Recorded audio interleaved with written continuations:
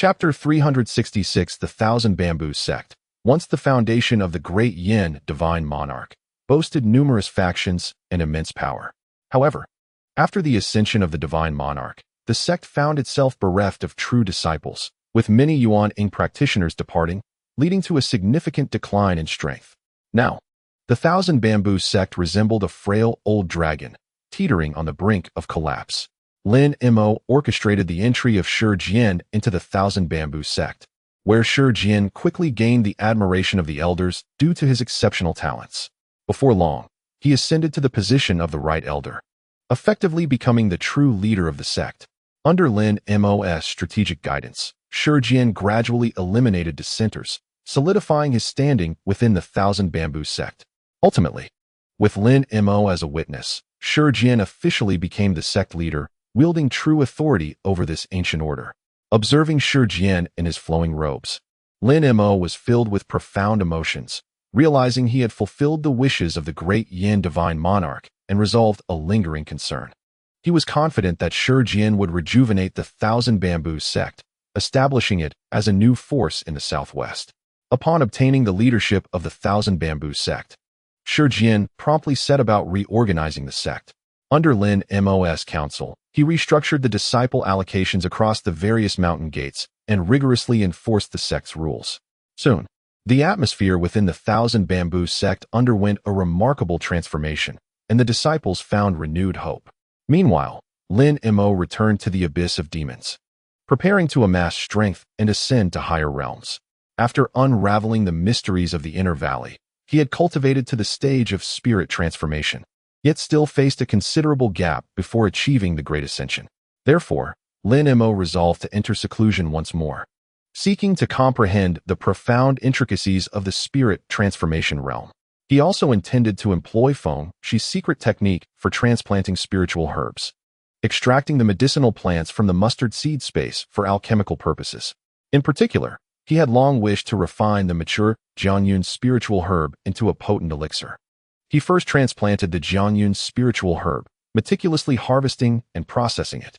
Then, using ancient texts as reference, he employed secret methods to successfully concoct 2 Jianyun pills. Lin Mo's cultivation progressed smoothly, especially with the successful creation of the Jianyun pills. With a sufficient supply of spiritual elixirs, his cultivation advanced rapidly. After over a century of diligent practice, he reached the pinnacle of the early stage of spirit transformation, and the final tier of the Qingyuan sword technique was perfected to a state of great completion.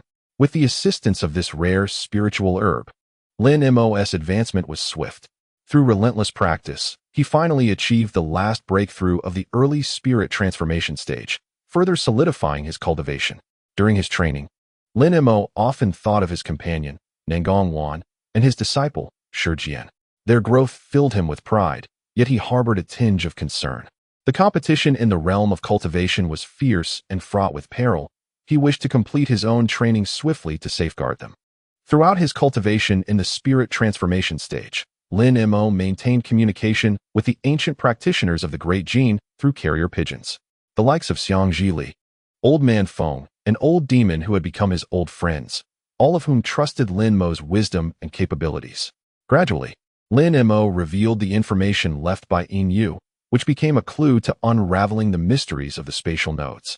After years in seclusion, Lin Mo had thoroughly comprehended the spirit transformation realm. One day, he suddenly received news from 3 ancient practitioners of the Great Jin. They had finally found clues left by Yin Yu, pinpointing a suspicious spatial node. Lin Mo was overjoyed at this news and immediately set off to meet with the 3. Originally, the nodes they discovered were situated in a desolate valley, exuding an exceedingly peculiar energy. Lin Mo also sensed the strangeness of that spatial power and promptly proposed a joint exploration. The 4 of them harnessed their full strength and successfully broke the seal on the node, gaining entry into a realm entirely different from their own. This space was adorned with silvery vines, and their primordial spirits felt a constraining pressure. As Lin Mo and his companions pressed on with great effort, they inadvertently triggered a concealed restriction ahead. In an instant, the spatial energy surged, causing the primordial spirits of the 4 to flicker uncertainly. Lin Mo hastily channeled his energy to resist and commanded the others to retreat swiftly. They barely escaped, but their primordial spirits suffered considerable damage. The space within the node distorted, with time and space intertwining, and they quickly lost their sense of direction. The primordial lamps used to ascertain their positions extinguished one after another, forcing the three to disperse in search of an exit. Lin Mo realized that this space was fraught with unknown dangers and required cautious handling. After losing contact with the ancient beings, a sense of unease washed over him. He understood that entering the spatial node was the right decision, yet the current predicament left him feeling anxious. He urgently needed to locate the exit of the node to continue towards the Wulong Sea and ascertain the position of the spatial entrance. After a period of aimless exploration, Lin Mo finally sensed a faint spatial fluctuation. He immediately flew towards the direction of the disturbance, hoping to find an exit. However, upon reaching his destination, he was taken aback by the sight before him. He found himself in an unfamiliar sea, devoid of any recognizable landmarks or signs. This marine expanse was rife with unknown dangers, catching him somewhat off guard. Lin Mo resolved to return to the chaotic Star Sea, seeking assistance from Nangong Wan to reference nautical charts and pinpoint the exact location of the spatial node. After all, the node was located in the unfamiliar Wulong Sea, and without a map, determining their position would be exceedingly difficult. Thus, Lin Mo set off from the Abyss of Devilish Falls, making his way back to the chaotic Star Sea. Along the journey, he inquired about the whereabouts of sea charts, hoping to exchange something of value for a detailed map. While passing by an archipelago, Lin Mo suddenly heard that cultivators were hosting a small-scale elixir exchange on the island, drawing many alchemical experts. A thought struck him, and he decided to take a chance, hoping to trade his own elixirs or demon elixirs for the sought-after sea chart. Lin Mo stealthily approached the small island. Avoiding the crowd, he beheld pavilions and towers, where cultivators were gathered, exchanging experiences and evaluating various elixirs. Lin Mo recognized this as an excellent opportunity to engage with them. On this small island, several Nascent Soul experts were hosting a modest elixir exchange. Cultivators flocked to the venue, displaying their treasures and resources, showcasing their alchemical achievements. The atmosphere on the island brimmed with vitality and excitement, as the practitioners shared their insights on elixir, making, and cultivation experiences. Lin Mo concealed his presence and quietly approached a pavilion on the island. Within, a few individuals sat in a circle, one of whom presented a jade box, declaring, "These are my newly refined rejuvenation pills. Their color clear and their efficacy remarkable. I invite everyone to evaluate them." The quality of the fine elixirs was exceptional, regarded as the finest among the best, prompting unanimous praise and envy from the onlookers. At this moment, a man rose abruptly, exclaiming, "I possess a millennium-old ginseng fruit. Allow me to distill its essence into elixirs, whose effects are remarkably unique. I invite you all to engage in discourse and exchange insights." With that, he retrieved a purplish-red fruit from his storage ring. The crowd marveled at this wonder, eager to observe. Lin Mo, standing aside, was captivated by the scene.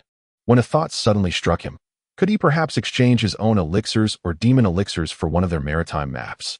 Having settled on his plan, Lin Mo stepped forth from the shadows. His appearance immediately alerted the assembly, causing them to rise abruptly, regarding him with caution. Lin Mo did not disclose his name, and the others were unaware of his status as a formidable cultivator. Yet, in that moment, he exuded an intangible aura that commanded respect. "Esteemed fellow, may I inquire as to your purpose here?" A cultivator clad in blue asked. Lin Mo smiled slightly, clasping his hands in greeting. "Greetings to you all. I am Lin Mo, merely passing through this area. By chance, I chanced upon your gathering of esteemed individuals and sought to pay my respects. I wish to learn from your insights on alchemy and artifact crafting, and I would be grateful for your guidance." The assembly, having relaxed their initial trepidation, permitted him to take a seat. Lin Mo seized the opportunity and produced a vial containing a demon elixir. "I possess an elixir derived from a millennial-old thunder whale that has attained sentience. Its demonic power is extraordinarily potent and may assist cultivators in harnessing thunder-based techniques. Might any of you be interested?" Lin Mo's proposition instantly ignited fervent discussion among the crowd, reigniting the topic of elixirs.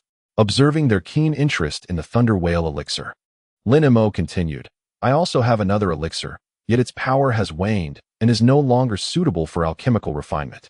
If you would be inclined, I could exchange this residual elixir for a detailed map of the sea regions. What say you?" Demon elixirs had long been esteemed treasures in the realm of cultivation, and the Thunder Beast elixir was particularly legendary. His words stirred even more fervent debate. As the cultivators began to ponder whether to accept Lin Mo's offer of a maritime map in exchange for the elixir, the atmosphere on the island grew tense and brimming with anticipation. All eyes turned towards Lin Mo. A cultivator in blue spoke up. I possess the maritime map you seek, but the efficacy of this elixir remains to be verified. I must conduct an examination before we can proceed with the exchange. Lin Mo nodded in agreement, acknowledging the rationale. That is indeed reasonable. I shall present the elixir for your inspection. With that, he summoned a spell and drew forth the elixir from his storage ring. The crowd gathered closer to inspect it, observing as the elixir's radiance gradually faded, yet they could still sense the formidable demonic energy contained within. They scrutinized it carefully, each contemplating whether to accept Lin Mo's proposal. Just as the discussions intensified, a graceful woman clad in green appeared, interrupting their conversation. Excuse me, dear friend. May I inquire if you are headed to the Five-Dragon Sea? I too am bound for that destination, and perhaps we could journey together. The green-clad woman suggested with a cheerful smile. The crowd regarded her with peculiar expressions, pondering her sudden emergence and her mention of the Five-Dragon Sea. Undeterred, she continued. Indeed, the elixir you speak of is remarkable. I have had the fortune of encountering the thunder whale in its transformed state, and I can attest to its formidable power. The crowd was increasingly astonished. This unfamiliar newcomer, whose origins were shrouded in mystery, seemed to possess an uncanny understanding of the situation, leaving everyone bewildered. Lin Mo furrowed his brow, scrutinizing the sudden appearance of the woman in green, a sense of suspicion rising within him. Perhaps this fellow cultivator might lend me her ear for a moment? The woman in green proposed, turning to Lin Mo. With his current cultivation level and an array of magical artifacts, Lin Mo felt unperturbed by anyone, thus he acquiesced. The two retreated to a nearby small island, where Lin Mo waved his hand to cast a barrier, shielding them from prying eyes. Brother, it has been a long time. The woman in green remarked with a hint of sentimentality upon realizing the barrier had been erected. At the mention of brother, Lin Mo's heart skipped a beat. Turning to look, he saw the woman in green transform her appearance. Though she appeared to be merely 15 or 16, she radiated an aura incongruent with her age.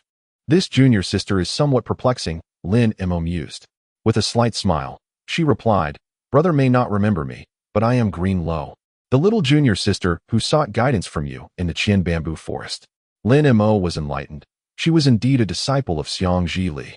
You have come for that secret, haven't you? Green Lo smiled mysteriously, further astonishing Lin Mo. After a moment of contemplation, Lin Mo tentatively inquired, Do you know the whereabouts of that secret? Green Lo nodded slightly, then shook her head, saying, I know only a little. The specific location eludes me. However, I am aware that it is exceedingly perilous. Brother must prepare thoroughly, or survival may prove elusive. The assistance I can offer is limited, save for one small detail that I hope brother can cover. Touched by her evident concern, Lin Mo felt a warm familiarity for this junior sister, whom he had never met yet, who seemed to possess some insight. He inquired in detail about the information Green Lo had to offer and repeatedly urged her to take care of herself in the future. Upon concluding her account, Lin Mo pondered briefly and expressed his gratitude. Thank you for your guidance, junior sister. I shall make the necessary preparations forthwith. The mysteries of the Five-Dragon Sea revealed today have greatly benefited me. With that, he bid farewell to the two distant cultivators and, with a swift motion, transformed into a streak of azure light, gliding over the sea's surface and creating a cascade of rippling waves, vanishing without a trace.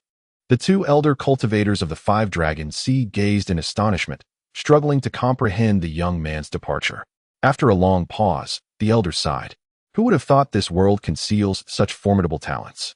We have been isolated for so long, utterly unaware of the affairs beyond our realm. This young man is extraordinary. He is able to navigate the Five-Dragon Sea with such ease, a domain dominated by transformation gods. Regardless, we must refrain from further inquiries. The complexities of this sea are perilous, and the deeper we probe, the greater the danger, the middle-aged cultivator mused. His origins are unclear, and his request for the Thunder Whale Beast demon core seems unusual. The appearance of a transformation god must herald significant events in the sea. We should heighten our vigilance and guard against external threats. That is our immediate priority. As the two deliberated their course of action, they suddenly noticed the woman in green preparing to depart. The elder hastily inquired about her destination, to which Green Lo simply smiled and said, "May you both take care. We shall meet again if fate allows." With that, she too transformed into a green light, disappearing into the distance. The elder and the middle-aged cultivator exchanged glances, each reflecting on the vastness of the universe and the multitude of powerful beings within it.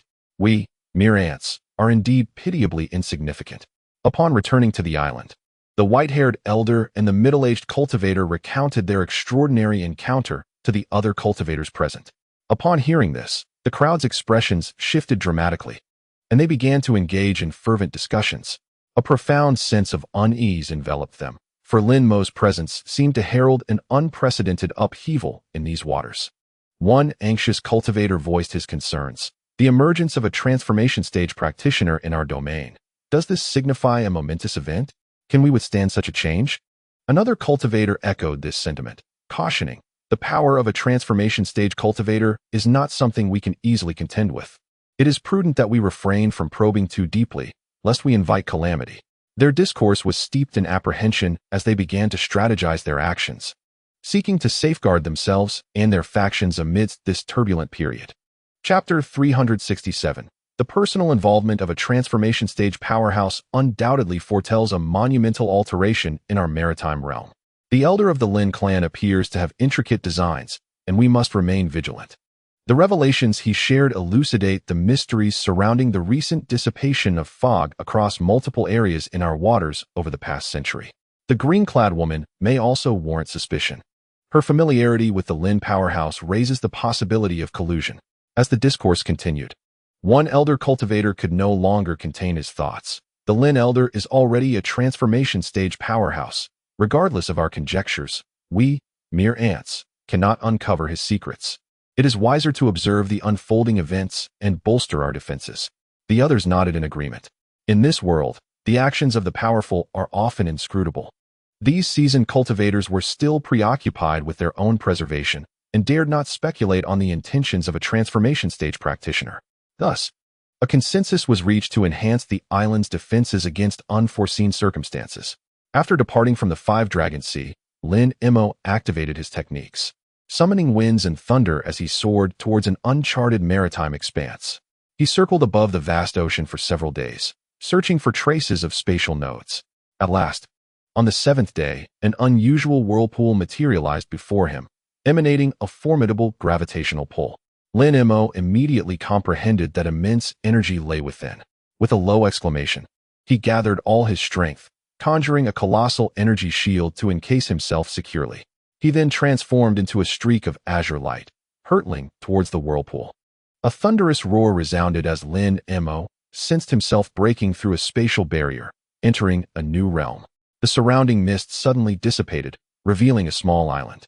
The architecture on the island appeared ancient and enigmatic, steeped in the passage of time. This was indeed the spatial node he had long sought. Lin Mo's eyes brightened as he murmured, "This is certainly the legendary spatial node." The island's unique environment and the ancient structures exuded an aura of mystery. Vines entwined around stone pillars, and archaic runes were etched upon the walls, as if recounting tales from a distant past. Upon landing on the island, just as he was about to step into a stone edifice, he heard startled exclamations from within. "Who is out there?" Three elderly figures clad in gray hurriedly emerged. The leading cultivator stepped forward, his face betraying a look of reverence. "It is indeed the esteemed transformation stage practitioner. We humbly welcome your presence." Another monk stealthily observed Lin Mo, his face illuminating with surprise. "Are you the formidable individual mentioned by my senior brother, who has come to aid us?" Lin Mo smiled gently and nodded. The three were instantly filled with excitement, stepping forward to express their gratitude profusely. Lin Mo reassured them and inquired about their vigilance over the spatial node. One by one, they explained, mentioning that Xiang Ji Li had left a portrait here, instructing them to await Lin Mo's arrival. Upon hearing this, Lin Mo solemnly promised, "I am fully aware of the hardships you have endured in safeguarding this node. In the future, I shall send assistance your way. I only request that you endure a little longer." The three readily agreed. Lin Mo then left behind some medicinal pills, composed himself, and prepared to enter the stone chamber to personally investigate this enigmatic spatial node. He had a faint inkling that the secrets concealed within were far beyond his imagination. As Lin Mo stepped into the stone chamber alone, he found it utterly barren, with the surrounding stone walls adorned with mysterious totems. He focused intently, gradually discerning that this was a grand formation laid down by ancient powerhouses to stabilize the spatial node. Suddenly, a colossal sphere of light appeared overhead, radiating a blinding brilliance. Lin Mo scrutinized it closely and realized that it was indeed the entrance to the spatial node. Shrouded in countless magical formations, with the flowing spatial energy barely visible within. Such a massive node entrance undoubtedly led to an extraordinarily perilous space. To solidify its foundation, an immensely powerful being must remain stationed here to prevent collapse. Lin Mo contemplated this quietly. At that moment, the three gray-clad elders also entered the stone chamber, their faces filled with reverence. Lin Mo learned that generations of powerhouses had invested great effort to maintain this entrance until now. However, the foundation of the node had begun to weaken, necessitating timely reinforcement. One of the leading monks pointed to the luminous orb and said, "Senior, that is the entrance to the spatial node. We have relied on it to connect different worlds. However, its stability has been increasingly compromised, with the oscillation intervals growing shorter." Another monk added, "Our ancestors have been striving to maintain the stability of the entrance, but the situation is deteriorating. If measures are not taken promptly, it may completely collapse within a century." Lin Mo calculated briefly and understood that it was beyond his individual capacity to support such a vast node entrance. He promptly resolved to leave this place and return to the mortal realm to contact Tianqin Air and other powerful beings, gathering forces to enhance the node's stability. After briefing the three elders, Lin Mo rose and transformed into a streak of light, soaring into the sky. He was acutely aware of the urgency of time. He needed to discover a method to solidify its foundation before the node entrance failed. Otherwise, the consequences of its collapse would be unimaginable. With his thoughts racing, Lin Mo began to devise a strategy. He decided to return to Kunlun Mountain first, to discuss the situation of the spatial node with Tianqin Air, and then venture out to seek various treasures and artifacts to address the impending crisis of the entrance's collapse. Upon returning to Kunlun Mountain, Lin Mo engaged in a detailed discussion with Tianqin Air regarding the state of the spatial node. Upon hearing of the weakening foundation of the entrance, Tianqin Air's expression turned grave. She immediately summoned several core disciples well-versed in formations and returned with Lin Mo to the small island. Upon arrival, they exchanged intelligence with the three elders. Tianqin Air and the others entered the stone chamber to meticulously investigate the vast light sphere entrance, discussing with the elders the methods employed by their predecessors to reinforce the node. She engaged in intricate rituals with the monks, commencing the arduous task of reinforcing the seal. However, the situation appeared bleak. The monks reported, "Sister Tian, although we have exerted our utmost efforts, the success rate of the seal stands at merely 20 to 30% due to the instability of the spatial nodes." After prolonged contemplation, Tianqiner remarked, "If we apply ourselves fully, we might enhance the stability of the entrance by approximately 20%. Yet, to maintain it for several centuries, we must uncover ancient secret methods." Upon hearing this, Lin Mo nodded in agreement, stating, "With our current capabilities, it seems implausible to withstand the impending collapse of the realm." He resolved to venture forth in search of various treasures and secrets, preparing for the day of reckoning. Lin Mo lingered on the island for a few more days, instructing Tianqiner and the other disciples to fortify the spatial nodes. He bestowed upon them protective treasures, allowing them to cultivate in peace while he sought out the necessary techniques. One day, Lin Mo found himself alone on the beach, gazing at the undulating waves. A pang of reluctance swelling within him. He understood that his path of cultivation was far from over. New challenges were merely beginning. "I have endured much in this vast sea, yet ultimately forged a path of brilliance. Now, I shall embark once more to conquer broader horizons." With a faint smile, Lin Mo ascended into the clouds. He resolved to seek protective artifacts and secret techniques before delving into the boundless world to subdue various treasures capable of resisting dimensional barriers. With these magical items, the stability of the spatial nodes could be heightened several-fold. As he pondered this, a resolute glimmer sparkled in his eyes. He determined to venture into the unknown regions beyond the misty sea, where invaluable information regarding resisting the forces of dimensional separation might be concealed. Before bidding farewell to Tian Qiner and the monks, he assured them, "I shall return swiftly with what we require. Maintain the seal and endeavor to prevent any unforeseen incidents." Just as Lin Mo departed the small island and soared into the sky, he suddenly sensed an oppressive force approaching from afar. Furrowing his brow, he swiftly waved his palms, conjuring protective barriers in the air. With a resounding crash, a silver serpent ascended from the sea, soaring towards the heavens. It expelled starlight from its mouth, charging at Lin Mo. Such a formidable beast in the heavens! Lin Mo exclaimed, taken aback, and quickly evaded. Two figures engaged in a fierce entanglement above the ocean, as tumultuous winds and thunder erupted. After a prolonged struggle, the serpent transformed into a silver light, morphing into a woman clad in a silver gown. She hovered in the air with an air of calm, casting a cold gaze upon Lin Mo. "Who are you to obstruct my path?" the woman inquired. Yet, Lin Mo felt a hint of familiarity emanating from her. Upon closer inspection, he recognized her as Yin Shan, the sovereign of the Ice Sea from years past. However, Yin Shan had now successfully ascended and reached the stage of transformation. They exchanged astonished glances, both aware of the unusual nature of their mutual advancement to this stage in the realm of cultivation. Seeing Lin Mo remain silent, a glint of coldness flickered in Yin Shan's eyes as her sword hummed ominously, signaling her intent to attack. Lin Mo hurriedly responded, "It has been long since we last met, Lady Yin Shan. There is no need for hostility. I have come solely to safeguard the nodes, harboring no ulterior motives."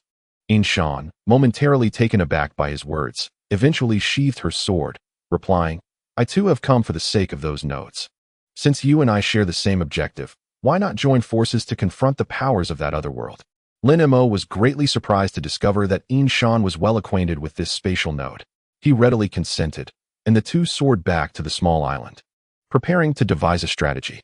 Lin Mo mused that encountering this individual was perhaps a serendipitous arrangement, with Yin Shan lending her support. The crisis surrounding the spatial node might indeed be transformed into an opportunity. Upon returning to the island with Yin Shan, Lin Mo's companions, including Tian Qiner, were gathered by the shore, gazing at the sea. They were taken aback when Lin Mo unexpectedly returned with a stranger. Tian Qiner approached to greet them, scrutinizing Yin Shan, and remarked, "It is commendable to see you have attained the divine transformation stage. We have had our differences in the past, but those were mere childish antics from our unrefined days, and there is no need to revisit them now."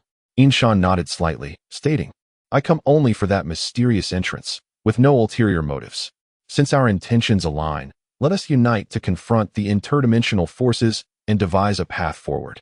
Lin Mo smiled, saying, "With your partnership, our chances of success have increased significantly. In due time, we shall venture together into that uncharted territory and embark on a new journey." After all, the combined strength of two practitioners at the divine transformation stage will be considerably more formidable. Tian Qiner and the others expressed their respect for Yin Shan. Lin Mo, meanwhile, contemplated that perhaps this spatial expedition would allow them to transcend racial boundaries and jointly explore the mysteries of the universe. As Yin Shan descended onto the island, she surveyed her surroundings and found it eerily deserted. Focusing her attention on the stone chamber at the island's center, she faintly sensed powerful spatial fluctuations. At that moment, Lin Mo appeared behind her, beckoning, "Miss Yin Shan, please follow me." Yin Shan huffed, saying, "You have not sought my permission. How can you unilaterally occupy this place? I wish to see that mysterious entrance for myself." Lin Mo explained, "The entrance is highly unstable. I must proceed with caution. However, as we are now friends, I can show you around." Surprised yet acquiescent, Yin Shan nodded and followed him. Upon entering the stone chamber, Yin Shan beheld the immense orb of light. Although astonished, she understood the veracity of Lin Mo's words. He cautioned her, "The spatial node will not last long. This entrance may pose dangers. Furthermore, it could collapse at any moment, necessitating our collaboration to stabilize it." Yin Shan nodded in comprehension. She had already begun to perceive the uniqueness of this space, and for her, this decision could prove to be a pivotal turning point in her destiny. Thus, Yin Shan remained on the island, waiting alongside Tian Qiner and the other Golden Core practitioners for the opportune moment to approach the spatial node. Lin Mo bid farewell to his companions on the island, particularly to Yinshan and Tianqiner. His goal was to discover a means to resist the interdimensional forces, which was crucial for entering the spatial node. After departing from the small island, Lin Mo soared over the misty seas, swiftly weaving through the vast waters. He utilized his spiritual awareness to communicate with the youth, proposing to lift the restrictions placed upon him. Before departing from the human realm, I shall remove the constraints upon you, freeing you from the fate of being ensnared by the void celestial cauldron. The youth was taken aback by these words, and Lin Mo continued, "Together, we shall sever your ties with the void celestial cauldron, allowing your Tao source to attain independence. This endeavor will require several decades. Are you willing?" He understood that this was what Tianlan had long desired, yet he also needed the insights of the Tianlan youth regarding the Golden Threshold Jade Book. The celestial youth readily agreed, assuring, "Rest assured, my friend. After years of contemplation on the Golden Throne and the Jade Scroll, I have gleaned some insights, which I shall impart to you." He too yearned to escape the confines of the cauldron and regain his freedom. In return, he returned the fragmented pages of the Golden Throne and the Jade Scroll, allowing Lin Mo the opportunity to explore them should he traverse the spatial nodes into the spirit realm. Upon arriving at a secluded chamber, the youth produced a yellow wooden box and handed it to Lin Mo. Upon opening the box, Lin Mo beheld a jade tablet emanating a faint green luminescence. The inscriptions upon it were densely etched, resembling an army of ants, with a few words from the primordial chaos faintly discernible. It was indeed the last few pages of the Golden Throne and the Jade Scroll. "Thank you for your selfless assistance, my friend. The debts of gratitude I owe you are forever etched in my heart," Lin Mo expressed earnestly. The youth shook his head, saying, "I too have gained much from this. Let us consider this matter concluded." He then cautioned Lin Mo, "Do remember, the mysteries recorded within are exceedingly profound. Should you rashly seek to comprehend them, the consequences could be dire. I cannot guarantee the accuracy of my own insights, so it would be prudent not to employ them in the human realm. Once you reach the spirit realm, you may cautiously experiment." Lin Mo gratefully accepted the wooden box, resolved to study the fragmented scroll within the spirit realm. With this esoteric annotation, perhaps he could mitigate the perils associated with the spatial nodes. Chapter 368. The two forged a pact and commenced the protracted process of severing the youth's primordial spirit from the celestial cauldron. This arduous task would require decades to accomplish. With a wave of his hand, the youth's form gradually faded, ultimately transforming into a wisp of pale azure smoke. Drawn into the cauldron, Lin Mo executed the procedure with skill and finesse, beginning to invoke a secret technique to engulf the cauldron within his own being. At that moment, the cauldron's enigmatic power began to intertwine with Lin Mo's primordial spirit, a formidable and arcane force surging into his body. The youth's spirit slowly took on the shape of a small azure cauldron, merging with the celestial cauldron. The entire process was imbued with an atmosphere of mystery. As if the very heavens had fallen silent, Lin Mo chanted incantations, the small cauldron in his hands emanating a faint glow, enveloped by a veil of ethereal light, its form becoming indistinct as it gradually sank into his interior. Lin Mo fled to a mountain peak shrouded in clouds and mist, where he finally exhaled a sigh of relief.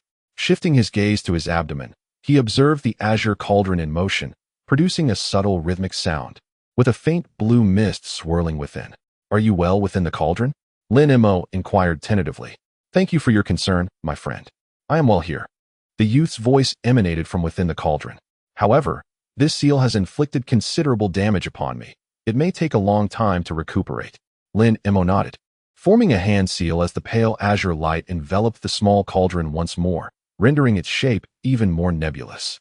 "Rest and recover. I shall swiftly lead you away from here to a safer location." With that, Lin Mo hastily vanished, blending into the myriad hues of the world. As time flowed by, decades slipped past in the blink of an eye.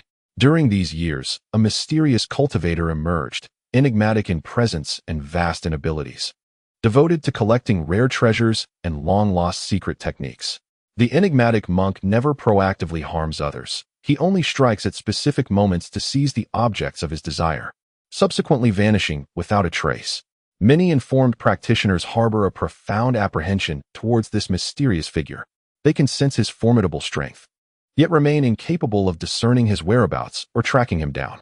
This monk appears as if conjured from thin air, only to disappear just as mysteriously under the gaze of onlookers, always concealing his true identity. Decades have passed, and this enigmatic figure continues to operate across various realms, amassing a plethora of treasures and arcane techniques.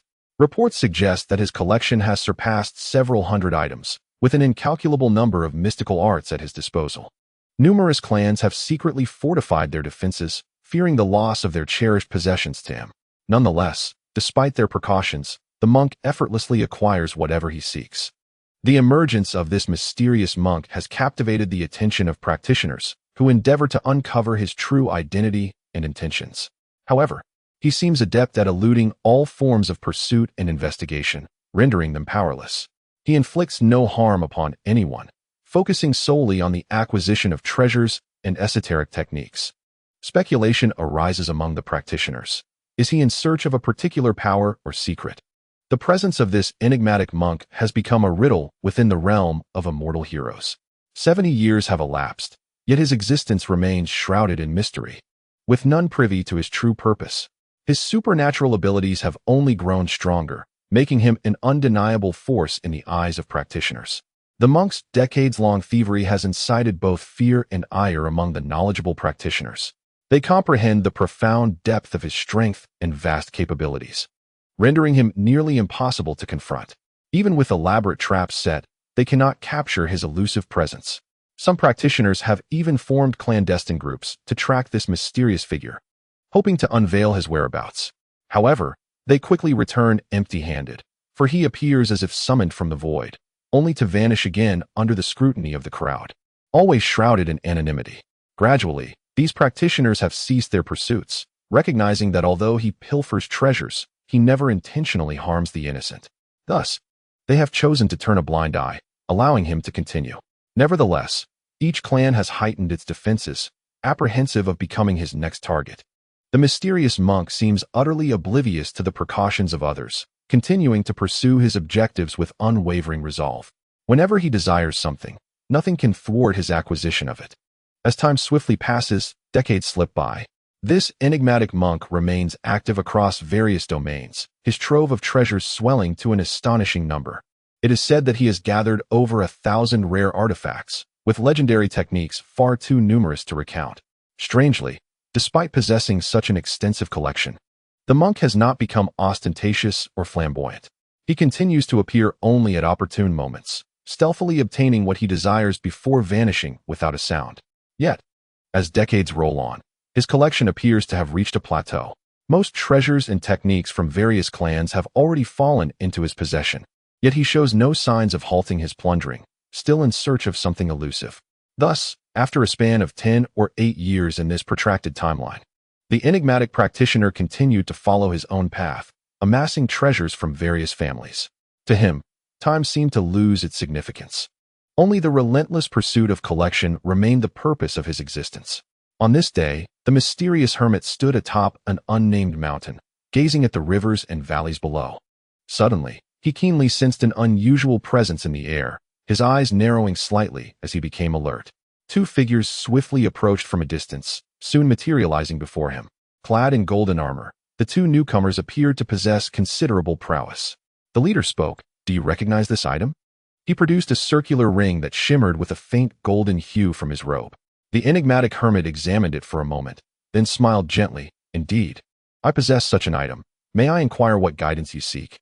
The expressions of the two practitioners darkened, and one huffed. "How dare you speak so evasively? This is the legendary treasure of our sect, the golden shimmer ring. Return it to us, and we shall allow you to depart, otherwise." The mysterious hermit remained silent, merely observing the two with an unwavering gaze. "Impertinent! Do not delay in handing over the golden shimmer ring," the leading practitioner barked. Noticing the hermit's reticence, the hermit smiled without a word, his eyes blazing with intensity.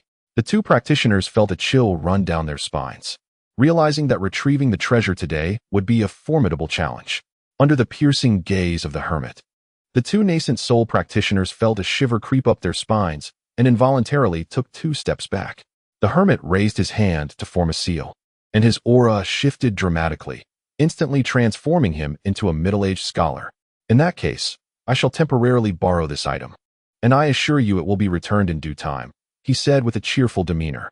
Before the two could respond, he suddenly flickered and vanished. The faces of the two practitioners paled, but there was nothing they could do. They understood that the strength and methods of this mysterious hermit surpassed their wildest imaginations. They lingered for a moment, confirming that the hermit had left no trace behind, and then departed in a state of anxiety. On the other hand, the hermit revealed himself as Lin Mo, entering a hidden chamber while toying with the recently acquired golden shimmer ring, feeling quite satisfied. At that moment, a faint blue mist arose from a small cauldron, coalescing into the form of a young boy. "My friend, this acquisition is quite commendable," the boy remarked with a smile. Lin Mo nodded, returning the smile. "I have gathered quite a number of treasures over the years, and this ring is indeed a fine specimen. However, my friend, you have lingered in this space for many years. It is time to venture to the spirit realm," the boy cautioned. "A fissure has appeared in the stability of this spatial node. If we do not return promptly, it may collapse, leaving us unable to return." Lin Mo raised an eyebrow, contemplating for a moment. "You speak wisely. We should indeed make our return.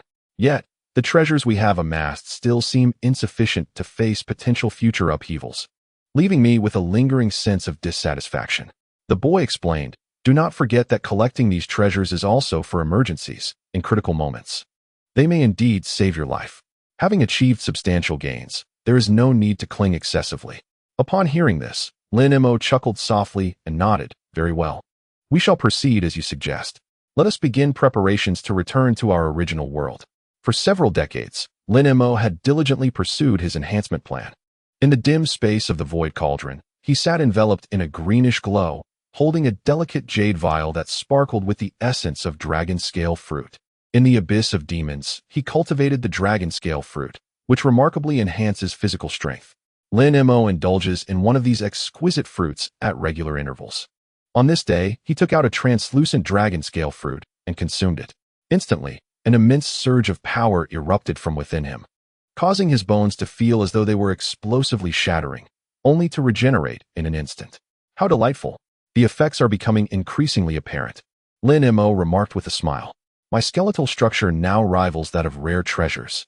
If paired with the Ming Wang Ju, my frail body would be rendered obsolete." Not only did the fruit fortify his physique, but Lin Mo also discovered its exceptional benefits for the cultivation of the Ming Wang Ju. With the aid of the fruit, he had transcended the third layer of the technique and was now advancing toward the fourth. He was astonished by the efficacy of the dragon scale fruit and concluded that he must cultivate more of them without delay for future needs. As Lin Mo was pondering over the Yuan magnetic divine light, he suddenly heard a voice from the small cauldron. "Taoist friend, it seems the Yuan magnetic divine light within you has turned gray." Startled, Lin Mo examined his Yuan magnetic divine light and indeed noticed a faint gray hue, a stark contrast to its usual pale gold. He felt perplexed. "Do not be alarmed," the voice explained. "This is merely a manifestation of your technique's fusion. The fierce essence of the Ming Wang Ju has influenced the properties of the Yuan magnetic divine light, resulting in this color change. This indicates that they have merged into one, significantly amplifying their power." Lin Mo then understood. The two engaged in a discussion about the mysteries of technique fusion, marveling at the intricate interactions and transformations between different practices, which were indeed fascinating yet elusive. Lin Mo resolved to delve deeper into this subject. One day, while contemplating the Yuan magnetic divine light, Lin Mo sensed a familiar aura emanating from within him, gradually coalescing into the form of the boy. "Boy, why have you left the void cauldron?" Lin Mo inquired in surprise. The boy smiled and replied, "Taoist friend, we have been apart for quite some time. I feel the moment has come for me to no longer be bound by the cauldron." Lin Mo, slightly taken aback, nodded in understanding. "Very well. We have collaborated for long enough. There is no longer any need for constraint. If you desire freedom, I shall not impose." "Your discernment is commendable," the boy expressed gratefully. Bowing deeply, they exchanged amusing anecdotes, and Lin Mo permitted the boy to depart at his leisure. Lin Mo then decided to return to the Five Dragon Sea. Upon stepping onto Five Dragon Island, he sat quietly with the small cauldron in his arms. After a while, a resounding cry of a phoenix echoed from the heavens, and he saw Nangong Wan arriving on her phoenix. "Mo, you have finally returned," Nangong Wan exclaimed with great joy. Lin Mo stepped forward to embrace her gently, whispering, "Wan, You have endured alone on the island all these years. You have my deepest gratitude. Nangong Wan shook her head. I knew you were engaged in something of great importance. So I patiently awaited your return. Now that you are back, I am content. Lin Mo approached Tian Qiner and softly asked, Little Qin, have you managed to dispel the dragon roar power within you? Tian Qiner smiled wryly. Master, my dragon roar physique has been resolved by friend Feng, and I am no longer troubled by it. However, my cultivation has significantly diminished, and I intend to enter seclusion to solidify my nascent soul. Hearing this, Lin Mo's face lit up with a look of reassurance. He advised Tian Qiner on her cultivation journey, urging her to prioritize safety and not to push herself too hard. Tian Qiner repeatedly acknowledged her orders, expressing her gratitude to Lin Mo before departing. As Lin Mo prepared to leave Wulong Island, Nangong Wan approached him, softly reminding him that entering the spatial node was fraught with peril, and he would require the assistance of his friend, Feng. I have prepared a highly protective treasure for you. Take it, she said, producing an item from her sleeve. Lin Mo stepped forward to accept it, discovering it to be a completely black circular shield. While he was unaware of its intricacies, he recognized its extraordinary value and immediately expressed his heartfelt thanks to Nangong Wan. Just as Lin Mo was about to depart the island, the atmosphere in the hall suddenly became tense. A white figure glided gracefully through the door. It was the Ice Phoenix Fairy. Fenger, where have you been? I was just speaking of you to Amor. Nangong Wan inquired with a smile. The Ice Phoenix blushed, softly replying, Senior sister, I have been in seclusion. I only just emerged to hear that Lin Mo is entering the node, so I came to offer my assistance. The two exchanged light-hearted banter and quickly reached a consensus to join forces in aiding Lin Mo during his upcoming venture into the node. Observing their camaraderie, Lin Mo couldn't help but feel that with such allies, his chances of success in this task had significantly increased. Lin Mo and the Silver Fur Woman stood face to face in the hall. The Silver Fur Woman spoke, Lin Mo, I understand your desire to enter that spatial node in search of opportunity. I share the same ambition. However, it is exceedingly dangerous. We must unite to enhance our chances of success. Lin Mo pondered for a moment before replying. You are correct. Acting alone presents numerous challenges. Yet, we lack sufficient trust between us, making it difficult to truly fight side by side. The Silver Fur Woman nodded. I have considered this issue as well. We can establish a blood oath between us. Should either party betray the vow, they will suffer the repercussions of the oath's backlash. This way, we can forge a modicum of trust. Lin Mo furrowed his brow, reluctant to commit to such a solemn oath with a stranger he had just met. After deliberating, he finally said, Let us postpone the discussion of the blood oath. I propose an alternative. We each leave behind a treasured item that the other needs. If either party were to betray the other within the spatial node, the wrong party could destroy the item left behind as a form of deterrence. What do you think? A flicker of disappointment crossed the Silver Fur Woman's eyes, yet she nodded in agreement. Your proposal is also viable. Let us each leave a significant treasure for the other as our agreement. They then each retrieved an important item to exchange. Lin Mo contemplated that if the Silver Fur Woman were to betray him in the spatial node, he could destroy the treasure she had left behind as a form of retribution. He believed she harbored similar thoughts. Thus, they reached a mutually beneficial agreement, preparing to step into the mysterious and dangerous spatial node together. While Lin Mo was still reveling in the joy of having established this agreement with the Silver Fur Woman, she suddenly spoke, Lin Mo, I have decided to leave here alone first. We shall reconvene in 30 years and enter that spatial node together. Lin Mo was taken aback and hurriedly exclaimed, We have just reached an agreement. Why are you choosing to act alone? Did we not agree to join forces? The Silver Fur Woman replied calmly, I have my own considerations. I must proceed. After 30 years, when the time is ripe, we shall reconvene. Lin Mo was rendered speechless, unable to fathom that mere moments after their pact, the Silver Fur Woman would unilaterally decide to terminate their collaboration. He questioned, Why have you made this decision? The dangers within the spatial node are unknown, and venturing alone is overly perilous. Our alliance is the wisest course. With her back turned to Lin Mo, the Silver Fur Woman stated coolly, My decision is final. I will spend these 30 years in a secure location, recuperating and gathering strength. When the time comes, we shall meet before the spatial node. In the meantime, you must diligently cultivate and enhance your abilities. Having said this, the Silver Fur Woman flickered and departed the hall, leaving Lin Mo standing there, a whirlwind of emotions swirling within him. He gazed in the direction she had vanished, contemplated for a moment, and resolved to respect her choice. Making the most of these 30 years to elevate his prowess, so that when they reunited, he could stride confidently into the spatial node. After the silver fur woman left, Lin Mo found himself alone in the vast hall, his feelings tumultuous. At that moment, Nangong Wan entered, and, upon seeing Lin Mo's despondent demeanor, gently inquired, "Lin Mo, has the Phoenix Fairy already left?" Lin Mo nodded and sighed. "Yes, she has chosen to act independently, and we shall reconvene in 30 years. My attempts to dissuade her were in vain." Nangong Wan expressed her concern. "Then how shall I follow you into the spatial node alone?" Lin Mo pondered briefly, aware that her worries were not unfounded. Entering the spirit realm required special means, and his departure might mean he would never return. After a moment of contemplation, he proposed, "I have an idea. I can provide you with a 6-ding heavenly armor talisman. We can utilize it to facilitate your entry into the spirit realm." Nangong Wan hesitated, asking, "The 6-ding heavenly armor talisman? Do you possess the method to forge it?" Lin Mo nodded affirmatively. "Indeed. While I have yet to discover the precise method of crafting it, I can attempt to replicate its effects onto other talismans for your use." A look of joy illuminated Nangong Wan's face. "That would be wonderful. If I can enter the spirit realm with the 6-ding heavenly armor talisman, I will be able to stay by your side." Lin Mo smiled. "Let us proceed to the square outside, where I can demonstrate the might of the 6-ding heavenly armor talisman." With that, Lin Mo led Nangong Wan to the open square.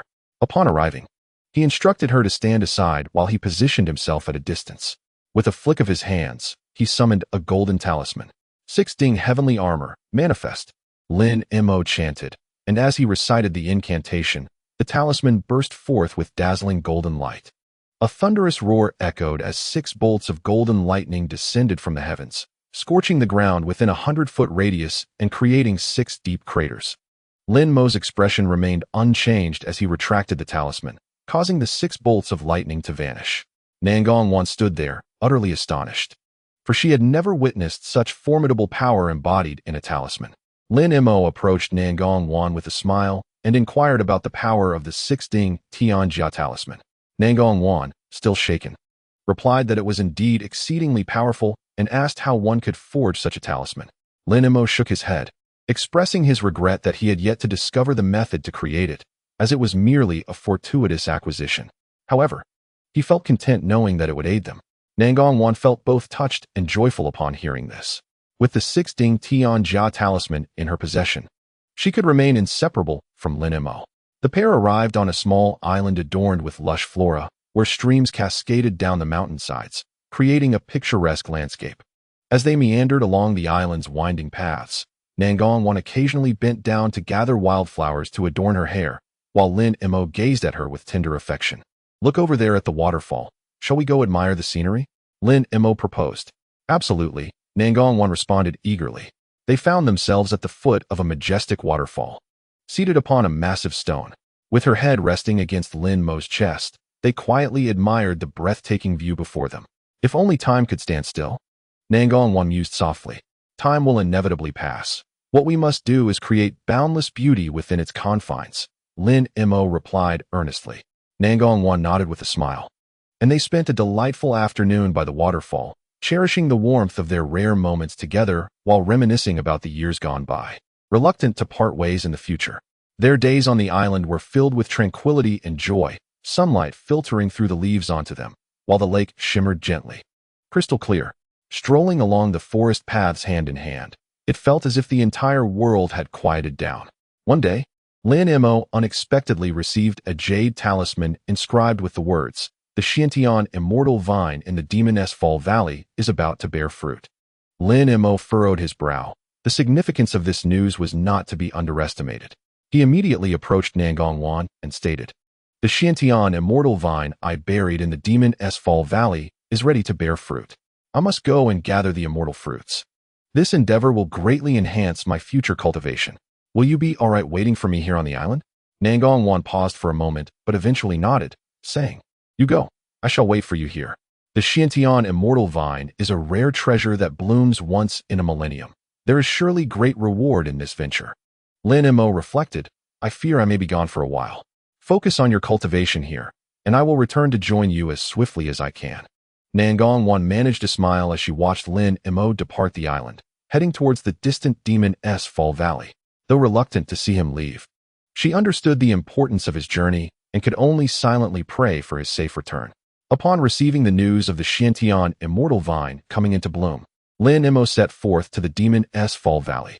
Upon entering the valley, he beheld an ancient vine towering above, laden with glistening immortal fruits that exuded a delicate fragrance. He promptly sat cross-legged and activated his cultivation technique as the fruits began to soar towards him, landing gently in his palms. Lin Mo meticulously collected the fruits and then sought refuge in a nearby cave, where he entered a state of seclusion to comprehend the medicinal effects of the immortal fruits. A month had passed, and Lin Mo had gained a rudimentary understanding of the celestial herb's potent properties, prompting him to commence their refinement. In the cavern, he meditated for 3 months, ultimately dissolving all the herbs into a swirling mass of chaotic energy that flowed into his dantian. He felt every inch of his skin unfurling, his cultivation ascending to a significant new realm, and he appeared visibly younger by several years. With such bountiful gains, Lin Mo departed from the cave with a heart full of satisfaction, drifting towards the island where Nangong Wan awaited, eager to reunite with his beloved. However, midway through his journey, a beam of golden light suddenly enveloped him, causing his figure to vanish without a trace. 30 years later, in the heart of the foggy sea, a group of cultivators stood beneath a radiant pillar of light, among them Tianqiner, whose cultivation had deepened significantly since the past. Lin Mo and the others stood at the edge of the foggy sea, with boundless chaotic energy swirling beneath their feet. He gazed upward, where a dazzling luminosity gathered in the distance, seemingly poised for something. "Master, do you think Sister Feng Xianzi will come this time?" Tianqiner inquired, a hint of apprehension in her voice. "Rest assured, I just received word from Feng Xianzi. She is already en route," Lin Mo replied with a smile. "That's good to hear. However, the prospect of venturing into an unknown spatial node still makes me uneasy," Nangong Wan remarked, her brow knitted with concern. "With Feng Xianzi and me here, you need not worry," Lin Mo assured her, wrapping his arm around her shoulders and whispering in her ear, "This time, we shall seize the moment and carve out a new path." Nangong Wan leaned against Lin Mo, her cheeks flushed. "I know you will succeed, just be cautious." At that moment, the brilliant light in the sky abruptly contracted, and an icy blue figure descended from it. Upon closer inspection, it became evident that it was the Ice Phoenix transformed from Feng Xianzi. The Ice Phoenix morphed before them into a woman clad in silver robes, revealing the true form of Feng Xianzi. She slowly opened her arms, shimmering with icy blue radiance, as the seals of her power were released in that instant. The silver-haired maiden smiled slightly, and under the gaze of the crowd, she transformed into the form of the silver-robed woman after a flash of golden light. "Sister Feng," Tianqiner exclaimed with joy, rushing forward in excitement. "Thank you all. I have been in seclusion for the past 30 years and have made significant progress in my cultivation. As per our agreement, let us step into that mysterious spatial node together and seek the opportunity for rebirth." Feng Xianzi addressed the group, casting a glance over them. "I apologize for my tardiness. Thank you for your patience." Lin Mo shook his head, declaring, "I knew you would come. Let us set forth, for the spirit realm awaits us." The group, filled with enthusiasm, expressed their eagerness to embark on the journey. Although only Lin Mo and Feng Xianzi would enter the node, everyone was hopeful for their success. Yet, Nangong Wan's brow furrowed slightly. She clutched the silver talisman in her embrace, her heart brimming with longing and concern for Lin Mo. As Lin Mo and Feng Xianzi entered the black hole within the luminous sphere, Nangong Wan and the others remained rooted in place, anxiously awaiting their return. "Master, it is time for us to begin dismantling the seal of the node," Tianqiner reminded. "Very well, let us commence," Nangong Wan nodded in agreement. Tianqiner and several other cultivators settled down, forming intricate hand seals and reciting incantations in unison. Columns of light ascended from their bodies, piercing directly towards the dark, ominous entrance at the heart of the luminous orb. A series of crisp cracks resonated, followed by a thunderous explosion as blood-red sealing runes flaked away, shattering into nothingness. The orb began to surge violently, as if something within were struggling to break free from its confinement. Blinding radiance erupted, compelling Nangong Wan and the others to shield their eyes to avoid being blinded. "It's almost done," Tianqiner exclaimed. With a resounding roar, the seal was finally dispelled in its entirety. The spatial node unfurled before them, emanating a chilling aura. A new world lay ahead. Yet the path forward was shrouded in uncertainty. Nangong Wan silently prayed for Lin Mo and Feng Xianzi to traverse it safely. Standing side by side at the edge of the orb, Lin Mo and Feng Xianzi discerned a shadowy entrance. "Is this the gateway to the spirit world?" Feng Xianzi murmured, gazing at the opening. "Indeed, through here, we shall enter an entirely new realm," Lin Mo affirmed. Nangong Wan anxiously grasped Lin Mo's hand. "You must be cautious. Do not let anything go awry. Do not worry. We are thoroughly prepared, having established formidable defenses. We will pass through safely," Lin Mo reassured her. "Remember, regardless of what you encounter, maintain your composure. We must trust and cooperate with one another," Feng Xianzi advised earnestly. "I trust you completely," Lin Mo replied with a smile.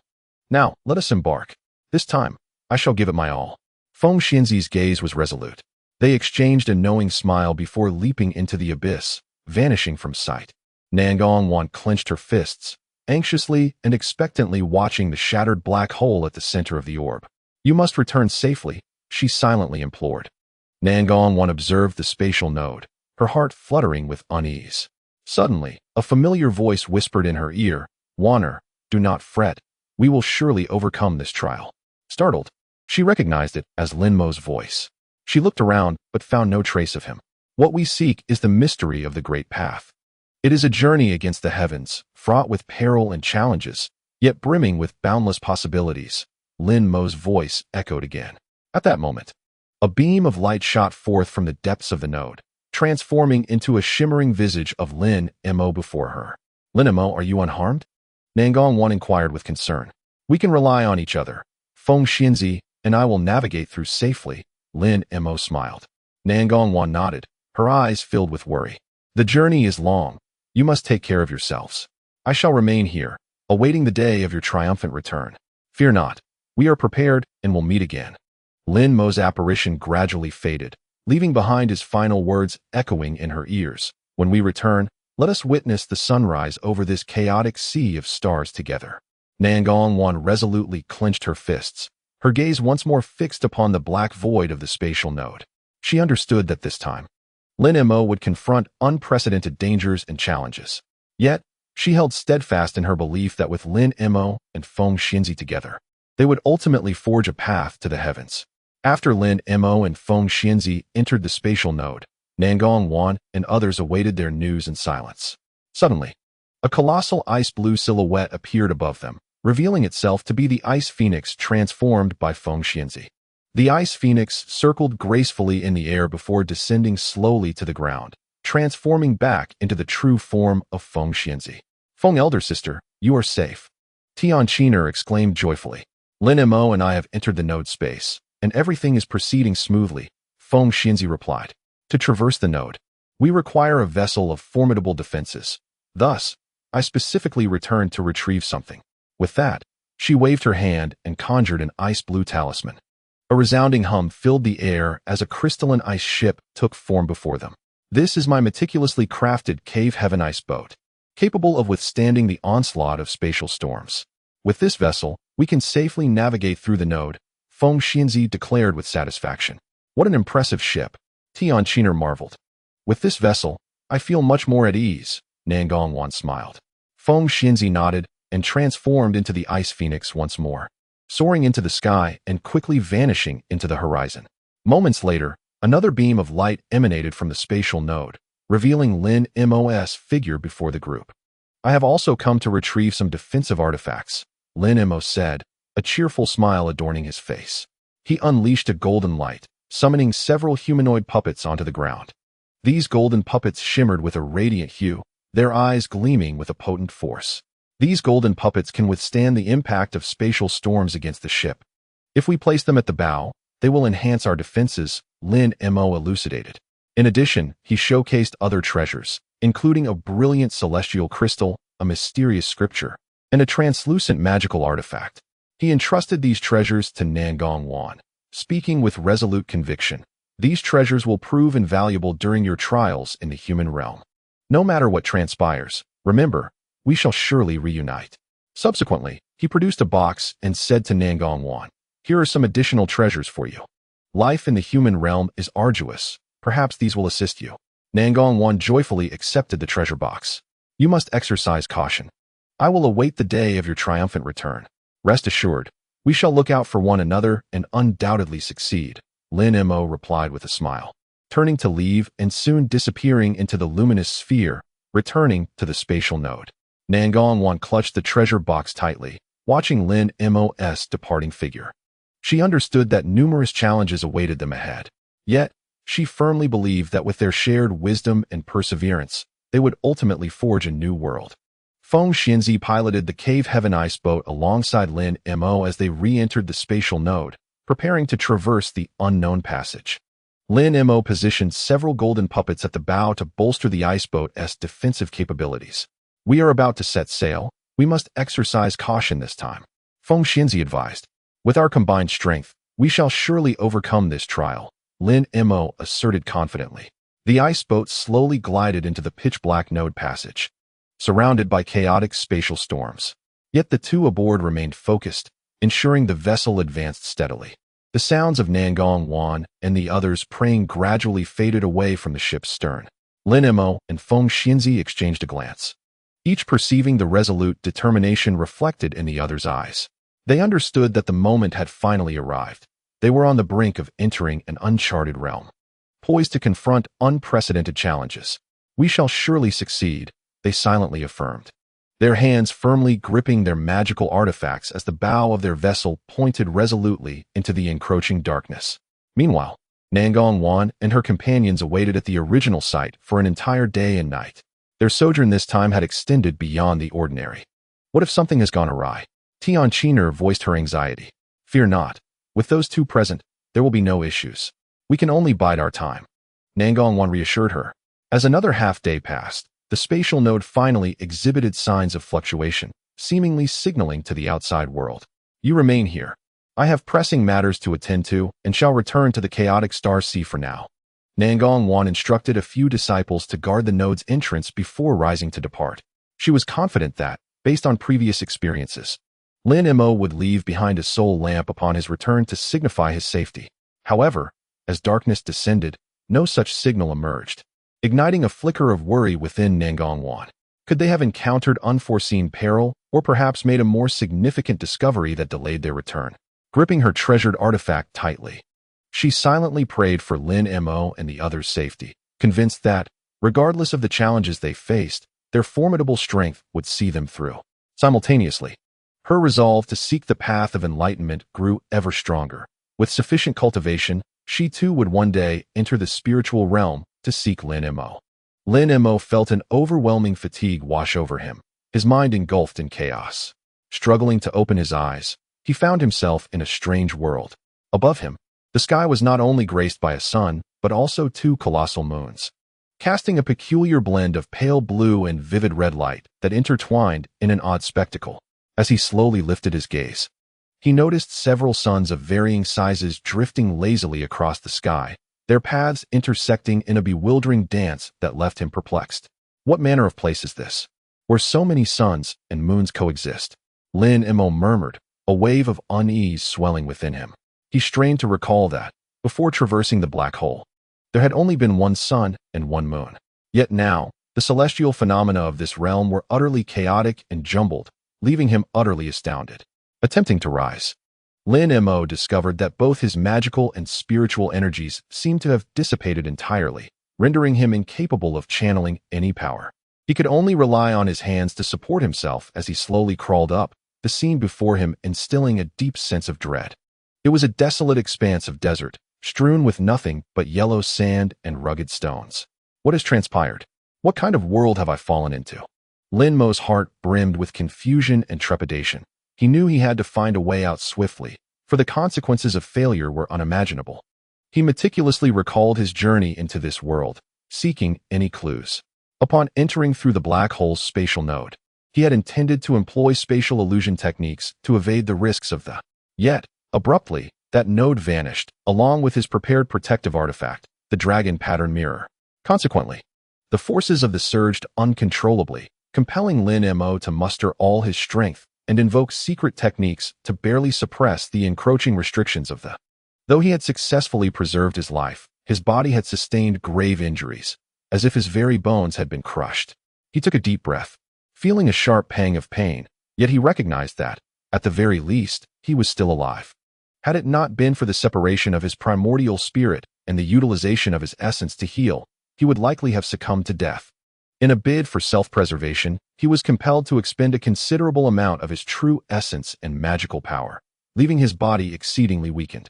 Lin Mo pondered for a moment, coming to the realization that his current state resembled that of an ordinary person devoid of strength.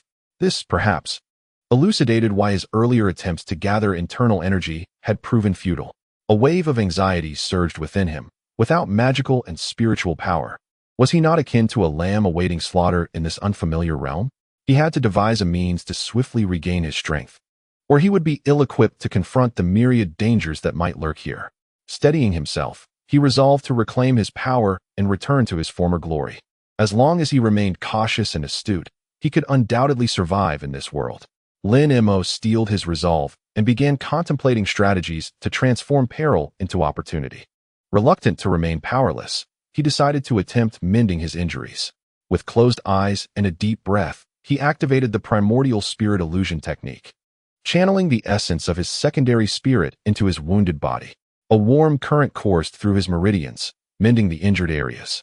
Lin Mo understood that while this method was viable, it would exact a toll on his magical and spiritual power.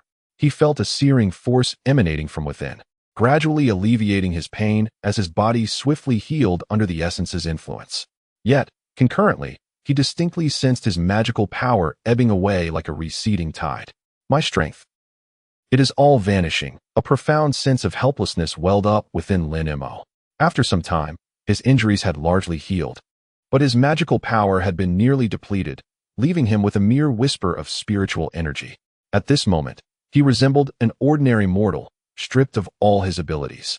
Upon the conclusion of the healing process, he exhaled a breath of stale air, aware that his body had regained its form. Yet he understood that he now appeared as a common human, bereft of the protection afforded by magical and spiritual prowess. For one accustomed to the world of immortals, this was undoubtedly a heavy blow. Though my strength has been greatly diminished, at least I have preserved my life, Lin Mo murmured. The primordial spirit recognized the cost of aiding Lin Mo in his recovery, yet it was the only recourse available at present. It quietly returned to Lin Mo's body. Entering a state of slumber, Lin Mo rose to his feet, determination flashing in his eyes. He understood that the path to rebuilding his power would be fraught with challenges. Surveying his surroundings, he discovered that he seemed to be situated in a vast desert. Beneath his feet lay an endless expanse of yellow sand, occasionally revealing bare rocks. In the distance, several peaks of varying hues pierced the skyline, strange and dreamlike. As Lin Mo attempted to take a few steps, he felt as though something had firmly ensnared his feet. Looking down, he was astonished to find that his lower body was buried beneath thick layers of sand, explaining his inability to move. What is happening? I have clearly healed my injuries. Why am I ensnared in quicksand? Lin Mo muttered in confusion. With all his strength, he struggled to free himself from the firm, unyielding sand, but to no avail. Lin Mo realized that if he did not find a way to escape, he would likely meet his demise in this cursed place. Just as he was racking his brain for a solution, a cacophony of bird calls suddenly erupted from above. Dozens of bizarrely shaped birds descended rapidly from the sky, heading straight for Lin Mo. Sensing malevolence in their approach, Lin Mo felt a surge of wariness. He knew he was powerless to resist and found himself in an extremely precarious situation. As the strange birds drew closer, Lin Mo's anxiety heightened, and he began to deliberate on a countermeasure. He understood that a fierce battle appeared inevitable. The menacing flock of birds lunged at Lin Mo, their sharp claws and pointed beaks glinting ominously, as if intent on tearing him to shreds. Lin Mo's eyes widened slightly as he calmly observed their movements. In the instant before the creatures reached him, he suddenly spread his arms wide, his fingers unfurling like petals. An invisible shockwave erupted from his palms, striking several birds with pinpoint accuracy. The unfortunate creatures let out piercing cries, their bodies twisting and tumbling before crashing to the ground. A chill coursed through Lin Mo as he continued to exhale and chant break. More of the bizarre birds were struck down by this unseen force, lifelessly plummeting to the earth. The remaining birds, witnessing the carnage, emitted shrill cries, hovering in midair as they seemed to descend into a state of confusion and panic. After a brief moment of catching his breath, Lin Mo focused intently, bracing himself for their next assault. Unexpectedly, the remaining birds dove towards the fallen bodies of their comrades, greedily squawking and frantically tearing at the carcasses, engaging in a gruesome feast of their own kind. Lin Mo stared in horror at this inhumane spectacle, a chill running down his spine. After what felt like an eternity, the birds finally satiated their hunger, emitting lingering cries of satisfaction as they flapped their wings and soared into the distance, leaving Lin Mo alone and desolate on the ground. What kind of dreadful place is this, where even the birds exhibit such cruelty? Lin Mo was engulfed in confusion. He looked up at the sky, only to discover that the enormous sun and moon were slowly drifting. They floated like balloons, coalescing and separating in a mesmerizing display of vibrant colors, creating a breathtakingly surreal scene. How could such absurd celestial phenomena exist? This utterly shatters my understanding, Lin Mo lamented. As he pondered in a daze, a small bird suddenly swooped down from the sky, breaking sharply not far from him, flapping its wings to maintain balance. It was a tiny bluebird, no larger than Lin Mo's thumb. The bird scrutinized him from head to toe before speaking. "Please follow me. Our queen wishes to speak with you." Its voice was melodious and clear, imbued with a tone of humility and grace. Lin Mo's eyes widened in astonishment. He could scarcely believe that the birds in this world possessed the ability to speak human language. Chapter 371. You can talk? Lin Mo managed to suppress his astonishment as he cautiously inquired. The little bird nodded. "Please follow me. The queen is waiting for you." With that, it darted into the sky, circling above Lin Mo. In Lin Mo's heart, an endless array of questions arose. Yet he understood that following the little bird might aid in unraveling the mysteries of this world. Thus, he struggled to rise, preparing to depart alongside the bird. Just as Lin Mo was about to leave, a cadre of knights clad in silver armor suddenly emerged on the horizon, mounted upon colossal blue wolves, swiftly advancing towards him. Each knight was of towering stature, wielding long spears and shields adorned with intricate magical patterns. The azure wolves were equally formidable, their eyes radiating a golden brilliance, exuding an aura of immense power. A chill ran through Lin Mo as he keenly sensed the knights' wariness and hostility. They did not immediately attack, but instead formed a semicircular formation around him, encasing him within. The long spears and shields in their hands shimmered with an unusual luminosity, seemingly imbued with some arcane magic. Who are these individuals? Their equipment appears extraordinary, Lin Mo pondered inwardly. At that moment, the leader of the silver-armored knights spoke to Lin Mo, yet he could not comprehend a word. The knight's language was rapid and unfamiliar. Both parties found themselves at an impasse, acutely aware of the significant language barrier that separated them. Lin Mo attempted to communicate in the language of his world, but it was evident that the knights could not understand him. They exchanged attempts at conversation, each yielding no fruitful outcome. Then, another imposing silver-armored knight spoke up. His voice was deep and resonant. "Stranger, do you understand my meaning?" Lin Mo was astonished to discover that this knight's language bore a striking resemblance to some ancient tongues from his own world. After some effort, he managed to grasp the gist of what was being said. "I can understand a little. May I inquire who you are and why you regard me with such caution?"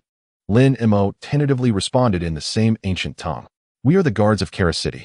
We detected the intense fluctuations emanating from you and came to investigate." The burly knight replied, "I am uncertain why I find myself here. I harbor no ill intent, yet I do not comprehend your wariness towards me," Lin Mo stated. The knight pondered for a moment before saying, "You must accompany us for an inspection. Our queen will provide you with answers." Lin Mo hesitated slightly. However, his current state of transformation instilled him with considerable confidence.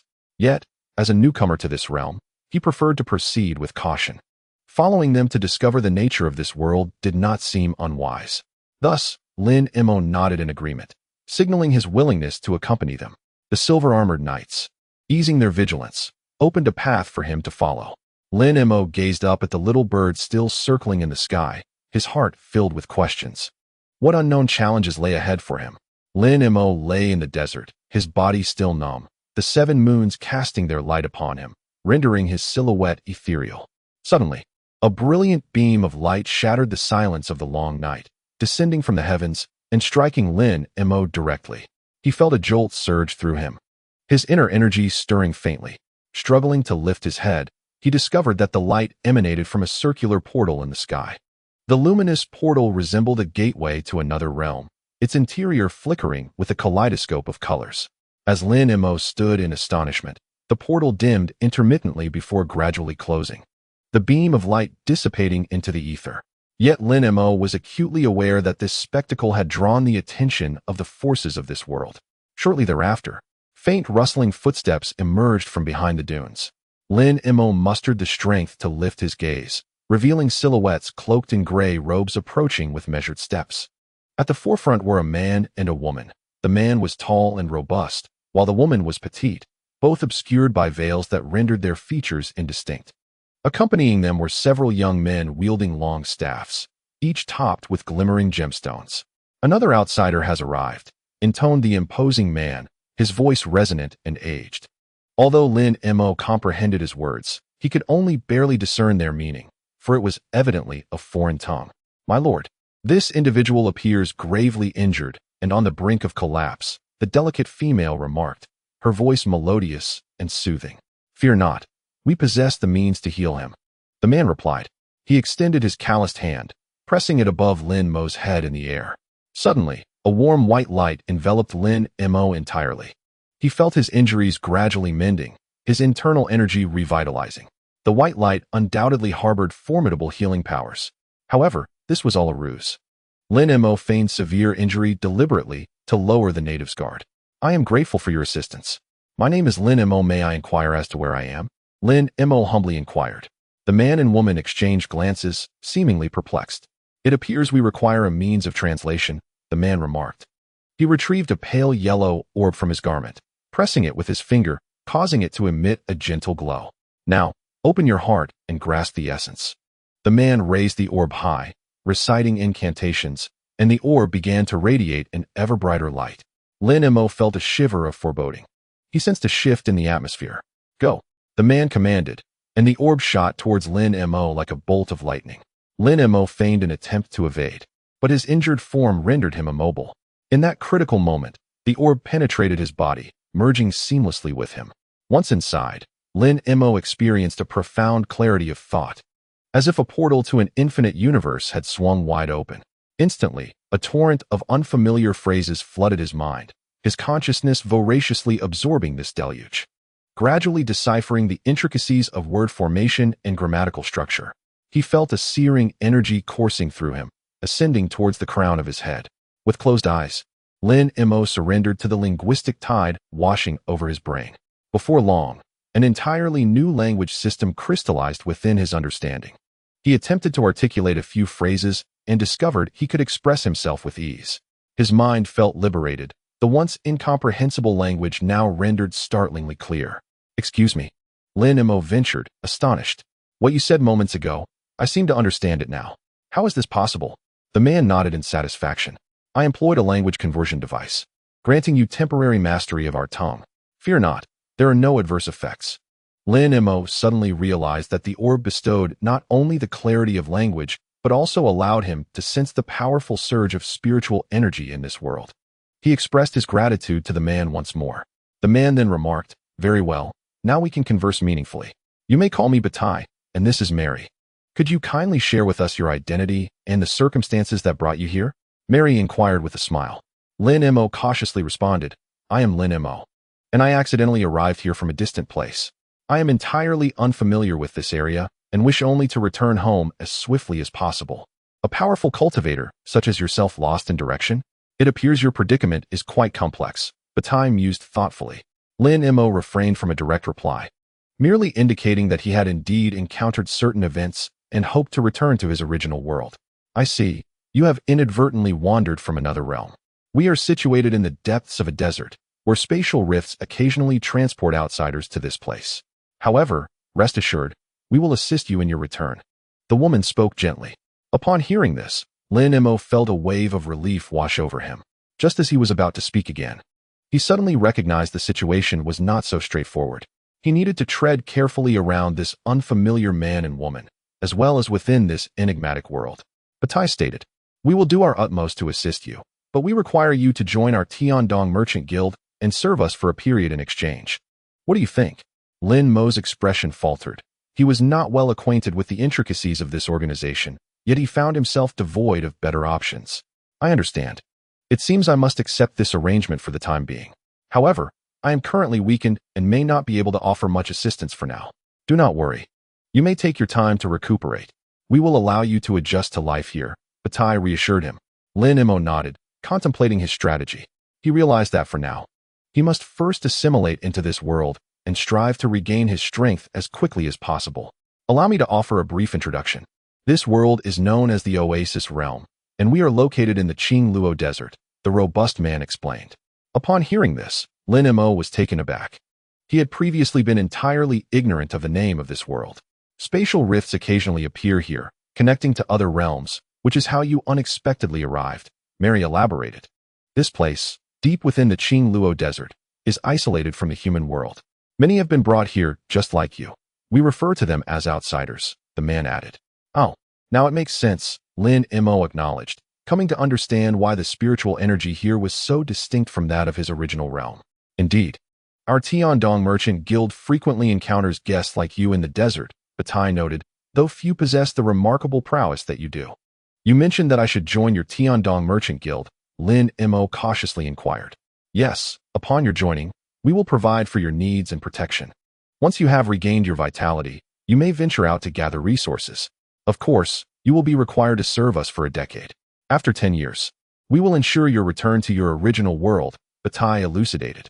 After a moment of contemplation, Lin Mo resolved that if he was to disguise himself, he might as well do so thoroughly. He accepted the arrangement, aiming to enhance his strength over the next 10 years before departing on his own accord. "Very well. I agree to join the Tiandong Merchant Guild," Lin Mo declared solemnly. "Welcome to our ranks," Batai exclaimed with joy. "We shall commence the membership formalities immediately." Lin Mo privately speculated whether these procedures entailed a binding contract, necessitating caution on his part. He maintained an impassive facade while secretly heightening his vigilance, preparing for the impending changes. "According to the regulations, you are required to sign a membership agreement, and we will need a few drops of your blood as a symbol of the contract," Batai elucidated. Lin Mo, alert, understood the significant constraints that a blood curse imposed on practitioners. After a moment's contemplation, he replied, "I comprehend the rules, but I am currently fatigued and unable to sign any agreements. May I complete this step once I have recovered?"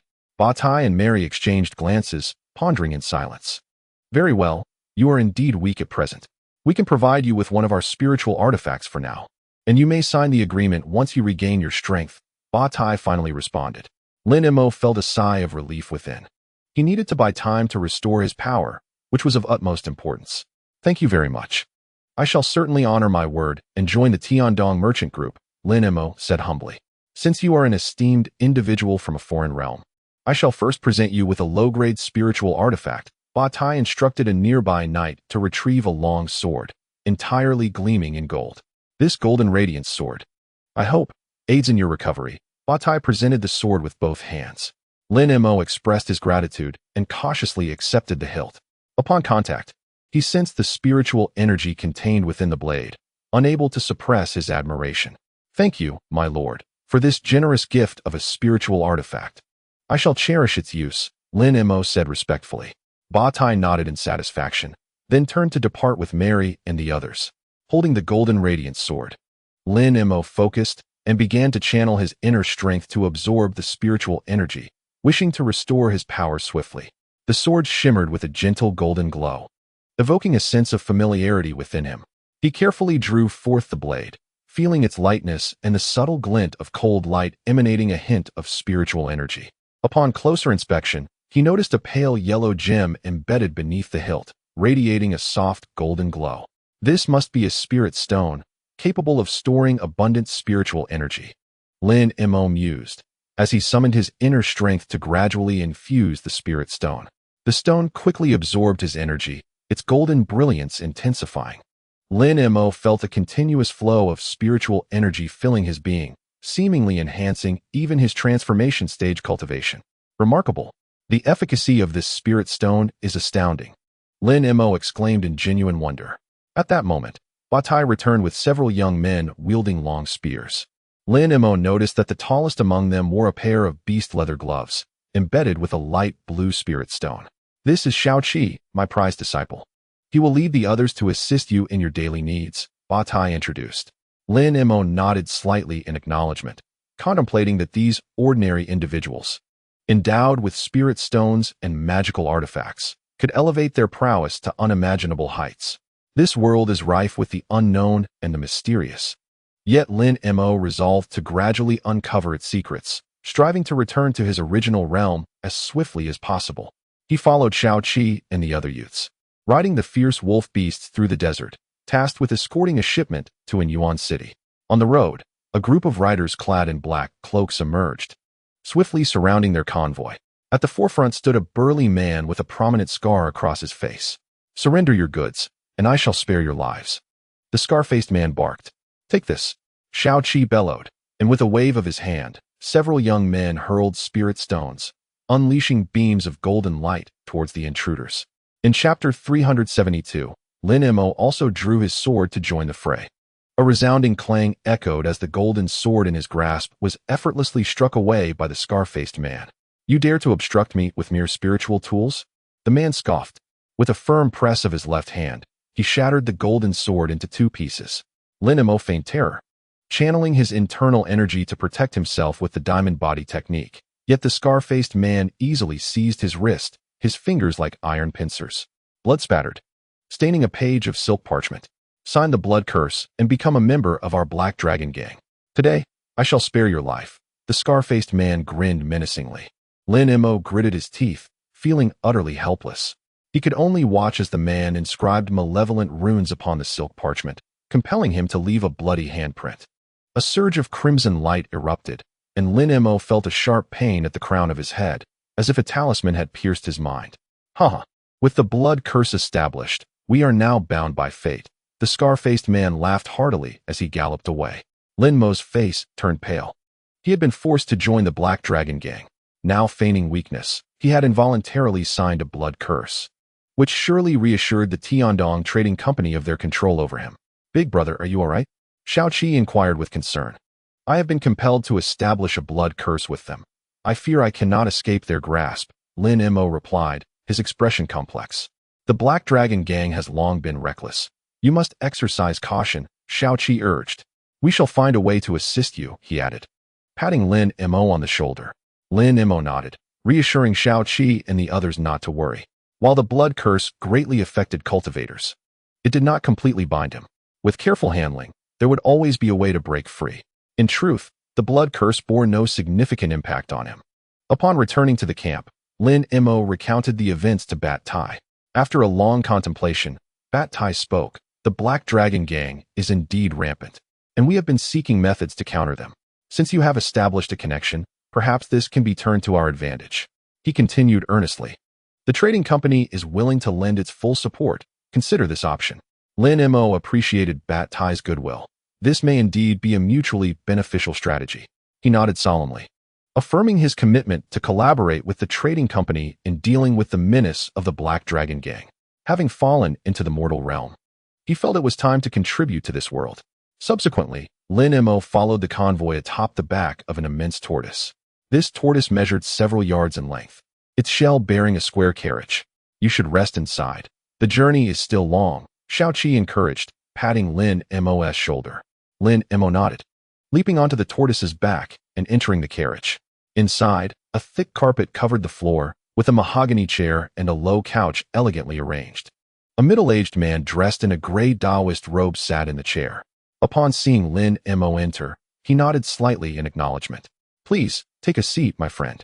I am Zhang Kuei, the captain of the guard, the man spoke. Thank you, Lin Mo said, settling beside the low couch and observing the man named Zhang Kuei. This mission is unlike any other. We are escorting a consignment of exceedingly valuable goods, which are of utmost importance, Zhang Kuei stated. I wonder where we are headed. Lin Mo inquired. We are transporting vital supplies to Yuan City, Zhang Kuei elucidated. You may rest well along the journey. Lin Mo nodded. His curiosity about the enigmatic Yuan City piqued.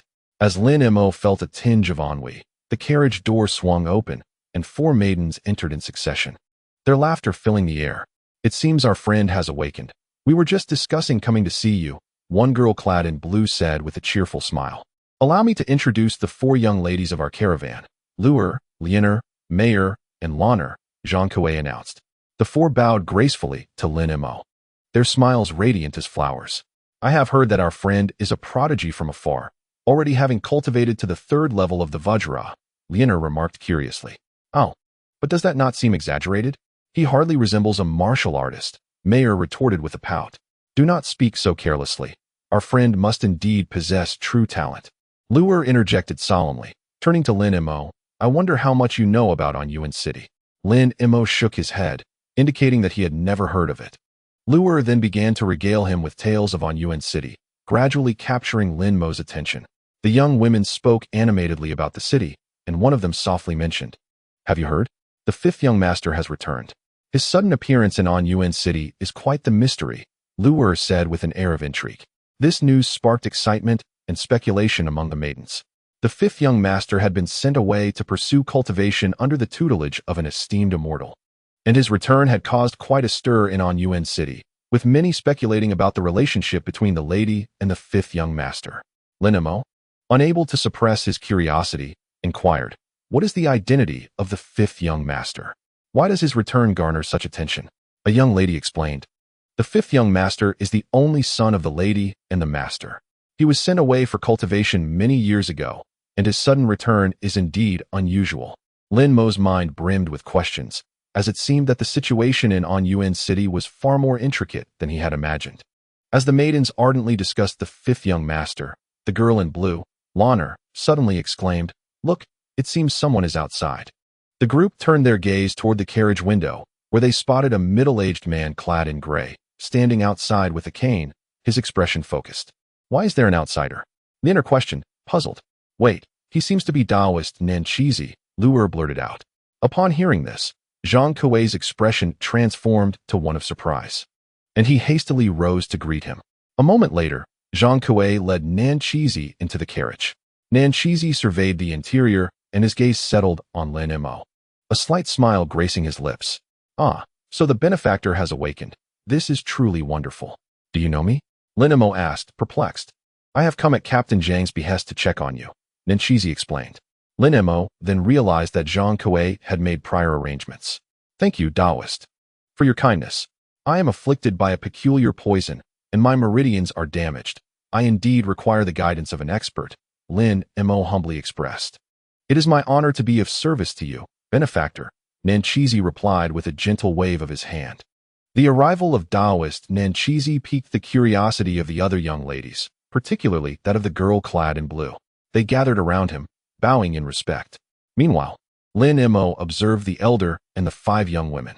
Zhang Kuei, donned in a gray robe, bore a serious expression that revealed his formidable martial prowess. Taoist Nanchizi, with a gentle demeanor, radiated an aura of ethereal grace. Each of the 4 young ladies possessed distinct charm, and their refined manners suggested they were indeed daughters of noble families. May I inquire about your esteemed names? Lin Mo ventured. Certainly, this is Taoist Nanchizi, a distinguished guest of our merchant caravan, Zhang Kuei replied. The 4 young ladies are the daughters of the young master of the Ning family from Yuan City, tasked to accompany our caravan. The 4 ladies introduced themselves in turn, and Lin Mo nodded, committing their names to memory. I have heard that you have come in search of an unparalleled secret manual to cultivate the 3 layers of the diamond heart method, Nanchizi interjected. Indeed, that is my aspiration, Lin Mo affirmed with a nod. The 3 layers of the diamond technique. You must be a prodigious talent in cultivation. This certainly ignites our curiosity about your past, Liao Er could not help but exclaim. Lin Mo humbly smiled, expressing that his progress was merely fortuitous, and he hoped to ascend further with their assistance, reaching the 6th layer of the diamond heart. The root of your injury lies in the damage to your internal energy and the fractures in your meridians, Nanchizi remarked solemnly.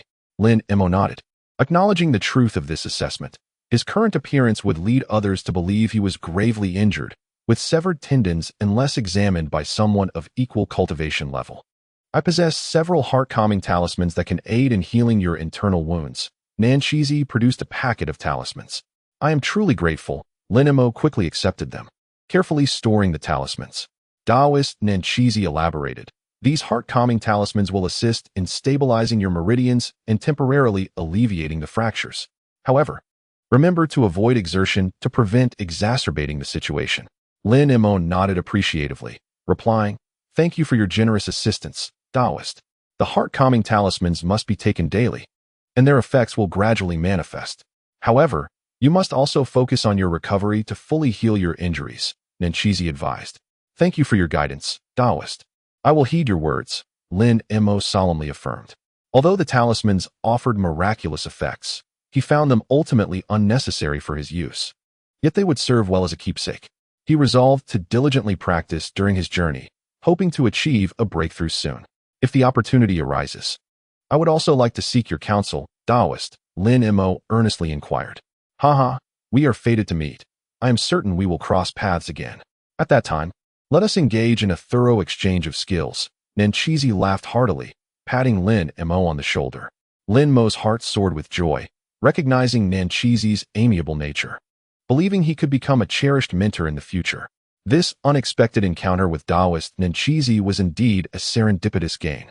After prescribing the necessary remedies, Nanshizi prepared to take his leave. "Senior, please take care. I have one more request," Zhang Kuei urged. "Speak freely. Lin is currently incapacitated. Could you assist in his recovery so he may regain his strength sooner?" Zhang Kuei explained. "I see. Let me first examine Lin." Nanshizi nodded. He took a seat beside Lin Mo, grasping his wrist with a furrowed brow. After a moment, he spoke. "Lin, 7 of your 12 meridians have sustained injuries. Recovery will not be achieved in a day. However, I can help you open a few vital channels first, enabling your limbs to move." With that, Nanshizi produced a 9-inch golden needle and deftly punctured several key acupuncture points on Lin Mo's body. Lin Mo felt a gentle surge of internal energy flowing into him, and the numbness in his limbs indeed began to subside. "All done. You may attempt to move, but be cautious not to exert yourself, or the consequences could be dire," Nanshizi advised. Lin Mo carefully turned and got out of bed, attempting a delicate gait as he walked back and forth. He expressed his gratitude to Nanshizi repeatedly. After offering a few more words of caution, Nanshizi departed, leaning on his cane. Lin Mo observed his retreating figure, pondering the needle technique, hoping to apply it in the future. After Nanshizi left, 4 young women encircled him, their faces adorned with smiles. With the assistance of 2 esteemed individuals, "You shall surely recover soon," Lan Er said with a sweet smile. "Thank you all for your care. I consider myself fortunate to have encountered such a senior and Captain Zhang." Lin Mo responded with a smile. "We shan't disturb your rest any further. Should you require anything, do not hesitate to ask," Lu Er said, performing a graceful bow. The other 3 women followed suit, then filed out, gently closing the carriage door behind them. Lin Mo watched them depart, a warm feeling swelling within him. Having just arrived in the spirit realm, the presence of these kind-hearted young women felt like a fortunate twist of fate. He slowly returned to his chair and began to cultivate his internal energy, focusing intently on his training. Although his cultivation level remained at the transformation stage and his injuries did not appear severe, the process of traversing the spatial node had taken a toll on him. Thus, he resolved to nurture himself along the way, confident that he would soon regain his peak condition. With closed eyes, he concentrated, following Nanshizi's guidance, directing his true energy through his dantian and circulating it through his meridians. He sensed the faint fragrance of the heart-purifying talisman permeating his heart and lungs, as threads of internal energy began to flow through his limbs, swiftly restoring his depleting magical power. "Dear friend, how long did it take you to master the profound 3rd level of the Diamond Sutra?" Lu Er, who had returned at some point, inquired curiously. "I possess only ordinary talent, coupled with diligent practice, which has led to my modest achievements," Lin Mo replied with a humble smile. "However, it must be said that fate governs us all, and fortune is of greater importance. Therefore, there is no need for you to envy me. Indeed, we are but mortals, seeking only to have our wishes fulfilled," Lu Er said, waving her hand with a laugh. Lin Mo felt a stir within. reflecting that even he was merely entrusted by the spiritual energy of this wondrous world, which had granted him the opportunity to cultivate. I must admit, I feel somewhat fortunate. The path of cultivation is fraught with challenges. Yet, I have a long journey ahead of me, he replied with a smile. Lu'er blinked her eyes. Her curiosity piqued as she continued to inquire. Lin Mo, are you familiar with the Tiandong Merchant Guild? How did you come to join our caravan? After a moment of contemplation, Lin Mo candidly replied, to speak frankly, I am not well acquainted with the Tiandong Merchant Guild. I joined by chance. I am quite unfamiliar with both the guild and the spirit realm, and I hope to learn more during this journey. Lu'er nodded, seemingly satisfied with Lin Mo's response. She continued her conversation with Lin Mo, gradually bridging the distance between them, and the atmosphere within the carriage became relaxed and cheerful. Lu'er smiled as she said, You are likely not very familiar with the commercial guild and the spirit realm, are you? Lin Mo nodded, acknowledging, Indeed, I have little knowledge about these matters. Lu'er chuckled and began to elucidate the significance of the Tiandong Commercial Guild to Lin Mo. She remarked, The Tiandong Commercial Guild is one of the 3 major guilds within the Tianyuan realm, headquartered in the holy city of Tianyuan. Our guild possesses numerous branches, responsible for the transportation and trade of various goods. The Tianyuan realm is abundant in resources but rife with peril. Thus, the existence of the guild is of paramount importance. Moreover, the guild is intricately connected to the cultivation world, which is why we must safeguard our merchandise. Lin Mo listened intently. Although he had previously regarded the guild scale with indifference, Lu'er's introduction deepened his understanding of its importance. He turned to Lu'er and said, I see now. Thank you for your explanation. Lu'er continued to enlighten Lin Mo about the guild's significance, while he attentively absorbed her words, nodding occasionally in understanding. The atmosphere in the carriage gradually transformed into one of familial warmth. Chapter 373. Lu'er not only expounded on the operational methods of the guild, but also shared intriguing anecdotes and tales, which brought Lin Mo a sense of ease and delight. In her narration, the headquarters of the guild, the holy city of Tianyuan, was depicted as a magnificent metropolis, boasting breathtaking spiritual architecture and bustling markets. Lu'er's words were imbued with pride and passion, revealing her deep affection for the guild. Curiosity sparkled in Lin Mo's eyes as he inquired, From what you say, the guild holds a highly esteemed position within the Tianyuan realm, correct? Lu'er affirmed, Yes. The guild's status is exceedingly elevated. We not only facilitate resource exchanges, but also maintain order within the Tianyuan realm. The guild's matriarch, Xiang and the 5th young master are core figures within the guild, enjoying immense prestige in the cultivation world. Upon hearing the name of the 5th young master, Lin Mo felt a stirring within, though he concealed his emotions. As their conversation flourished, Lu'er took Lin Mo by the hand and led him out of the carriage to introduce him to the members of the caravan. Lin Mo followed Lu'er as they meandered between the spiritual carriages, meeting many young men and women. The Tiandong Commercial Guild ranks among the top 3 guilds in the Tianyuan realm, with over 100 branches, all centered in the holy city of Tianyuan.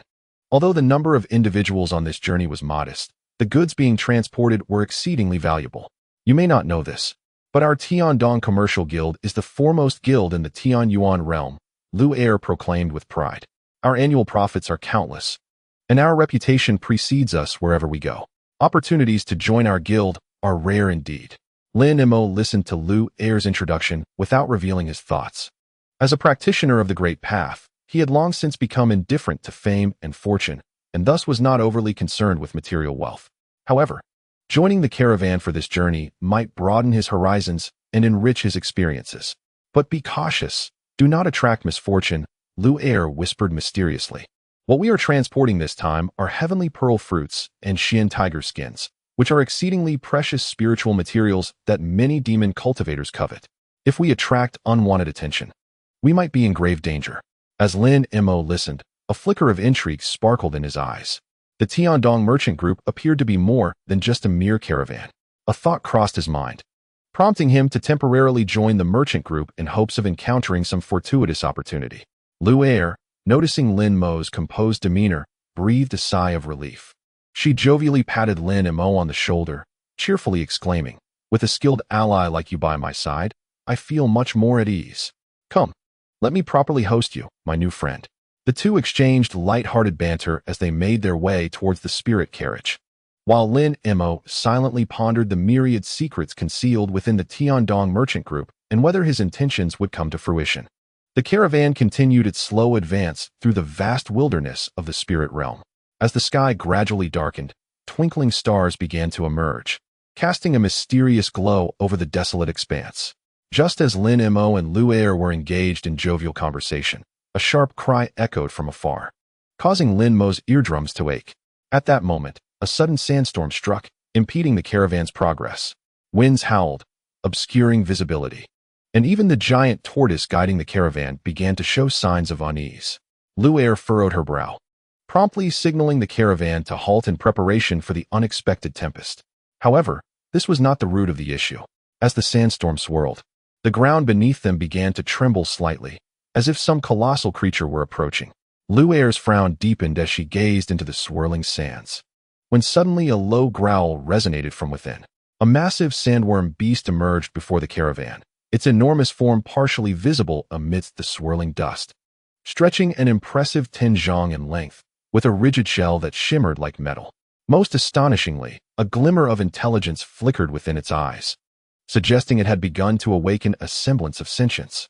"This is dire. It is a sandworm beast." Lu Er's expression shifted, and she swiftly gestured for everyone to assume a defensive stance. Dozens of colossal sandworm beasts began to surface from behind the dunes, charging forth. Leading them was a dark green insect demon with crimson eyes, indicating it had also begun to develop its own intelligence. "This is the king of the swarm," Xiang Er remarked gravely.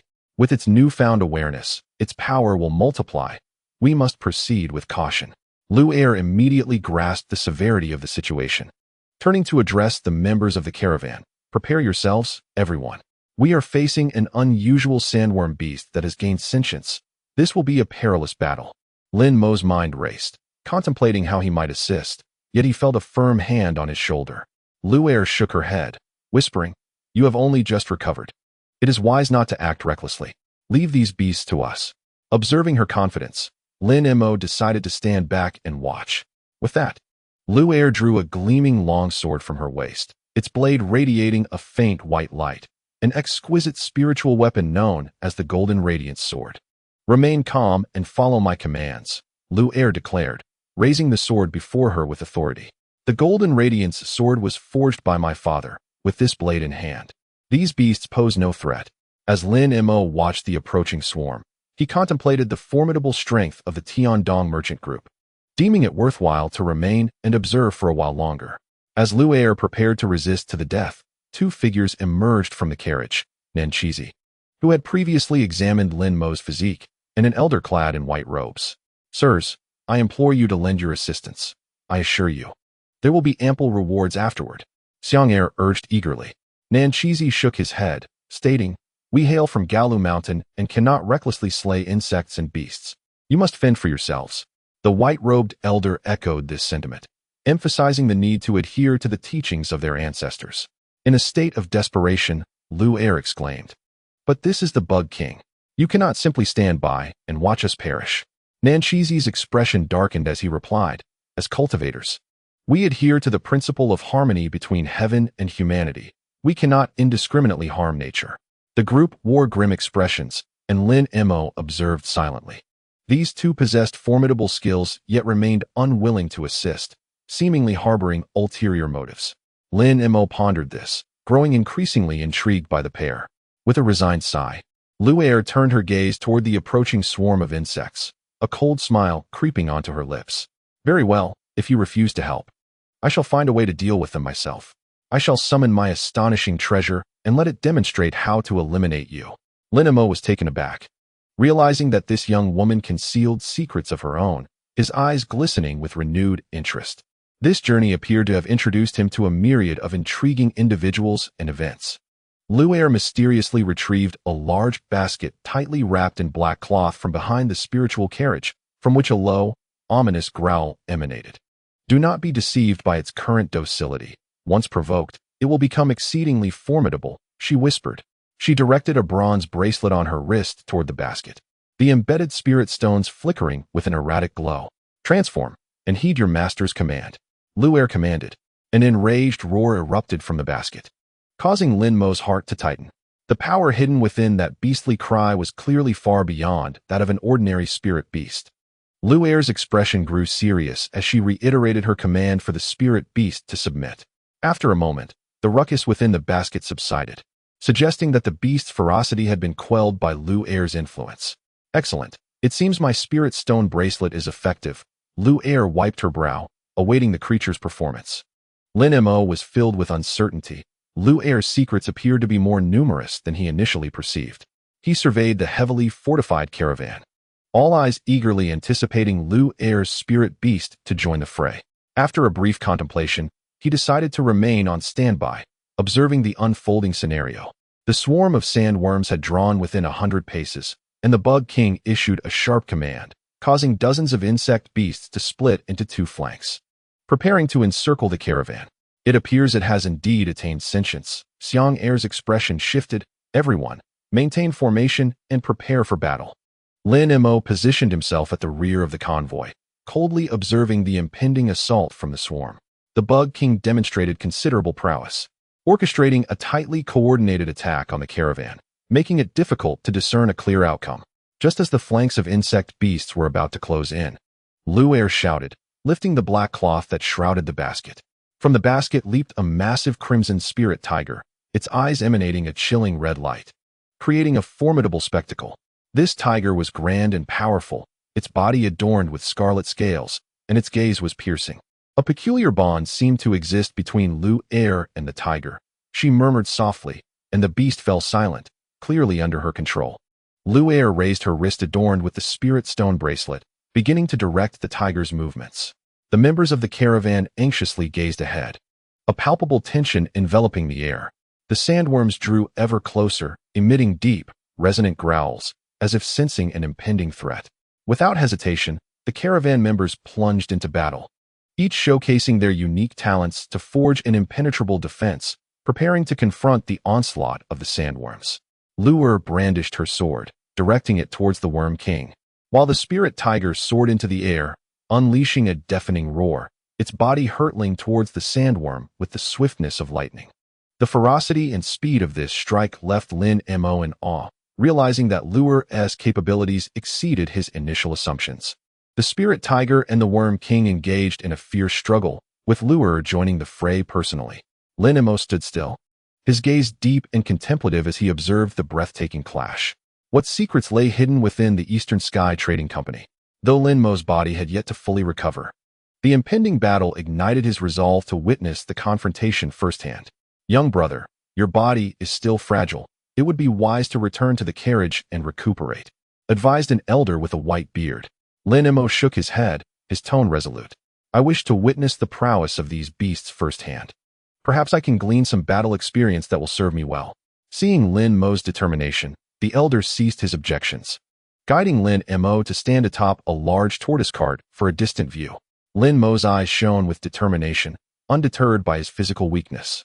He was immensely curious about the strength of these creatures and eager to observe Lu Er and her companions. This was undoubtedly a rare opportunity for personal growth. Go forth, my spirit tiger, Lu Er commanded, and the crimson spirit tiger lunged towards the Worm King's vital points like an arrow. The other guards, wielding spears, fearlessly followed the spirit tiger into the throng of insects.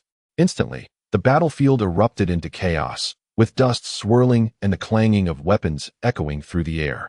Lin Mo stood atop the cart, witnessing the exhilarating scene unfold before him. He observed a female general named Xiang Er leading the charge, her whip crackling like a dragon as she repelled several sandworms. Nearby, a burly man with a scarred face wielded an axe, severing a sandworm's claw. Clearly, the cargo they were transporting was no ordinary load, and thus their combat prowess was formidable, Lin Mo mused. As the situation became clearer, his interest in the Eastern Sky Trading Company deepened. Lin Mo stood atop the tortoise cart, gazing into the sandy expanse. What was once a tranquil sea of yellow sand now surged with countless dark figures, rushing towards the caravan like a tidal wave. These sandworms were colossal, some several times larger than the tortoise cart itself, densely surrounding the caravan. They come with great ferocity, remarked the elder beside Lin Mo with a sigh. Yet they are merely low-tier sandworms. Their danger is minimal, lure stated nonchalantly. Lin Mo nodded subtly, his hands clasped behind his back, his eyes calmly surveying the surroundings. Just then, a piercing shriek cleaved through the air. Lin Mo and the elders' expressions shifted in unison as they beheld a massive beast-headed worm among the hundreds of smaller ones, roaring with an aura distinctly stronger than its kin. A low-tier worm demon. The elders' countenance darkened. This could spell trouble. It has the ability to command the other worms to attack us. Lin Mo raised an eyebrow, for he now had to assume the role of a newly ascended spirit origin realm practitioner, thus feigning a semblance of concern and vigilance. At that moment, a beast-headed insect emitted a long howl, leading a swarm of insects towards the tortoise cart. The guards immediately formed a defensive formation, arrows and spells surging forth against the horde of insect beasts. Lin Mo stood still, his gaze sweeping across the battlefield. A cunning plan began to take shape in his mind. He intended to utilize this crisis to explore the myriad mysteries of this world. The swarm of sand insects grew ever more numerous, and although the guards fought valiantly, casualties began to mount. The scarred-faced man, his eyes a fiery red, bellowed a fierce counterattack, declaring that these foolish creatures must not approach the cart.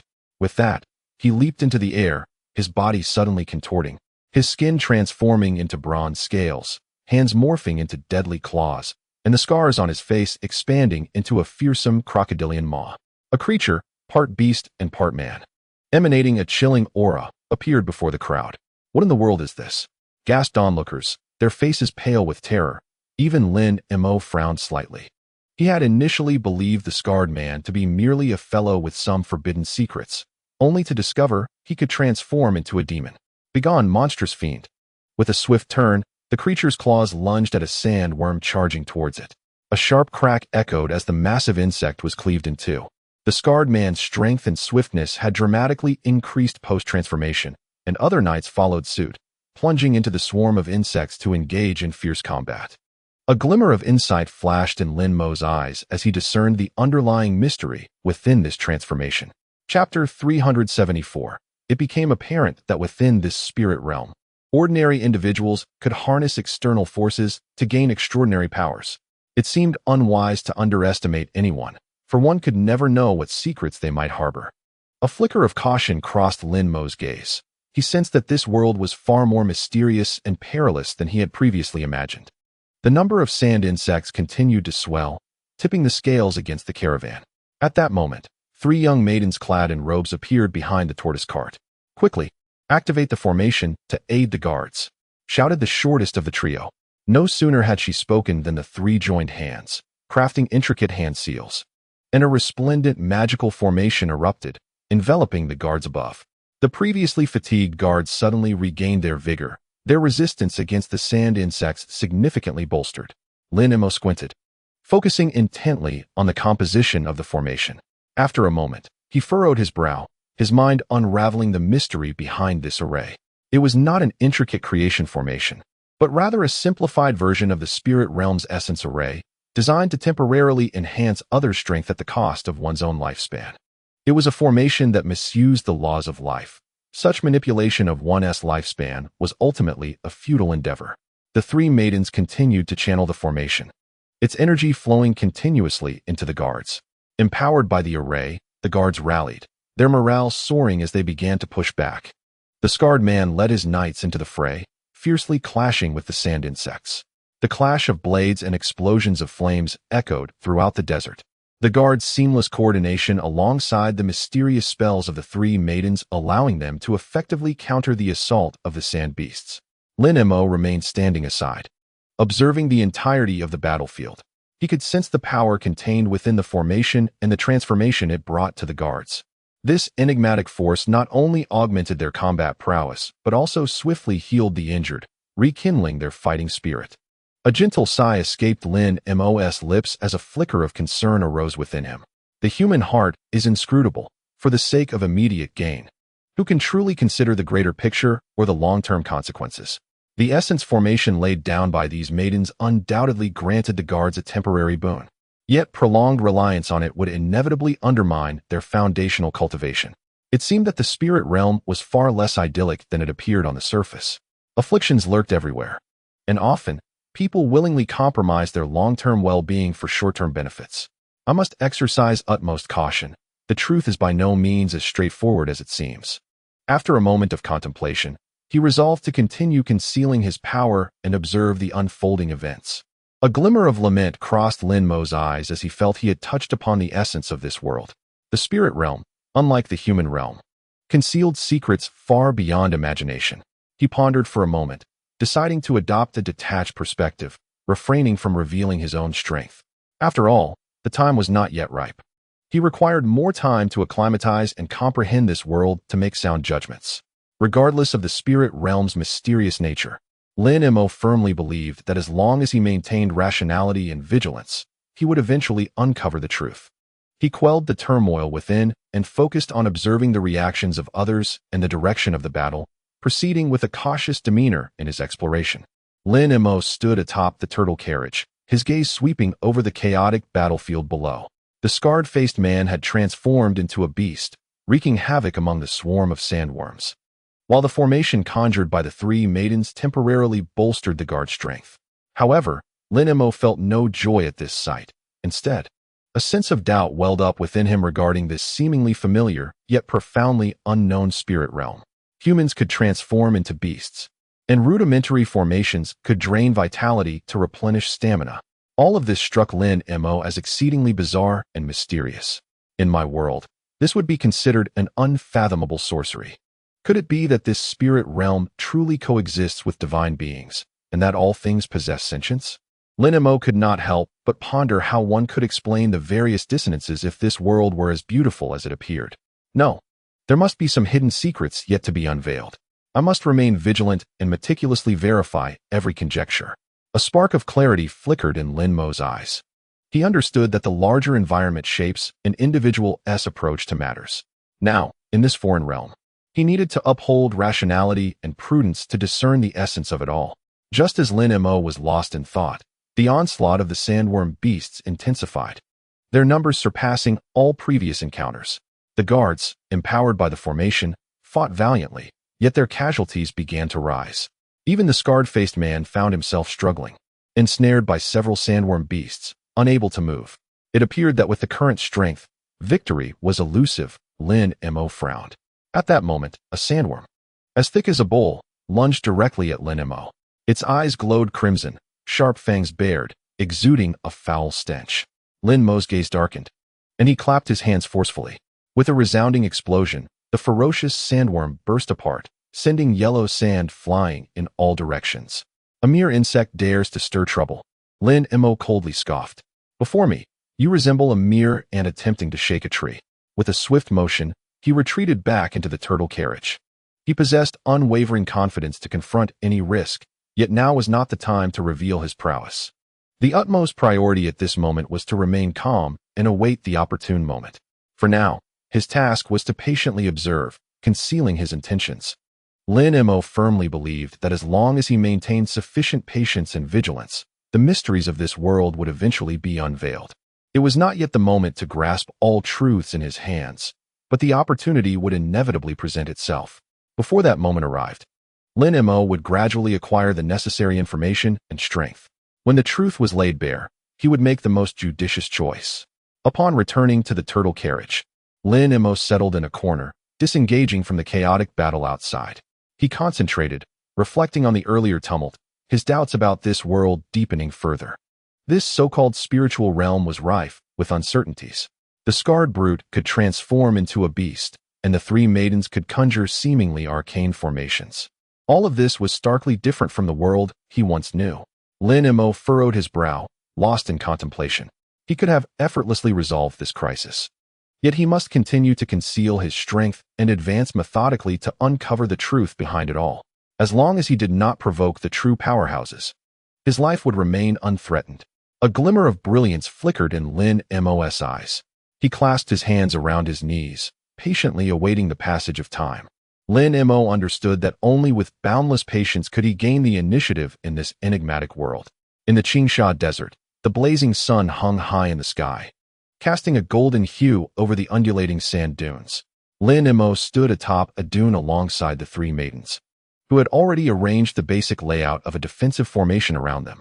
The maidens closed their eyes, focusing intently as they softly recited incantations, preparing to activate the defensive array to protect the caravan behind them.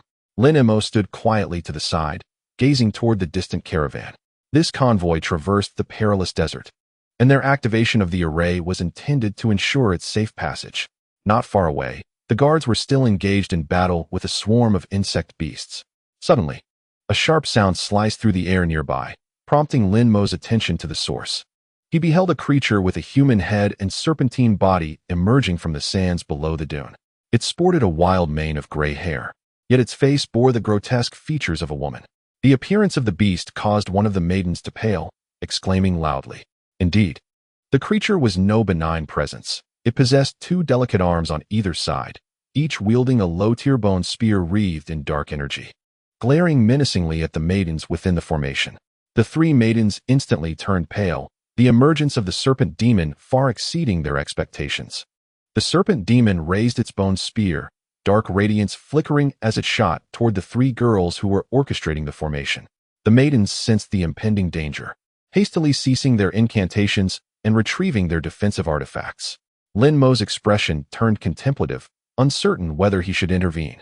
They had to protect the formation from being breached. Otherwise, the caravan would be thrown into peril. The maiden named Xiang'er, along with the girl in white and the one in red, astutely pulled up small flags from the formation's layout, enveloping themselves in a luminous barrier that successfully deflected the serpent demon's dark rays. However, the girl in the red shirt, being young and inexperienced, inadvertently lost the protection of light glow and found herself in grave danger. With terror in her eyes, she watched the skeletal spear of the serpent demon hurtling towards her, bereft of light glow as safeguard. She was utterly powerless to resist the impending strike. Just as the spear was about to strike her, a figure suddenly leaped into action, hurling a massive boulder to intercept the weapon. With a resounding crash, the spear was deflected, and the girl in the red shirt was saved. It was none other than Lin Mo, whose keen sight and swift action had thwarted the serpent demon's assault, rescuing the girl from peril. "Thank you," she said, her face radiating gratitude as she cast a thankful glance at Lin Mo. The serpent demon let out a furious hiss, locking its gaze on Lin Mo, releasing a foul breath from its forked tongue before swiftly burrowing into the sand to escape. Lin Mo furrowed his brow, observing the direction of its retreat. The serpent demon's strength far exceeded his expectations, and he realized the need for heightened vigilance. After the demon's departure, Xiang'er and the girl in the white shirt hurried to assess the state of the magical formation. They discovered that a luminous crystal at the center of the formation had cracked, and its energy was gradually dissipating. The minor rejuvenation array can no longer be activated, the girl in white said solemnly. Xiang'er nodded, her expression filled with concern. "We are unable to provide protection for the convoy behind us. The situation is exceedingly dire." Lin Mo, standing nearby, listened intently, his brow knitted in worry. He comprehended that the operation of the minor rejuvenation array consumed the lifespans of the three young women, and he had felt discomfort when it was activated. With the array now damaged, it could perhaps present an opportunity. Observing their expressions, Lin Mo understood their predicament. He was well aware of the array's characteristics and the challenges they faced at this stage. Thus he resolved to withhold the truth from the three young women for the time being. This matter pertained not only to the stability of the array, but also posed a potential threat to the safety of the entire convoy. "We must promptly inform the convoy to hasten their passage through this desert," Lin Mo stated. After the minor rejuvenation array was compromised, Lin Mo and the others could only quicken their pace to lead the convoy through the desert. After a day and night of relentless travel, they finally beheld the boundary of the desert, with a vast grassland stretching before them. "We are finally about to escape this cursed place," Xiang'er sighed in relief. However, at that moment, a sudden buzzing of wings resonated from deep within the grassland, followed by a dense swarm of shadows descending upon them. A colossal horde of insects. One of the guards exclaimed in alarm. Countless wings shimmered in the sunlight, the swarm resembling a black cloud as it surged toward the convoy. They were enormous, adorned with menacing spikes, exuding a pungent stench. "Prepare for combat," Xiang'er commanded immediately. The guards and knights swiftly formed a defensive line, launching a counterattack against the approaching swarm. The atmosphere became intensely charged as guards and knights valiantly wielded spears and bows, engaging in fierce combat with the insect demons. The tension escalated within the convoy, weapons clashed, and the deafening roars of the insect demons echoed across the vast grassland, engulfing the scene in chaos. However, the sheer number of the swarm soon led to injuries among the defenders. The odds were overwhelmingly against the convoy. Amidst the tumult, a blue-shirt girl wearing a wide-brimmed hat leaped onto the city wall, wielding a long sword that emitted a radiant glow, devouring the insects before her. Meanwhile, a scarred giant joined the fray, his imposing figure carving a bloody path through the swarm like a beast. The scarred man had previously transformed into a colossal beast, and now, as he shifted form once more, his muscles bulged and his strength surged. He wielded a massive hammer, striking down upon the insect fiends with relentless ferocity, each blow delivering a terrifying shockwave. The arrival of Lan Ruer and Jin Yo brought a glimmer of hope. With their combined efforts, the swarm was finally vanquished, and Jin Yo even managed to rip the head off one of the insect demons. Lin Mo observed them, a flicker of approval in his eyes. The caravan had temporarily escaped the crisis. Well done, Lan Ruer and Jin Yo, Xiang Er praised.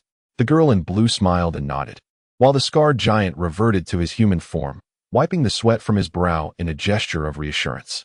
Thanks to Lan Ruer and Jin Yo, the caravan had successfully repelled the insect assault and momentarily evaded danger. Standing at the forefront of the caravan, Lin Mo gazed out at the boundless grasslands before him, his vigilance unwavering.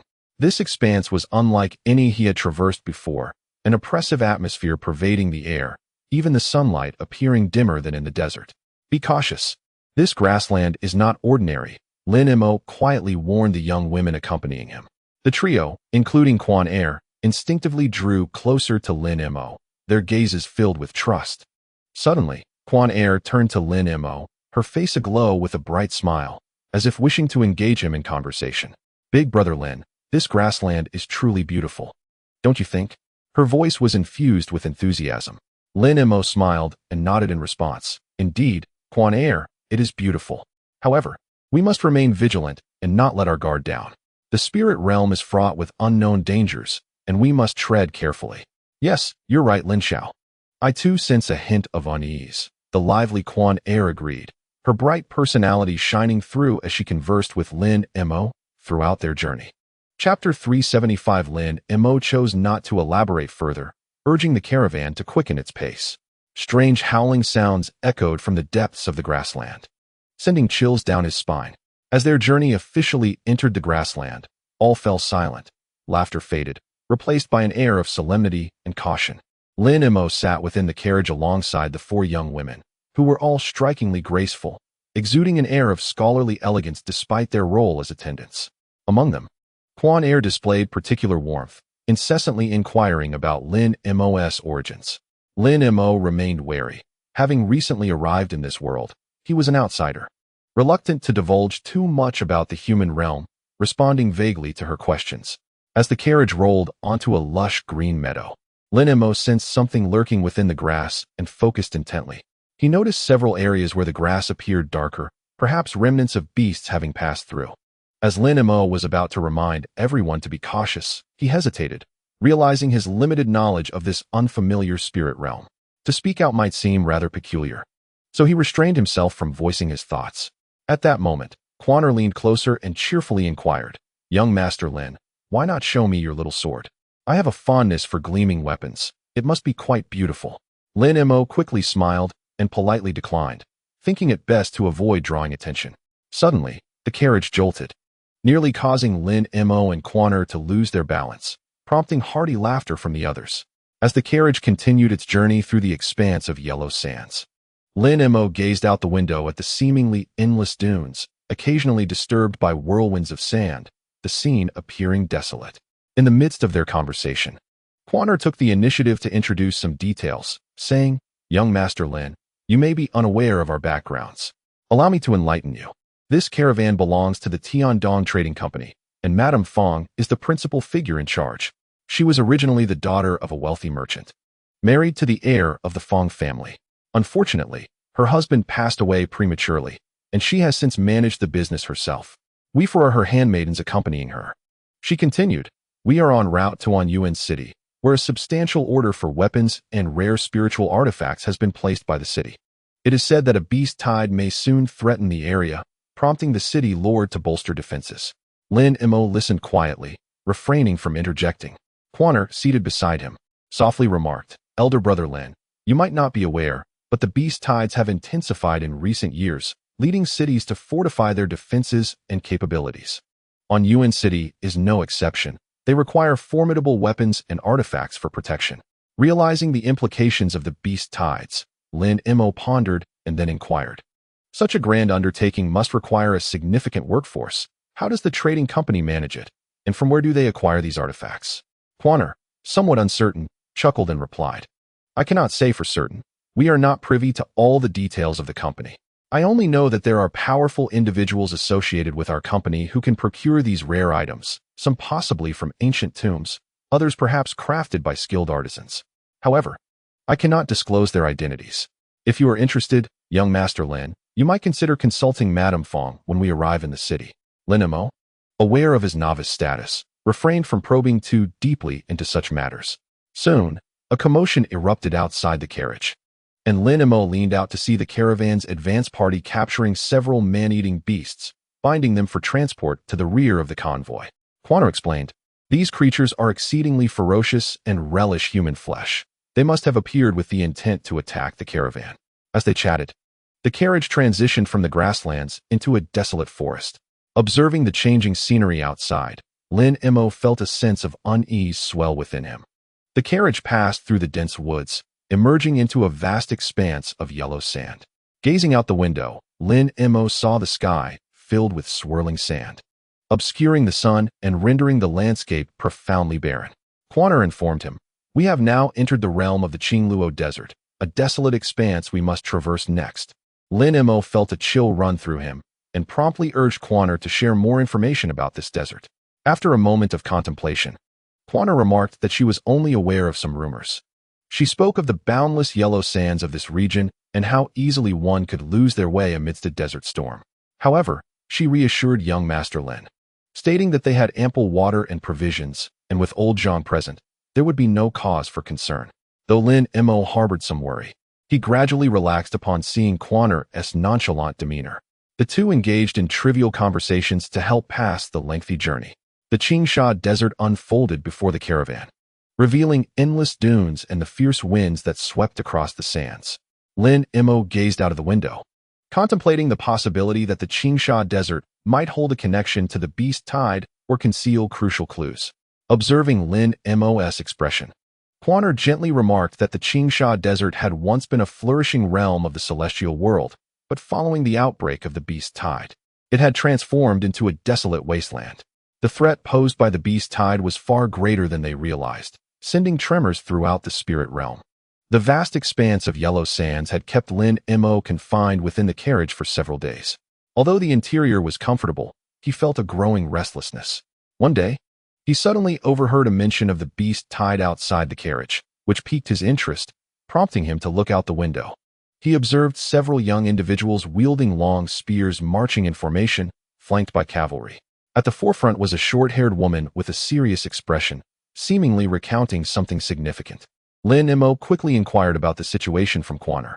She quietly explained that the short-haired woman, known as Schwer, was a hunter from the merchant team, often tasked with scouting the movements of predators in the vicinity.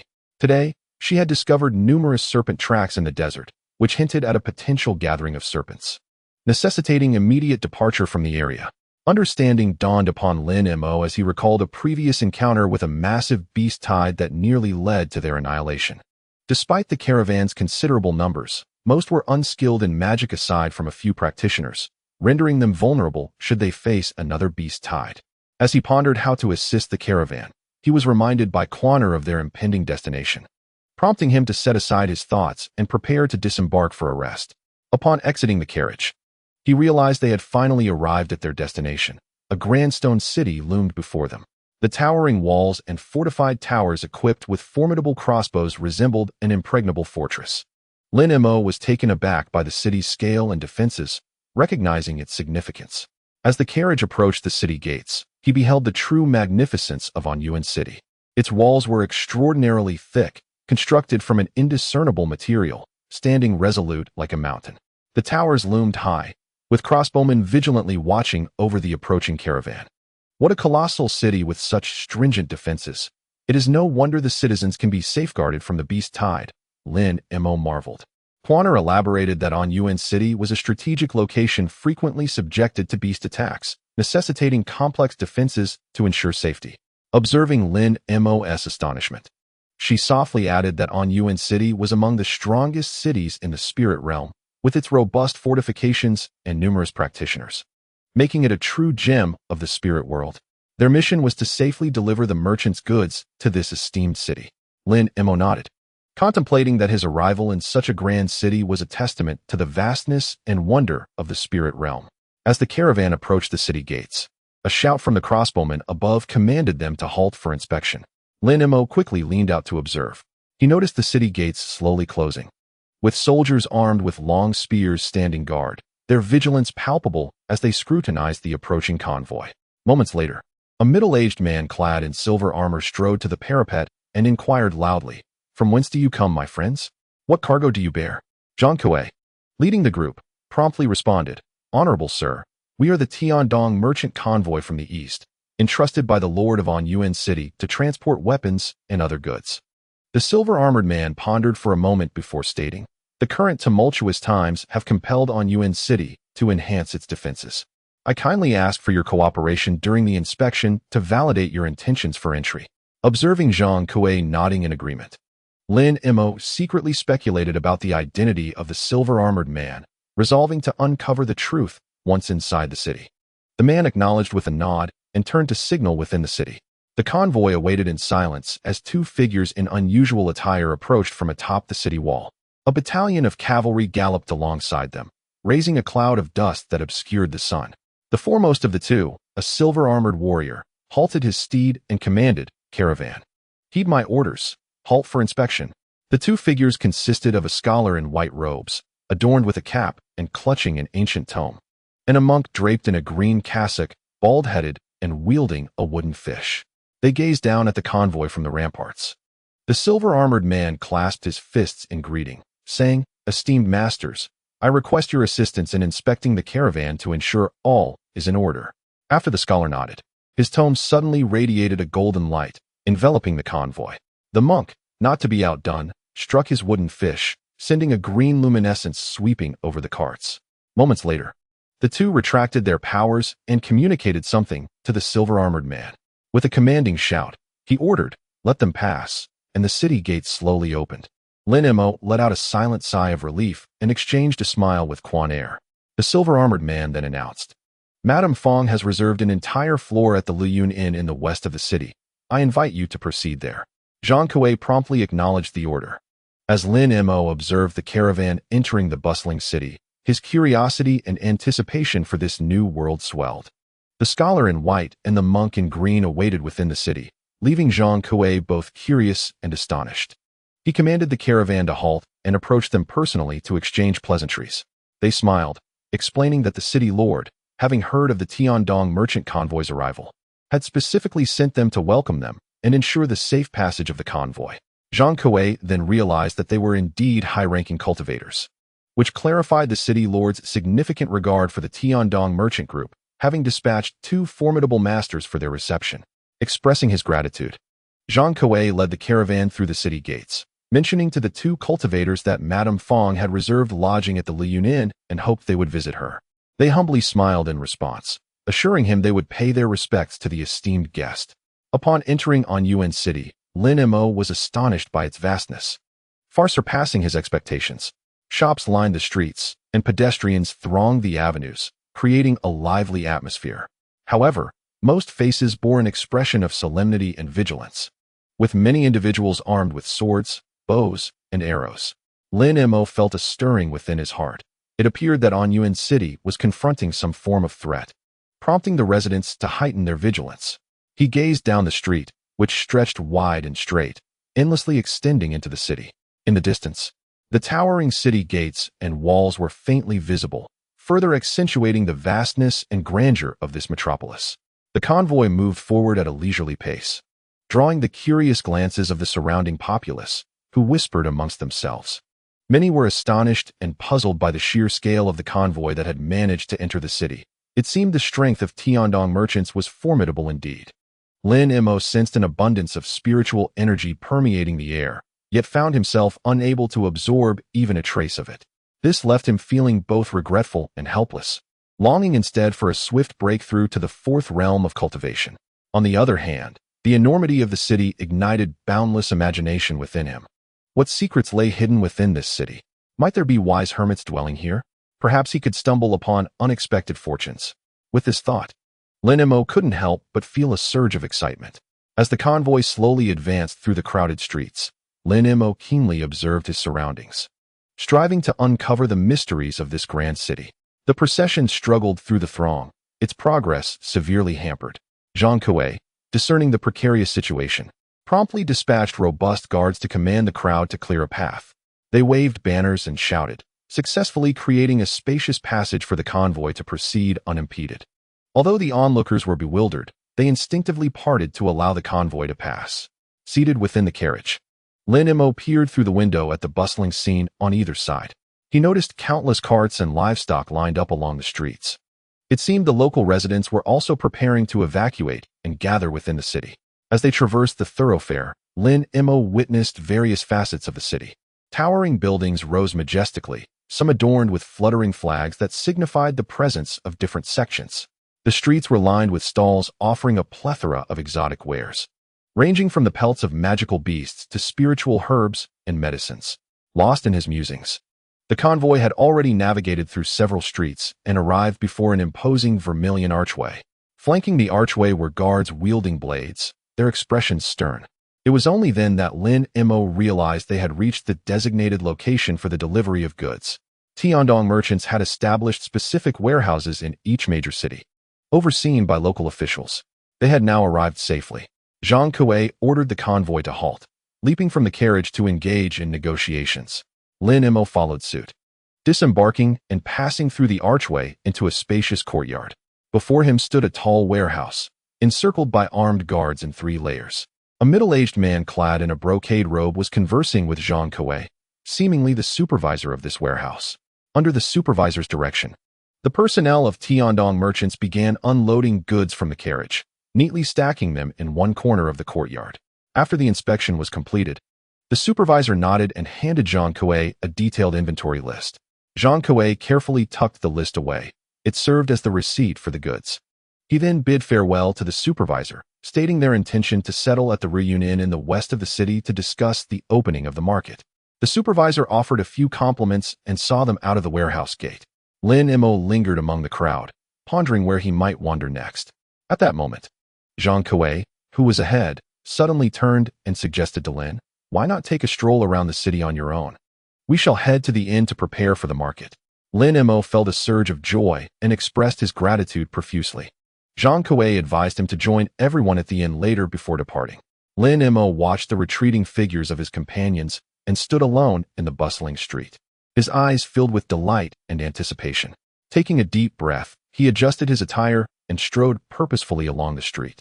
Lin Mo mused to himself that this was a rare opportunity for freedom, one that he must seize to thoroughly explore the mysteries of this grand city. Meanwhile, Zhang Kuei led the others to the Cloud Inn. After sending Lin Mo away, they promptly convened an urgent meeting with key members, including Nanchizi. Lin Mo's origins are dubious. He may very well be a spy sent by the beast horde, Zhang Kuei remarked with a frown. "I beg to differ." Nanchizi pondered for a moment. Though his background remains unclear, his demeanor exudes the grace of a gentleman, not that of a deceitful character. "Do you truly believe he has attained the 3rd level of cultivation?" Zhang Kuei questioned, skepticism evident in his voice. "I have scrutinized him with my spiritual sense, and indeed, there exists a flow of golden energy within his dantian, surpassing the realm of mere mortals," Nanchizi affirmed. After a brief contemplation, he continued, "Moreover, I suspect he possesses the potential to cultivate the 5th level of the Diamond Sutra." A hush fell over the assembly. The 3rd level of cultivation was already a mark of excellence among mortals. The Diamond Sutra was a high-tier cultivation technique capable of greatly enhancing a practitioner's physical prowess. Such a method was extraordinarily rare and difficult to obtain, especially for a young cultivator. If Lin Mo were indeed capable of reaching the 5th level, He would be an exceptional talent indeed. Zhang Kuei interjected. If that is the case, his value would be significant. It's challenging for a trading company to recruit high-level cultivators, as they often seek loftier pursuits. Retaining him would greatly benefit our enterprise. We could offer him elixirs and manuals to assist in his advancement. Nan Chizi nodded in agreement. Indeed, high-level cultivators frequently choose the path of solitude, driven by an unwavering belief in their quest for mastery. However, if we can reveal the potential and opportunities our company offers and grant him the respect he deserves, perhaps he would be inclined to stay. Zhang Kuei's furrowed brow began to relax as he considered the matter earnestly. The company required robust support, especially in light of the looming threat of beast tides. The addition of high-level cultivators would be immensely advantageous. They resolved to engage Lin Mo in a deeper dialogue at an opportune moment, exploring his interests and the possibility of collaboration. The group further deliberated various strategies, hopeful to retain this rare cultivator. Meanwhile, Lin Mo wandered alone through the bustling streets, admiring the surrounding scenery. The architecture here was far grander than that of Wood City, and the spiritual energy was significantly more abundant. Regrettably, he remained at the third level of cultivation, unable to absorb even a fraction of it. As he walked along a wide avenue lined with various stalls selling an array of exotic items, he felt a sense of longing. People bustled about, enthusiastically selecting their desired goods. Lin Mo paused to converse with a vendor, gleaning insights about the city. Continuing onward, he arrived at a broad intersection, where he beheld a large, dark plaque inscribed with the golden characters, Songhai Armory. Lin Mo, intrigued, stepped into the weapon shop to explore its offerings. As he crossed the threshold, he was met with a breathtaking array of swords and bows, a truly magnificent sight. One wall was adorned with various types of blades, some of formidable size and others with unique shapes. Lost in admiration, Lin Mo was approached by an attendant who inquired about his weaponry needs. Lin Mo glanced at him briefly and shook his head, indicating that he had yet to find something to his liking. Your standards are quite high, the attendant remarked, as our shop's weapons are rather ordinary. However, if you have any specific requirements, I can fetch something from our storeroom. Casually, Lin Mo expressed his interest in hunting and asked if they had any weapons suitable for wolf hunting. The attendant's eyes lit up, and he eagerly led Lin Mo to a large, dark blade, passionately elaborating on its features. This is the 9-ring goldenback heavy saber, our shop's premier hunting weapon. Its edge is exceptionally sharp, rendering it impervious to most wild beasts, making it perfectly suited for your needs in tackling ferocious prey, the attendant proclaimed. Lin Mo examined the imposing blade, noting the 9 circular rings that secured the blade, exuding an aura of extraordinary strength. He attempted to lift it, feeling the weight resonate through his hands. Indeed, it was a formidable weapon designed for slaying beasts. This blade is crafted from the renowned black iron of Anyuan City. The attendant continued with pride. Forged with a secret technique that defies the heavens and stirs the souls, it is extraordinarily resilient, nearly impossible to damage. Lin Mo acknowledged the blade's exceptional quality but remarked, it may be a tad too heavy for my preference. Do you have any lighter hunting weapons? The attendant pondered for a moment before suggesting, if you are seeking to hunt smaller beasts, I recommend our soft rope. It is both lightweight and easy to handle. With that, he guided Lin Mo to a section of ropes and retrieved a black circular loop for display. This treasure is known as the Black Dragon Rope, he introduced. Does this rope possess any special qualities? Lin Mo inquired. The attendant smiled and explained, though it appears ordinary. This Black Dragon Rope has a unique function. It can bind low-tier demon beasts, proving particularly effective against agile creatures like wolves. Lin Mo scrutinized the rope, noticing its tightly wound form, hinting at the latent power it contained. Perhaps it could indeed ensnare some lower-tier demon beasts, he mused. He then asked if they had a finer, more delicate version of the rope, given the small size of the beasts he intended to hunt. The attendant replied that such a custom order would require some time to fulfill. Lin Mo contemplated the possibility of returning to place an order. He nodded in agreement, about to respond, when the shop door swung open, admitting 2 robust men clad in blue robes. They scanned the shop, their gazes landing on Lin Mo and the attendant. One of them spoke, we just hunted a ground serpent in the back mountains and would like to sell its skin to you. With that, he produced a cloth bag from within his robes and unveiled it, revealing a small section of a silken, azure-hued cord, which appeared both sinuous and resilient. This rope, crafted from the skin of the ground serpent, is even lighter and more elastic than the black dragon rope, and should perfectly meet this esteemed guest's requirements. The man remarked with a smile. Lin Mo's gaze was immediately fixed upon the earth dragon sinew. He could sense the latent power within it, precisely the material he sought. May I take a look? Lin Mo inquired. The man handed the sinew to Lin Mo, who gently manipulated it, savoring its texture. Nodding in approval, he stated, I want it. What is the price? The two locked eyes and quoted an exorbitant sum. Lin Mo smiled faintly, opting not to haggle, and retrieved a spirit stone from his pocket, placing it upon the table. I will exchange this spirit stone for it. The eyes of the two men brightened instantly, and they readily agreed. The transaction completed, Lin Mo secured the sinew, while the two divided the spirit stone. This earth dragon sinew is indeed a fine item.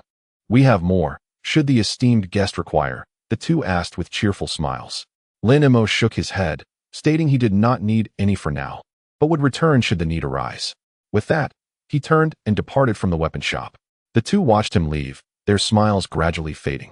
Observing his composed demeanor, they knew he was no ordinary individual. We must quickly ascertain his background. If he stirs trouble in this city, we ought to steer clear. Indeed, the spirit stone he provided could sustain us for an entire year.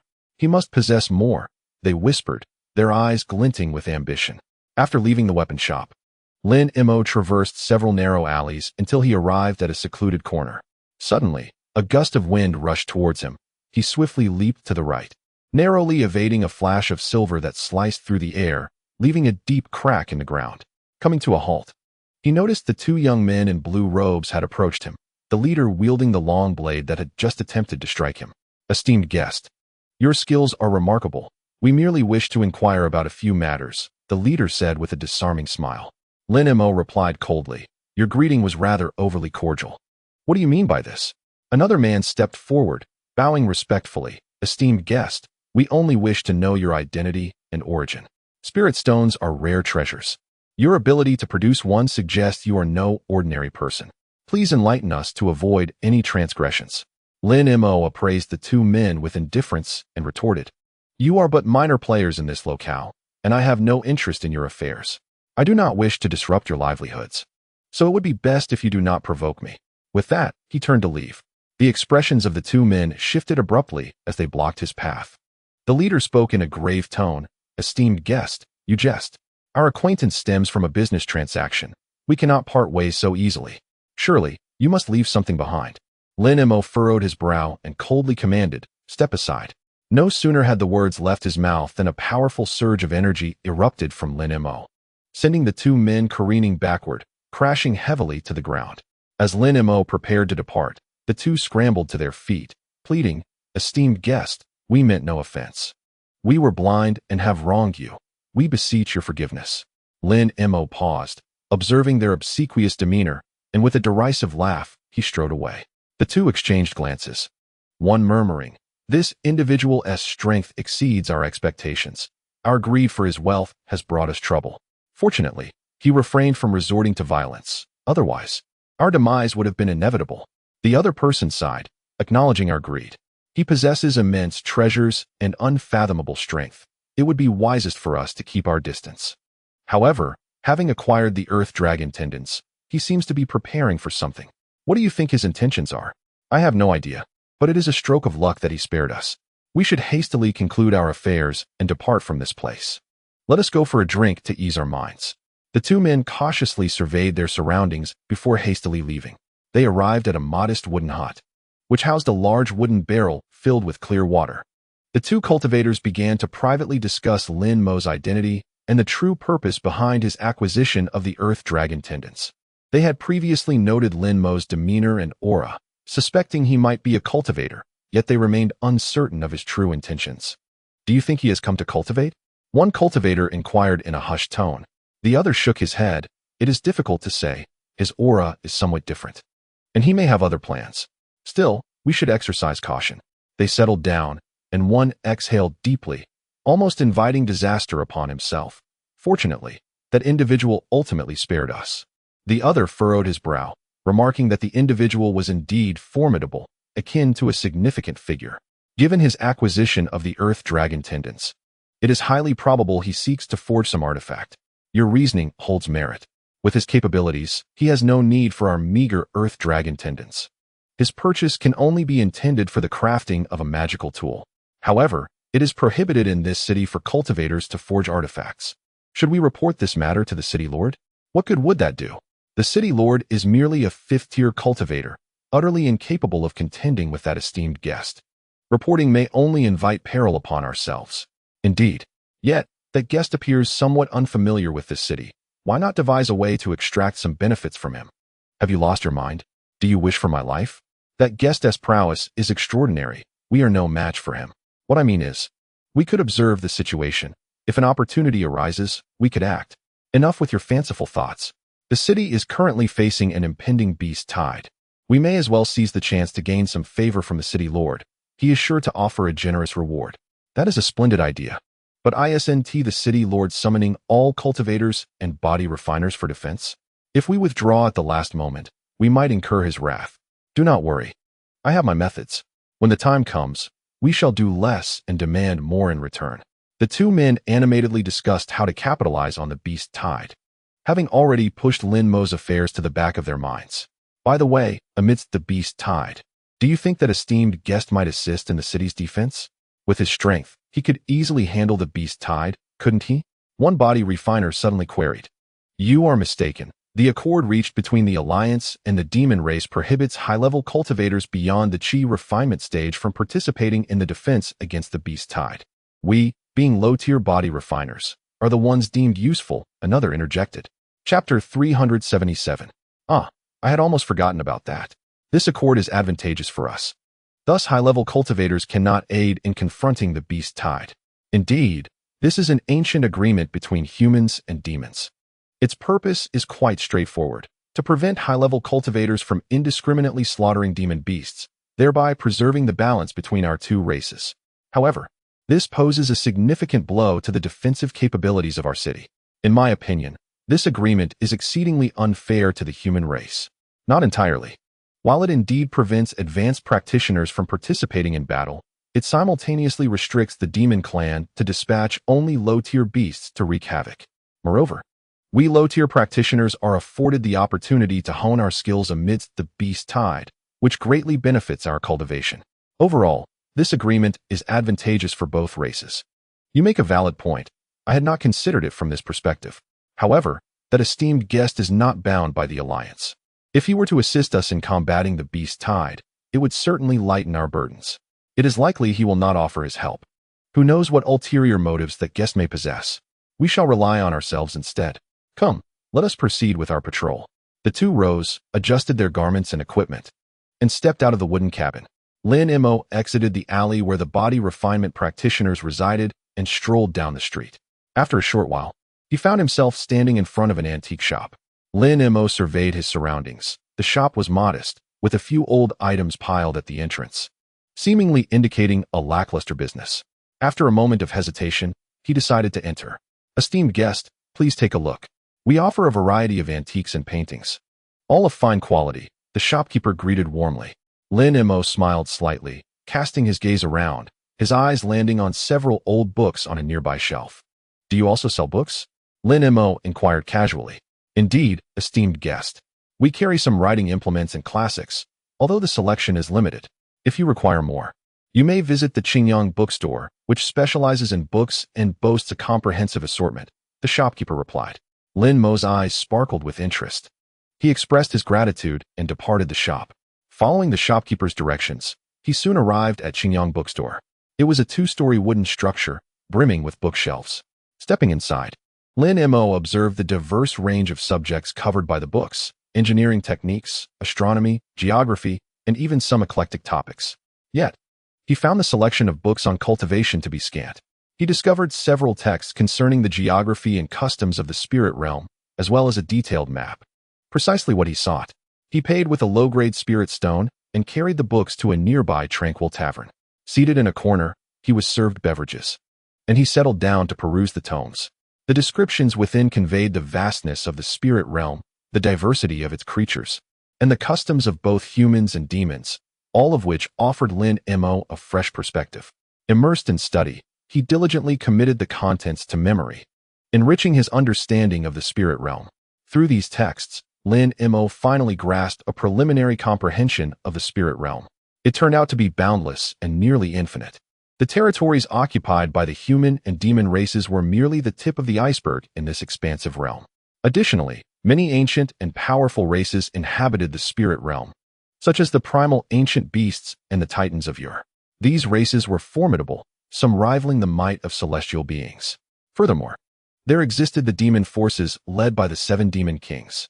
They did not directly govern human territories, but maintained a delicate balance with the human race. Lin Mo marveled at the vastness of the spirit realm and the diversity of its inhabitants.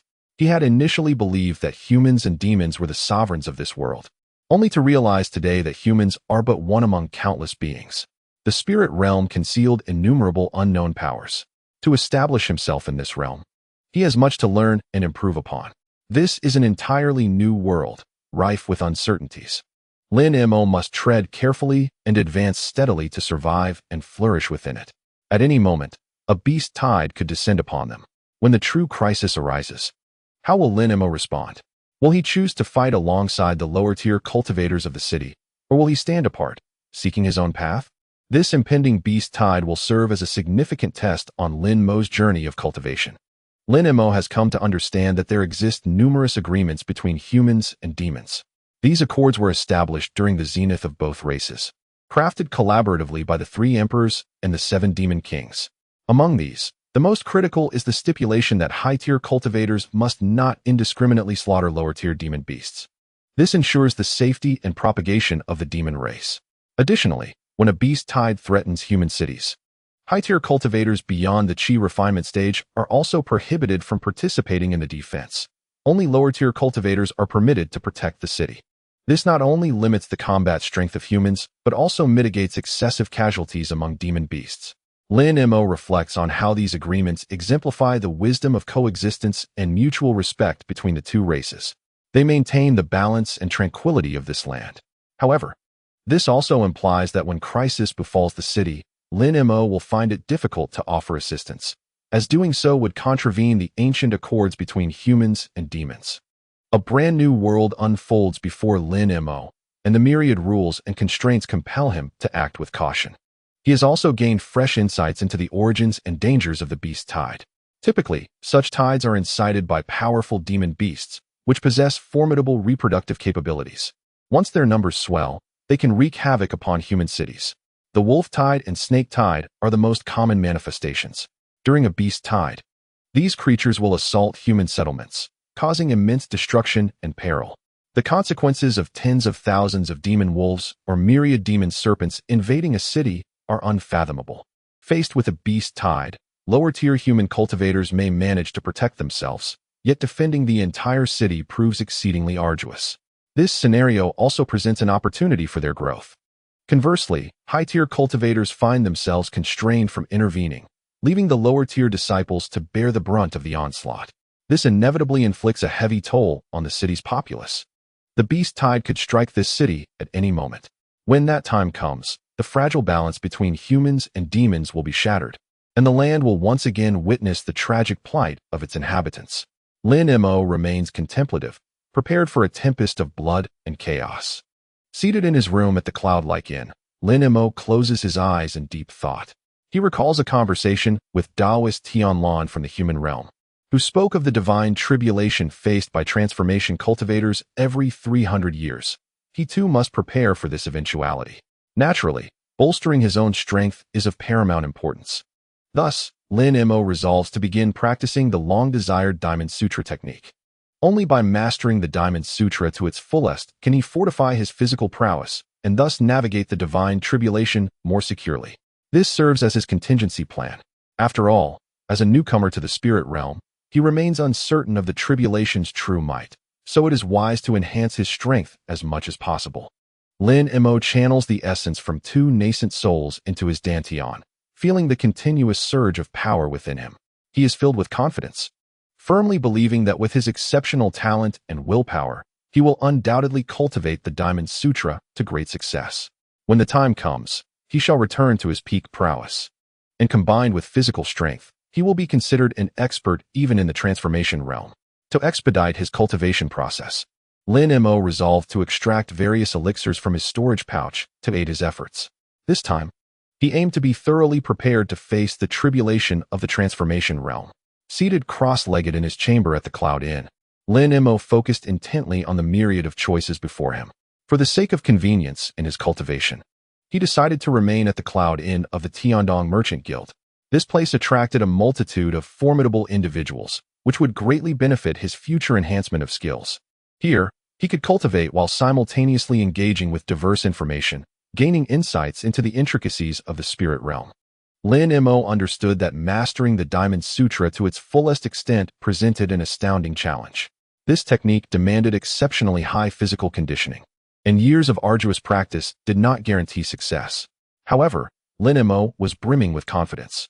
With an innate physique of remarkable strength and the integration of the essences from two primordial infants, his potential far surpassed that of ordinary individuals.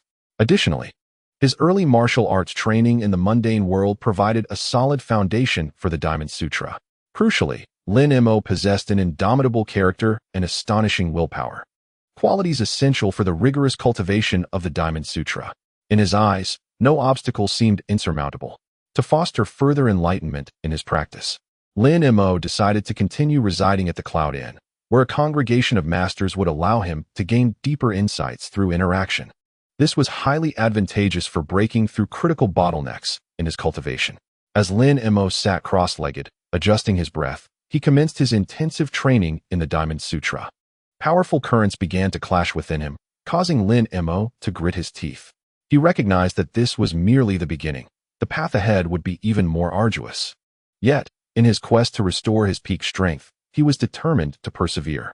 While Lin Mo was engrossed in his practice at the Cloud Inn, he suddenly heard someone calling his name from outside. "Lin, brother, are you there?" It was a familiar voice.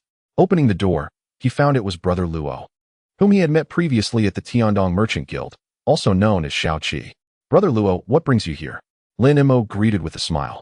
"Brother Lin, Madame Fong has heard of your arrival at the Cloud Inn and has specifically sent me to invite you for a visit," Brother Luo replied respectfully. Lin Mo felt a stir of surprise. It was unexpected for Madame Fong to wish to meet him. However, he was indeed interested in joining the Tiandong Merchant Guild, making this a fortuitous opportunity. "Since Madame Fong has extended such a gracious invitation, I shall certainly pay my respects," Lin Mo responded readily. The two made their way to the Tiandong Merchant Guild, with Brother Luo occasionally casting glances at Lin Mo, revealing his evident curiosity about Lin Mo's strength. Nevertheless, Brother Luo maintained a humble demeanor, allowing Lin Mo to feel at ease.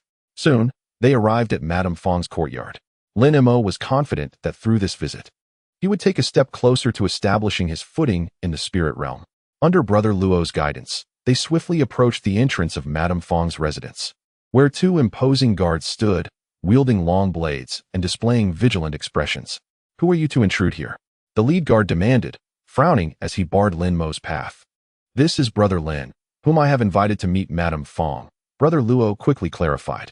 The two guards scrutinized Lin Mo, seemingly harboring reservations towards this outsider. Madame Fong had stated that she would assess the strength of every newcomer. "You, Brother Lin, are indeed a distinguished guest invited by Madame Fong today," Brother Luo interjected hastily, requesting them to step aside, as Madame Fong has been awaiting inside. The two guards exchanged glances, yet they made way, their eyes revealing a sense of vigilance. Lin Mo paid no heed, confidently entering the courtyard, assured that his prowess would soon dispel their suspicions. He contemplated the imminent meeting with the leader of the Tiandong Trading Company, drawing closer to his goal of establishing himself in the spirit realm. Under Brother Luo's introduction, Lin Mo stepped into Madame Fong's reception room, where he found a gathering of more than a dozen elegantly attired cultivators. At the forefront sat a woman with skin as fair as snow, gracefully occupying a wooden chair, Madame Fong, the authority of the Tiandong Trading Company. "Brother Lin, I apologize for keeping you waiting," Madame Fong said with a smile. "These are some friends of our Tiandong Trading Company, here to pay their respects today." Lin Mo humbly greeted them, and Madame Fong proceeded to introduce the attendees. "This is Brother Pan Qing, the head of our medicinal department, along with several esteemed brothers, all trusted members of our company." Lin Mo observed them all, noting the diverse temperaments. Some exuded warmth, while others radiated an imposing presence, unmistakably not of ordinary caliber. One man clad in a brocade robe scrutinized Lin Mo with a curious gaze. Lin Mo, undaunted, circulated his true essence, emanating a formidable aura. Indeed, Brother Lin is extraordinary, the man remarked, his tone now laced with respect. Madame Fong gazed at Lin Mo, her smile lingering as she said, I have heard of your remarkable abilities and have invited you here today in hopes of exploring opportunities for collaboration. Lin Mo bowed respectfully to Madame Fong, modestly replying, Madame Fong, you flatter me. I am merely a newcomer in the realm of cultivation, and it is a great honor to meet you here. Madame Fong continued, I have been informed that you practice the Vajra method and have demonstrated exceptional strength within the trade caravan. Would you be interested in showcasing your abilities? Though phrased as a question, Lin Mo understood this was a customary formality. Since Brother Lin has come to our Tiandong trading company, he must pass our assessment. A voice interjected from the side. As the words fell, two elegantly clad personal guards emerged, one a towering figure of strength, the other a swift and agile youth. They were both trusted confidants of Madame Fong, possessing extraordinary capabilities. Madame Fong's gaze was penetrating. She nodded, signaling the guards to commence. The burly man and the agile youth immediately assumed combat stances, challenging Lin Mo. We humbly ask for your guidance, Brother Lin, the foremost guard said with utmost respect. His right arm tensed, muscles bulging like steel. A flicker of disdain crossed Lin Mo's eyes. He discerned that these two were merely ordinary individuals. As the guard launched a powerful punch, Lin Mo did not even raise his gaze, merely extending his finger to neutralize all force behind it. Such overwhelming strength. The guard exclaimed in surprise as the youth joined the fray. The young guard, exhibiting extraordinary agility, attempted to flank Lin Mo for an attack, but Lin Mo, with deft reflexes, subdued him in a single maneuver. The two guards retreated momentarily, then coordinated a simultaneous assault from both flanks. Lin Mo remained unperturbed, the inner power of the Vajra method surging within him. Two guards advanced in succession, both easily thwarted by Lin Mo. The Luo brothers present were left dumbfounded, while Madame Fong and the assembled immortals also changed their expressions. Thus concluded a trial that left everyone regarding Lin Mo with newfound respect, no longer daring to underestimate him. Chapter 378. The prowess of Brother Lin is remarkable. My merchant group is in dire need of such talent, remarked Madame Fong appreciatively. Lin Mo humbly bowed, expressing that it would be his honor to serve Madame Fong. As you are aware, my merchant group is soon to face a beast tide, Madame Fong continued. I would like you to temporarily assume the role of deputy in the guard team, assisting everyone in preparation. As you command, Madame Fong, Lin Mo replied without hesitation. A smile graced Madame Fong's face, for she recognized Lin Mo as an exceedingly reliable individual. With his presence, their odds against the impending beast tide had undoubtedly improved. Lin Mo understood this was a splendid opportunity to establish himself in the Eastern realm. Should he excel, his standing within the spirit world would surely rise. Madame Fong nodded in satisfaction and added, You may now rest and prepare to gather your strength. The beast tide will present a formidable challenge, but I am confident you will rise to the occasion. Lin Mo bowed again to Madame Fong before departing her chambers and returning to the Ruyun Inn. He knew that in the days ahead, he must prepare thoroughly to face the forthcoming beast tide.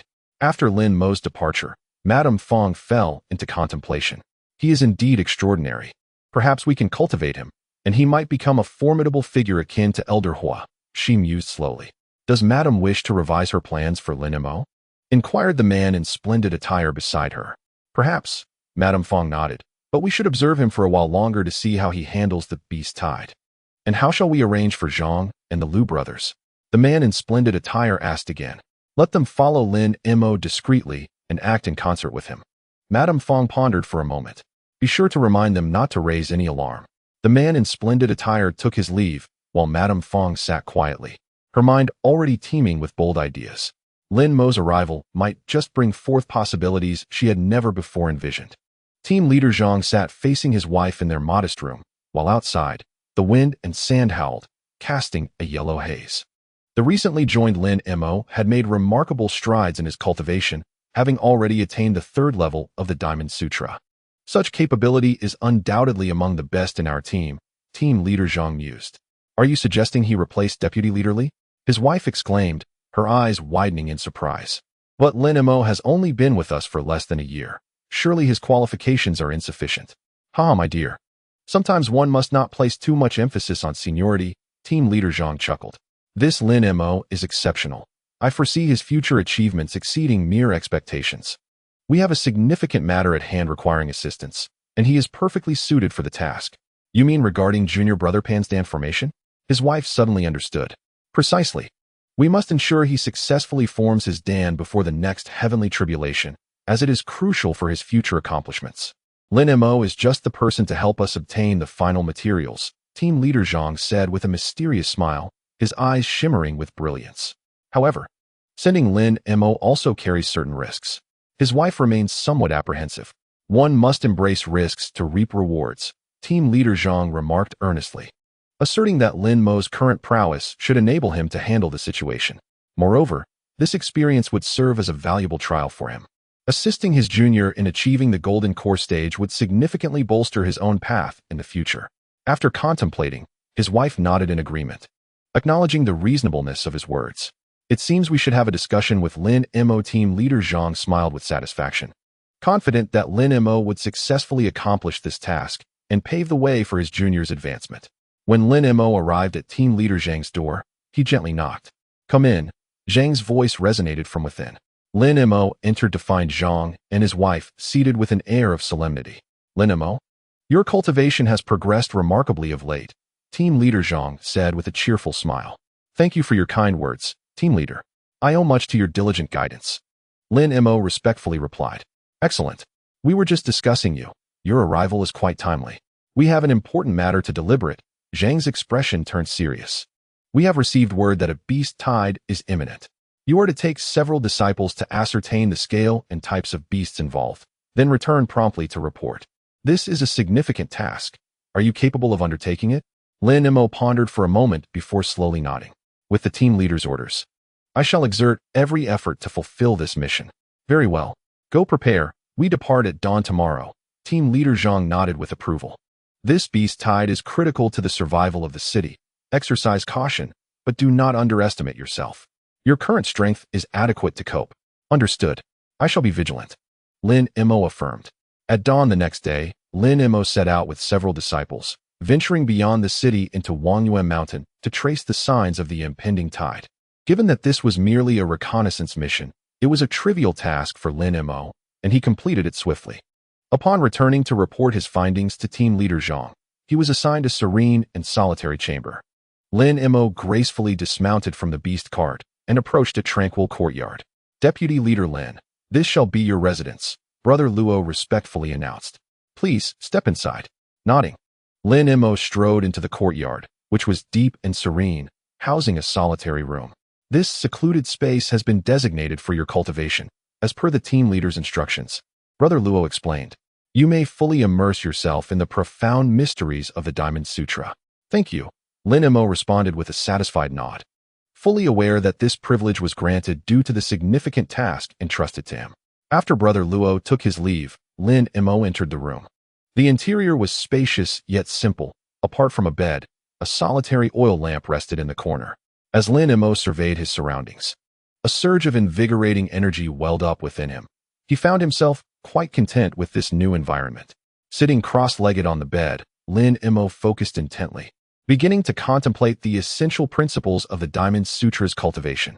He had completely grasped the essence of the first 4 levels of the Diamond Sutra, yet the 5th level remained an uncharted territory for him. From within his robe, Lin Mo retrieved a secret tome, a gift from his companion Tian Lan, which contained insights into the key techniques of the Diamond Sutra. He diligently scrutinized the text, striving to comprehend the profound mysteries of the power contained within. Suddenly, Lin Mo's eyes brightened as if he had glimpsed a radiant portal opening before him. He realized that the 5th tier of mastery involved transforming internal energy into a protective barrier as solid as diamond, shielding the physical body with unwavering fortitude. Filled with elation, Lin Mo began to meditate, channeling his inner strength to manifest the 5th tier. A powerful current surged from his dantian, coursing through his limbs and bones. With intense concentration, beads of sweat trickled down his forehead as he sensed the flow of true energy within him, gathering to gradually form an indomitable shield. On that very day, While Lin Mo was engrossed in perfecting the 5th tier of the diamond technique, the lord of Yuan City, a robust man clad in purple robes, sat solemnly in the hall, clutching a scroll of intelligence with a grave expression. The report detailed an enormous beast tide, comprising tens of thousands of blue wolf beasts, hundreds of crimson pythons, and 50 to 60 bloodthirsty leopards, and the soldier's tone was tense. The sheer scale of the threat left many lords aghast. Our forces alone could not possibly hold them at bay. Rest assured, Your Majesty, I have dispatched orders for a substantial supply of explosive crystal arrows. And the realm of cultivators will also send forth strong reinforcements, the soldier reassured. Although somewhat comforted, the lord remained anxious, particularly regarding the formidable leopards, which posed a significant challenge. Do not worry, Your Majesty. I have commanded all troops to be in readiness and awaiting orders. We will undoubtedly defend the city. The soldier replied with respect. The lord nodded gravely, his eyes gleaming with determination. I believe we shall overcome the beast tide and safeguard Yuan City. In the blink of an eye, the beast tide drew near. Lin Mo and Zhang Kuei stood shoulder to shoulder atop the city walls, gazing into the distance at the surging tide of creatures. It truly resembles an ocean of beasts. There are tens of thousands of blue wolf beasts alone. Lin Mo remarked with a frown. The blue wolf beasts are manageable, but the real terror lies with the silver wolf beasts, Zhang Kuei warned. Silver wolf beasts possess immense strength and thick hides. Even a shot through the heart may not incapacitate them. Once they arrive, the situation will become precarious. I have seen records of silver wolf beasts in books. It is said that a single one can rival our most powerful cultivators. Lin Mo's heart tightened. Indeed, they are the demons of the beast tide, ferocious beyond compare, and pose one of the greatest threats to the cultivators within the city. Therefore, we must prepare thoroughly. Zhang Kuei declared with unwavering resolve. Lin Mo stood on the city wall, gazing at the encroaching beast tide, his heart heavy. Lin Mo, the hour grows late. I hereby appoint you as the vice captain, commanding the Southern Gates Guard, Captain Zhang proclaimed solemnly. Lin Mo was taken aback. Captain, I am unworthy of such a grave responsibility. Your prowess has already reached the 4th tier of the diamond technique. Now is the time to demonstrate your capabilities. Given the gravity of the situation, I need you to exert your full strength, Captain Zhang insisted firmly. After a moment of contemplation, Lin Mo nodded resolutely. I accept the command. I shall not disgrace the mission. Very well. Prepare yourself. The beast tide may strike at any moment, Captain Zhang replied. Satisfied as he patted Lin Mo on the shoulder, Lin Mo steadied his thoughts and began organizing the defenses at the southern gate. The sound of drums echoed from the barracks within the city as the purple-robed lord orchestrated the defensive measures in the grand hall.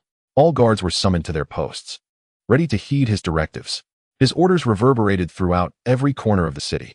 Subsequently, a state of emergency was declared. Ordinary citizens were instructed not to venture outside without permission, and the guard units within the city were mobilized to ensure safety.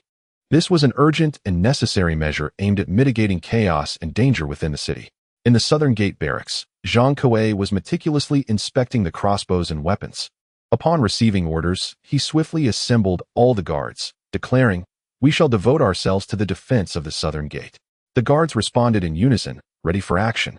Zhang Kuei surveyed his comrades with satisfaction, his tone resolute as he proclaimed, "Let us unite to protect our homeland," vowing to repel the tide of beasts at all costs.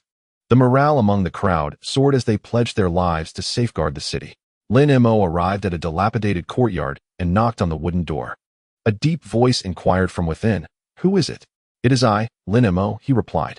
The wooden door creaked open, revealing a rugged man with a weathered face and a prominent scar. "Vice Captain Lin, please come in," he said with respect. Lin Mo nodded and stepped inside the courtyard. Several capable men were seated around wooden tables. "My friends, we are all aware that the beast tide approaches, and the situation is dire," Lin Mo stated directly. "I have come to discuss strategies with you, to do our utmost for this city." They all nodded in agreement, expressing their willingness to contribute. Thus, Lin Mo and the group devised a detailed response plan, clarifying roles and organizing their strength to bolster the city's defenses.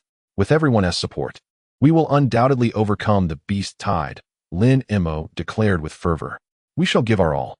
As Lin Mo walked along the desolate streets, he felt a pervasive atmosphere of oppression. Once bustling and lively, The marketplace now lay eerily quiet, suffused with a sense of anxiety. Lin Mo understood that this foreboded the impending beast tide, leaving the city's inhabitants in a state of trepidation, fearing calamity. The defensive works within the city were progressing rapidly, with soldiers training with greater fervor than their daily meals.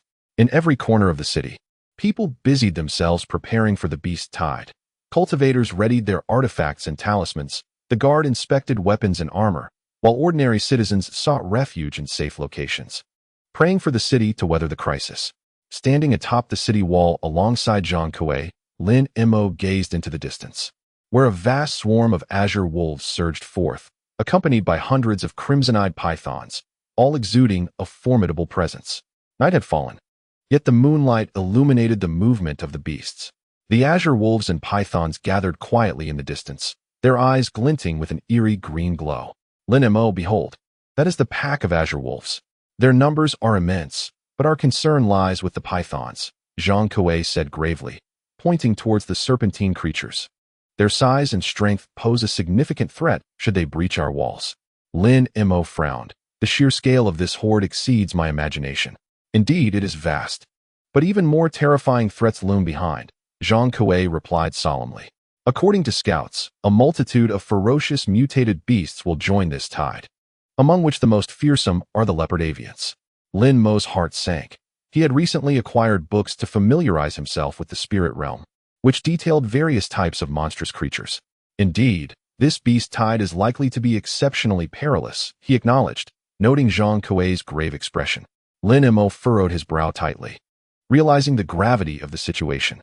This impending beast tide not only consisted of a multitude of ordinary creatures, but also threatened the emergence of mutated beasts, posing a formidable challenge to the city's defenses. Personally, my greatest concern does not lie with the leopard-like beasts, Zhang Kuei remarked, his expression growing even more grave. Our aerial defense capabilities are alarmingly weak. The last beast tide inflicted severe losses, and we have yet to recover. Should a swarm of flying beasts descend upon us, the consequences would be dire. Lin Mo felt a jolt of concern. Zhang Kuei's words rang true. During the previous beast tide, a multitude of avian beasts breached the city walls, trampling through the streets and causing catastrophic casualties. Chapter 379. It seems that our aerial defense will be our Achilles heel. Lin Mo frowned, acknowledging that while he could handle some flying beasts, it would be insufficient. This situation is indeed precarious. We can only do our utmost and pray for a miracle, Zhang Kuei said solemnly. The two exchanged glances, each perceiving the shared anxiety in the other's eyes. They needed to remain vigilant and fortify their defenses. The guard team of the Tiandong commercial house stood ready for action as Lin Mo and Zhang Kuei rode their ferocious wolf-like beasts to the front of the ranks. Comrades, we are about to embark, Zhang Kuei called out loudly. Assist the city lord, vanquish the beast tide. The resounding response from the assembled warriors echoed through the skies. Lin Mo surveyed the group with satisfaction. Over 50 fierce individuals rode on the fearsome beasts, drawing attention as they advanced. Let us depart. Lin Mo and Zhang Kuei let out a rallying cry, leading the charge towards the assembly square.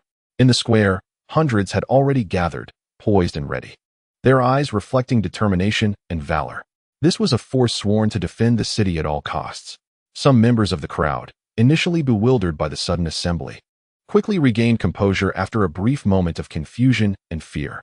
Under the command of a middle-aged man clad in silver armor, the private armed forces and body cultivators swiftly organized themselves into several teams. Upon the arrival of the Tiandong commercial house's contingent, others soon came forward to direct operations. Lin Mo and Zhang Kuei promptly engaged, organizing the 200 guards of the Tiandong commercial house into the assembled ranks. These guards, having undergone rigorous training, were exceptional fighters, equipped with fine soft armor and cold iron weaponry. Under Zhang Kuei's command, they rapidly formed a cohesive unit of over 200, their spirit undiminished from their time in the barracks, awaiting orders.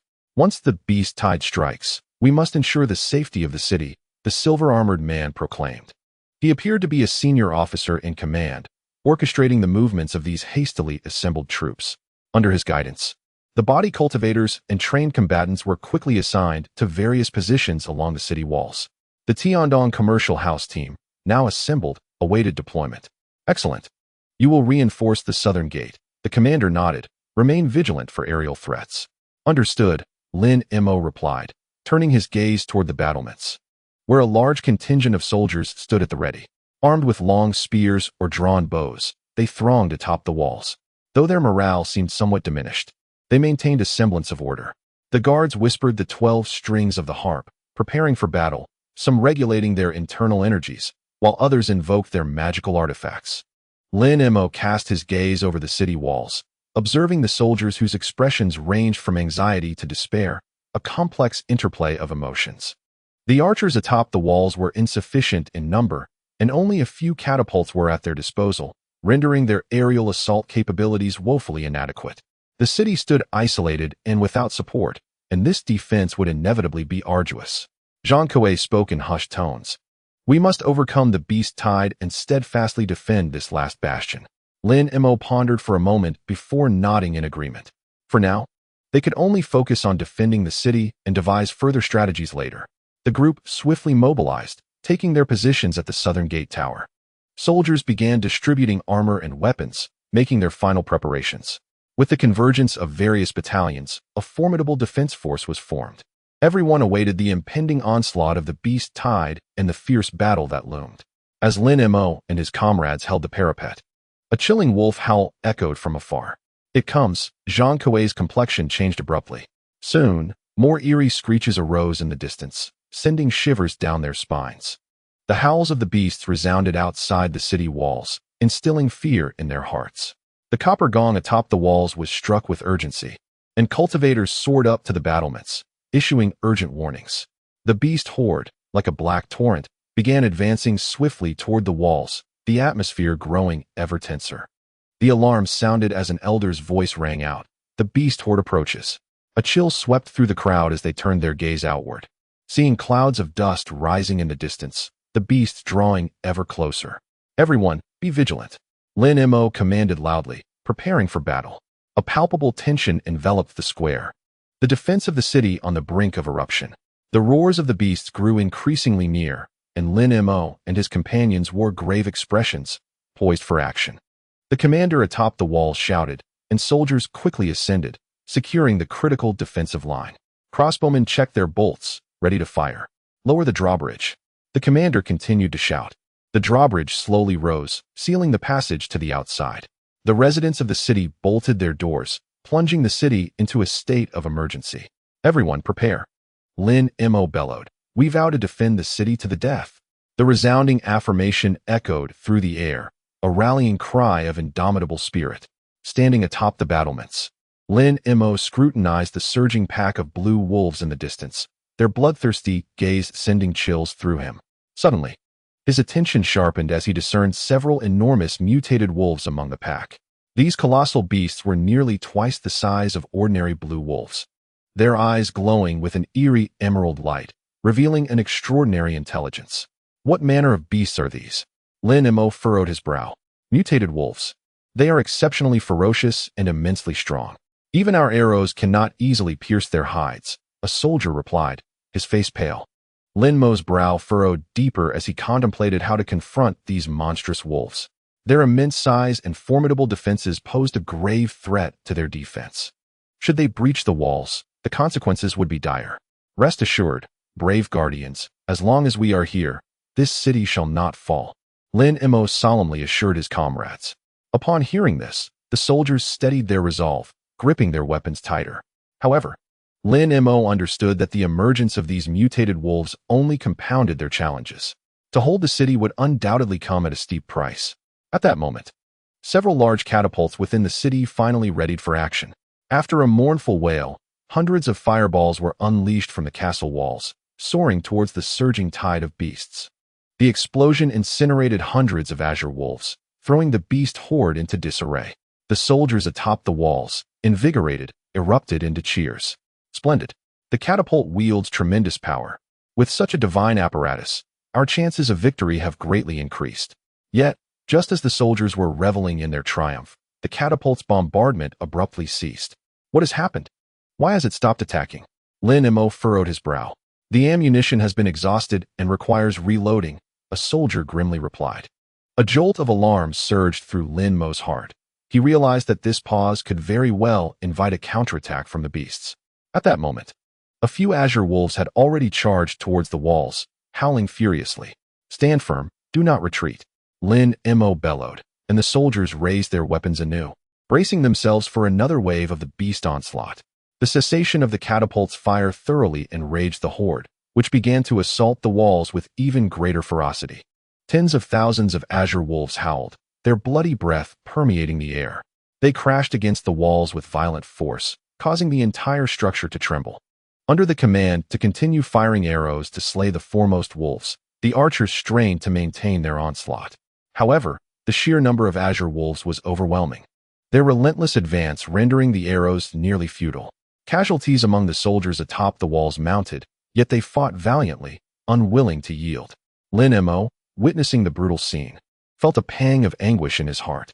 He commanded his guards to take turns joining the fray, but the frenzied assault of the azure wolves remained daunting. "Just hold on a little longer." As soon as the catapult resumes fire, Lin Mo shouted loudly. The soldiers gritted their teeth in response, their faces splattered with the enemy's blood. The entire battlement had descended into a maelstrom of bloodshed and chaos. At that moment, two enormous mutated dire wolves appeared suddenly beneath the walls. They sprang into action, one leaping directly onto the battlement and landing amidst the soldiers, while the other charged towards the commanding officer. "Beware!" Lin Mo roared, but it was too late. The dire wolf had reached the officer, its jaws poised to sever his neck. In a split second, a flash of light intervened, knocking the officer to the ground, the beast's fangs barely grazing the edge of his garment. The other wolf wreaked havoc among the soldiers. "Quickly assist." Lin Mo swiftly directed his subordinates to confront the invading dire wolf. Chaos erupted upon the walls as the sudden assault by these mutated creatures caught the defenders off guard. Just as one of the mutated dire wolves was about to bite the officer's neck, a tremendous force suddenly hurled it aside. It was Du Xiao, the immensely strong giant, who had come to the rescue. Wielding a long staff fashioned from wolf fangs, his trusty weapon, the wolf-tooth club, he roared, "Feel my wrath." The club whistled through the air, striking the dire wolf with the ferocity of a living creature.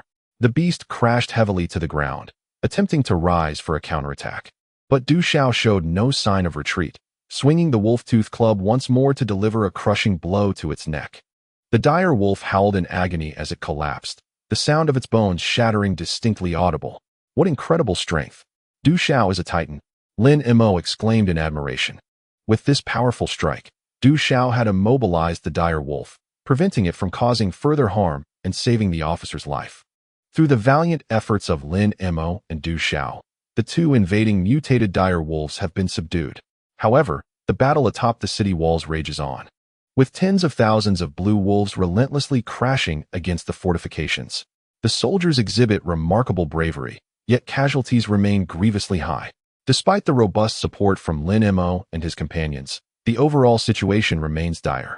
As dusk descends, the trebuchets have yet to resume their bombardment. The sheer number of blue wolves suggests that this defense may exact a tremendous toll. In the distance, the sounds of fierce combat emanate from the direction of the Crimson Python, enveloping the entire city in a shroud of smoke and bloodshed.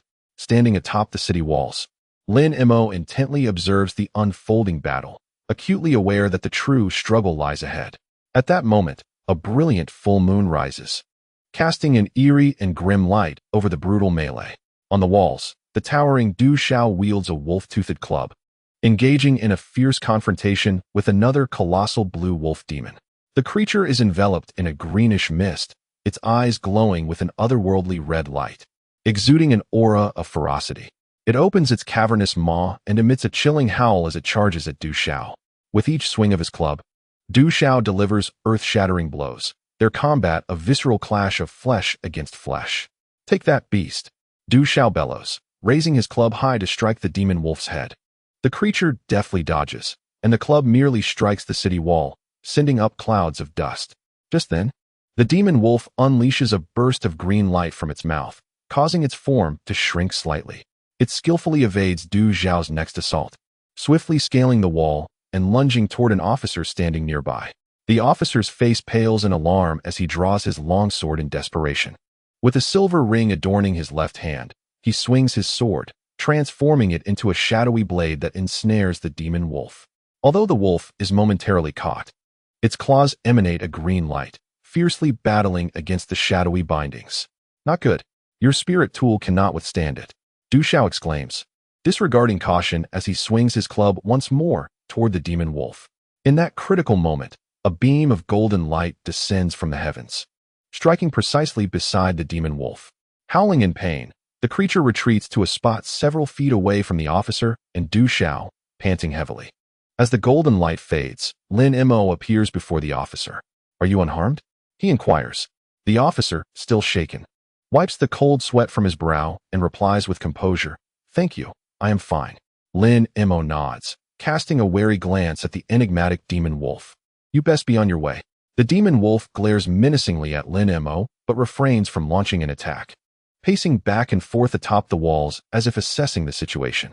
Du Xiao, gripping his club tightly, prepares to engage again, but Lin Mo restrains him. Do not act impulsively. It exhibits some unusual traits. Let us proceed with caution. Though reluctant, Du Xiao complies with Lin Mo's command. The three stand in a tense standoff with the demon wolf, the situation hanging precariously in the balance. Suddenly, a lookout spotter notices a vast, ominous wave of green shadows advancing in the distance. The wolf pack, hidden within the dense forest, can no longer contain itself and launches an assault. The sheer number of wolves is staggering, throwing the defending forces into chaos. Lin Mo and his companions, still locked in confrontation with the demon wolf, hear the distant howls and realize that the wolf pack is charging toward the city walls. The demon wolf continues to pace atop the walls, its green bristles rising anxiously, betraying its unease. It fixated intensely on Lin Mo, its eyes betraying a mixture of hesitation and malice. At that moment, the towering figure of Du Xiao could no longer contain himself. With a thunderous roar, he charged forward. Several soldiers, brandishing long spears and short swords, followed in his wake. Sensing the impending danger, the demonic wolf expelled a plume of green smoke from its mouth and vanished into the mist in the blink of an eye. Damn it! It has escaped. Du Xiao struck the city wall in frustration, cursing under his breath. Lin Mo resolved to let the cunning demon wolf go for the time being and led the others to reinforce the other battlements. Just then, several body refiners wielding spiritual weapons arrived. The leader's face expressed astonishment. How did a demon wolf breach the city walls? Just as Lin Mo was about to explain, a chilling wolf howl echoed from a distance. The group turned toward the sound to find a dozen enormous azure wolves scaling the city walls, their eyes glowing a menacing crimson. They lunged at the soldiers, launching a bloody battle with the troops and body refiners. Chapter 380. The Assault of the Wolf Pack. Du Xiao bellowed once more, raising his wolf fang club. The body refiners summoned their magical artifacts, and the soldiers brandished their weapons, igniting a chaotic skirmish atop the walls. Although the wolf pack was numerous, the defenders on the battlements were not to be underestimated. With each swing of Du Xiao's club, a wolf was sent flying. The soldiers fought valiantly while retreating, attempting to regroup with the body refiners. The magical artifacts in the hands of the body refiners emitted a brilliant light, ensnaring the wolf pack. Do not let a single one escape, the leading body refiner shouted. At their command, the group launched a concerted attack, trapping the wolves within a luminous net of spiritual energy, rendering them unable to flee. Just then, urgent wolf howls pierced the air as more gargantuan azure wolves leapt into the fray. They were ferocious, directly targeting the body refiners with cunning attacks. Beware, a wolf demon is among them, Lin Mo warned. The body refiners quickly summoned their spiritual power, barely managing to fend off the onslaught of the wolf demon. A grueling battle of offense and defense unfolded atop the city walls. Amidst the fierce clash, Lin Mo and Du Xiao led their comrades in a desperate struggle against the wolf pack. Despite their overwhelming numbers, the wolves suffered heavy casualties, gradually ceasing their aggressive assaults and resorting to guerrilla tactics, launching surprise attacks from all directions. Do not let them delay us. We must annihilate the leading body refiner, was the order given. The group formed a united front, cautiously searching for traces of the wolf pack. At that moment, Lin Mo suddenly sensed danger, his gaze sharpening as he cried out, "It is coming." A long howl rang out as the previously concealed demon wolf surged up from below the city, its form restored to its original size. Bathed in a sinister green glow, its sharp claws primed for attack, it lunged toward the group. Avoid its ferocity. Do not engage directly. Lin Mo leaped into the air, striking down toward the demon wolf. The creature nimbly dodged and pounced into the midst of the body refiners, wreaking havoc. The chaos continued on the city walls as soldiers and body refiners resisted the relentless assault of the wolf pack. Suddenly, intermittent howls echoed from all directions. As more azure wolves scaled the walls, joining the battle, they viciously bit at the soldiers, staining the walls with blood. "Look over there," a soldier exclaimed in alarm. The group turned to see that several other battlements were similarly besieged by the wolf pack, as a tide of azure wolves surged atop the walls, plunging the soldiers into a fierce struggle. Even more terrifying, several enormous wolf demons circled ominously above the city walls, occasionally spewing out green smoke to launch attacks on the soldiers below. The situation was dire. The leading body cultivator's expression shifted dramatically as he commanded, "Send reinforcements to the other towers immediately." However, the howls of wolves echoed ever closer, and the chaos at the other towers intensified. The overwhelming number of azure wolves plunged the defenders into a harrowing battle, with casualties mounting incessantly. At this juncture, diverting forces to assist elsewhere became an exceedingly arduous task.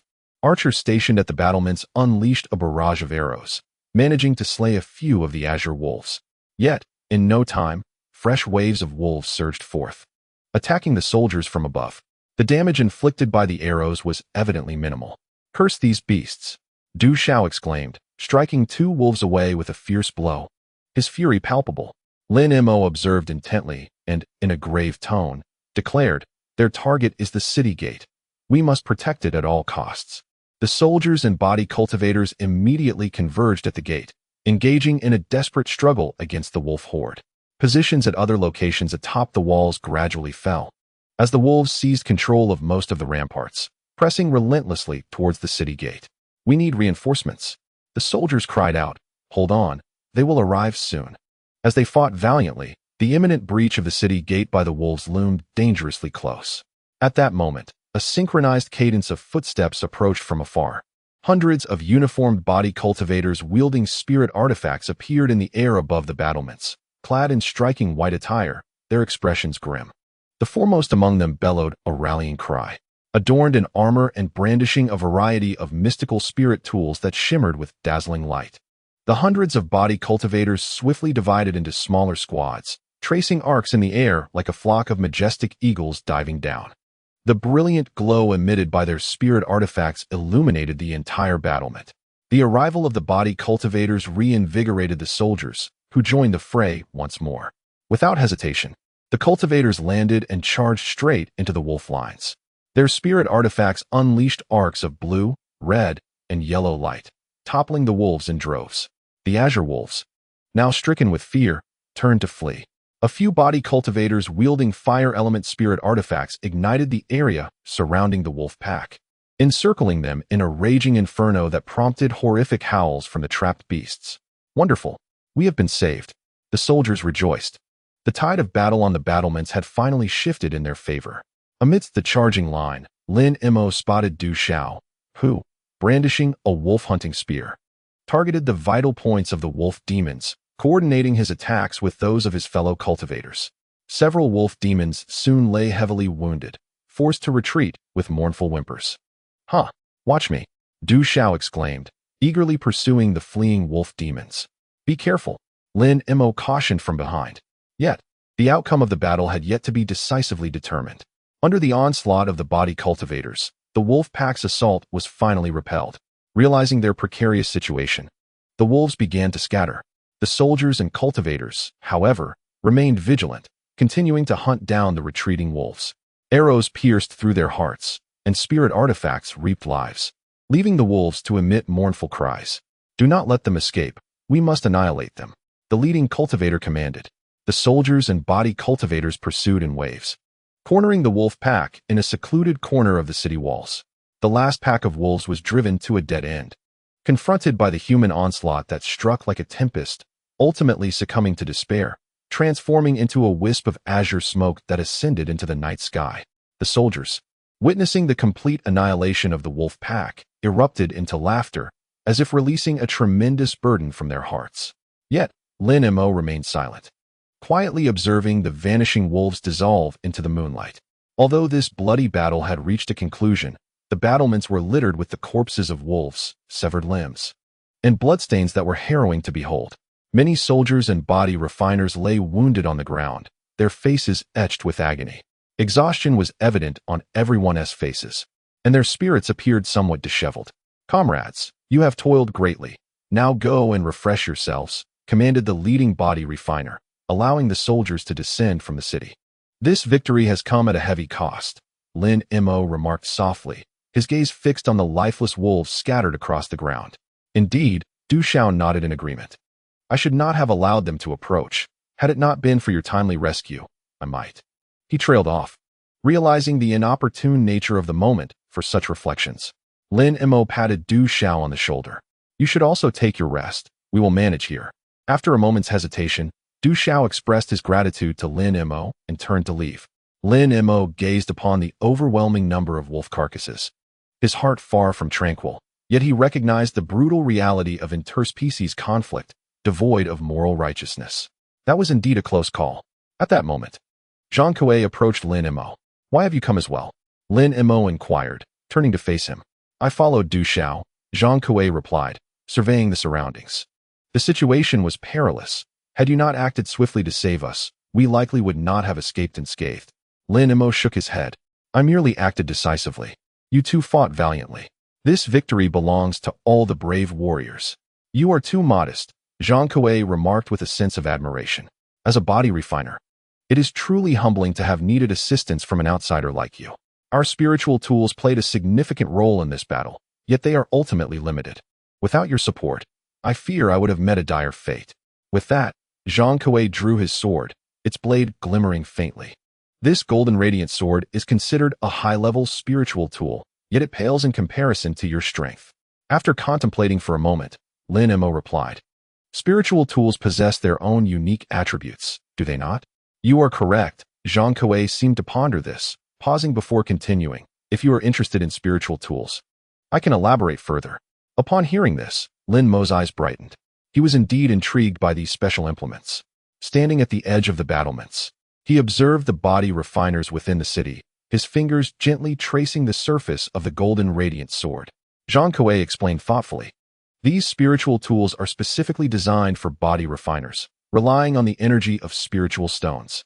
Spiritual stones are rare treasures capable of storing the power of the spiritual veins. Only by absorbing the energy of these stones can spiritual tools unleash their formidable strength. Each possesses its own unique qualities, crafted from the power of spiritual stones." As he spoke, Zhang Kuei sheathed the golden radiant sword. This sword contains a mid-level spiritual stone, enabling it to release the power of the metal attribute. Different spiritual stones correspond to various attributes, and when used in conjunction, they can yield tremendous combat prowess. Lin Mo nodded, acquiring a deeper understanding of the significance of spiritual stones. Lin Mo listened with rapt attention. Such artifacts were indeed extraordinary. Yet, why did you esteem body refiners seldom employ them? Were there limitations inherent in these spiritual tools? "You have posed a pertinent question," Zhang Kuei acknowledged. "Although spiritual artifacts wield tremendous power, they also possess weaknesses, their strength ultimately constrained by the energy supplied by spirit stones. We, as body refiners, place our faith in the honing of our internal strength, for that is the essence. Furthermore, spiritual tools cannot be refined or enhanced like our treasured artifacts. They function merely as vessels, their energy finite. Thus, only lower-tier body refiners tend to rely on such implements." Zhang Kuei added with a slight smile. "The crux of the matter lies in the fact that higher-tier body refiners are often indifferent to spiritual tools. They trust in the might of their own cultivation and therefore do not overly depend on these artifacts." Lin Mo fell into contemplation upon hearing this. Indeed, while spiritual tools bore numerous limitations, their uniqueness unveiled new possibilities for him. At that moment, a clamor arose from below the city walls. It was the soldiers of the middle squad arriving to relieve the nighttime watch. Finally, rest was at hand, as the night had already passed its midpoint. The soldiers cheered at the sound, their faces illuminated by relaxation and joy. The middle squad swiftly ascended the city walls and took over from the previous batch of soldiers, who had suffered heavy casualties. The sound of synchronized footsteps resonated once more on the battlements, and the morale seemed to revive. Everyone, take a break and rest well before dawn, the captain advised the soldiers. Groups of 3 to 5 descended from the walls, yawning as they made their way back to their quarters. Let us return as well, Zhang Kuei said to Lin Mo. Lin Mo nodded, and together they departed the battlements, each heading towards their respective abodes. However, just as everyone prepared to retire for the night, an officer named Xiao reminded, I fear the wolf pack will not relent tonight. All must remain vigilant and ready to confront their assaults. Despite their exhaustion, the soldiers had no choice but to heighten their awareness and prepare for defense. Fortunately, the beasts did not launch another attack, and while the soldiers could not sleep, they managed to rest. After a night devoid of incidents, daylight gradually broke, allowing people to exhale in relief. Lin Mo stood alone atop the city walls, gazing across the horizon at the diminishing twilight. Although the harrowing battle had concluded, an inner turmoil lingered within him. The transformation and offensive tactics of the wolf demon had profoundly affected Lin Mo. It was no mere beast, but a mutated creature endowed with a certain degree of intelligence and combat experience. More importantly, it evidently possessed a unique bloodline or technique, enabling it to swiftly alter its form during battle, enhancing its speed and agility. Such mutation and evolution undoubtedly stemmed from a higher, more arcane power. Lin Mo fixed his gaze upon the setting sun, introspectively contemplating the deeper significance behind this confrontation. Perhaps it was merely a beginning, a portent. The mutated wolf pack must harbor secrets yet unknown. All of these enigmas warranted Lin Mo's thorough exploration. Gripping the Yangyan longsword firmly, a glimmer of cold light flickered in his eyes. Having chosen to stand on the side of light against darkness, it was his duty to unravel the truth of it all. Regardless of the mysteries lurking behind the wolf pack, he would not falter. The city wall lay in ruins, the ground tainted by serpent venom exuding a nauseating stench. Lin Mo furrowed his brow, surveying the surroundings. The dilapidated walls and towers bore witness to the ferocity and brutality of the recent battle. In this conflict, the mutated flying python beasts, capable of spewing potent venom, had inflicted significant distress upon the defenders. They descended from the skies, their corrosive venom delivering devastating blows to both structures and lives. Not far away, several soldiers crouched with their heads in their hands, their faces and hands covered in blisters, moaning in agony. The venom of the mutated flying pythons was not comparable to that of ordinary snakes. Swift medical attention was imperative, or the consequences would be dire. A burly officer commanded the soldiers to carry the wounded away. Lin Mo observed the bloodstains and serpent scales on the ground, silently nodding. The tide of beasts was colossal and perilous, and the enemy's mutations posed formidable challenges. The situation was far more complex than it appeared, with new crises brewing beneath the surface. These mutated flying pythons possessed exceptionally strong venom. A single spray could corrode our weapons and armor. The burly officer explained while directing the soldiers to tend to the injured, but fortunately, the amount of venom they could produce was limited, and after a spray, they would enter a weakened state, providing us an opportunity to counterattack. Chapter 381. Lin Mo nodded in silence, aware that the enemy's mutations extended beyond this. It was not just the flying pythons. There were rumors of new mutated species among the azure wolf beasts as well. The burly officer frowned and remarked that this wave of beasts was merely the beginning. The truly terrifying foes had yet to reveal themselves. The higher-ranking celestial masters within the city remained watchful, conserving their strength for more ferocious demon birds. A glint of cold light flickered in Lin Mo's eyes at the mention of the demon birds, and he instinctively touched the sword at his waist. Indeed, the most fearsome were the hybrid demon birds, part leopard, part eagle, known for their extraordinary ferocity and unimaginable power. Their appearance would herald catastrophic consequences. The burly officer clenched his fists, asserting the need for heightened vigilance and preparation for the worst. This news caused subtle shifts in the expressions of the other guards. They understood that the threat of beastly attacks was far from over, and the emergence of even more dangerous demon birds loomed imminent. Lin Mo gazed silently into the distance as dusk fell, a silvery moon hanging in the sky. An ominous premonition stirred within him. This calamity seemed only to have just begun. The guards exchanged anxious glances, enveloped in a tense atmosphere atop the city wall. At that moment, the burly officer spoke with renewed vigor. Fear not, for we have devised a strategy to confront the flying pythons. They can only spray venom once and will not pose a further threat thereafter. Our task is to repel them entirely. The officer continued, united in purpose. We shall defend this city and safeguard the tranquility of Nangong City. Furthermore, the cultivators within the city will soon lend their aid in combating the demon birds.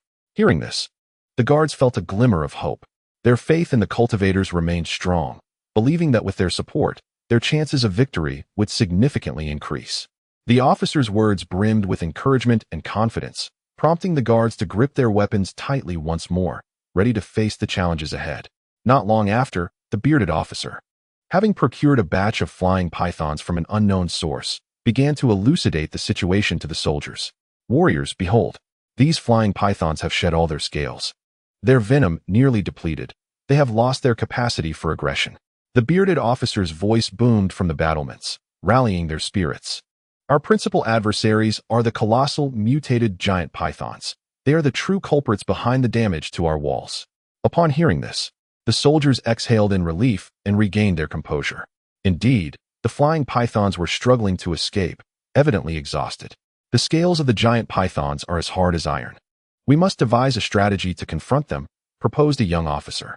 Indeed, we can strike their heads with massive stones as they emerge from the ground, added another soldier. Excellent.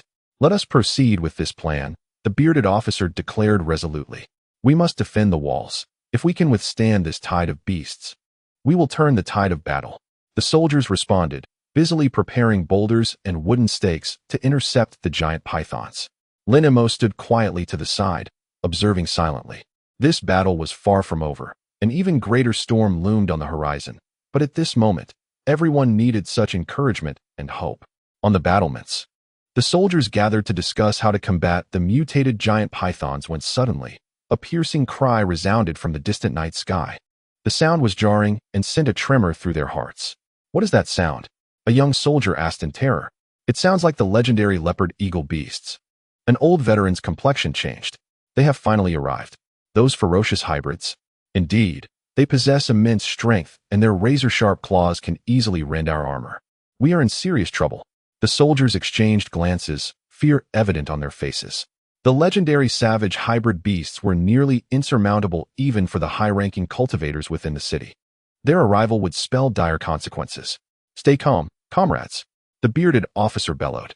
We still have a chance to vanquish them, provided we stand united and adhere to our original plan. The soldiers managed to regain a semblance of composure, though concern lingered in their eyes.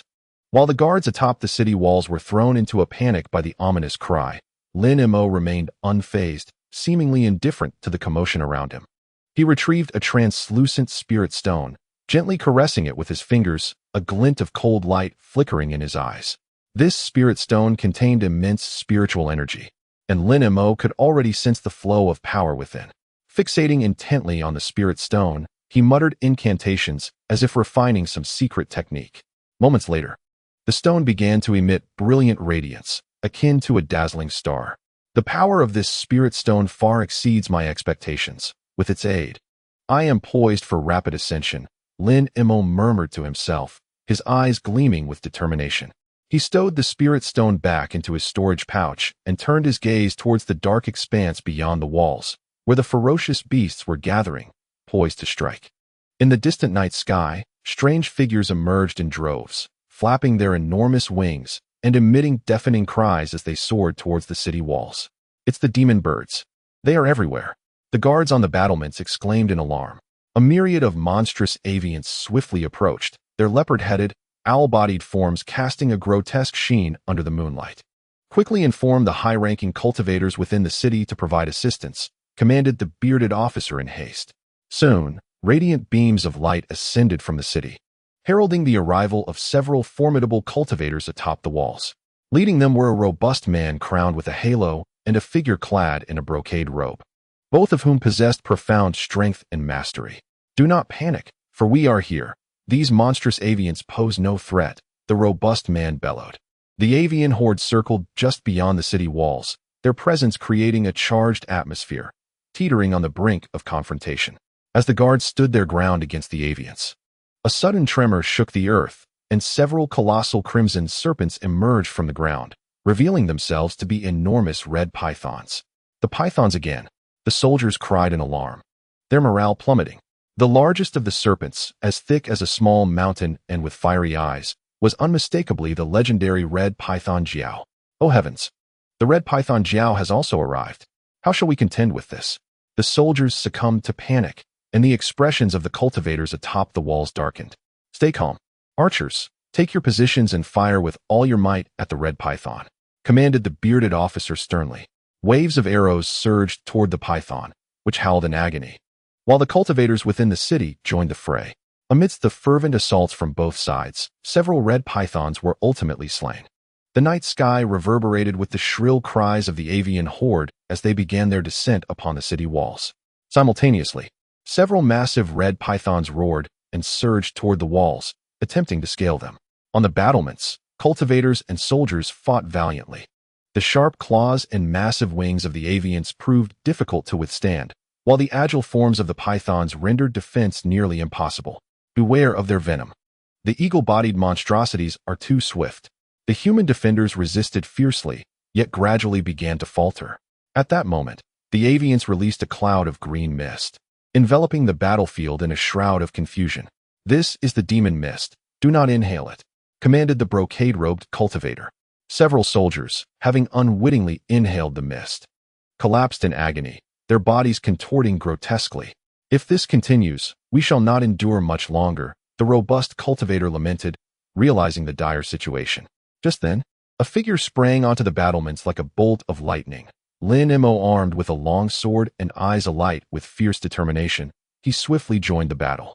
His sword blazed with light as he instantaneously dispatched several pythons attempting to scale the walls, rescuing beleaguered soldiers in the process. It's Lin Mo. He has come to aid us, the soldiers exclaimed, their spirits rekindled. A mutated giant python set its sights on Lin Mo, lunging ferociously. Lin Mo, quick as a flash, sidestepped the attack and, in a single stroke, cleaved the beast in two. However, to his astonishment, both halves of the python continued to writhe, attempting to strike back. Wretched creature. Lin Mo's gaze hardened, and with a swift thrust, he pierced the python's maw, ensuring its complete demise.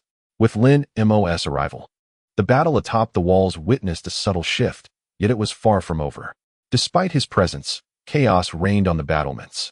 The sky was filled with a multitude of avian beasts, compelling the high-ranking cultivators to disperse and address the imminent threats, rendering it challenging for them to provide support elsewhere. The sharp claws and ferocious strikes of the monstrous birds plunged them into a fierce battle. Below the city, human soldiers valiantly resisted the relentless onslaught of the crimson pythons. Arrows and spears clashed against the fangs and venom of the serpents, with casualties mounting on both sides. The situation remained tense. Has the reinforcement not yet arrived? A soldier shouted anxiously. Hold your ground. We are the last line of defense, the captain commanded. The arrival of Lin Mo injected a glimmer of hope into the humans.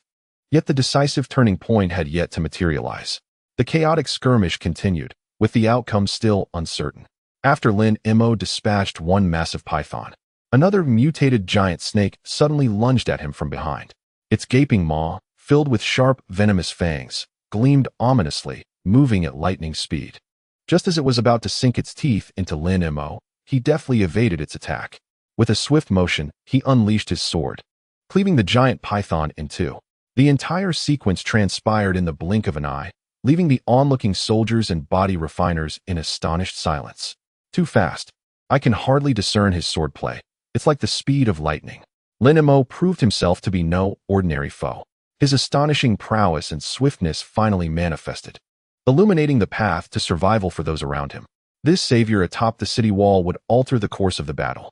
Inspired by Lin Mo, the soldiers and body refiners rallied together, fighting alongside him. Lin Mo's movements were a flurry of speed. Wherever his sword pointed, mutated pythons fell one after another, granting the soldiers a moment to breathe. However, on other parts of the wall where Lin Mo could not attend, the situation grew increasingly dire.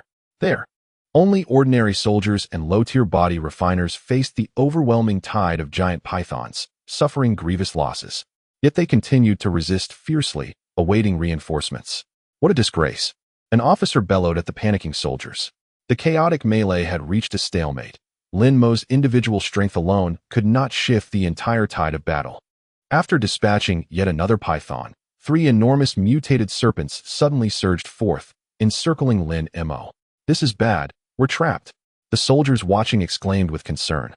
The 3 pythons eyed Lin Mo menacingly, as if intent on devouring him whole. Nevertheless, Lin Mo remained unfazed, his sword continuing to dance with precision. A blade of light slicing towards the 7th inch of the leftmost python, striking true to its vital spot, causing it to collapse. Incredible precision. The soldiers watched, their hearts racing. Lin Mo's calmness and decisiveness served as a powerful morale booster. How would he deal with the remaining 2 serpents? Facing the other 2 pythons, Lin Mo exhibited no signs of panic. He split his sword into 2, instantly creating a duplicate of himself. The 2 Lin Mos each confronted a giant python, initiating a breathtaking duel. Lin Mo's swordsmanship was as swift as the wind, the radiance of his blades swelling like tumultuous waves. Even the residual gusts capable of shearing off the scales of the serpents. The 2 pythons, ensnared and flustered, could muster no counterattack, left only to endure the onslaught.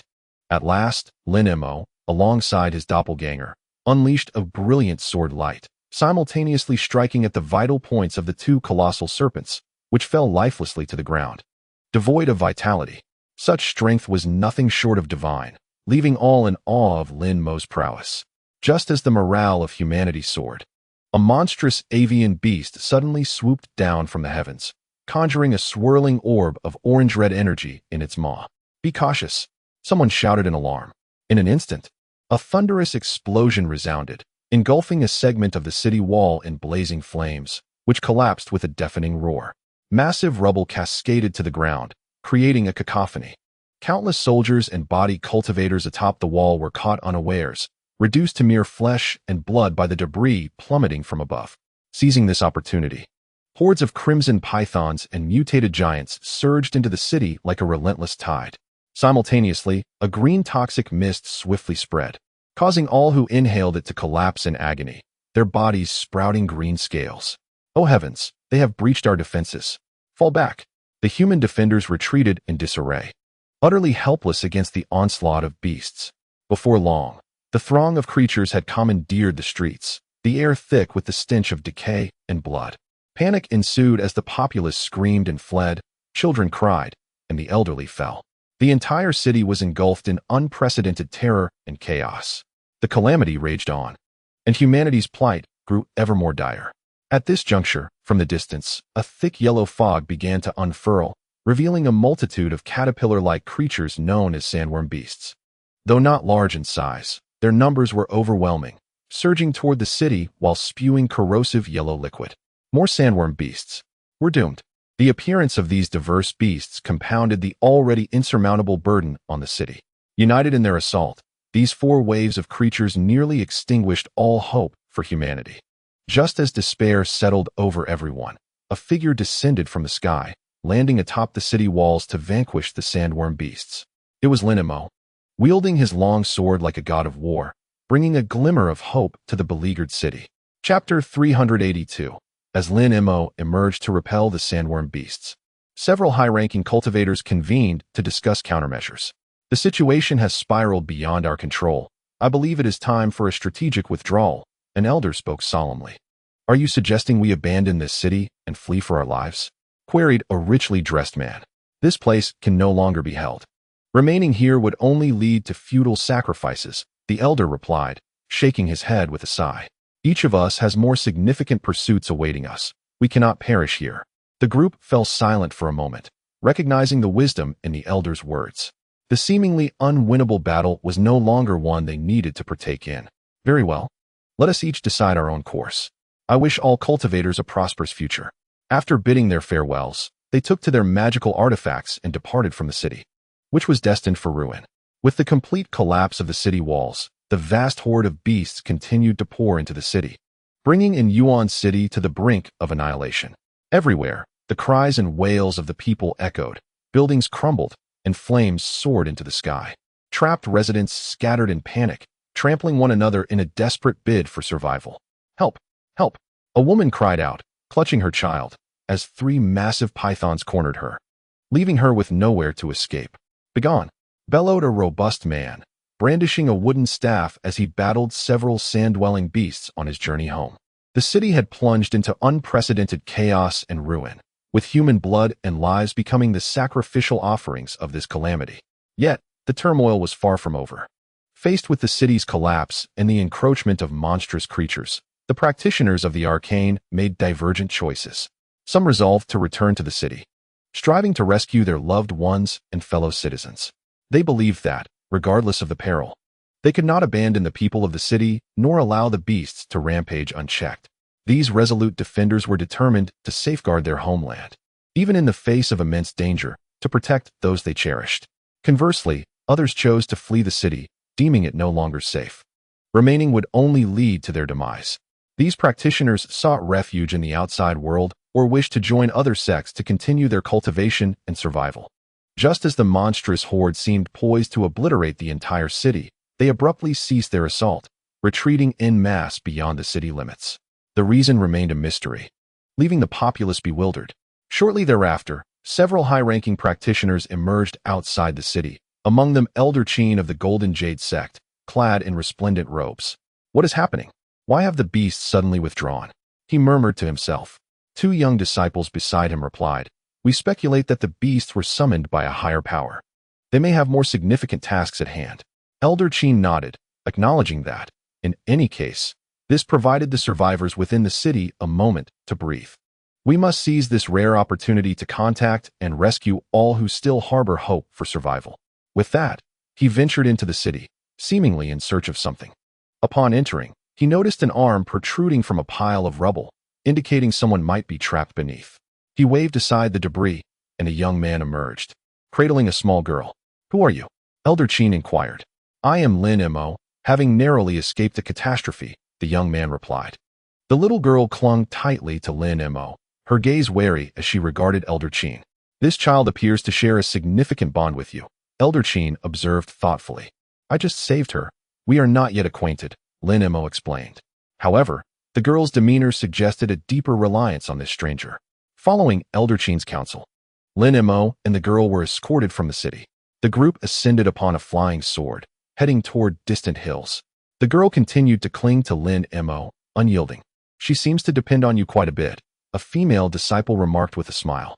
"Perhaps so," Lin Mo replied nonchalantly. Soon, they arrived at a hill, landing before a wooden cabin.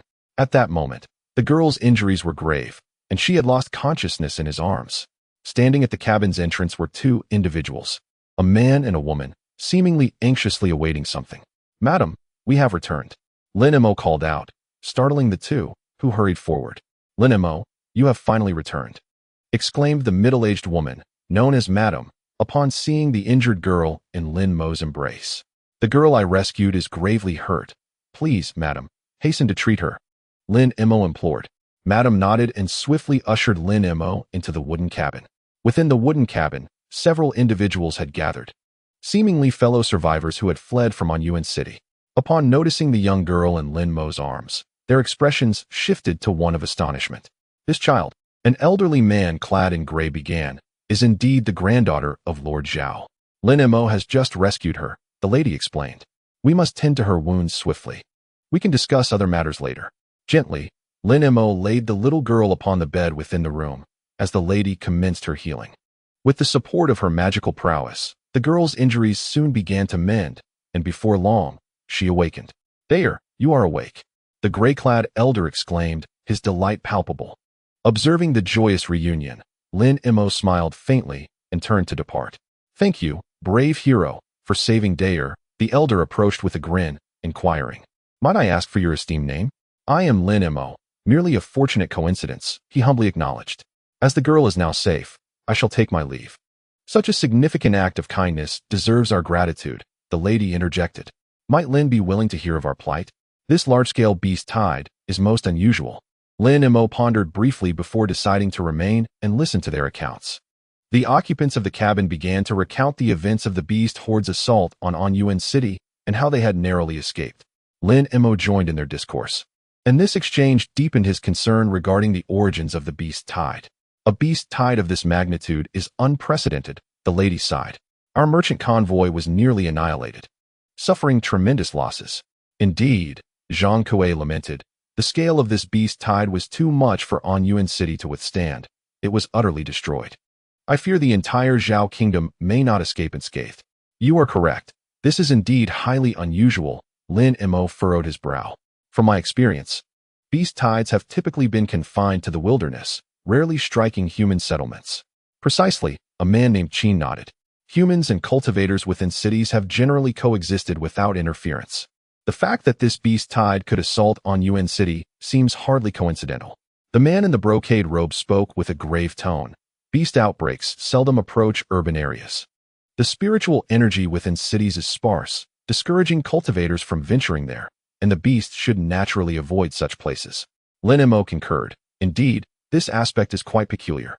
Moreover, we have observed some spiritual beasts within the city that seem to be guiding the horde. Pan Xing interjected.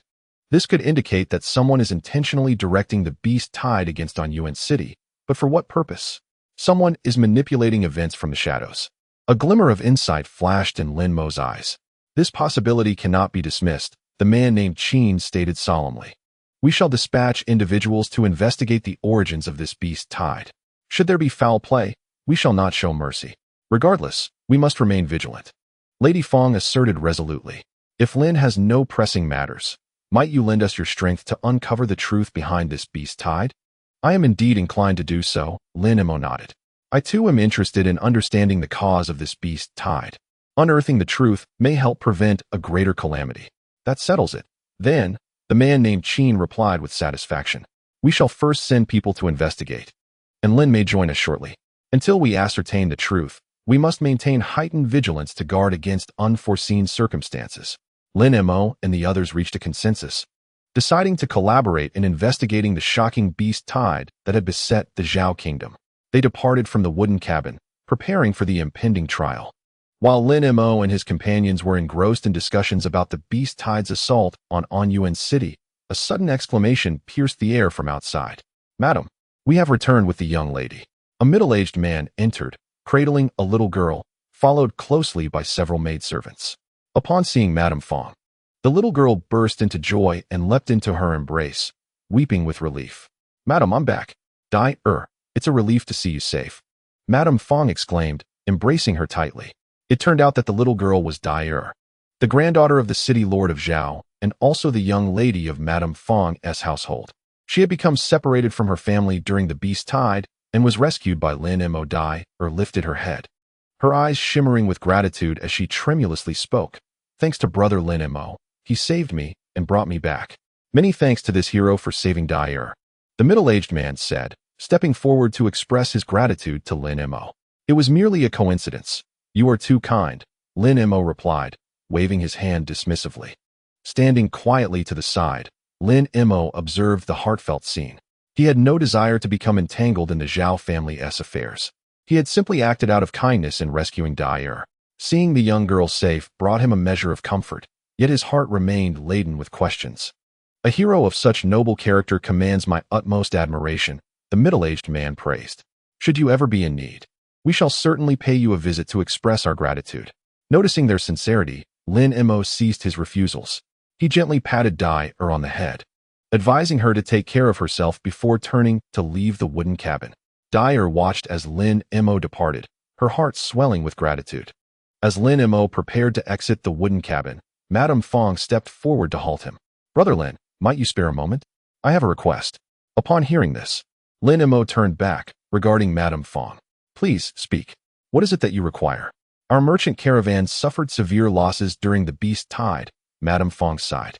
However, there is a place of fortune that survived, where my housekeeper discovered a peculiar spirit herb. What kind of spirit herb? Lin Mo asked, a glimmer of interest flashing in his eyes. It has yet to be confirmed, but according to my housekeeper's description, this herb is exceedingly precious to cultivators. Capable of enhancing cultivation and increasing the chances of forming a core, Madame Fong explained. This matter should not be taken lightly, Lin Mo mused. If it is indeed a superior spirit herb, its efficacy is extraordinary. Madame Fong's eyes glinted with anticipation. I hope Brother Lin can lend me your strength and accompany Brother Qin to address this matter, to retrieve this invaluable spirit herb. After a moment's contemplation, Lin Mo nodded. If that is the case, I shall go with Brother Qin to ascertain the truth. However, we must discuss the matter of the spirit herb in detail. I cannot make promises lightly. Your words are too grave, Brother Lin. We only seek to establish the authenticity of this matter, Madame Fong said with a smile.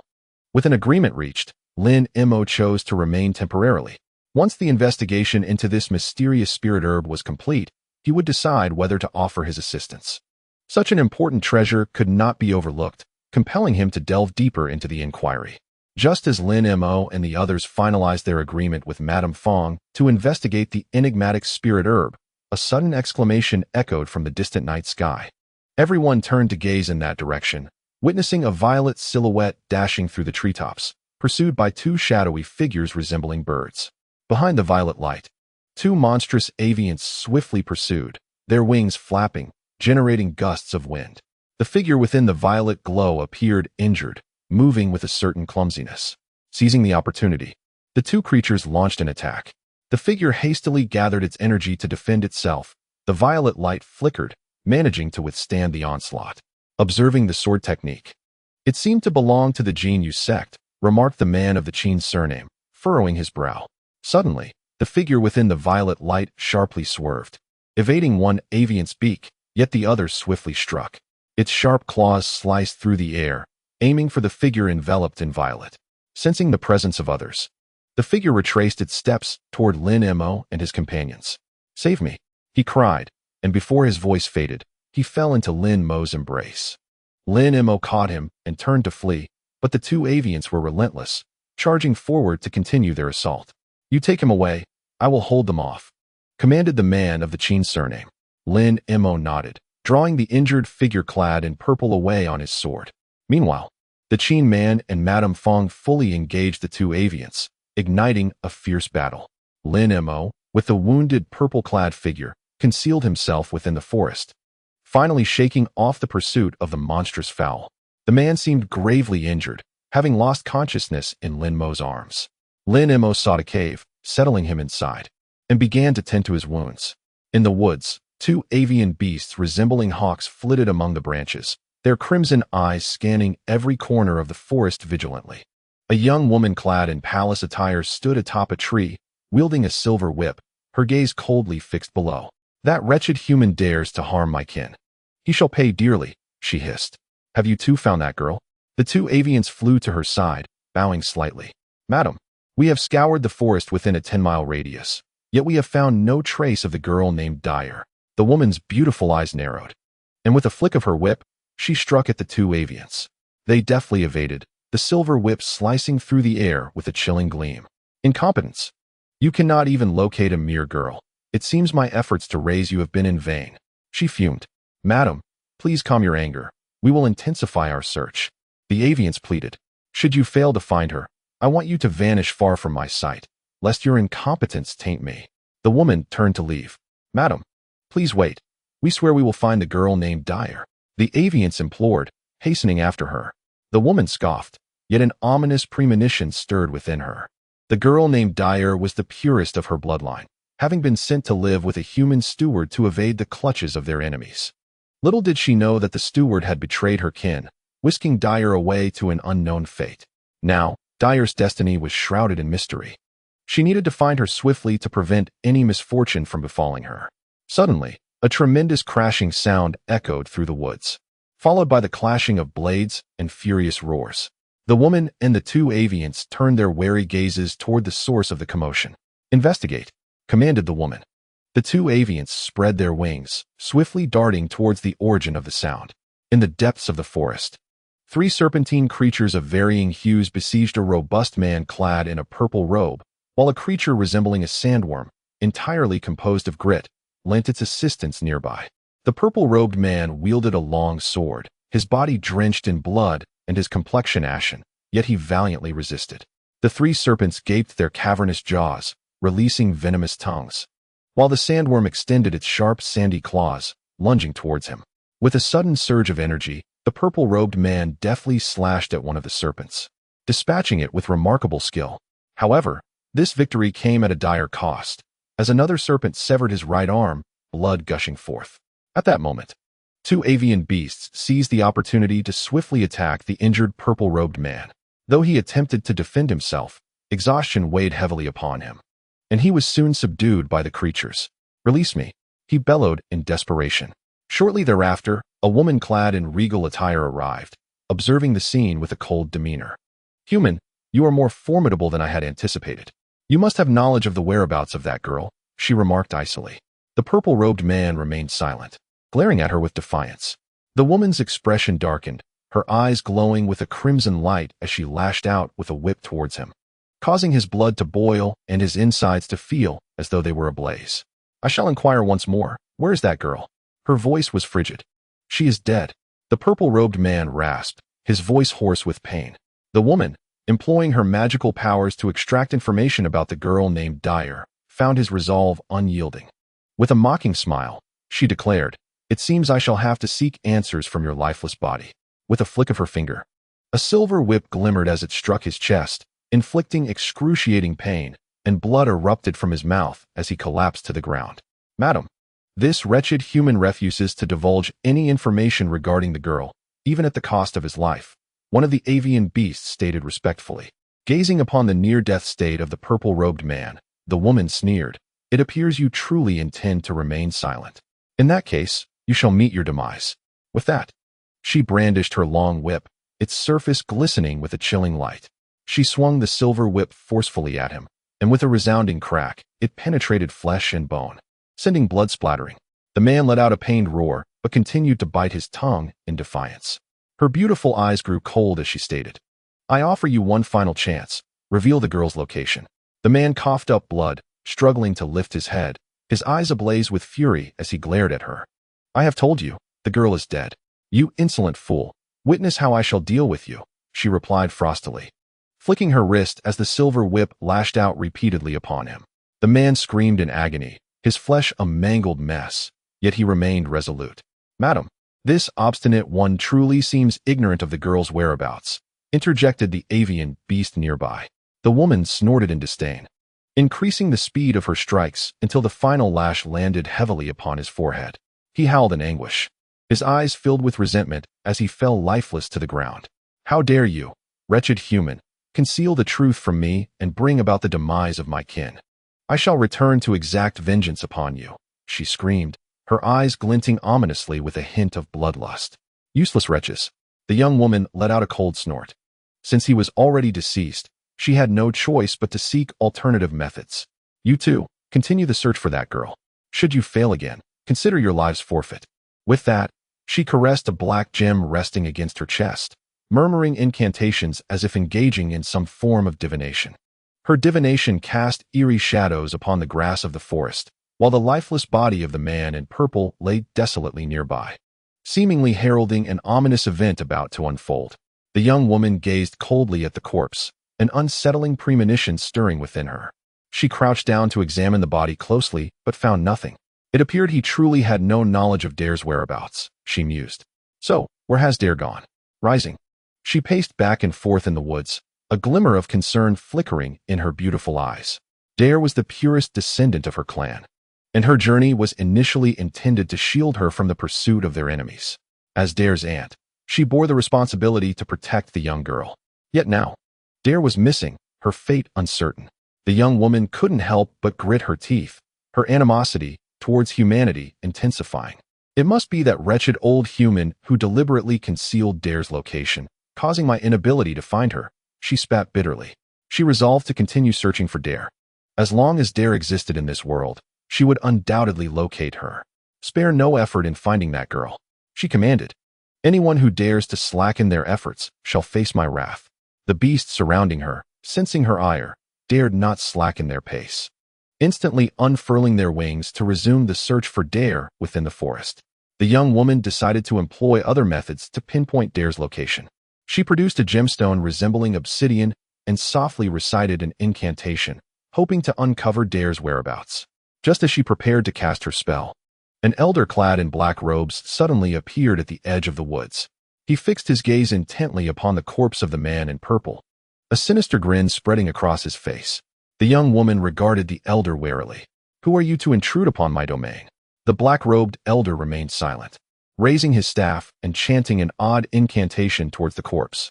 A plume of black smoke erupted from the tip of his staff, swiftly enveloping the body. As the young woman prepared to intervene, the smoke dissipated, and the corpse surprisingly staggered to its feet. Since this old fool refuses to divulge the girl's information even in death, I shall utilize this walking corpse to find her, the black-robed elder cackled. A spark of inspiration ignited in the young woman's eyes. She too seemed to conceive a plan. Watching the elder depart hastily, her brow furrowed in concentration. She retrieved the obsidian stone once more and whispered her incantation. Slowly, a crimson map began to materialize upon the surface of the stone. No wonder I couldn't locate her before. It turns out Dare is within this valley. A glimmer of resolve flashed in her eyes. I shall go find her at once. She tucked the obsidian stone back into her bosom and commanded the beasts, "All of you, proceed to search this valley. You must find that girl. Whoever locates her shall be handsomely rewarded." Upon hearing her words, the beasts eagerly unfurled their wings and soared towards the valley she had indicated.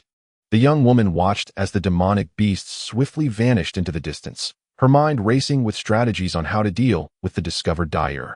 Alas, it was all the fault of that wretched human steward. Otherwise, Dyer would not have fallen into such a dismal place. She murmured to herself, "Once I locate Dyer, I shall personally interrogate her to uncover the truth behind this ordeal. I must ensure that no further harm befalls her." With this thought, she flickered and soared towards the valley.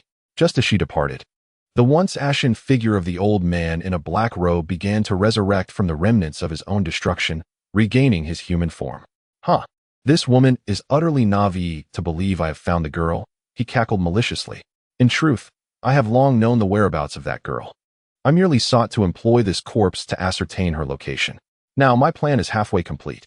With that, the old man transformed into a colossal black bird and took flight. "Once I acquire the girl's bloodline, I can return to my homeland and reign supreme," he murmured to himself. However, it is prudent to depart from this place to avoid unnecessary complications. As the old man soared away from the woodland, a sudden, indignant shout pierced the air, "Do not attempt to flee." Following this, a jet-black flame erupted from the depths of the forest, hurtling towards the old man in black. Startled, he hastily summoned his protective artifact to barely defend against the onslaught. Yet, the black fire seemed sentient. The more he resisted, the fiercer it blazed. This flame harbors formidable power, the old man thought, alarmed. But it was too late. The black fire engulfed him in an instant, followed by a chilling scream as he was incinerated to ashes. From the remnants, a large black bird emerged, seemingly the true form of the old man. Trembling, it surveyed the surroundings, and upon confirming no immediate threats, it flapped its dark wings and swiftly departed. The forest fell into silence once more, save for the gentle rustle of leaves stirred by the breeze. Yet, an ominous, potent force seemed to linger within the woods, poised to erupt and instill dread. Meanwhile, Lin Mo sat within a tea house, savoring his tea, when a sudden shriek echoed from outside. He lifted his gaze to witness a black flame descending from the sky, aimed directly at an elderly man clad in black robes on the street. The old man appeared prepared. He swiftly retrieved a gray banner from his bosom, waving it in an attempt to counter the black fire. He then produced a jade fan adorned with intricate black patterns from his sleeve, the very embodiment of Yin Fu. As he waved the fan, the chilling energy of the talismans clashed violently with the black flames, crackling fiercely. Yet, the black fire seemed to possess a life of its own, growing ever stronger as it entwined with the gray banner and jade fan. The old man gritted his teeth in resistance, but gradually, the fire crept up the edges of his robe and his arms. With a sudden roar, the old man retreated swiftly, shedding his black robe into the air. In an instant, the robe was consumed by the black flames, reduced to ashes. Lin Mo narrowed his eyes, sensing that this old man was far from ordinary. He watched as the elder's eyes widened, and his previously gaunt form swelled in an instant. The white-haired visage revealed a hint of greenish hue. Chanting incantations, the old man transformed into a swirling mass of azure smoke, spiraling skyward. The wisp of azure smoke coalesced in the air, gradually transforming into a colossal black bird, its sharp beak gleaming with a chilling light, and its wings as formidable as steel. It appeared to yearn to depart from the bustling marketplace, soaring back to its point of origin. Lin Mo was inwardly astonished. This elderly man concealed his formidable powers as a member of the demon clan. Had it not been for this fortuitous encounter, one would scarcely discern any clues of his true nature in daily life. What formidable force was this black fire, capable of compelling the elder to retreat without a fight? As Lin Mo was lost in thought, a woman emerged from the throng. She donned a simple white palace gown, with a pale blue sash cinched at her waist, bearing no weapons, yet her steps were light and graceful, akin to flowing water. She gazed upward at the elder, transformed into the black bird, a faint smile gracing her lips. With her right hand, she made a grasping motion toward the black bird, which suddenly faltered, as if ensnared by an invisible hand. It struggled to flee, yet its body fell gently to the ground, no longer under its own control. The woman approached calmly, pressing her hand atop the bird's head. With a soft hiss, the black bird dissipated into a cloud of smoke, vanishing from sight.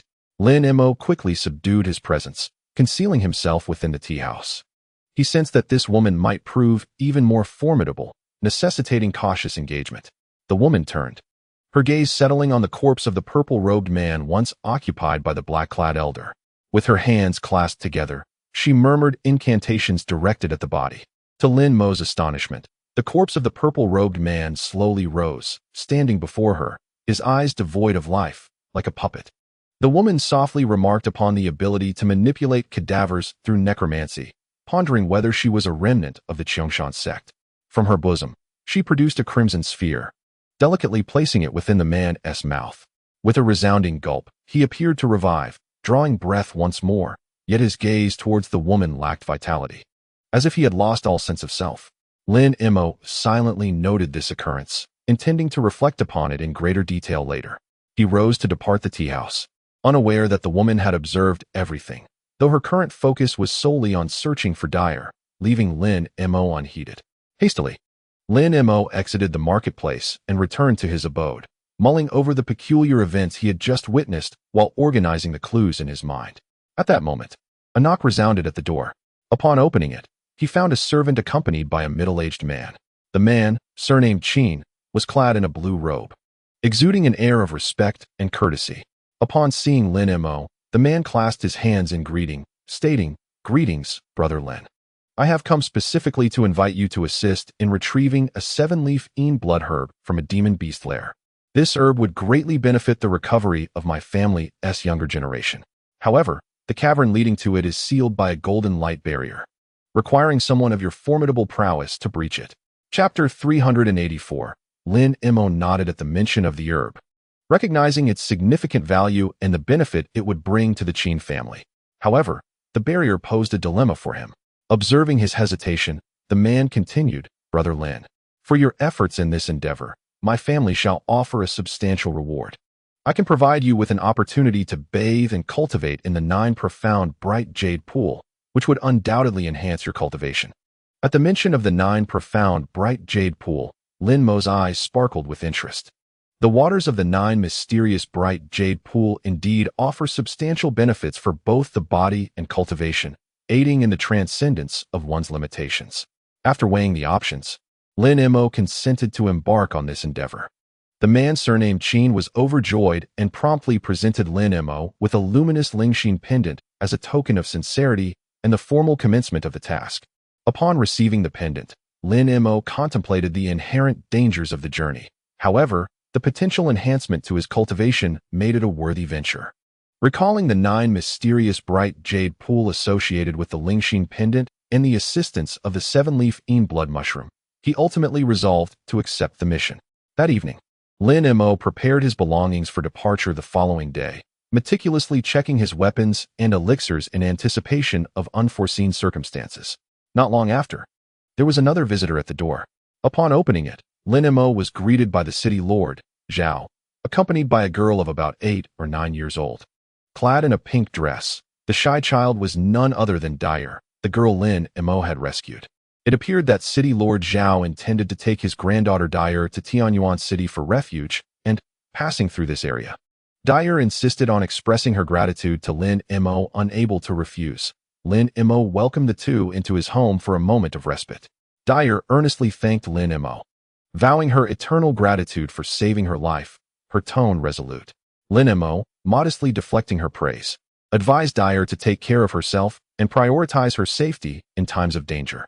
Dyer nodded gravely, her eyes filled with admiration. "Thank you, hero, for saving my precious granddaughter," City Lord Zhao said, grasping Lin Mo's hand warmly. "If you have any requests, do not hesitate to voice them.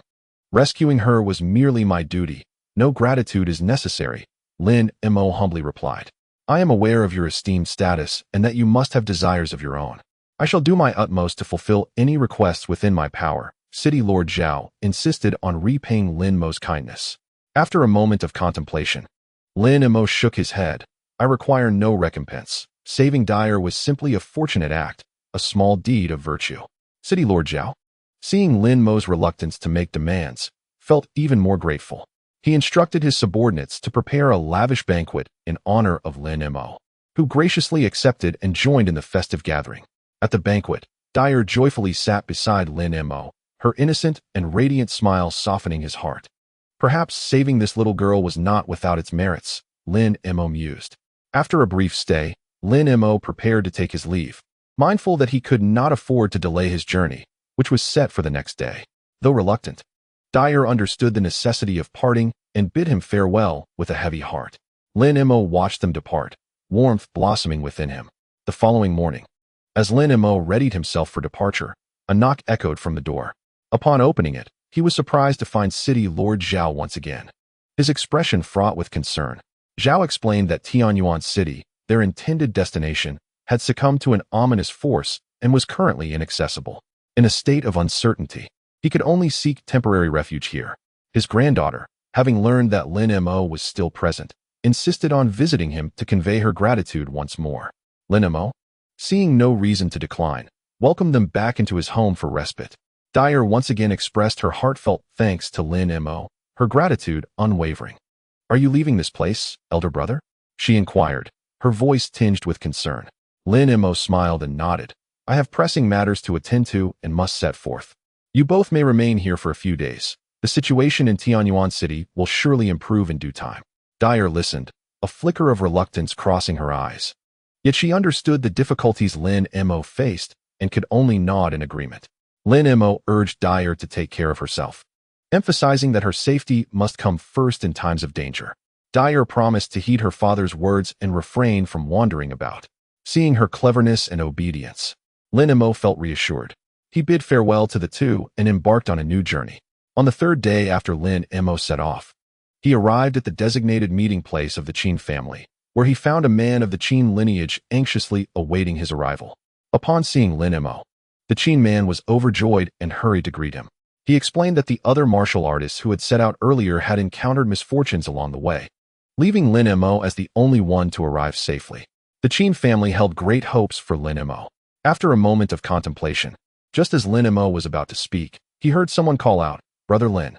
Turning around, he was surprised to see Dyer and Lord Zhao had also come to this place. It turned out that after Lin Mo's departure, the malevolent forces in Tianyuan City had intensified, leaving the father and daughter with no choice but to follow Lin Mo's footsteps to the meeting point in search of refuge. Observing the two of them chattering away, Lin Mo could only shake his head in exasperation. This little girl, Dyer, truly was a handful. However, recalling her innocent and carefree nature, he refrained from scolding her, merely reminding her to behave and not stray. Dyer nodded eagerly, her eyes filled with admiration. Lin Mo felt a warmth rise within him, finding a semblance of joy in this journey. As the wine flowed and the evening wore on, just as Lin Mo intended to take his leave, Lord Zhao implored him, "Brother Lin, I have heard that you practice the Diamond Sutra, a remarkable technique indeed. I once had a close friend who was a master of this art. He left behind some insights on its cultivation. Might they be of assistance to you?" Lin Mo's eyes brightened at the mention of Lord Zhao possessing the cultivation secrets of the Diamond Sutra. He quickly replied, "If Lord Zhao is willing to share, I would be exceedingly grateful." Lord Zhao summoned someone to retrieve a tome, which detailed the mantras and intricacies of the Diamond Sutra. As Lin Mo perused the manuscript, he gained a deeper understanding of the practice. Furthermore, Lord Zhao presented him with an ordinary short sword, saying, "This sword has witnessed my son's growth. Take it with you. Should your mastery of the Diamond Sutra one day reach its zenith, this sword will unleash extraordinary power." The short sword bore exquisite engravings, appearing far from ordinary. As Lin Mo accepted the sword, a sense of curiosity enveloped him. Lord Zhao's gesture seemed to carry more significance than mere gratitude for saving his life. The sword emanated an enigmatic aura, hinting at secrets of cultivation within. Lin Mo expressed his gratitude and gladly accepted Lord Zhao's generous gift. Dyer also gifted Lin Mo a beautiful feather, saying, "This is my favorite feather, given to you. Brave uncle, I wish you a safe journey." Lin Mo's heart warmed at her gesture as he gently patted her head, replying, "Thank you, Dyer. I shall always remember you." The following morning, Lin Mo prepared to return home. Lord Zhao and the people at the camp came to bid him farewell. "Thank you for your generous hospitality, Lord Zhao. It is time for me to depart." Lin Mo mounted his horse and cupped his hands in a gesture of respect towards Lord Zhao. "Take care, hero. May we meet again by chance." Lord Zhao watched as Lin Mo rode off into the distance. Dyer approached, her eyes slightly reddened. "Hero uncle, please return swiftly. Dyer will miss you." Lin Mo's heart softened as he reached out to gently pat Dyer's small head. "Be good and listen well. Uncle will visit you again on my way back." Dyer held back her tears and nodded, handing Lin Mo a package. "Make sure to eat well on your journey." Lin Mo smiled and accepted the package, shaking the reins as the wolf beast strode forward, soon disappearing into the dust of the road. He had been traveling tirelessly for days without proper rest. Now, riding atop the wolf beast, a gentle breeze brushed against him, yet he felt a touch of fatigue. Seeking shelter beneath a tree's shade, he opened Dyer's package, revealing it filled with fragrant meat buns. With a smile, Lin Mo savored the buns alongside fresh water. Amid the dappled shadows of the trees, he seemed to glimpse the innocent and radiant smile of the young girl. After a hearty meal, as Lin Mo prepared to continue his journey, he noticed his mount, the wolf beast, suddenly going wild, frothing at the mouth and eyes gleaming with a crimson hue. It bared its teeth and circled around Lin Mo. Startled, Lin Mo quickly sidestepped. He surveyed his surroundings, but found no one lurking in malice. This wolf beast was typically obedient. How could it suddenly go mad? Just then, a flash of white light surged forth, causing the beast to halt momentarily before it returned to normal. Upon closer inspection, Lin Mo realized it was the city Lord Zhao who had employed magic to subdue the wolf beast from a distance. "Thank you for your assistance, City Lord Zhao," Lin Mo said, soothing the beast to calm it down. "I am uncertain why it suddenly went berserk." "You must remain vigilant, Lin brother," City Lord Zhao cautioned with concern. Lin Mo nodded, remounting his steed and bidding farewell to Zhao. Gripping the reins tightly, he felt a flicker of unease in his heart. Riding the wolf beast, Lin Mo proceeded with caution, distancing himself from Zhao's camp and feeling a slight sense of relief as he urged the wolf beast to quicken its pace. In that moment, a flash of darkness caught his eye, and he sharply sensed something amiss. Upon closer scrutiny, he noticed a faint black glow emanating from Zhao's leg. Lin Mo's heart raced with uncertainty. He had rescued Zhao's granddaughter, and the city lord had shown him kindness. It seemed there was no reason for him to harbor ill intentions. Yet, the wolf beast's erratic behavior left him with an unsettling feeling. He furrowed his brow, fixated on the black glow, murmuring to himself, "Could this old man be scheming against me? But he bears no malice." Shaking his head, Lin Mo dismissed his wild thoughts. Perhaps the wolf beast was simply overtaken by its primal instincts, and Zhao merely harbored his own doubts, inadvertently causing some disturbance. Lin Mo caressed the short sword and secret tome in his possession, urging the wolf beast onward. On the arduous and dusty road, he knew he must remain ever vigilant to navigate perilous situations. Days passed as Lin Mo rode, the city lord's camp now a distant memory. Yet, his thoughts remained restless. He recalled Dyer's tear-streaked face at their parting and her innocent, joyful smile. She resembled a carefree fawn in the forest, blissfully unaware of the world's dangers. A sudden impulse surged within Lin Mo. He felt compelled not to leave things as they were. He must return to protect Dyer. Although they had only met once, he had developed a profound attachment to the young girl. "I must go back. I cannot allow her to face danger alone. Let me guard her a little longer." With resolve, Lin Mo decided to turn back, redirecting the wolf beast towards her. On the return journey, a whirlwind of emotions churned within him. He understood that this impulse could lead him into unforeseen predicaments, yet he could not erase the memory of that innocent smile. After several days of relentless travel, Lin Mo finally returned to the camp of Lord Zhao. The camp lay in silence, appearing rather desolate. Lin Mo instructed his wolf beast to halt at the edge of the encampment and stealthily slipped inside. Something felt amiss. Where was everyone? Lin Mo furrowed his brow as he scanned the surroundings, only to be met with swirling dust. There was no sign of life within the camp. At that moment, Lin Mo keenly detected a piercing cry that gripped his heart. It was Dai. He swiftly raced towards the source of the sound, only to find Dai bound tight, a cloth gagging her mouth, tears streaming down her face. Without a moment's hesitation, Lin Mo drew his sword and struck at the captors of Dai. A thrilling battle was about to unfold. Just as Lin Mo prepared to rescue Dai, a chilling voice echoed from behind. I didn't expect you would return.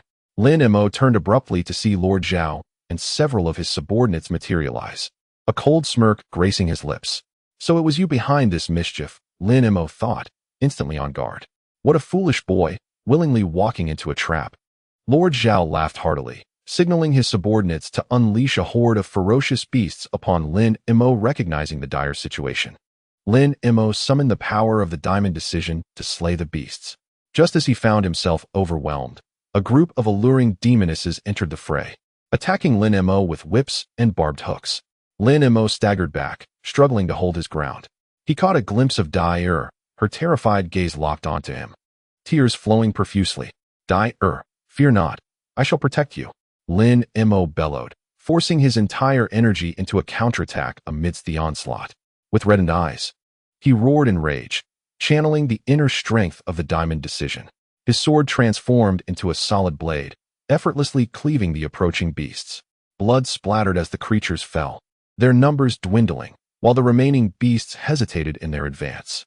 Breathing heavily, Lin Mo remained vigilant, glaring at Lord Zhao. The latter chuckled dryly before releasing an even more savage wave of beasts. Lin Mo, you cannot win. Lay down your weapons and surrender, and I may spare your life. Lord Zhao observed coldly. Enough of your nonsense. Lin Mo shouted, his fighting spirit surging. Suddenly, the short sword in his grasp radiated a brilliant light, amplifying his power. In a flash of golden brilliance, the remaining beasts collapsed in pools of blood. Panting heavily, Lin Mo fixed his bloodshot gaze upon Lord Zhao, whose expression shifted slightly, prompting him to conjure a skeletal spear. He launched it at Lin Mo with a swift motion. Lin Mo rolled to the side, narrowly avoiding the spear, though it grazed his hand, leaving a crimson mark. You wretched old monster. Lin Mo seethed, unleashing a powerful palm strike infused with the diamond decision towards the spear. A sharp crack echoed as the skeletal spear shattered. Impossible. Lord Zhao's face paled, and he swiftly shifted behind Lin Mo, launching several more spears in a coordinated attack.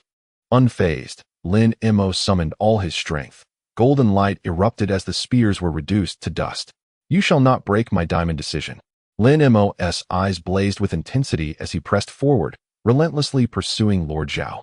Zhao, the city lord, wore a dark expression and let out a furious roar, unleashing 3 beastly demons to join the fray.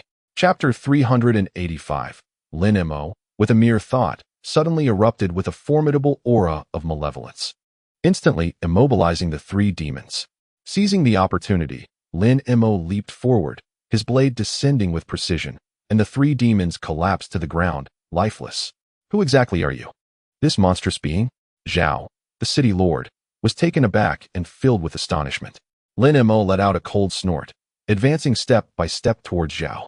The two found themselves atop a mound at the center of the camp, their gazes locked in a tense standoff. What do you truly intend? Do not attempt any tricks.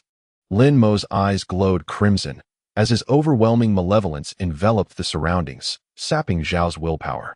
Zhao struggled to maintain composure, his face finally betraying a hint of panic. Before him, Lin Mo appeared as a terrifying demon. The two remained locked in a stalemate until Lin Mo spoke. What sinister plot are you concocting, you old wretch? Where does this malevolence emanate from? Zhao smirked derisively. Why should I answer your inquiries? Who do you think you are, daring to give orders here? Do not play coy. Lin Mo's eyes burned crimson. I have long seen through your fox-like schemes. Summon your true self, or I will ensure you experience the full force of the diamond art. Zhao, with a flick of his sleeve, laughed. And who do you think you are?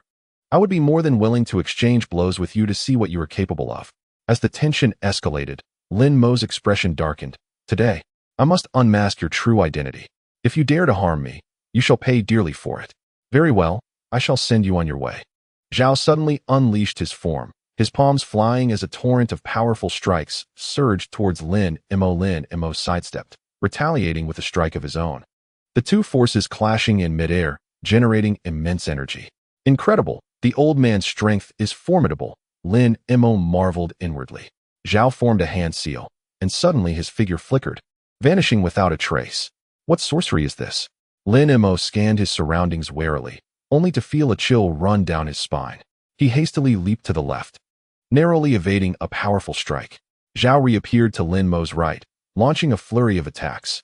Lin Mo, relying on the internal power of the diamond art, braced himself and calculated his next move. The two exchanged blows with neither gaining the upper hand, showcasing a fierce battle. After a fierce engagement, Zhao's complexion shifted slightly as he declared, "Such mastery of the diamond art. Where did you acquire this skill?" Lin Mo retorted, "What concern is it of yours where I learned it?" Zhao's gaze was intense. "You can wield malevolence as well. You must have a story to tell. Why don't we approach this differently and have a proper dialogue?" Lin Mo scoffed, "There is nothing to discuss. I only wish to reveal your true nature." Zhao shook his head with a sigh. "You and I could have been allies. Together, we could achieve great things." Lin Mo's expression hardened. "Do not attempt to deceive me. You have harmed my friends, and I shall repay you in blood." The two locked eyes, unleashing a powerful aura between them. This confrontation seemed poised to escalate further.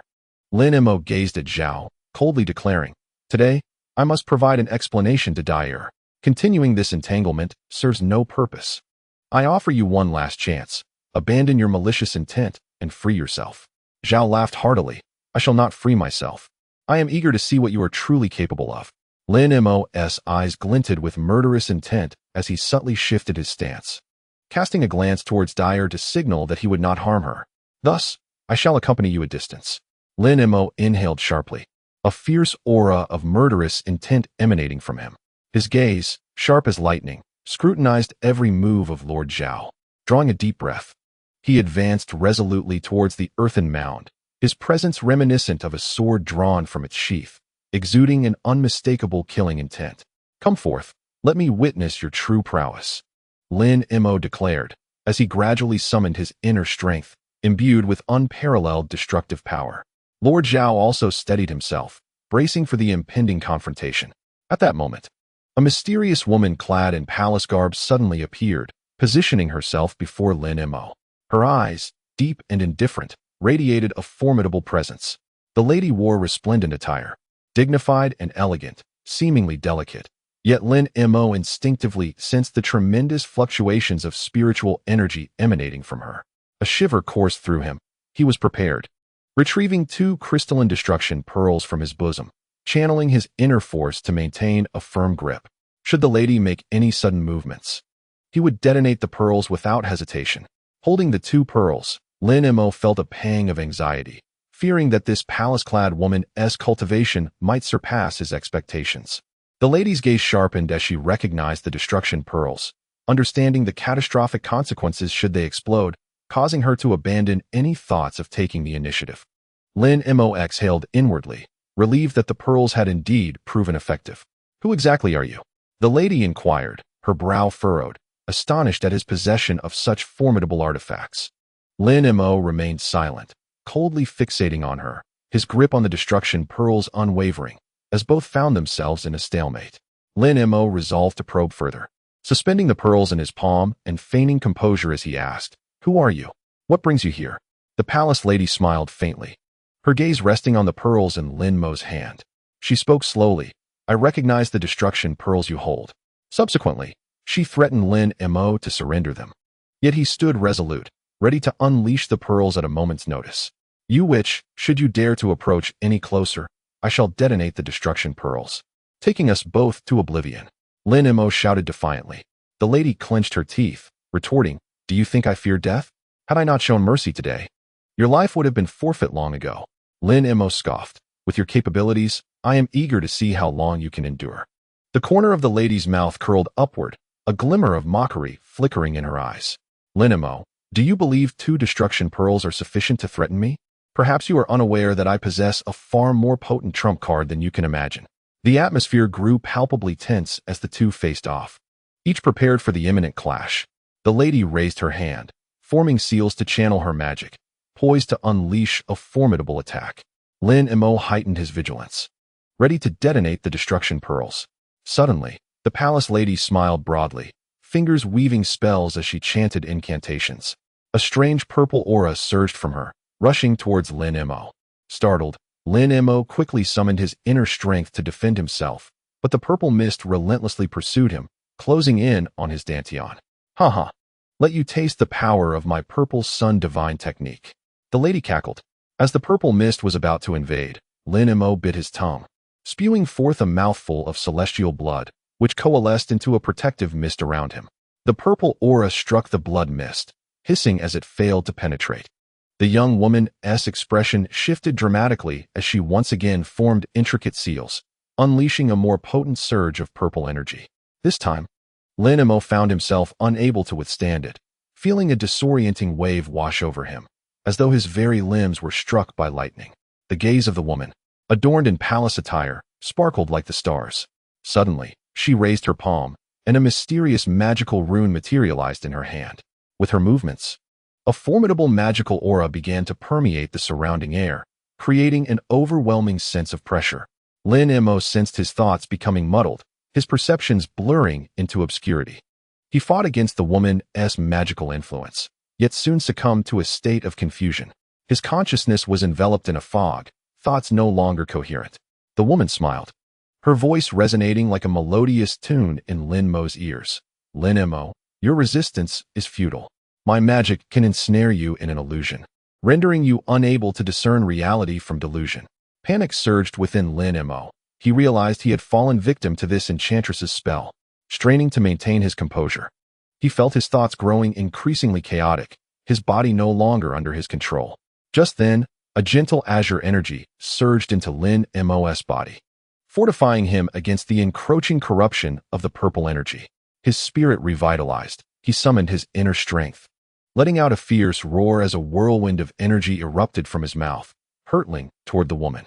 Her expression changed in an instant as she hastily retreated, taken aback by Lin Mo's unexpected ability to counter her enchantment. The two once again found themselves locked in a stalemate. Observing Lin Mo's successful dispelling of her purple energy, the woman's eyes flickered with surprise. She swiftly formed another set of seals, murmuring incantations as her magical power surged, the purple aura around her intensifying. Lin Mo, on high alert, gathered his true energy, his entire being becoming translucent in preparation for her next offensive. The woman called out sharply, unleashing a more concentrated beam of purple light aimed directly at Lin Mo's core.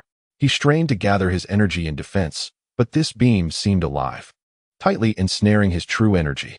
Lin Mo felt his mental strength being gradually consumed, panic gripping him. In a moment of desperation, he bit his tongue, spitting forth a drop of celestial blood, channeling the principles of the Vajra Sutra. At last, he managed to repel the purple light. A wave of relief washed over him as he wiped the cold sweat from his brow. The celestial blood in his core bubbled, aiding him in regaining some of his mental acuity. The woman's magical prowess exceeded his expectations, necessitating utmost caution in his approach. Disrupted by Lin Mo's formidable inner strength, the woman furrowed her brow in contemplation before suddenly breaking into a sweet smile, her demeanor softening. If you would consent to collaborate with me, there shall surely come a day of nobility and title. Together, we can stand unchallenged by humanity. Lin Mo remained silent, vigilant for her next move. A flicker of resolve crossed his face as he momentarily swayed under her tempting words, but he quickly shook his head, summoning his defiance. Even if I were to be reduced to a mere hound, I would never betray humanity. With eyes gleaming like gold, he inhaled deeply, striking out with a wave of golden energy towards the woman. She hastily employed her magic to defend, yet the wave rushed at her like a meteor shower, resulting in two resounding impacts as she staggered back, her expression shifting slightly. Such formidable inner strength. He dares to counter my heart's demonic magic, she mused inwardly, astonished. Seizing the opportunity, Lin Mo unleashed 3 successive strikes of unwavering resolve, each infused with extraordinary power, advancing with relentless momentum. The young woman, cornered and retreating step by step, deftly wielded her delicate hands to fend off Lin Mo's relentless assault. Aware that today would not see the end of Lin Mo's life, she contemplated a strategic withdrawal. Just then, a resounding bird call echoed from afar, causing her expression to shift. A newfound fervor ignited within her, and she summoned her magical powers once more to strike at Lin Mo. As Lin Mo and the elegantly dressed woman were locked in a fierce battle, a voice called out from behind, "Senior sister." Both turned in unison to find a young girl named Dyer standing not far away, her face marked by concern. The woman hastily instructed, "Dyer, step aside. Allow me to deal with this human, and we shall leave this place." Dyer shook her head and replied, "Senior sister, I do not wish to harm the human who saved me. We bear no deep-seated grudges against humanity. Why must we engage in mutual slaughter?" With that, she gracefully approached the young woman, retrieving a crystalline inheritance pearl from her bosom and solemnly placing it in her palm. Standing beside the elegantly dressed woman, she softly declared, "I wish to follow you. I know this inheritance pearl has chosen me. I seek to uncover my true identity, even if it means departing from the world of humans." The woman smiled gently, tenderly stroking Dyer's hair, her eyes revealing a glimmer of concern and anticipation. Dyer's choice left Lin Mo feeling somewhat despondent. Yet he understood that this was her own decision.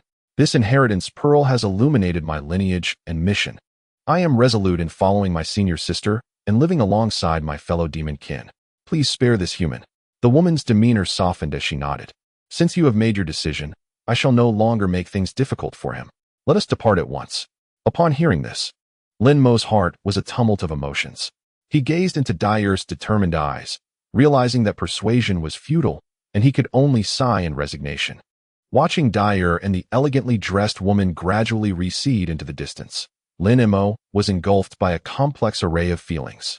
He recognized that Dyer's choice to consciously awaken her demon lineage and align herself with her kind stemmed from a quest for self-identity. However, the notion of allowing a child imbued with human emotion to join the demon realm weighed heavily on Lin Mo. Yet, in a world rife with chaos, there was no refuge for a half-demon like Dyer. Remaining in human society would inevitably expose her to suspicion and harm. With that thought, Lin Mo could only sigh in helplessness. "Go, seek your destiny and belonging. Though it pains me, I can only accompany you this far. May you find a life that is truly yours." Silently, he bestowed his blessings as he watched Dyer and the young woman gradually fade from sight. He understood that this might be their final farewell. After a long moment, Lin Mo turned and departed, retracing his steps. He needed to return to the human camp swiftly, for greater calamities loomed on the horizon. Just as he was about to leave, he heard the cold voice of the elegantly dressed woman from behind. "Hold on." Lin Mo halted, glancing back to see her piercing gaze fixed upon him, her eyes glinting with a frosty intensity. "What has transpired today must remain between us. I implore you to keep silent. Dyer has awakened her demon bloodline, and should this become known to your kind, it would only invite disaster upon her family." After a moment of contemplation, Lin Mo nodded in agreement, responding, "I understand the gravity of this matter and shall ensure it remains confidential." The woman then seemed to relax slightly, clasping her hands in gratitude as she said, "Thank you for your understanding, young sir. We shall take our leave now. Perhaps fate will allow for our paths to cross again in the future." With a graceful sweep of her arm, she summoned Dyer, transforming her into a wisp of blue smoke that drifted toward the horizon. Lin Mo watched them depart, his heart a tumult of emotions. Aware that this farewell was likely a final separation, with a deep sigh, he turned swiftly to return to the human camp, understanding the urgency of his return. He navigated through the dense woods, resolute, and without a backward glance at the place of confrontation. He recognized that the demon clan had their own stance and choices. Further words from him would be futile. His only course was to return to his kin and bury the events that had transpired here. Meanwhile, the elegantly clad young woman accompanied Dyer, transforming into a fleeting ray of light as they soared over the interwoven shadows of the trees toward the demon territory. Dyer glanced back at the path they had traversed, a hint of reluctance in her eyes as she thought, "I will miss Senior Lin Mo." The woman, with a wistful gaze, spoke solemnly, "Human society will not accept us. Our fates are already sealed, and we can only rely on ourselves." Dyer nodded in agreement, hastening to keep pace with the woman's strides, and soon their silhouettes faded into the distance. When Lin Mo returned to the human camp, twilight had fallen. enveloping the encampment in a profound silence, devoid of any unusual occurrences. As night descended, Lin Mo entered the camp, finding it tranquil, save for the soldiers on night patrol. While the rest had succumbed to slumber, he made his way to his tent, shedding his outer robe and taking a seat, the events of the day echoing in his mind. He understood that all of this would eventually become a part of the past, while the future held more pressing matters awaiting his attention. On the following morning, Lin Mo conducted his usual activities. Yet no one in the camp mentioned the enigmatic figure in purple or the little girl, as if they had never existed. He visited the command tent, reported on the previous day's patrol, and then departed. Madame Fong and Captain Zhang Kuei showed no further interest. Everything had returned to its original state, as if it had all been predetermined. Lin Mo felt a sense of reflection as he embarked on the next leg of his journey.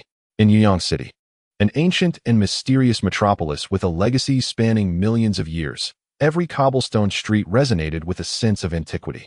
The city's origins trace back to the early epochs of the Three Realms, and it has now evolved into a sanctuary for body refiners, attracting various sects and schools dedicated to this craft.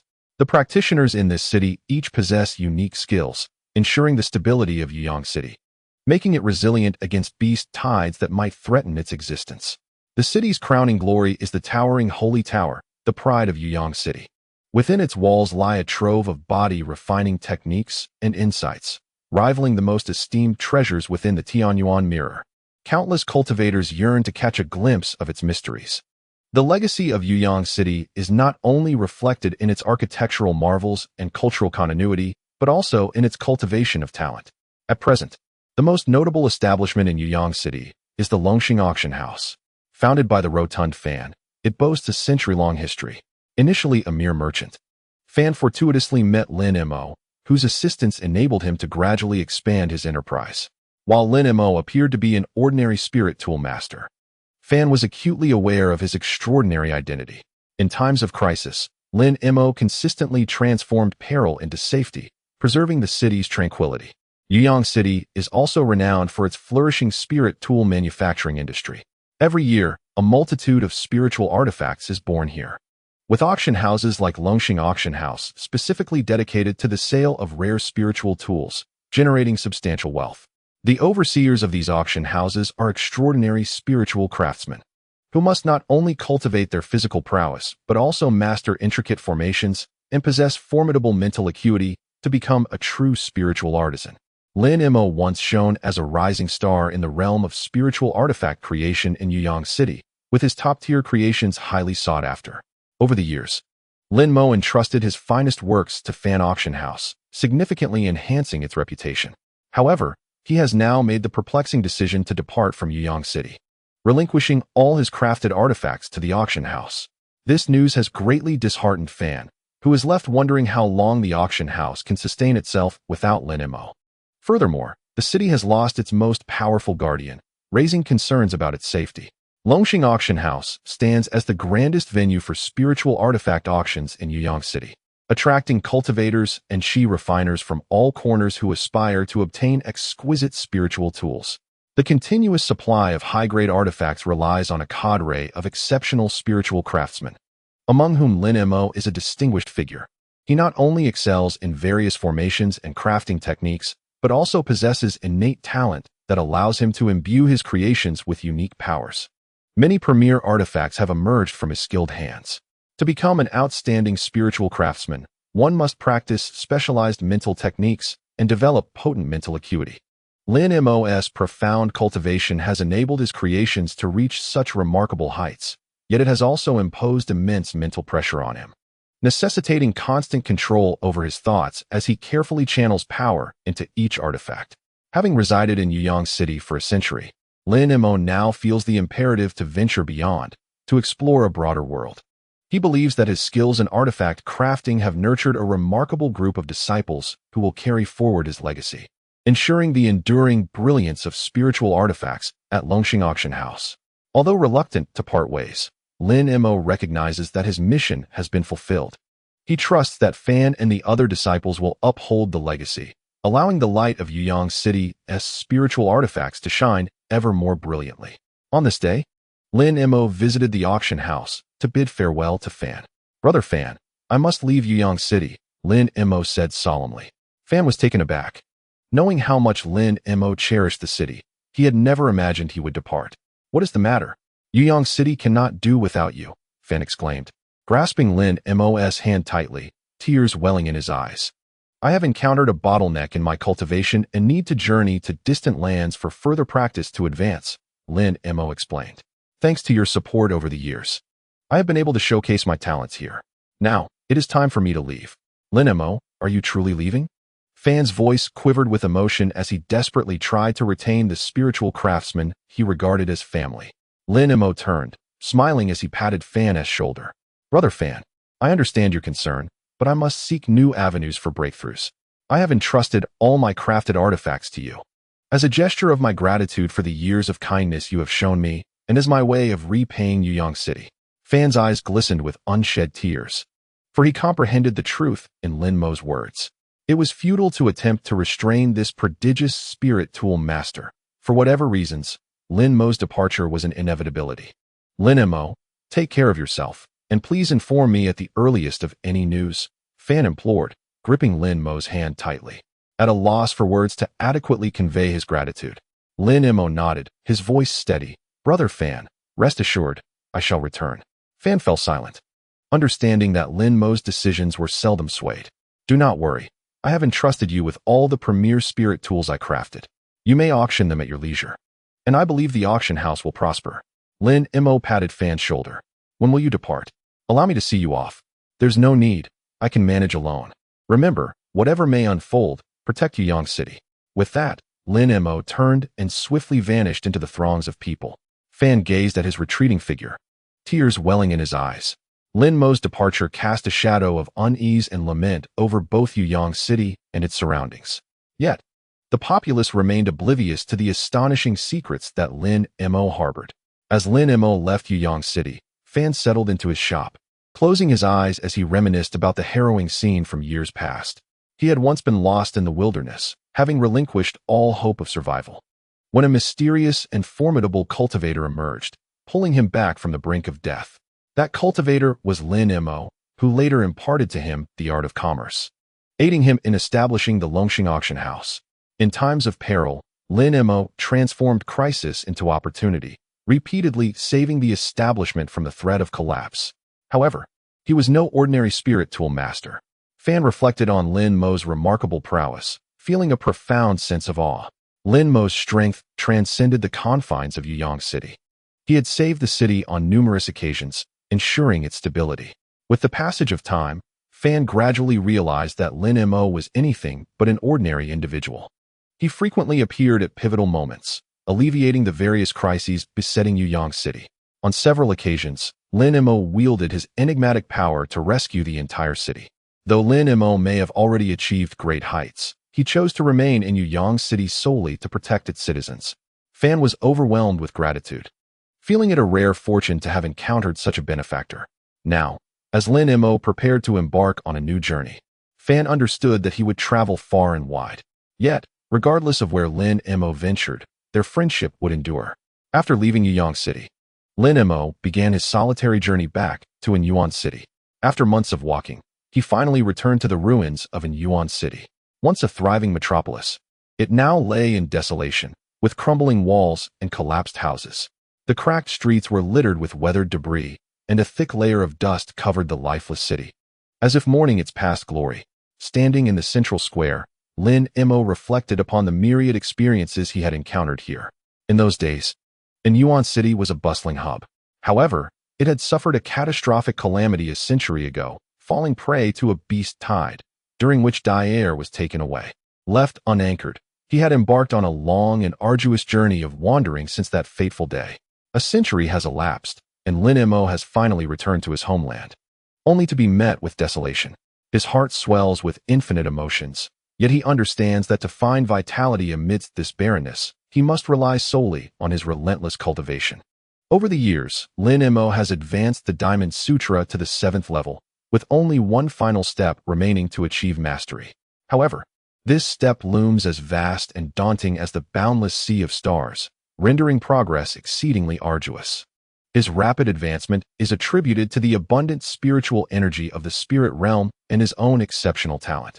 A resolute determination surges within him as Lin Mo resolves to uncover the opportunity for breakthrough within this ruin.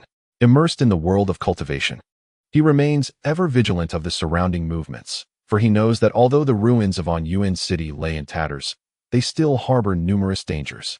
Seated in the center of the square, Lin Mo enters a meditative state, reminiscing about the profundities of the Diamond Sutra, hoping to attain a breakthrough. In the past, he had accompanied a man surnamed Qin and others in search of the rare blood shadow herb, unhesitatingly venturing into an ancient tomb fraught with traps and inhabited by ferocious beasts. Relying on his steadfast composure and remarkable skills, Lin Mo overcame countless obstacles and ultimately secured the blood shadow herb. This experience not only granted him the precious spiritual medicine, but also honed his practical combat experience. True to their word, the man surnamed Qin and his companions penned a letter of recommendation to the Golden Jade Sect, enabling Lin Mo to enter the Jiuquan Mingyu pool for cultivation, serving as a means to break through the bottleneck of the Diamond Sutra.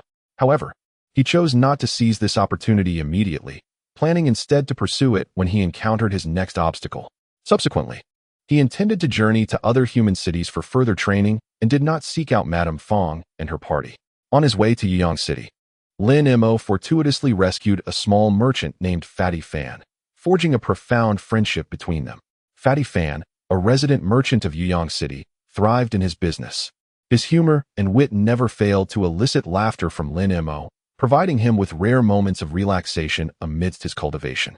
Lin Mo decided to stay in Wulong City, not only to refine his skills, but also to assist Fatty Fan in developing his auction house, while discreetly concealing his own identity.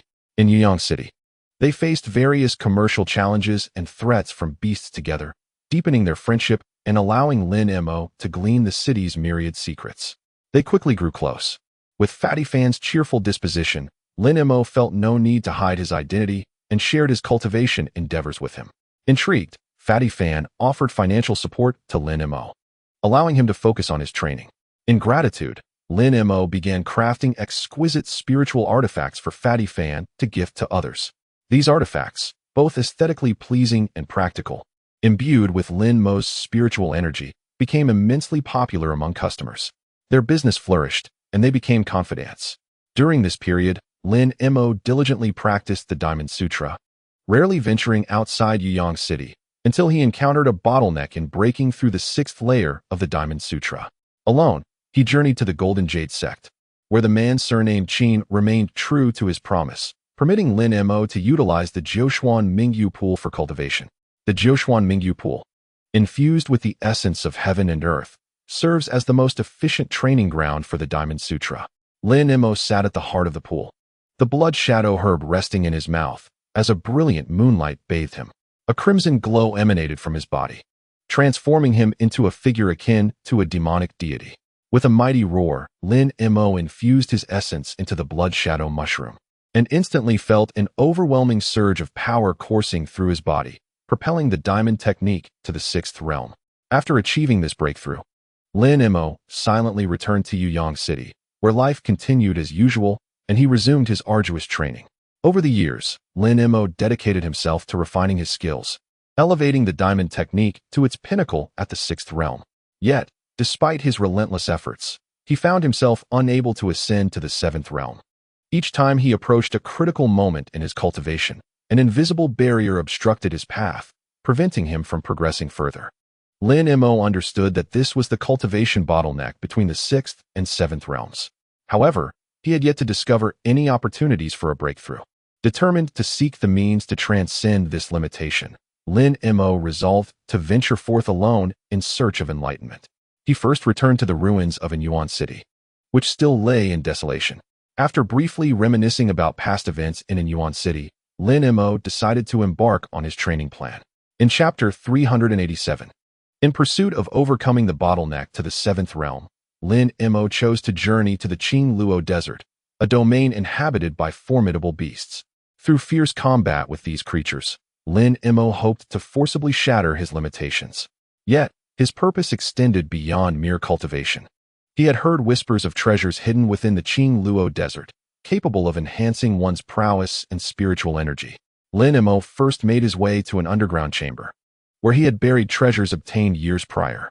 At dawn the next day, he donned a new guise, shouldered a modest pack, and stepped into the vast, undulating sea of sand, as if to leave behind all remnants of his past. After several days of arduous travel, Lin Mo finally located the entrance to the Qingluo Desert.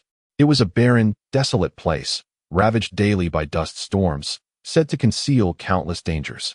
Taking a deep breath, Lin Mo set forth into this unknown realm. As he traversed endless dunes and sweltering sands, he delved deeper into the heart of the Qingluo Desert, where the sun blazed fiercely. The further he ventured, the more profound his surroundings became, until suddenly, a magnificent sight caught his eye, a colossal six-winged frost centipede shell towering before him. Measuring 3 yards in length, its surface shimmered with a silvery sheen. Lin Mo was taken aback. He had never encountered such an enormous six-winged frost centipede. Could this shell truly belong to such a legendary beast? Drawing his sword, he struck the shell several times, but the blade merely left faint white marks, failing to mar its surface. Clearly, the material of this shell was extraordinary, igniting Lin Mo's curiosity about its origins. Upon closer inspection, he noticed peculiar patterns etched into the shell, seemingly depicting a totem and emanating a mysterious power. Lin Mo's mind raced with possibilities, and he resolved to take the shell for further study, convinced it could greatly aid his cultivation. Summoning all his strength, he finally managed to drag the immense shell away. At that moment, a distant rumble echoed through the sky. Just as Lin Mo was about to depart, the heavens above him suddenly darkened, as a mass of black clouds gradually coalesced, obscuring the sun. Subsequently, colorful mist began to emerge, colliding with the black clouds and producing a thunderous sound. A chill ran down Lin Mo's spine as he sensed a formidable demonic power gathering. In an instant, countless flying scorpions appeared from the sky, densely blotting out the sun.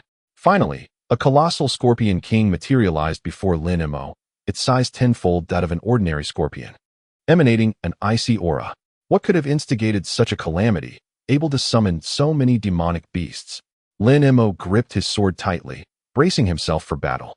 As the swarm of scorpions descended, Lin Mo suddenly established a mental connection and sensed the spiritual force of the six-winged frost centipede. A golden light shot forth from its exoskeleton, piercing the clouds above. Immediately, Lin Mo received a series of messages in his mind. The frost centipede was invoking some arcane power, capable of harnessing the energies of heaven and earth to command the beasts. This exceeded Lin Mo's understanding. Even those at the god transformation realm rarely mastered such abilities. Could it be that the six-winged frost centipede had not only survived, but had ascended to such profound heights? Lin Mo was profoundly shaken. He realized the gravity of the situation. Perhaps this calamity was indeed instigated by the six-winged frost centipede. Through this encounter, Lin Mo gained a new understanding of the identity of the six-winged frost centipede. It was not merely a solitary beast, but rather a fusion of 12 four-winged centipedes through some clandestine method. Each centipede possessed unique magical power, and their amalgamation resulted in a multiplied force. This also elucidated why its exoskeleton could withstand Lin Mo's full-strength strike. This chaotic and complex power constituted the six-winged frost centipede. As for the Scorpion King and the myriad flying scorpions, they likely stemmed from its divided incarnation's magical prowess. They resonated with one another, capable of triggering such extensive anomalies. Lin Mo pondered deeply, recognizing the formidable opponent he faced. To annihilate the six-winged frost centipede, he must first unravel the mystery of its power. Currently, he found himself powerless. He needed to preserve his life and await the opportune moment to strike. This calamity was likely just beginning. As the disaster unfolded, Lin Mo distinctly sensed the surrounding spiritual energy becoming exceedingly murky, filled with demonic essence. The flying scorpions seemed to possess the power to devour life itself, and Lin Mo had to remain vigilant, for any misstep could lead to his demise. He systematically dispatched the nearby flying scorpions, yet their numbers were overwhelming and seemingly endless. Simultaneously, the giant Scorpion King continually restored itself, exhibiting an apparent infinite vitality. Lin Mo understood his inadequacy to confront this calamity. He recognized the predicament he was in. Acknowledging that he lacked the strength to alter the situation, he utilized the terrain for cover, cautiously concealing his presence while searching for an opportunity to break through. Lin Mo knew that only by conserving his strength and seizing the right moment could he hope to reverse his disadvantage. Meanwhile, a distant scream pierced the air. Lin Mo peered cautiously and beheld the six-winged frost centipede engaged in a fierce confrontation with the giant scorpion. It appeared that the battle of this calamity would grow even more intricate. Lin Mo had to remain composed and prudent to navigate through this chaos unscathed. In the arid expanse of the desert, the six-winged frost centipede and the giant scorpion engaged in a fierce and relentless battle, each determined to emerge victorious. The giant scorpion, bolstered by its formidable size and robust exoskeleton, seized the initial advantage, wielding its tail like a razor-sharp blade against the frost centipede. The frost centipede, displaying remarkable agility, deftly evaded the onslaught, its silver-white body glistening under the sun's rays. It unleashed a powerful blast of icy breath, forming sharp icicles that hurtled toward the giant scorpion. With a thunderous roar, the giant scorpion swung its tail, shattering the icicles into fragments. It lunged forward, resembling a moving fortress as it bore down upon the frost centipede. In a swift maneuver, the frost centipede vanished and reappeared behind the giant scorpion, ensnaring its tail tightly. The giant scorpion thrashed wildly, yet the frost centipede maintained its grip with unyielding tenacity. At that moment, the tip of the scorpion's tail emitted a sudden burst of green light, striking the frost centipede with precision. In pain, the frost centipede released its hold, and the giant scorpion seized the opportunity to pivot, its tail snapping like a whip towards its adversary. Just as disaster loomed, the frost centipede transformed into a mist, dissipating into the air. Such abilities. I underestimated you, echoed the frost centipede's voice in the atmosphere, imbued with a fierce resolve. The giant scorpion let out a mighty roar, gathering all its strength for a decisive strike against the frost centipede. As it charged its energy, the silhouette of the frost centipede materialized, casting a colossal shadow that loomed over the giant scorpion. Perish! It bellowed, releasing a torrent of frigid winds that coalesced into ice spikes, piercing through the giant scorpion's form. The creature shrieked in agony as the ice spikes pinned it to the ground, rendering it immobile. Did you think I would be so easily vanquished? The frost centipede scoffed, its body shimmering with an otherworldly sheen under the sun. What manner of creature are you? The giant scorpion roared in desperation. I am the six-winged frost centipede. Having evolved into the snow-white centipede dragon, you stand no chance against me. With a swift transformation, the frost centipede morphed into a massive white python, unleashing a cascade of radiant beams. The beams enveloped the giant scorpion entirely, leaving it only the time to emit a haunting cry before it was torn asunder into countless fragments. The frost centipede reverted to its original form, circling the remnants of the giant scorpion while emitting a triumphant hiss. Following the demise of the scorpion, a swarm of flying scorpions surged forth, poised to avenge their fallen comrade. Yet, the frost centipede remained undaunted, opening its cavernous maw to devour dozens of the flying scorpions. The creature struggled within its jaws, but soon succumbed, becoming sustenance that nourished the frost centipede. With each scorpion consumed, its luster intensified, as though it were receiving a significant enhancement. These flying scorpions possess ancient bloodlines that greatly benefit me, it exclaimed with exhilaration before devouring another batch. Lin Mo furrowed his brow in concern, sensing that these flying scorpions were not mere trifles, potentially linked to some forbidden power. Should the frost centipede absorb too many, the consequences could be dire. At that moment, the frost centipede seemed to sense Lin Mo's unease. It turned with a wicked grin and proclaimed, "Fear not. I shall utilize these flying scorpions wisely to elevate our strength." With that, it expelled tendrils of white mist, which swiftly enveloped the remaining swarm of flying scorpions. After consuming the last of the scorpions, the frost centipede trembled, releasing a resounding cry that echoed across the desert. It radiated an overwhelming aura, its blood-red eyes fixed intently on Lin Mo. Lin Mo felt a tremor in his heart.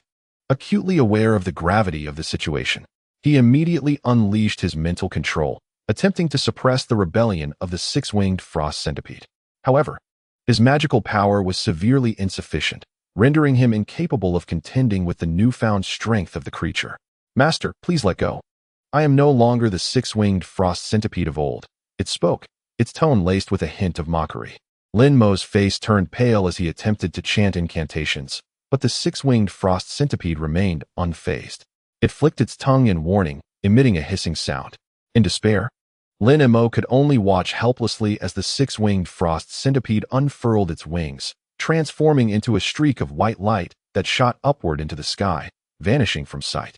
A profound sorrow enveloped Lin Mo. He understood that he could no longer prevent the creature's departure. This once loyal spirit beast had now completely transcended his control. After watching the six-winged frost centipede disappear, Lin Mo lingered in place for a long while. With a deep sigh, he roused himself and walked toward the vast pit.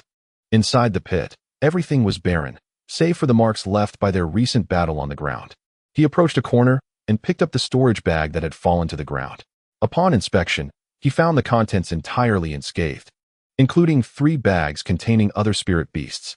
Lin Mo carefully collected the bags, hoisting the storage bag in preparation to leave. He cast a final glance at the place where he had spent time with the six-winged frost centipede, his heart a tumult of emotions. Though the loss of the creature left him somewhat melancholic, at least the other spirit beasts were unharmed. Given that, I must press forward, Lin Mo murmured to himself. He gathered his resolve and leaped from the cave, determined to embark on a new journey. Lin Mo swiftly departed the Qingluo Desert, heading towards the eastern borderlands. This desolate territory was devoid of human presence and fraught with unknown perils and opportunities. Yet, Lin Mo harbored no fear, but rather a sense of eager anticipation. As he traveled, Lin Mo contemplated his objectives for this expedition. He aimed to seek out spiritual herbs and treasures in this untamed land to aid his swift breakthrough from his bottleneck. Naturally, he remained vigilant against potential attacks from monstrous beasts and hostile cultivators. After 2 hours, Lin Mo arrived at the edge of a canyon. Standing on the cliff, he gazed down to see a tumultuous mountain river at the valley's bottom, flanked by towering ancient trees. In the distance, layers upon layers of mountains loomed, shrouded in mystery. The environment here was particularly conducive to cultivation. Perhaps he would have unexpected gains. A glimmer of excitement flashed in Lin Mo's eyes as he took a deep breath and leaped from the cliff, plunging into this unknown paradise. Upon arriving in this desolate borderland, Lin Mo had heard various rumors regarding the area. It was said that an ancient tribe once inhabited this land, possessing the ability to traverse the heavens at will with their chariots. Some claimed that not far from Lin Mo's current location, a group of ancient giants had once resided. These giants possessed immense strength, capable of shattering mountains and filling rivers. Allegedly, they had become extinct, though remnants of their colossal remains could still be discerned. There was an even more enigmatic legend that spoke of a hidden valley, where lay a true dragon that had not been seen for a millennium. It awaited the opportune moment to awaken during the impending war between humans and demons, guiding its followers on their path home. Despite the incredibility of these legends, the enigmatic records preserved by history suggest that they may contain a kernel of truth. For Lin Mo, this only heightened the allure and mystery of the land. He sensed that although the terrain appeared desolate, it was imbued with potent spiritual energy, concealing an abundance of spiritual veins and resources. This made it a coveted paradise for many adventurers. Following the most abundant flow of spiritual energy, Lin Mo discovered a secluded valley nestled within the mountains, teeming with rare spiritual herbs, including several he had long coveted. This indicated the existence of at least a mid-level spiritual vein, offering incredible benefits for cultivation. Moreover, as he ventured deeper into the valley, Lin Mo encountered a variety of rare spiritual fruits, each uniquely shaped and vibrantly colored. This suggested that the region harbored even more spiritual veins and treasures, drawing countless cultivators to embark on daring explorations. For Lin Mo, this was a rare opportunity. As Lin Mo was aware, this area was inhabited by reclusive high-level cultivators and demon beasts, both powerful entities that had reached the god transformation realm. A delicate balance had been maintained between the two sides due to their equal strength. However, with the recent influx of human cultivators, the ecosystem had been disrupted, leading to an escalation in conflicts between the demon beasts and cultivators. To prevent a catastrophic war and maintain the fragile balance between humans and demons, the 3 emperors and the demon deities had issued a decree prohibiting high-level confrontations within the region. Lin Mo understood that his actions might provoke these taboos, requiring him to tread carefully. Yet, he felt an inkling that this land concealed even greater opportunities. With prudent exploration, he might stumble upon unexpected rewards. Lin Mo's objective for this journey was clear: to explore resources in this wilderness and enhance his strength. Utilizing his exceptional insight and intuition, he pinpointed a location where he sensed powerful fluctuations of spiritual energy. He believed that this place harbored immense potential. Chapter 388. The tomb of the setting sun is located at the westernmost edge of the spirit realm, where once lay a vast plain, lush with green grass and fragrant flowers. However, several centuries ago, a cataclysmic war for the survival of the spirit realm erupted here, resulting in the tragic demise of countless formidable cultivators, their bodies interred within the earth, while resentment and hatred seeped into the land, rendering it desolate and somber. Over time, the once beautiful plain collapsed, forming a colossal pit known as the Tomb of the Setting Sun. Dark forces were drawn to the malevolent aura of this place. Savage beasts, vengeful spirits, and demonic entities took residence here, transforming the Tomb of the Setting Sun into a perilous realm.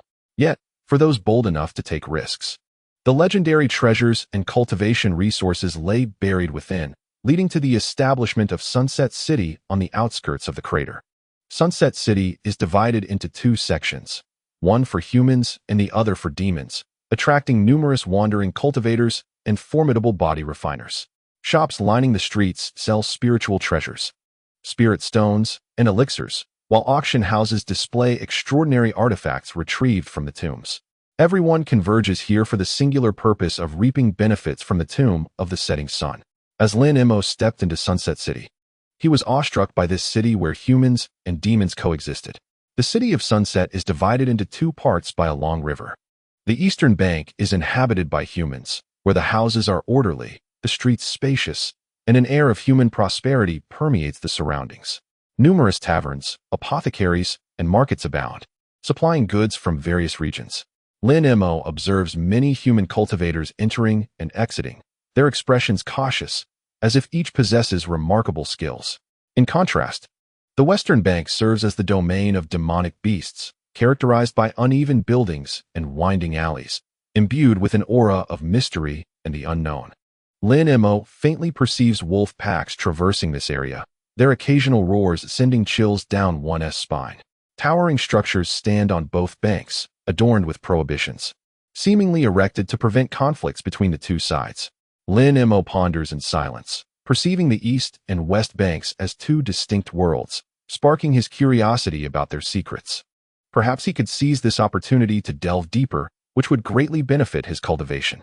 As Lin Mo steps into Sunset City, he cannot help but feel a sense of wonder at this eclectic metropolis. He surveys his surroundings, the towering edifices lining the streets and the bustling crowds overwhelming his senses.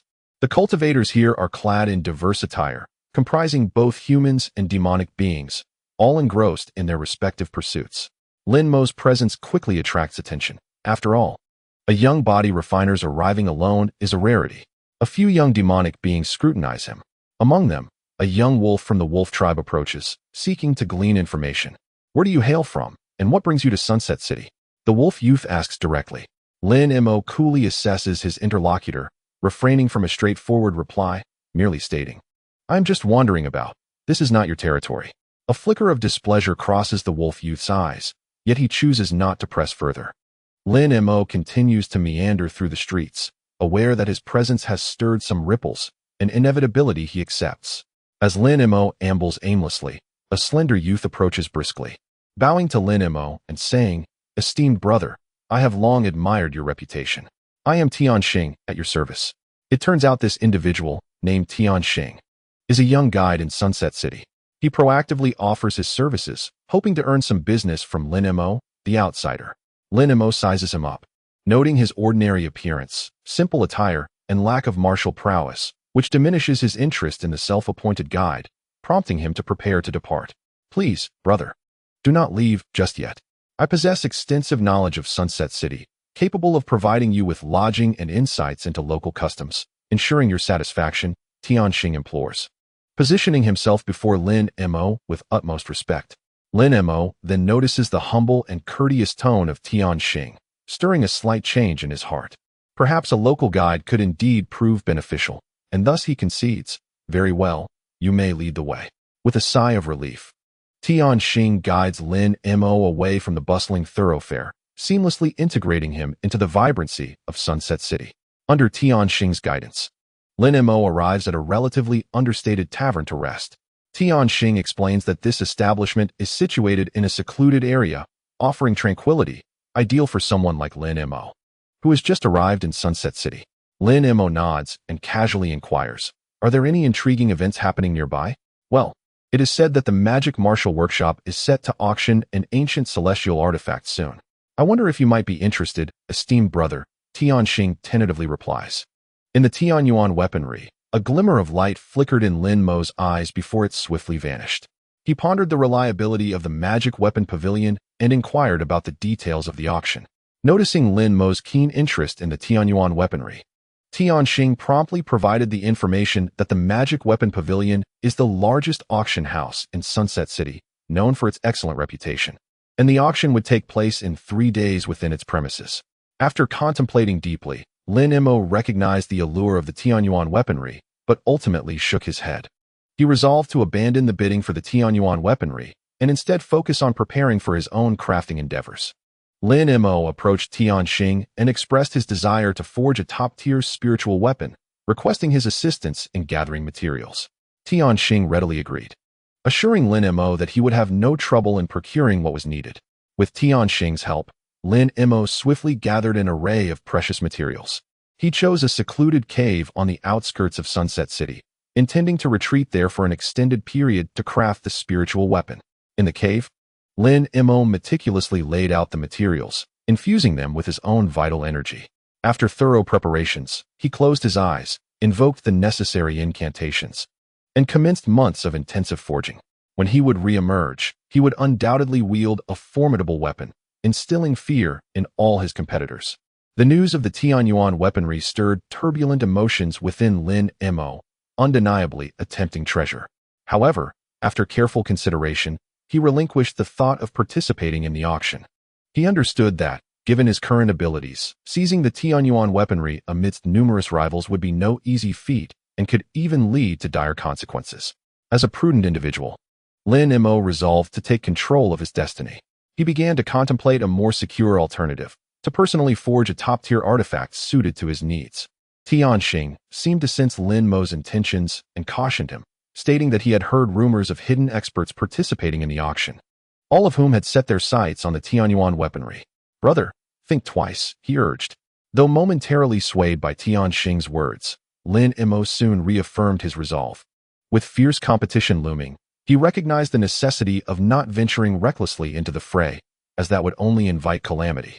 At that moment, enhancing his own strength became the paramount strategy. "Thank you for the warning. I have resolved to forge the weapon myself," Lin Mo informed Tianxing. The warning, instead of deterring him, bolstered Lin Mo's confidence in his decision. He understood that to survive in such a fiercely competitive environment, he must rely on his own strength. Lin Mo discovered a tranquil cave and embarked on a multi-month retreat for his crafting.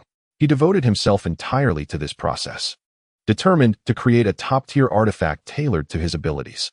Day after day, as Lin Mo immersed himself in seclusion, Sunset City was rife with undercurrents. As various powerful figures entered the city, all preparing to vie for the Tianyuan weaponry. Yet, Lin Mo remained oblivious to the external turmoil, focusing solely on his cultivation. Together, Lin Mo and Tianxing ventured to a street dedicated to the sale of various spiritual materials. Gradually, they felt disheartened, for even in such a concentrated area, it was challenging to find the high-quality materials Lin Mo sought. They wandered into one shop after another, where shelves brimmed with materials of diverse shapes. Some were crystalline and translucent, while others bore a dull luster. However, what are considered rare treasures in the eyes of ordinary cultivators fall significantly short of Lin Mo's standards. He shook his head and said to Tianxing, "Is this all there is? It seems I must venture into the sunset grave myself to find the exquisite items I seek." Tianxing sighed in response. Lin Mo's cultivation had reached the divine transformation realm, and naturally, he desired rarer and more superior materials, which these small shops could not provide. Just as the two were preparing to depart, a sudden commotion arose in the street. Lin Mo and Tianxing looked up to see the crowd parting for a youth clad in blue, each person displaying obsequious smiles. "This is Huangliang Lingjun," Tianxing murmured, astonished that he would personally visit such a place. Lin Mo raised his brow, realizing that this youth was the most esteemed cultivator in Sunset City. He possessed profound skills and a mysterious background, rarely making public appearances. "He has already reached the void refinement stage." "Lin Mo," Tianxing whispered, "we should leave quickly." Lin Mo nodded in understanding, and they swiftly departed, contemplating the implications of this powerful figure known as Huangliang Lingjun. After leaving Material Street, Tianxing led Lin Mo to a secluded alley and pointed to an inconspicuous shop, saying, "This is Qiongyu Pavilion. Though it appears modest, it actually harbors many treasures within. Let us take a look." Lin Mo glanced up to see that the shop front was quite grand, adorned with the golden characters Qiongyu Pavilion, while two peculiar beasts were tied to the columns, seemingly issuing a warning. As Lin Mo followed Tianxing inside, he found the interior eerily empty, with all the shelves devoid of merchandise, giving no indication that this was a spiritual weapon shop. This only heightened Lin Mo's curiosity. "What secrets does Qiongyu Pavilion hold?" he inquired of Tianxing. While they were silently surveying the shop, they suddenly heard rustling sounds from outside, and two young men entered. Lin Mo squinted, observing that their cultivation levels were astonishing, having already reached the core formation stage, yet they appeared quite young. "Are you here for something?" Tianxing asked, stepping forward. The two young men smiled slightly, not answering directly, merely stating, "We wonder if you have what we seek in your shop." Their demeanor was humble, yet their tone conveyed an authority that commanded respect. Lin Mo speculated that their identities were undoubtedly significant. Tianxing appeared somewhat flustered. He quickly nodded and said, "Please wait a moment. I shall consult the old shopkeeper." He then hurried away. Lin Mo watched his retreating figure, a hypothesis forming in his mind. Before long, Tianxing returned, accompanied by an elderly man with white whiskers. Upon seeing him, the two young men immediately bowed respectfully, addressing him as Elder Su. It turned out he was the proprietor of Qiongyu Pavilion. Lin Mo noticed Elder Su's demeanor was humble and courteous, and his interactions with the two young men were notably warm, indicating a long-standing relationship. "Gentlemen, please take a look at these items," Elder Su said, opening two brocade boxes that revealed ordinary books and tokens. After a brief examination, the young men eagerly expressed their gratitude, saying, "Thank you, esteemed elder, for preserving these. We will take them to present to Lingjun." From their mention of Lingjun, Lin Mo understood the nature of their connection to Huangliang Lingjun. Lin Mo stepped forward, observing that these items appeared ordinary, yet he sensed a hidden significance. Elder Su glanced at Lin Mo, smiling enigmatically without uttering a word. Lin Mo pressed on, inquiring if the esteemed shop possessed any manuals or spiritual treasures suited to him, expressing his willingness to exchange substantial wealth for them. "Our encounter must be fated," he declared, "yet my merits are insufficient, and I have nothing to offer." Elder Su spoke with an air of mystery. "Please, senior, enlighten me," Lin Mo earnestly implored. After a moment of contemplation, Elder Su turned and entered the inner room. Shortly thereafter, he emerged with an exquisite velvet box. 3 days later, Lin Mo discovered a small establishment named Xuanhua Shop, owned by a middle-aged man surnamed Chun. The shop appeared unremarkable, yet Lin Mo, with his formidable divine sense and various insights, discerned that the proprietor was no ordinary individual. He paid a handsome sum to rent a small room within the shop, preparing for a month of seclusion. Upon closing the door, Lin Mo embarked on a lengthy retreat. He first procured a wealth of rare spiritual herbs and materials, then, drawing upon his years of accumulated experience, began to forge various magical implements and protective gear. During the day, he was wholly absorbed in his crafting, often only managing a few hours of sleep deep into the night. After a month, Lin Mo successfully forged over a dozen high-grade magical artifacts, including several top-tier spiritual instruments. This expertise would serve as a robust safeguard for his future survival in the tomb. As the months swiftly passed, Lin Mo shouldered his pack and stepped out of Xuanhua Shop. He gazed contentedly at his accomplishments, a faint smile gracing his lips before he departed. Arriving at the entrance of the tomb of the setting sun, he beheld a gathering of dozens of disciples from various sections. They had formed temporary alliances, preparing to venture into this renowned relic together. Lin Mo looked up to see the tomb of the setting sun perched atop a steep cliff, with a sheer drop of thousands of feet below. The ancient tomb resembled a colossal spaceship, resting upon the precipice, evoking awe. He watched as some individuals soared overhead, secretly marveling at their audacity. "Be cautious, do not fly too high," a voice warned. Lin Mo noticed a slender youth shouting to the flyers, his expression grave. It turned out that some demonic cultivators circled above the tomb of the setting sun, poised to ambush those who strayed too far from the tomb. A moment's inattention could lead to a sudden attack. Chapter 389. Lin Mo surveyed his surroundings, surrounded by towering cliffs, shrouded in heavy gloom, as if he had entered a secluded, forbidden realm. In the distance, a small group of cultivators waved at him, seemingly inviting him to join their entrance.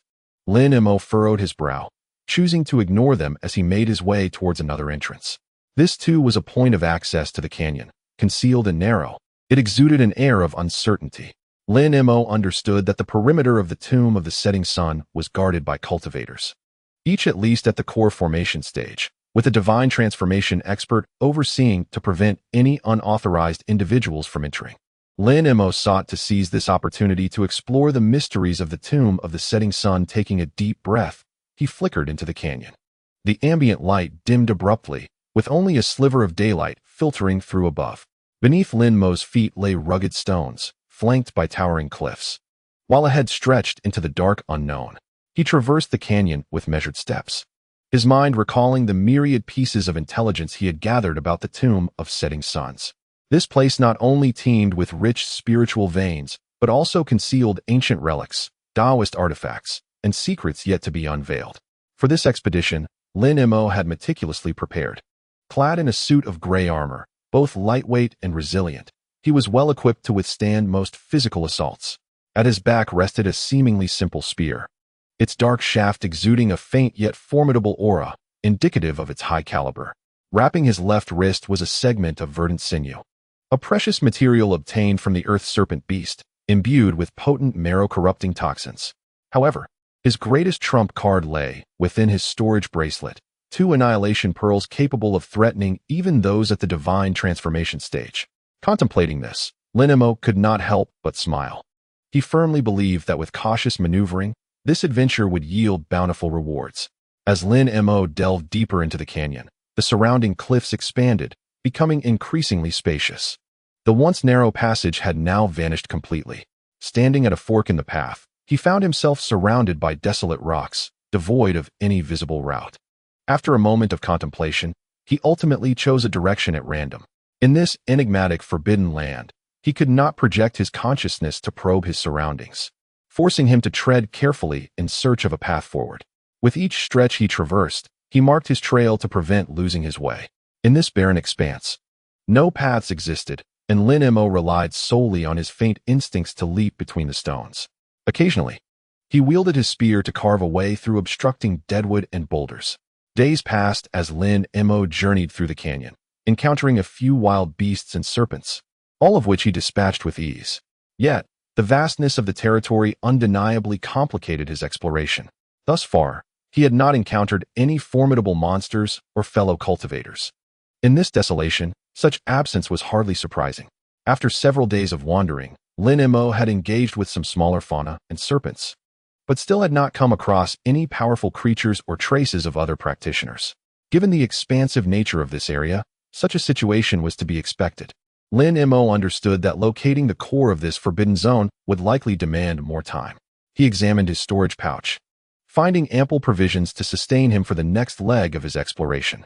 Determined to press onward, Lin Mo resolved to quickly discover the labyrinth's exit or a path leading to the core area. In this boundless wasteland, time seemed to lose its significance, and he relied on the intuition bestowed by the otherworldly legacy, inching ever deeper into the unknown. 5 days later, Lin Mo finally emerged from the desolate canyon into a different realm. In the distance, ancient trees soared skyward, forming a sprawling expanse. This was a primordial forest, its towering trunks thick and formidable, casting a shadow over the land. Lin Mo focused his senses, faintly hearing the deep roars of beasts echoing from the heart of the woods, reminiscent of some colossal creature's bellow. The dense thicket enveloped him in a primal and perilous ambience, sending a shiver down his spine. Lin Mo cautiously approached the forest's edge, scanning the shadows hidden within the thickets. He sensed the presence of numerous greedy eyes watching him, akin to predatory beasts lurking for an intruder. Rather than rush in, Lin Mo constructed a simple shelter at the forest's periphery. He required time to observe this uncharted wilderness before making his next decision. After a day and night of meticulous observation, Lin Mo finally ventured into the primeval forest. Unlike his arduous trek through the canyon, he now exhibited a gracefulness and agility that seemed almost ethereal. He flitted between branches, transforming into a wraith-like figure, traversing effortlessly from tree to tree without disturbing a single leaf. In this expansive jungle, his remarkable lightness allowed him to evade the lurking dangers. Even if cultivators or formidable warriors caught sight of him, they dared not provoke this enigmatic visitor. Like a specter, Lin Mo navigated through the woods. At times, he would pause to listen intently, and at others, he would halt to scrutinize his surroundings, searching for a path through the labyrinthine forest. If he proceeded with caution, the secrets of this woodland would surely unveil themselves to him. Taking a deep breath, he continued his stealthy journey among the trees. New challenges and uncertainties awaited him, and he would meet them with unwavering vigor. After traversing the shadows of the forest for a day and night, Lin Mo sensed the hidden threats lurking in the darkness. Just as he sought a place to rest, a massive black bear suddenly lunged from behind the underbrush. Reacting swiftly, Lin Mo spun his black spear, thrusting it diagonally at the bear's paw. With a swift whoosh, the spear pierced through the bear's foreleg, pinning it to the ground. The bear let out a mournful roar, attempting to retaliate, but Lin Mo struck with a flurry of precise thrusts, quickly extinguishing its life. He dragged the bear's lifeless body beneath a grand tree. Then, with a sharp flick of his spear, a thunderous crack echoed as the towering tree split in two, burying the bear's corpse within. Lin Mo stowed his spear, cast a glance around, and swiftly departed, vanishing into the shadows of the forest. For several days, Lin Mo traversed this mysterious primeval forest, his skill in concealment reaching its zenith. Whenever confronted by ferocious beasts, they fell effortlessly to his black spear. The silent corpses of these slain creatures vanished without a trace, while Lin Mo, like a ghost, concealed his presence, leaving no signs of his passage. His speed was akin to lightning, his strength rivaled that of wild beasts, inciting a silent slaughter throughout the woods. Lin Mo required the flesh and blood of these beasts to restore his vitality while simultaneously eliminating potential threats within the forest. His movements were shrouded in mystery, and his killings were merciless, as if the grim reaper had descended upon the earth to harvest lives. 3 months later, deep within an unfamiliar mountain range, Lin Mo encountered a horde of colossal yellow bear-like demon beasts. They were exceedingly ferocious, launching a collective assault on this intruder. An earth-shattering battle erupted in the valley. Armed with his black spear, Lin Mo wove through the throng of bears, his spear flashing and blood splattering. The giant bears and other demon beasts stood no chance against him. Within moments, the ground was littered with their fallen bodies. This massacre persisted for an entire day, as Lin Mo, engulfed in blood and flesh, became blinded by the frenzy of slaughter. His combat instincts were fully awakened, transforming him into a relentless killing machine. At last, all the monstrous beasts lay vanquished, and Lin Mo descended heavily, his visage marked by fatigue yet suffused with satisfaction. Any witness to this fierce battle would be struck with awe and reverence at Lin Mo's nearly frenzied prowess. Yet, Lin Mo was acutely aware that this was but a fraction of his potential. During Lin Mo's fierce struggle with the bear horde, a colossal three-headed demon monkey entered the fray. It was extraordinarily ferocious, with all 3 heads roaring in unison, while its 6 hands executed a perfectly coordinated assault. Lin Mo's expression sharpened as he rapidly spun his black spear, thrusting it toward the 3-headed demon monkey. The beast hastily attempted to defend itself, but its 6 hands struck simultaneously. A thunderous crack resonated through the air as Lin Mo's spear forced the demon monkey back 3 steps, eliciting a shrill screech. Subsequently, Lin Mo unleashed a flurry of spear strikes, transforming his weapon into a cascade of silvery light that rained down upon the 3-headed demon monkey. The creature flailed its hands in a desperate attempt to fend off the onslaught, yet it was pierced by several lethal strikes. Ultimately, one spear pierced through its heart, pinning the 3-headed demon monkey against a massive tree, blood gushing forth in torrents. Lin Mo retracted his spear, casting a cold glance at the fallen beast before resuming his battle with the bears. His extraordinary strength and combat skills were a testament to his remarkable abilities. As the battle between Lin Mo and the monstrous beasts reached a fevered climax, two ethereal figures emerged from the shadows of a nearby grove.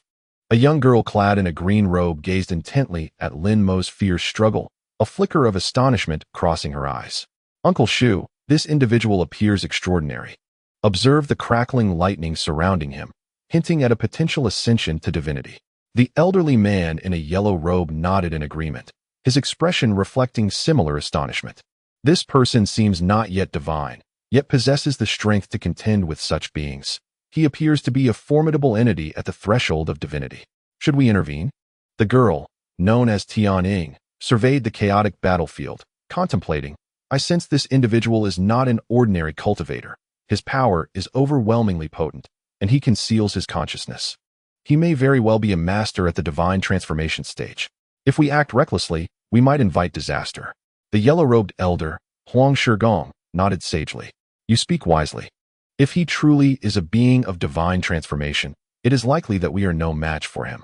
His attire does not align with the local powers. It would be prudent to refrain from involvement. Tianying, her gaze vigilant as she observed Lin Mo's fierce engagement with the bears, was filled with both curiosity and caution. This enigmatic powerhouse, who had suddenly appeared, left her pondering his origins and intentions. They must remain alert and act with prudence. Huang Shigong, a renowned sage of the region with cultivation at the initial stage of divine transformation, scrutinized Lin Mo's combat and spoke gravely. This individual evidently possesses divine strength. Otherwise, he could not wield such formidable lightning powers.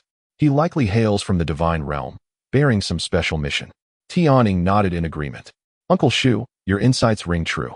His garb does not resemble that of any cultivator from the mortal realm. He may indeed be from the divine realm. We must heighten our vigilance to avoid being ensnared in any conflicts. Huang Shigong stroked his beard, affirming, precisely so. It is best that we refrain from intervention for the time being, observing the unfolding events before making any decisions.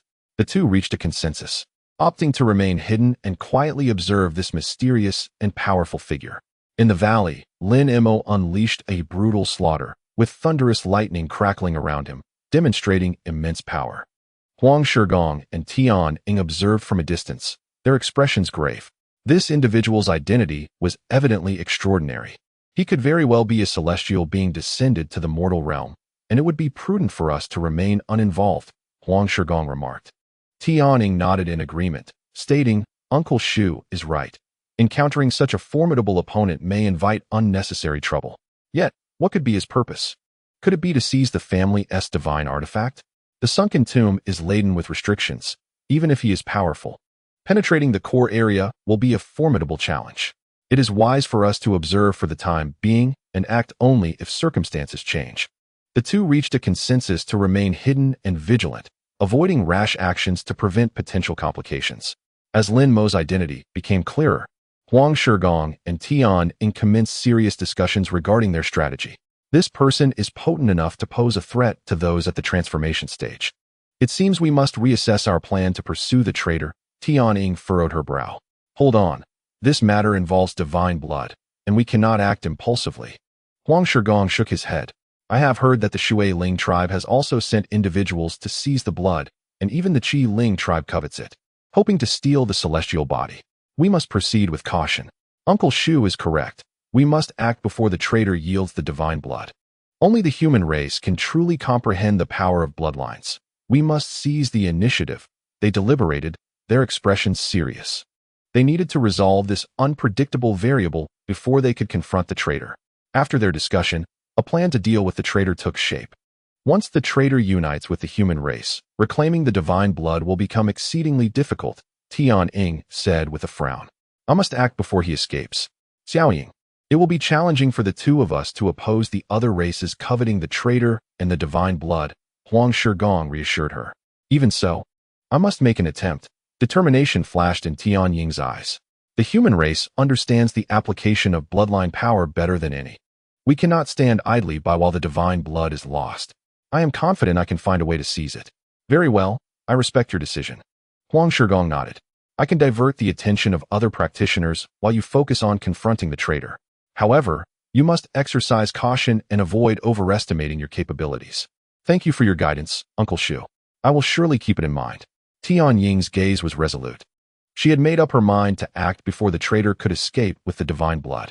On the slope of an unnamed hill, within a concealed cave, a handsome young man and an enchanting were conspiring. Xiao Jinu, from your observations, the traitor from the spirit tribe has now entered the sunken tomb, the young man, named Yun, inquired with a smile. Yes, brother Yun. I have dispatched butterflies to relay the message. He has been in the canyon for over 3 days, the responded sweetly. Excellent. It appears our opportunity has arrived. A glimmer of excitement flashed in Yun's eyes. We must find a way to obtain the divine blood treasure that the traitor possesses. United, we are sure to succeed. Indeed, as long as we can acquire the divine blood, our Black Phoenix clan shall rise and dominate this continent. This beautiful eyes sparkled with enthusiasm. While divine blood is undoubtedly precious, I am more intrigued by another secret the traitor carries. A peculiar smile graced Yun's face. Oh, what secret does brother Yun know about the traitor? He asked with curiosity. We need not elaborate further, he replied. Once this secret is grasped, it will prove immensely beneficial for both you and me. You need only to know that once we acquire the divine blood and eliminate the treacherous spirit clan, I shall share this secret with you. Very well, brother Yun. I shall lend my utmost assistance and will not fail your trust, the enchantress sweetly proclaimed. Go now. The time approaches. Exercise caution and ensure that no one perceives our actions. A glimmer of cunning flickered in Yun's eyes. The enchantress elegantly rose and transformed into a beautiful black butterfly, fluttering out of the cave. Yun gazed in the direction of the butterfly, a confident smile gracing his lips. In the human city of Sunset City, the Lord, Lan Zhan, was convening an urgent meeting in the council hall. Esteemed colleagues, I have just received an urgent edict from the Holy Emperor's palace, commanding us to protect the spirit clan defector who has pledged allegiance to humanity. This individual has entered the tomb of Sunset, carrying vital divine blood treasures, and must be safely escorted to the Holy Emperor's palace, Lan Zhan declared, his expression grave. What audacious spirit clan defector dares to invade our territory? A valiant general exclaimed passionately. To risk entering the tomb of Sunset, this individual must possess extraordinary qualities. Perhaps we can utilize them to our advantage, a strategist mused thoughtfully. The divine blood treasure is the essence of heaven and earth. Possessing it will significantly enhance our clan's strength, and this matter concerns the survival of our lineage, the Right Chancellor remarked with a serious countenance. The Holy Emperor has issued orders. We must do everything in our power to protect this individual and reclaim the divine blood, the Left Chancellor added. Very well. We must set forth to safeguard this spirit clan defector and the divine blood treasure. This matter is of utmost confidentiality, so please ensure discretion, Lan Zhan spoke solemnly. The assembly responded in unison. Furthermore, I shall dispatch Wang Guolin and Si Wei to immediately proceed to the Tomb of Sunset, locate this spirit clan defector, and escort him to Sunset City, Lan Zhan instructed. Understood, the two responded as they departed. A mixture of tension and excitement was evident on the faces of the others. The once tranquil Sunset City, upon receiving the urgent command, swiftly sent forth 2 formidable warriors to the Tomb of Sunset. Thus commenced a formidable mission to protect the divine blood and contest the artifact. The Lord's brow furrowed with concern. He understood that this task would not be easy, as it involved the protection of both a spirit clan individual and precious treasures. Simultaneously, he was acutely aware that the conflict between the demon and human clans would pose a tremendous challenge. At that moment, a silver light flickered in the distance. Capturing everyone's attention, Lord Lan raised his head to behold an extraordinary sight, a doppelganger of a mirage moth floating in the air. This mirage moth was ensnared within a transparent barrier, unable to escape, yet its silver luminescence shimmered. The Lord's expression grew somber. He recognized this as a form of advanced illusion magic, and the mirage moth was a unique creature of the spirit clan, adept in powerful illusions. He turned to his companions and said, "This doppelganger of the mirage moth is no ordinary entity. It is eavesdropping on our conversation. We must exercise caution, for there may be other spirit clan members lurking nearby." As his words fell, a shadow suddenly appeared beside the doppelganger. This shadow was a demon clan cultivator, appearing cunning and sinister. With a swift motion, he seized the doppelganger and destroyed it, but at that instant, the mirage moth released silver powder that scattered in all directions. In a desolate valley, a woman dressed in formal attire was slowly descending from the air. Where is the rebellious spirit tribe now? A young man inquired. It was none other than the youth, Yun. As far as I know, he has been deep within the canyon for several days, but the exact location remains elusive. His cousin Xiao furrowed her brow. It seems we must adopt a different approach. Yun pondered for a moment, then retrieved a crystal-clear orb from his sleeve. I will employ this phantom flame moth's avatar to track the movements of the rebellious spirit tribe. Through it, I shall ascertain everything. All right, brother Yun, Xiao replied as she took the orb, chanting incantations. The orb transformed into a small creature resembling a moth and swiftly flew into the distance. After a while, the avatar of the phantom flame moth returned, uttering a few words before dissolving into powder in Yun's hand. What happened? Xiao asked in surprise. It appears that I have been discovered. The rebellious spirit tribe is not to be underestimated. They could see through the concealment of the phantom flame moth. Yun's expression darkened. However, this silver-gray hue indicates he is heading north. We still have a chance. The two exchanged glances, each perceiving unwavering determination in the other's eyes. The vigilance of the rebellious spirit tribe exceeded their expectations, yet they were resolute not to yield. This pursuit had only just commenced. Deep within the grave of the setting sun, news of the arrival of the spirit tribe traders swiftly spread, igniting a fierce competition between the demon and human clans for his whereabouts. This revelation triggered an intense conflict, escalating the already heightened tensions between the two races. Practitioners of the demon clan and martial artists of the human clan engaged in fierce chases and confrontations throughout the corners of the grave of the setting sun. The focal point of their contention was the treasure carried by the spirit tribe individual. They were acutely aware of its extraordinary value, capable of altering the power dynamics within the entire realm of cultivation. Inside the grave of the setting sun, the pursuit teams of the human and demon clans scoured the canyon for the whereabouts of the rebellious spirit tribe. Quick, head towards the western canyon. I sense fluctuations in spiritual energy. The rebellious spirit tribe may be there, a practitioner commanded. We proceed west, the human team responded, advancing resolutely. Wait, this is the territory of our Black Phoenix clan. You cannot trespass. A group of demonesses blocked the path of the human team. The rebellious spirit tribe concerns the divine blood treasure. We have the obligation to ascertain its whereabouts. Stand aside, the leading practitioner shouted. The divine blood is an opportunity for my Black Phoenix clan. We are the ones entitled to it. Move aside, a demoness retorted. Tensions escalated as both sides stood on edge. How dare you enter our territory? You seek death. A demoness shouted, striking first. The human practitioners did not back down. And amidst flashes of blades, the two clans clashed fiercely within the depths of the canyon. This chaotic struggle for the divine blood rapidly engulfed the entire grave of the setting sun, with the human and demon clans vying desperately for the whereabouts of the rebellious spirit tribe. The commotion stirred the magical beasts, who joined the fray, plunging the entire grave of the setting sun into disarray. In a concealed cave within the canyon, Lin Mo was meditating with his eyes closed. Suddenly, a frown crossed his brow as he opened his eyes, his expression grave. The sounds of clashing blades echoed from outside, suggesting that a battle was underway. Lin Mo gently pushed open the stone door of the cave and beheld the human and demon clans engaged in a life-and-death struggle, locked in fierce combat. It seems my whereabouts have been exposed. This is troublesome, Lin Mo murmured to himself. Amidst the chaos of the grave of the setting sun, the conflict between the demon and human clans raged fiercely, while Lin Mo remained unaware, caught in the midst of it all. He traversed through the dense forest, a realm fraught with peril and the unknown. Suddenly, a deep, guttural roar shattered the serene silence of the woods, and before him appeared a colossal leopard.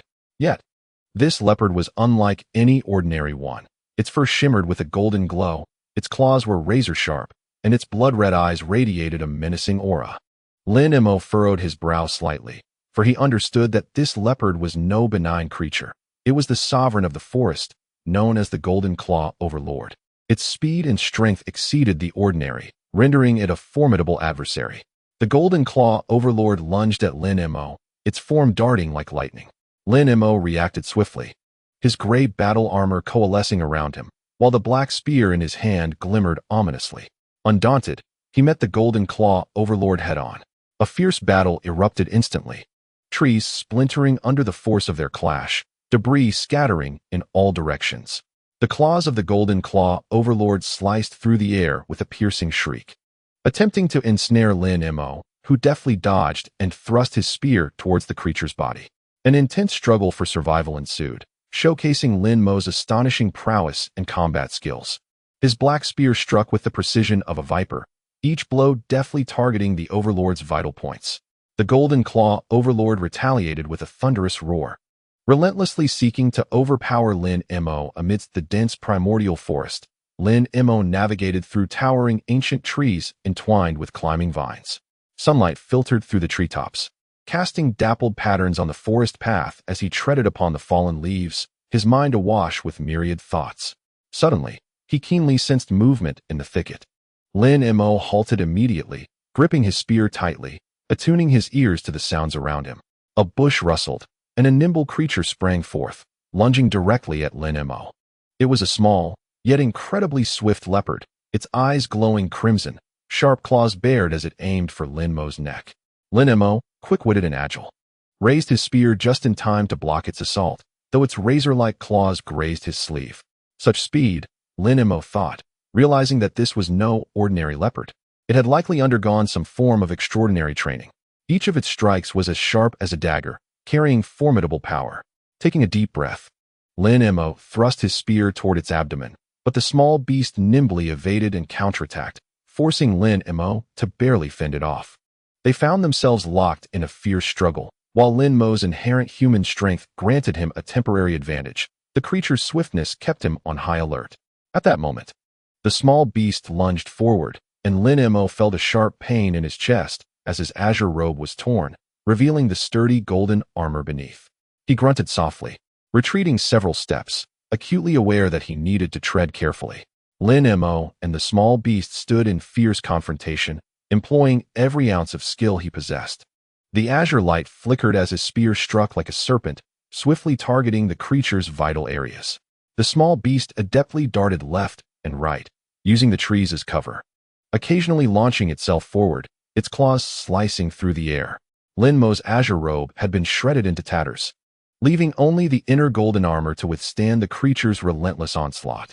The stalemate wore on, and Lin Mo began to feel the strain. Suddenly, the small beast leaped with ferocity, its claws aimed at Lin Mo's cheek. Lin Mo was unable to evade in time, and 3 crimson gashes immediately marred his face. Fortunately, he managed to wipe the blood from his countenance just in time. Had he not, this strike might have cost him his life. Lin Mo understood that he could not linger in a stalemate and must swiftly conclude the battle. With a deft step of the Luo Yin technique, he flickered behind the small beast, thrusting his spear towards its vulnerable back. In that critical moment, the small beast, with remarkable agility, sensed the impending attack, spun around, and ensnared Lin Mo's spear with its sharp claws. Alarm surged within Lin Mo. It was too late to retract his weapon as the small beast clamped its jaws around the shaft. With a resounding crack, the precious Qing Shuang spear was severed. Realizing the severity of the situation as the spear lay broken, Lin Mo quickly retrieved a cloth bag from his bosom, his meticulously collected spirit beast pouch, containing thousands of gold-eating worms. He was acutely aware of their volatile nature. Once unleashed, they would be exceedingly difficult to control, potentially wreaking havoc on the surroundings. Yet, with urgency overwhelming caution, he opened the pouch, preparing to release the swarm. "Go forth, my little companions," Lin Mo bellowed. At that moment, a flash of silver light darted by, and the small beast vanished from sight. Stunned, Lin Mo's spirit beast pouch hung, suspended in midair. He surveyed his surroundings, bewildered by the sudden disappearance of the creature that had instigated the fray. Blood still drying on his face, with the Qing Shuang spear now in 2 pieces. A flicker of doubt surged within him. The origins of this small beast were shrouded in mystery, its vanishing act devoid of any forewarning, suggesting that something was amiss. After a moment of contemplation, Lin Mo carefully stowed the spirit beast pouch and resolved to vacate the area, seeking a secluded place for temporary respite. He departed from the battleground, arriving at a secluded valley he was well acquainted with, a serene locale ideal for reflection and cultivation. Towering ancient trees adorned the valley, a bubbling mountain spring flowed nearby, and a gentle breeze invigorated the spirit. Lin Mo settled onto a flat stone, closed his eyes, and entered deep contemplation. He reflected on every detail of his encounter with the small beast, aiming to unearth any anomalies. His intuition suggested that this was no ordinary creature. Its appearance and disappearance were too enigmatic. Perhaps this is a fortuitous opportunity for me to break through my limitations, Lin Mo mused. He resolved to seize this rare chance, aiming to grasp the secrets of power through life and death struggles. In the following days, Lin Mo immersed himself in profound meditation, dedicating himself wholly to the exploration of his inner potential. He remained unyielding, striving to acquire newfound strength through this breakthrough. Day after day, Lin Mo engaged in deep contemplation for 3 days and nights. Just as he felt on the verge of a revelation, that sensation receded once more. On the dawn of the 4th day, Lin Mo opened his eyes, a feeling of disappointment washing over him. Though he had gained some insights, he ultimately failed to break through his current limitations. Do I require an even more intense confrontation with life and death? He pondered. He recognized that the journey of life stretched far ahead, with this merely a small step along the way. More formidable challenges awaited him. Rising with renewed vigor, Lin Mo gathered his gear, preparing to venture to the next location to continue his cultivation. He believed that as long as he persevered, there would come a day when he would transcend his limitations and reach new heights. Lin Mo lifted his gaze to the distant sky, his eyes shimmering with unwavering determination. He turned away from the valley, embarking on a new journey. Chapter 391. After leaving the valley, Lin Mo arrived at the edge of a lake, preparing to meet with other human body refiners. Before long, several individuals clad in green appeared. Just as Lin Mo was about to greet them, a disturbance arose from the water. The group instinctively turned their attention to the lake's surface, where dozens of gleaming serpentine bodies emerged, lunging toward them. It was a ferocious pack of water snakes, their crimson eyes and venomous fangs radiating a murderous intent as they surrounded the group.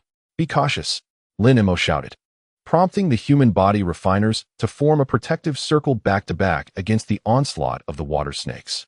The serpents darted through the air like arrows, spewing foul, toxic venom.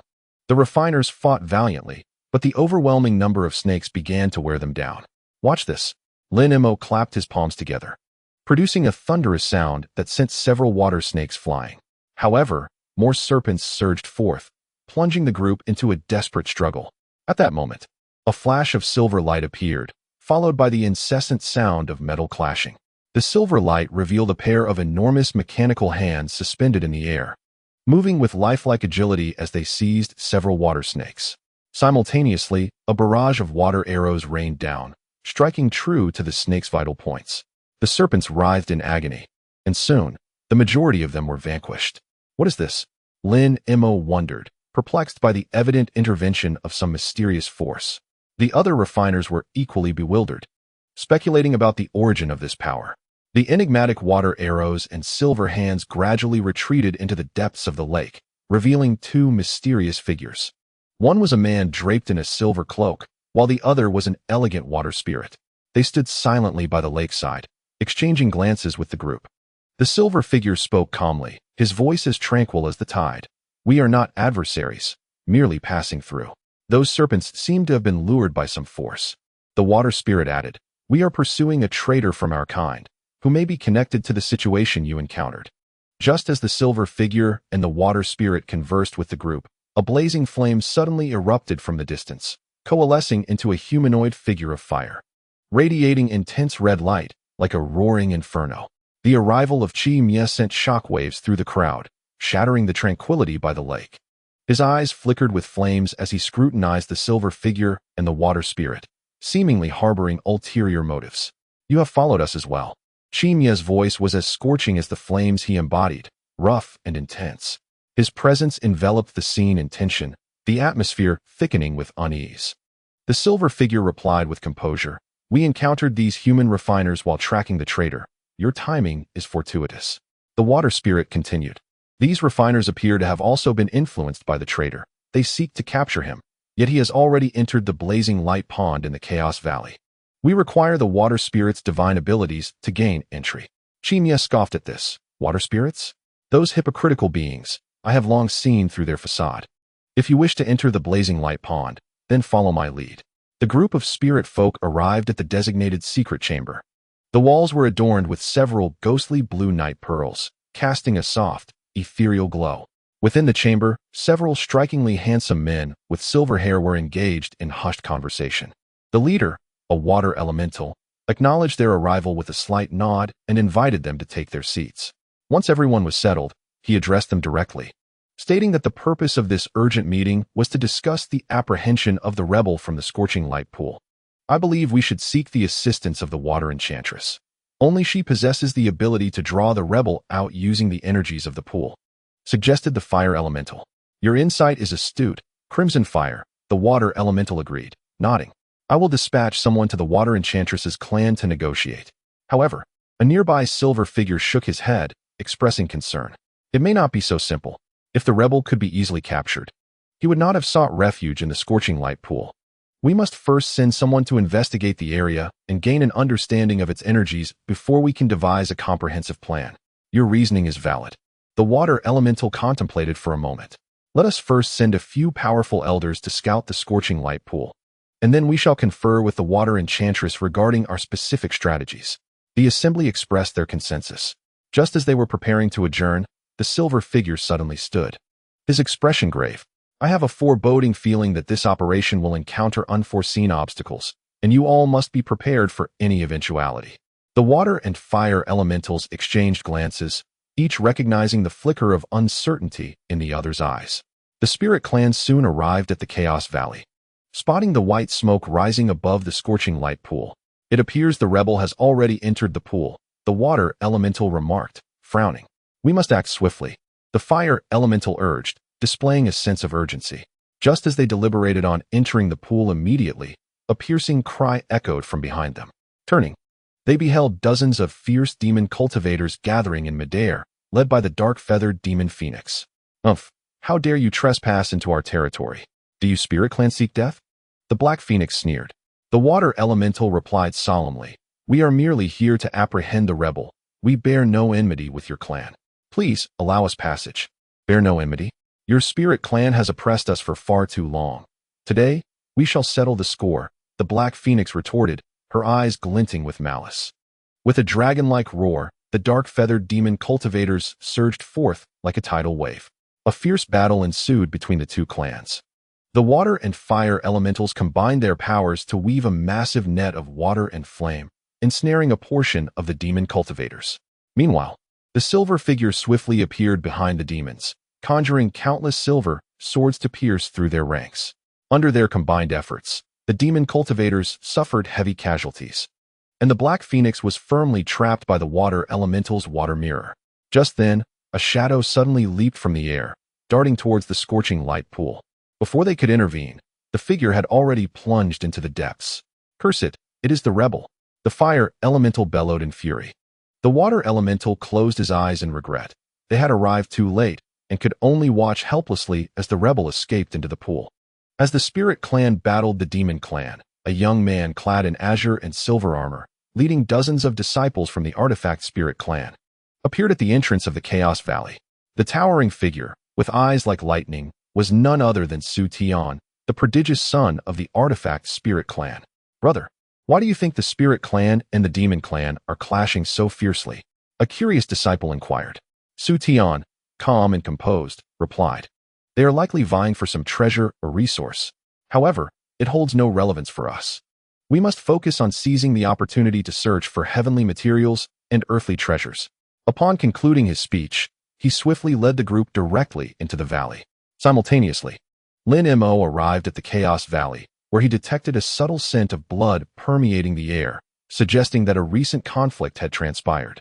Frowning in contemplation of the preceding events, Lin Mo cautiously began to explore this unfamiliar terrain. He observed that the valley was richly adorned with lush vegetation, interspersed with peculiar plants of odd shapes. As he surveyed his surroundings, he suddenly sensed the approach of another individual not far away. Lin Mo quickly concealed his presence, awaiting the arrival of this stranger. Indeed, the newcomer was a young disciple of the Instrument Spirit clan, seemingly separated from his seniors and now scanning the area for direction. Noticing this, Lin Mo resolved to follow the disciple, hoping to glean information about the whereabouts of others. Thus, a lone man and his beast wandered through the valley. each remaining vigilant of the other while relying on one another's movements to navigate forward. What appeared to be mere coincidence might well be the hand of fate. The Chaos Valley was enveloped in a profound silence, the aftermath of the recently concluded battle rendering the local inhabitants too fearful to stir. Only the occasional rustle of leaves in the wind broke the stillness. The waterman gazed solemnly at the Black Phoenix, ensnared within the water mirror. Your demon clan's obstruction.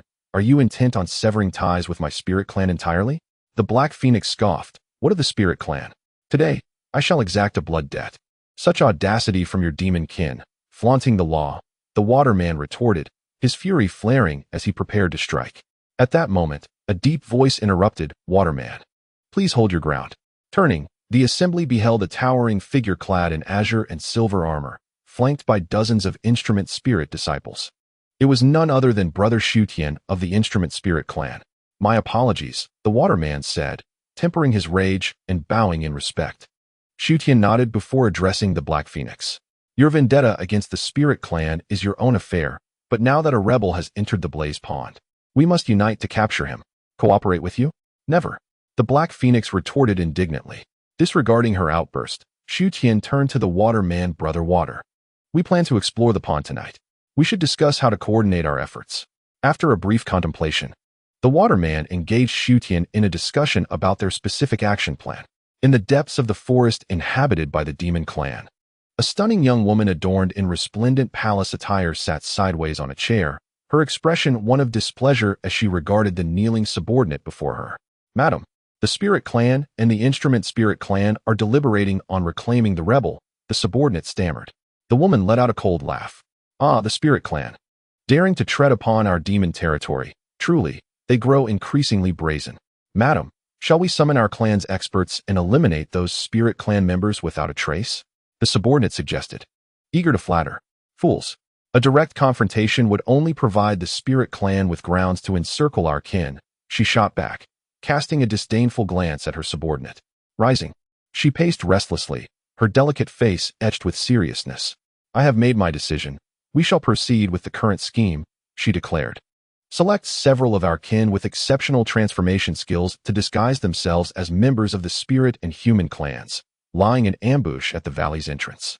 I want them to lure more human cultivators, escalating this battle for the rebel, thereby weakening both the spirit and human clans. Your wisdom is unparalleled, madam. The subordinate replied before departing to relay the orders. The elegantly dressed young woman curled her lips into a smirk, her icy gaze piercing through the spirit clan. I demand blood for blood. With my life as a demon, I shall engage in a fight to the death with you. The esteemed Lord Huangliang of the Spirit Clan, accompanied by several elders, arrived at a secluded village, where the villagers had already gathered in the square, eagerly awaiting their arrival. Esteemed villagers, we have come to address the matter of the traitors, Lord Huangliang stated bluntly. Whispers erupted among the villagers. An elderly man, his hair a mix of white and gray, stepped forward respectfully. My lord, the brothers Bishan and Honglai from our village participated in this mission, yet they remain unaccounted for.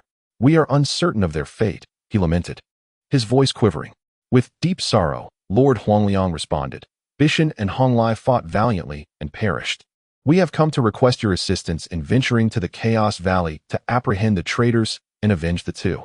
We shall give our utmost effort. The villagers exclaimed in unison. Simultaneously, within the human city of Sunset, the Lord summoned numerous skilled warriors. Reports indicate that the traitors may be present in the Chaos Valley. We must seize this rare opportunity to capture them. His voice resonated powerfully. We await your command and shall certainly apprehend the traitors, the warriors replied earnestly. That night, the forces of the human and spirit clans set forth towards the Chaos Valley, their spirits high. They aimed to join forces against the traitors and redeem their honor. On the winding mountain path of Chaos Valley, a young man clad in spirit clan attire walked with a serious expression, advancing towards the valley. Brother, do you think we will succeed this time? A youthful voice inquired from behind him. The young man halted, turning to face the boy, and admonished, Wukong. Remember, this mission is of utmost importance. We must fulfill the lady's request. Wukong nodded resolutely, determination gleaming in his eyes. They were elite demons tasked with infiltrating the spirit clan's ranks. This time, they had to thwart the spirit's attempt to capture the traitors. Brother, the humans are approaching. Wukong whispered cautiously. The young man turned to see a squad of armored human warriors advancing toward them. The leader, a burly middle-aged man, scrutinized them intently. It seems we must first deal with these humans, the young man thought, a glint of cold light flashing in his eyes. He discreetly tapped Wukong's back a few times and murmured a few incantations. Wukong's form shimmered, transforming into a well-dressed human scholar. As the human squad reached them, the leader appraised them from head to toe. In a stiff tone he inquired, "Which faction do you belong to? Have you come to apprehend the traitors as well?" The young man plastered a disingenuous smile on his face and replied, "Indeed, we are here at the behest of the Lord to assist. May I inquire who you are?" Thus, the two parties commenced their dialogue, while the lady's conspiracy quietly unfolded. Lin Mo traversed a winding mountain path when suddenly, rustling sounds emerged from the thicket ahead. He halted, alert, his hand resting on the long spear at his waist. Slowly, a massive flying wolf emerged from the foliage, its eyes glowing crimson, and its jet-black fur bristling, exuding a menacing aura. Lin Mo's expression darkened. It was evidently a beast of the demon variety. The flying wolf let out a low growl and, with a swift motion, lunged towards Lin Mo. It opened its cavernous maw, with fangs sharp as blades. Lin Mo did not retreat but advanced, transforming his spear into a streak of light aimed at the throat of the flying wolf. The agile creature deftly tilted its head to evade, then lunged forward, its razor claws targeting Lin Mo's chest. With a flick of his wrist, Lin Mo thrust the spear, releasing beams of silver light that forced the wolf back. He executed a swift shift, teleporting behind the beast and piercing its heart with a single thrust. Chapter 392. The flying wolf let out a pained howl, violently thrashing its tail in a bid to retaliate. Lin Mo leaped, landing upon its back, and unleashed a torrent of silver spear strikes, rendering the beast bloodied and mangled. After it collapsed, Lin Mo searched the carcass and discovered a blood crystal, presumably the source of its transformation into a demon beast. He carefully stowed the crystal and continued onward. Before long, he arrived at a dimly lit valley, where he beheld a peculiar spirit mushroom growing on a rocky wall, resembling a soaring white crane and emitting a soft glow. As he approached for a closer examination, he could not help but exclaim, "Is this not the legendary Tianhe Lingji? It truly exists." The Tianhe Lingji has the power to enhance one's spiritual essence, significantly benefiting one's cultivation. This would be a tremendous boon for Lin Mo's training. With utmost caution, he harvested the Tianhe Lingji and placed it into a 9-colored jade box. He resolved to leave swiftly to avoid attracting more demon beasts. After ensuring the safety of the Tianhe Lingji within the jade box, he glanced at the sky beyond the valley before turning to depart from this treasure-laden haven. Lin Mo mounted his azure qilin and ventured into a vast expanse of wilderness. The vegetation was withered and yellowed, and an eerie silence enveloped the surroundings, occasionally interrupted by the sight of famished beasts foraging in the underbrush. As Lin Mo surveyed the area, he discovered a small silver grass emanating a faint fragrance behind a prominent boulder. This grass appeared ordinary, yet Lin Mo instantly recognized it as Tai's silver essence grass, a rare herb known to enhance a cultivator's defensive capabilities. However, compared to herbs capable of directly amplifying strength, such as the Diamond Sutra, the efficacy of Tai's silver essence grass seemed somewhat lackluster. Nevertheless, for Lin Mo, given his current cultivation level, this herb was an unexpected delight. Just as he intended to dismount and collect it, a trio of massive blood-toothed jackals locked their blood-red gazes upon him. They had evidently detected the herb and were fixated on Lin Mo and his qilin. Furrowing his brow, Lin Mo realized that he was not yet a match for these formidable beasts. In that moment, a small creature suddenly darted from the underbrush, swiftly gnawing at the Tai's silver essence grass. In a fit of rage and hunger, the blood-toothed jackals abandoned their pursuit of Lin Mo and turned to chase the diminutive beast. Seizing the opportunity, Lin Mo quickly dismounted, drew his spear, and with 3 swift strikes, uprooted the Tai's silver essence grass, stowing it in his sleeve. He swiftly remounted and galloped away with the speed of the wind. Days later, Lin Mo transformed the harvested Tai's silver essence grass into a medicinal pill and sold it to a mid-tier body-refining practitioner. Although the herb offered little benefit to him, the exchange yielded a substantial amount of valuable alchemical materials, marking a delightful stroke of fortune. Several days later, Lin Mo returned to the wilderness, this time intending to delve deep into the heart of the wilds, the tomb of the setting sun. This place was rife with unknown dangers, yet it also promised countless legendary treasures. Lin Mo had made ample preparations and was confident that with the companionship of the Azure Chilan, he could face most adversities. However, just as he was about to embark on his journey, a returning high-ranking cultivator informed him of a dreadful apparition, a formless demon moth, recently sighted near the tomb of the setting sun. This formidable beast posed a challenge even to those of the transformation stage. Although Lin Mo felt a tinge of disappointment upon hearing this, he recognized that his current abilities were still rather immature. Recklessly venturing into the tomb would likely spell his doom. Consequently, Lin Mo redirected his ambitions toward the relatively safer volcanic valley, abundant with medicinal herbs beneficial to mid-tier cultivators, which offered sufficient allure for him. He resolved to hone his skills in the wilderness for a few years, biding his time until his strength was sufficient to explore the tomb of the setting sun. While it was indeed regrettable not to delve into the tomb immediately, Lin Mo understood that haste would only yield adverse outcomes. He was still young, with a long journey ahead. One day he would unveil the mysteries of the tomb with genuine prowess. For now, it was paramount to diligently study his sect's techniques and build a solid foundation. As Lin Mo wandered through the wilderness atop the Azure Chilan, he recalled an event from the past, in the realm of the 3 realms and 7 demons. High-ranking beings of both human and demon races occasionally ventured into the depths of the untamed world. This perilous land was rife with immense opportunities, yet fraught with unknown dangers. Of those high-ranking cultivators who embarked on such journeys, only a scant few returned unscathed.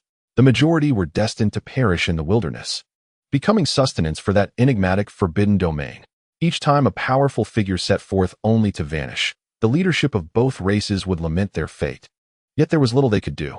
Lin Mo had once been filled with curiosity and yearning for the untamed world, but after witnessing the fates of those high-ranking beings, he was compelled to temper his desires for perilous adventures. At present, he lacked the requisite strength to explore the wilds. Nevertheless, Lin Mo was resolute. When his cultivation reached a certain level, he would personally uncover the secrets of the untamed world. However, until that time, he needed to refine his skills further within the realm of the 3 realms and 7 demons. Although progress may be gradual, the chances of survival would be considerably greater. Lin Mo understood that it was premature to meticulously plan his cultivation path. Only through steady and prudent advancement could he journey further. One day, while practicing martial techniques, Lin Mo inadvertently discovered a novel application for his gray battle armor. He found he could use his mental power to detach the armor from his body, transforming it into a nimble shield capable of defending against various attacks. This revelation filled him with delight and reminded him of a mysterious race known as the Spirit Clan. The Spirit Clan could transmute their essence into various objects, possessing many extraordinary abilities. Notably, some members of the Spirit Clan could assume human form, their strength rivaling that of the top cultivators among humans and demons. Lin Mo had once encountered an elder of the Spirit Clan who had transformed into human shape. His prowess was unfathomable, appearing and disappearing with ease, making him elusive and difficult to capture. Had it not been for Lin Mo saving his son, the elder might have already sought to eliminate Lin Mo as a potential threat. From that serendipitous encounter, Lin Mo realized that the existence of the Spirit Clan was not a challenge one of his martial disposition could easily confront. Nevertheless, the Spirit Clan is indeed sparse in number, with the vast majority of its members leading solitary lives, seldom engaging in the conflicts of the 3 domains. Lin Mo's own strength has been steadily growing. Perhaps one day, when his cultivation reaches a formidable level, he will no longer need to fear these elusive natural warriors. As Lin Mo rode the Azure Chilan across the wilderness at a swift pace, suddenly, a golden streak of light appeared before him, rapidly transforming into a warrior of the Spirit Clan clad in golden armor. The warrior's gaze was sharp and menacing, exuding an aura of terror that instantly set off alarm bells in Lin Mo's heart. "You do not belong here," the Spirit Clan warrior declared, his voice laced with immeasurable pressure. Lin Mo's expression hardened. He understood that today he must exert every ounce of his strength if he harbored any hope of escape. With a swift motion, he thrust his spear forward, the tip bursting forth with a dazzling flare, piercing through the warrior's golden armor and inflicting a grievous wound. Seizing the opportunity while the spirit warrior recoiled in pain, Lin Mo turned his mount and fled with the speed of the wind. In the aftermath, Lin Mo reflected on this encounter with a shiver of dread. He comprehended that had the spirit warrior unleashed his full power, death would have been his inevitable fate. It seemed the wild world concealed many formidable beings, and he must tread carefully to survive in this desolate land. The small beast that had been pursued by the spirit clan successfully evaded capture with Lin Mo's assistance. It joyfully bounded past him, soon vanishing into the dense underbrush. Watching its departure, Lin Mo was filled with profound emotion. This seemingly barren wilderness bore its own intricate laws of survival. The spirit clan appeared to regard this land as their territory, forbidding outsiders from intruding. For fragile creatures like the small beast, establishing a foothold here was evidently a daunting challenge. Yet, the tenacity of life allowed it to find a glimmer of existence amidst the harsh environment. Lin Mo was uncertain how long he could endure in this untamed expanse, yet he knew that his burgeoning power could at least aid some weaker beings. Akin to the small beast, having arrived in this realm, he resolved to adhere to the customs of the land and coexist with the myriad forms of life that inhabited it. Perhaps one day, when he was sufficiently powerful, he could truly integrate into this wilderness, no longer an outsider, but a guardian of this savage domain. With both hands firmly grasping the extinguishing immortal pearl, Lin Mo felt a surge of energy enveloping him, unhesitatingly preparing to unleash the power of this legendary artifact. He understood that engaging with the spirit clan would surely invite their vengeance, and there was no turning back. Just then, a tall figure emerged from the void. Donned in spirit clan attire, his long sleeves billowing gracefully, exuding an air of composure. He first praised Lin Mo's talent in crafting spirit tools. Then 3 diminutive members of the spirit clan appeared behind him. "Little one, I did not expect you to escape from my kin. You possess some skill.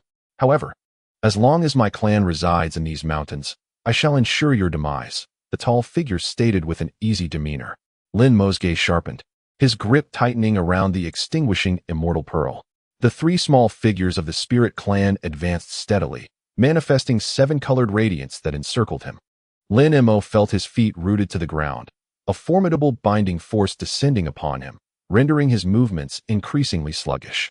As Lin Mo prepared to activate the extinguishing immortal pearl, the towering man in midair raised his hand, and an array of ethereal marks descended like shadows, restraining Lin Mo's form and vital energy, rendering him immobile. "Boy, prepare to meet your demise," the man declared, his eyes burning crimson. He unleashed a divine technique, each mark imbued with earth-shattering force aimed squarely at Lin Mo. The man extended a massive palm, its center dark red like blood, instantly transforming into a small mountain that bore down with overwhelming power. Lin Mo felt the very heavens tremble, as if he were burdened by a weight of immense proportions. His feet slowly sinking into the ground, he bit his fingertip, ready to summon the power of the extinguishing immortal pearl, yet the sinister force rendered his entire body weak, preventing him from lifting even a finger. "An ant dares to challenge an elephant. Today, I shall make you retreat in defeat," the man scoffed, observing Lin Mo's plight with disdain. With another hand seal, he forced Lin Mo to kneel upon the ground. "No, I cannot concede so easily." Lin Mo's eyes turned red with determination, enduring the excruciating pain as he summoned all his strength, yet he remained unable to resist that divine might. Helplessly pinned to the earth, "If I cannot overcome you, how can I hope to contend with the demon race?" Lin Mo's heart swelled with frustration. Gritting his teeth, he activated the Diamond Sutra, prepared to retaliate in kind and fight back. He grasped the earth with both hands, slowly rising, a trickle of blood escaping from the corner of his mouth. Just as he readied his counterattack, the man struck again, and Lin Mo felt as though a colossal stone had smashed into his chest, causing him to spit blood and fall to his knees. "Ant, do you still not repent?" The man sneered, casting another spell that made Lin Mo feel as if his bones were shattering under unbearable pain. "I will never yield." Lin Mo's eyes blazed crimson as he bit his tongue, unleashing a surge of golden light that manifested as 9 golden dragons soaring into the sky. The golden light collided with the man's magic, creating a tumultuous wave. Lin Mo howled to the heavens, his bones resounding as a tremendous force erupted from within him. The golden light enveloped him, and despite his grievous wounds, he persisted, refusing to cease his resistance. Just as Lin Mo was entrenched in this struggle, the red glowing giant suddenly transformed into a colossal fire serpent, flames swirling from its mouth as it lunged toward Lin Mo, realizing the imminent threat. Lin Mo hastily attempted to harness the power of the extinguishing immortal pearl to reduce the fiery serpent to ashes. However, before he could act, the backlash of power enveloped him once more, rendering him immobile. The serpent opened its maw to attack, and Lin Mo felt the horrifying inevitability of being devoured. With his eyes aflame, he gritted his teeth and summoned the true essence within, yet he remained utterly unable to move. At that moment, a beam of golden light erupted from Lin Mo's body, pushing the serpent back a few steps. Seizing the opportunity, he glanced back only to see the red glowing giant casting spells to suppress his movements. The giant roared, intensifying his spell, and Lin Mo found himself kneeling once more. Utterly unable to budge, the serpent took advantage of the moment, and Lin Mo knew he was on the brink of death. His brow furrowed as he struggled to raise his arm, attempting to activate the extinguishing immortal pearl. But just then, a golden beam shot down from the sky, knocking the pearl from his grasp. Lin Mo watched helplessly as the pearl slipped from his fingers, his heart heavy with frustration. With a pale complexion and his body marred with wounds, Lin Mo remained ensnared within the giant's spell, unable to move. Yet, how could Lin Mo possibly allow himself to be captured so easily? His eyes sparkled with golden light as he bit down on his tongue, releasing a surge of true energy. With a sudden burst of strength, he broke free from part of his restraints, his palms striking the surrounding trees like two colossal hammers. The sound of crashing timber echoed as trees fell to the ground, startling the surroundings. What are you trying to attract? The burly man furrowed his brow, casting another spell to suppress him, yet Lin Mo continued to struggle, producing an unending cacophony. The man's expression shifted, sensing an underlying unease from Lin Mo's actions. Golden true energy surged from Lin Mo's body, his palms resembling ferocious beasts as they snapped the trees around him. With a thunderous crash, ancient wood collapsed, stirring up clouds of dust. "Ant, what on earth do you intend to do?" The burly man's brow knitted tighter as his spells grew fiercer. But Lin Mo persisted in his battle, each strike carrying the force to shatter mountains. "I shall not perish. I vow to fight on." Lin Mo's eyes burned crimson as golden battle armor enveloped him, exuding an overwhelming aura. The burly man finally grasped the gravity of the situation, his expression transforming dramatically. In Chapter 393, Lin Mo unleashed a powerful strike, finally breaking the restraints. Seizing the opportunity while the burly man was still in shock, he dashed into the depths of the forest. "Shall we pursue?" The three small spirit beings turned their gaze to the burly man. "Let him go," he replied, his eyes deep with contemplation. "This lad is no ordinary foe. We shall allow him to escape." Lin Mo ran until the sky brightened, finally halting to glance back. Relieved to see no pursuers in sight, he exhaled deeply, leaning against a tree, his complexion pale. "That was perilous. Whom have I provoked?" He resolved to distance himself from these mountains. "Shall we simply let that Lin Mo fellow go?" The three small beings exchanged glances. "He is not an ordinary individual. We cannot let him slip away." The burly man remained composed. "We have more pressing matters at hand. Let us proceed to the Chaos Valley." "Understood." They nodded in agreement. One of the small beings smirking slightly. "Rest assured, my lord, once I infiltrate the human ranks, I will bring you news." "Very well, Shurian. You shall enter the human realm and keep a close watch. The rest of you, accompany me to the Chaos Valley to contact the main forces of the Spirit Clan." With that, the burly man led the two small beings toward the Chaos Valley, while the one named Shurian transformed into a burst of flame, vanishing into the forest. 6 days later, over 200 human cultivators and body refiners gathered at the entrance of the Chaos Valley, Lin Mo among them. "What is the purpose of our visit?" A young cultivator inquired of his companion. "Are you not aware? Lord Lancheng leads experts to engage in a decisive battle with the Spirit Clan within the valley. This is of grave significance, and we are here to provide support. But the battlefield is perilous. We, as mid to low-tier cultivators, may not be of much help. As long as we are willing to contribute for our kin, there will be ample rewards. We cannot falter now." Lin Mo stood silently to the side, contemplating the implications of the impending conflict.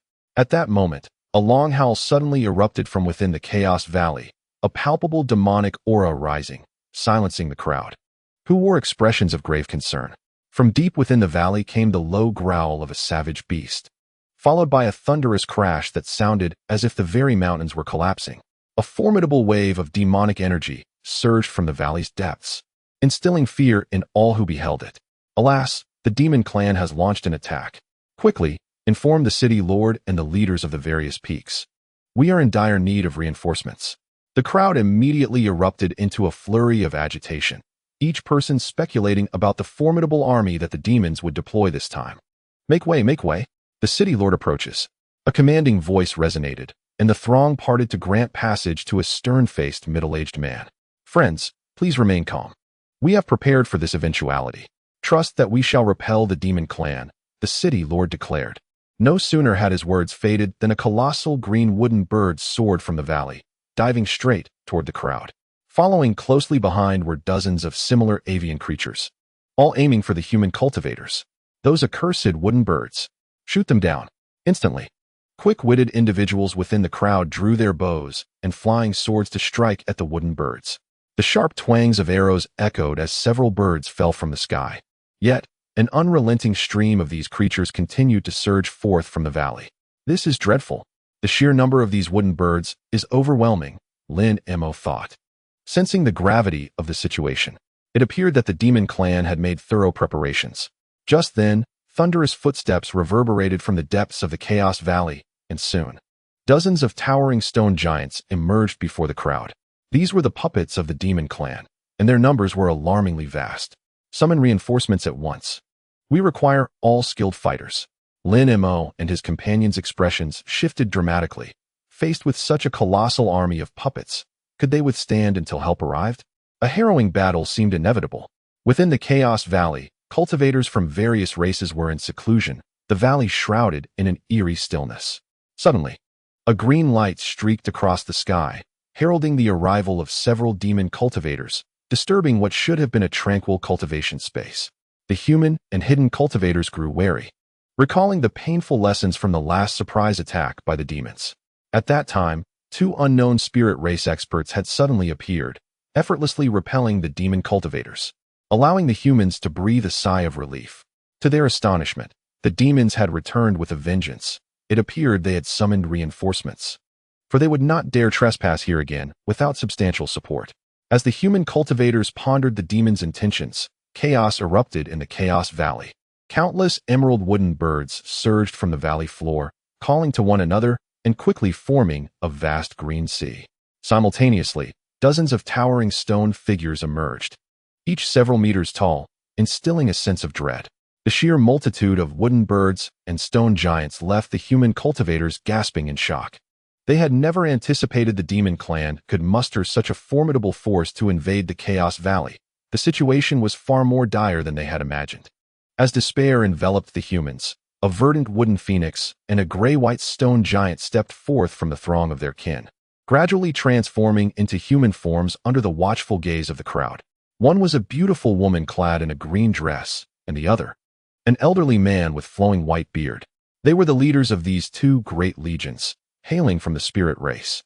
May I inquire if Taoist Xiao is present? The woman in the green dress spoke, her voice melodious and clear.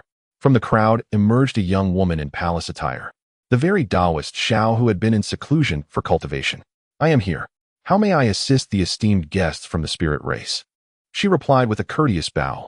The old man chuckled upon hearing the words and said, Ah, do you still remember me, Xiao Xiao? We have been friends for many years. You may call me Huang Shigong. The young woman in palace attire smiled slightly, realizing it was Huang Shigong who had arrived, and responded, I am honored, but I am curious as to why you both have brought such a formidable entourage here. Just as Huang Shigong was about to speak, a beam of golden light suddenly streaked from the distance, appearing before the crowd. A youth clad in a robe of purple and gold materialized. He appeared to be no more than 14 or 15 years of age, yet exuded an intimidating aura that commanded respect. Ah, Huan Sanchi, you have come as well. Huang Shigong greeted with a hearty smile. The youth nodded, suggesting a familiarity and a cordial relationship between them. Since all the heroes have gathered, let us get straight to the point, spoke the woman in the green dress. We, the Spirit Clan, have come to renegotiate the dominion over the Chaos Valley. It seems your demon clan also has clear intentions, so it would be wise to engage in an open and honest discussion to avoid unnecessary bloodshed. Huan Sangqi sneered, dismissing her words. The mere human race could never hope to rival our demon clan. The Chaos Valley has always been our territory. It is only due to your spirit clan's occupation over the past century that we find ourselves here today, merely to reclaim what is rightfully ours. Bold words from you, Huan Sangqi. Do you believe that having reached the void refinement stage grants you the audacity to behave so impudently? Huang Shigong retorted. Huan Sangqi shook his head and replied, Huang Shigong, you may not be aware, but I have achieved the 5 elements body and no longer fear the so-called heavenly tribulation you speak of. Should we compete again, I fear you may not stand as my equal. The crowd collectively inhaled sharply. The 5 elements body was a legendary technique said to allow the demon clan to transcend their limits and contend against the heavenly Tao. It was astonishing that this seemingly youthful demon practitioner had grasped such terrifying power. Huang Shigong and the woman in green exchanged glances, their expressions shifting with concern. Huan Sangqi continued, I have another significant purpose for my visit to the Chaos Valley. As I understand it, Lord Huangliang is on the verge of facing his second heavenly tribulation. If we can forge an alliance, perhaps we could venture into the wilderness together and discover opportunities to evade this calamity. What say you? After a moment of contemplation, Huang Shigong finally nodded. Very well. We of the Spirit Clan agree to join forces with your Demon Clan. However, matters regarding the Chaos Valley must be handled with care. A glint of brilliance flashed in Huan Sangqi's eyes as he declared, since all are inclined towards an alliance, how could mere humans obstruct our grand endeavors? I have a strategy that will soon allow us to seize them and reclaim the Chaos Valley that is rightfully ours. Huang Shigong, pondering this proposal, eventually nodded in agreement. Thus, the Spirit Clan and the Demon Clan reached a consensus, preparing to join forces against the human race to regain control of the Chaos Valley. Meanwhile, a monumental upheaval was on the horizon. After this agreement was reached, Huan Sangqi suddenly inquired, when will Lord Huangliang arrive? I have pressing matters to discuss with him. I am here, a booming male voice resonated from above. The crowd looked up to see a golden light descending from the sky, revealing a middle-aged man clad in a robe woven with golden threads. He was none other than the central figure of this gathering, Lord Huangliang. Your presence is most anticipated. My lord, Huan Sangqi bowed respectfully. Huangliang Lingjun nodded slightly and turned to the assembly, addressing them with gravity. Friends of the universe, we gather here today as you have matters of great importance to discuss with me. Please, elaborate. Huang Sangqi clasped his hands in respect and spoke, esteemed Lingjun. We are both aware that you are soon to face your second celestial tribulation. This calamity, occurring once every 3,000 years, has led countless formidable beings to their demise. I harbor concerns that you may find it arduous to survive this trial. Thus, I propose that we venture together into the untamed realms, where perhaps we might discover a means to evade the tribulation. A faint smile graced Huangliang Lingjun's lips as he replied, I appreciate your concern, my friend. I too am deeply anxious about this impending tribulation. However, should we form an alliance, it may arouse suspicion among other powerful entities. I fear I cannot agree to this hastily. Huang Sangqi reassured him, you underestimate our strength, esteemed Lingjun. Mere mortals cannot obstruct the unity of our alliance. I have already conferred with Huang Shigong and others, and we have devised a plan to capture the spirit beings residing in Chaos Valley, thus securing this land for our own. At that point, we can proceed to the untamed realms with peace of mind. Upon hearing this, Huangliang Lingjun nodded. In that case, I shall consent to an alliance with you, my friend.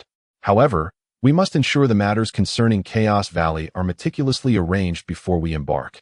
The two reached a mutual understanding and commenced a detailed discussion regarding their further plans for Chaos Valley, as the situation there was on the verge of a monumental transformation.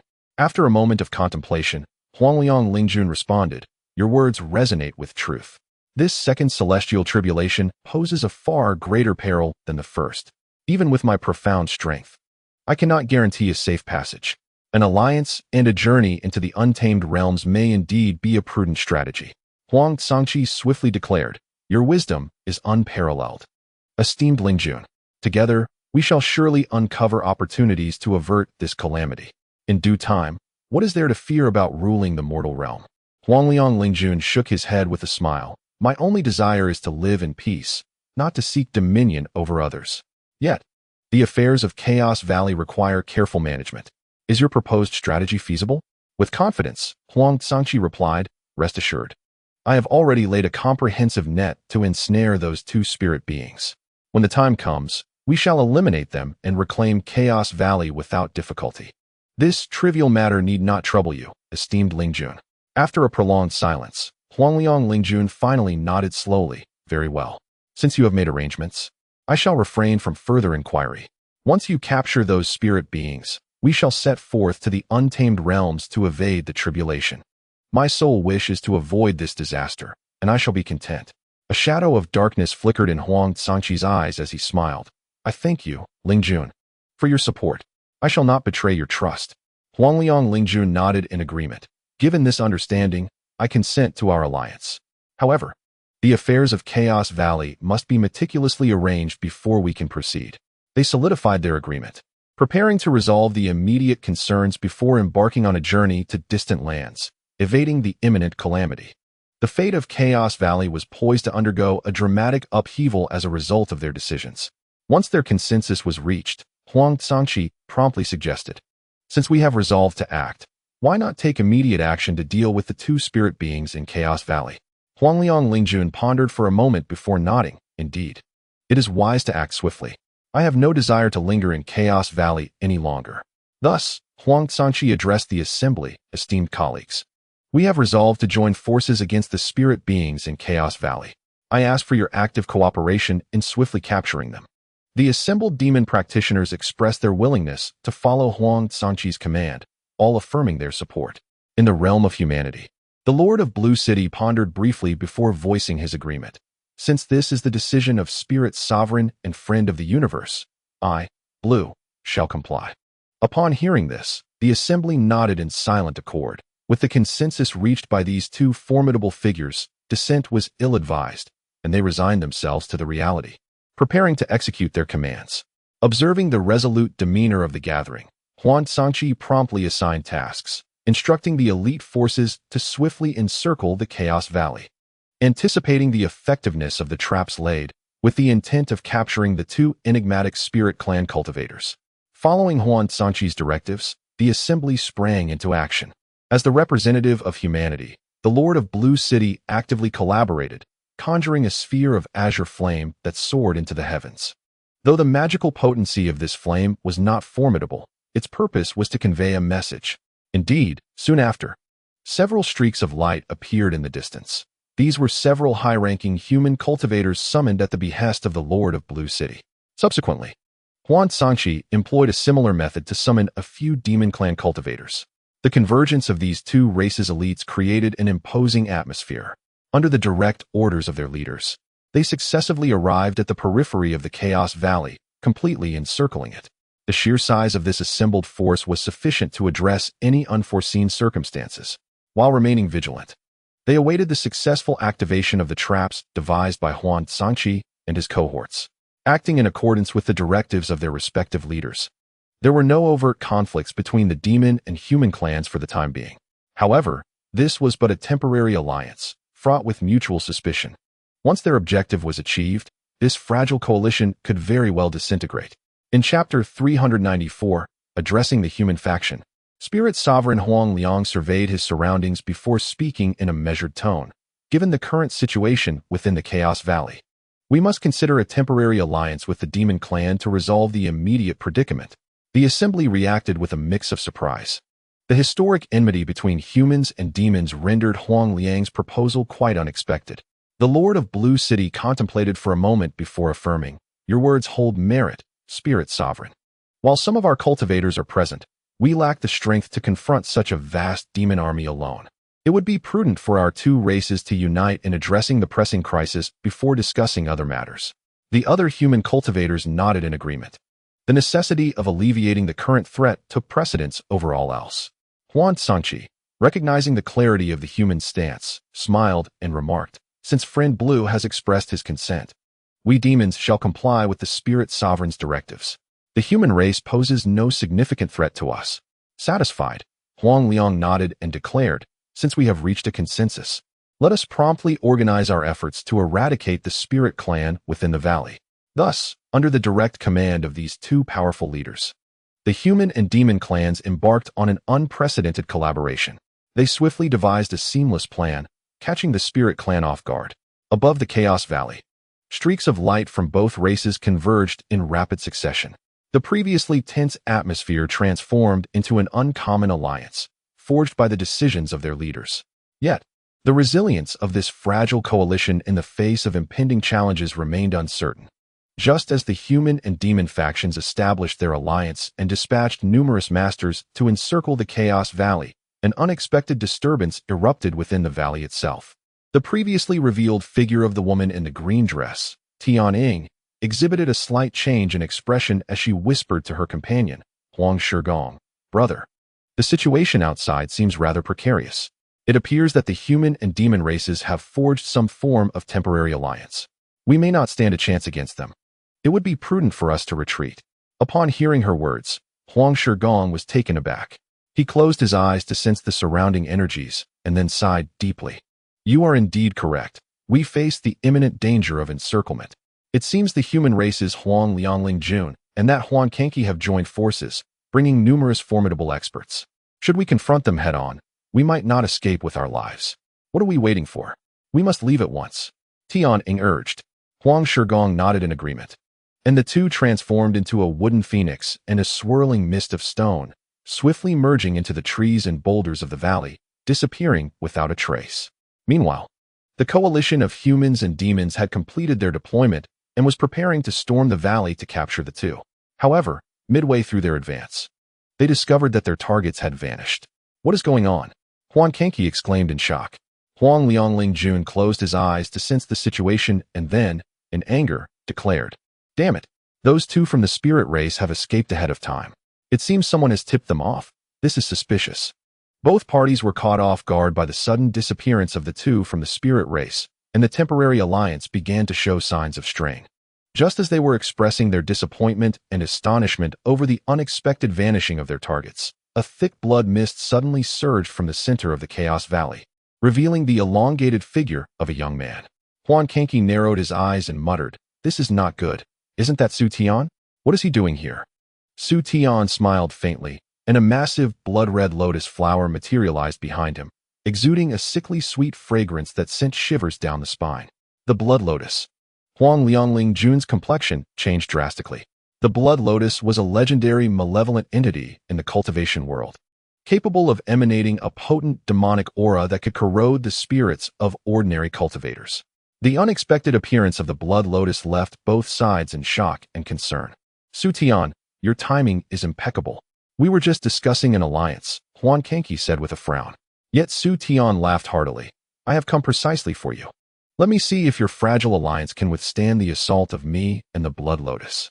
With that, he gestured wildly, and the blood lotus unleashed a torrent of blood arrows imbued with corrosive power, aimed at both races. Taken aback by the sudden emergence of this monstrous blood lotus, both factions scrambled to respond.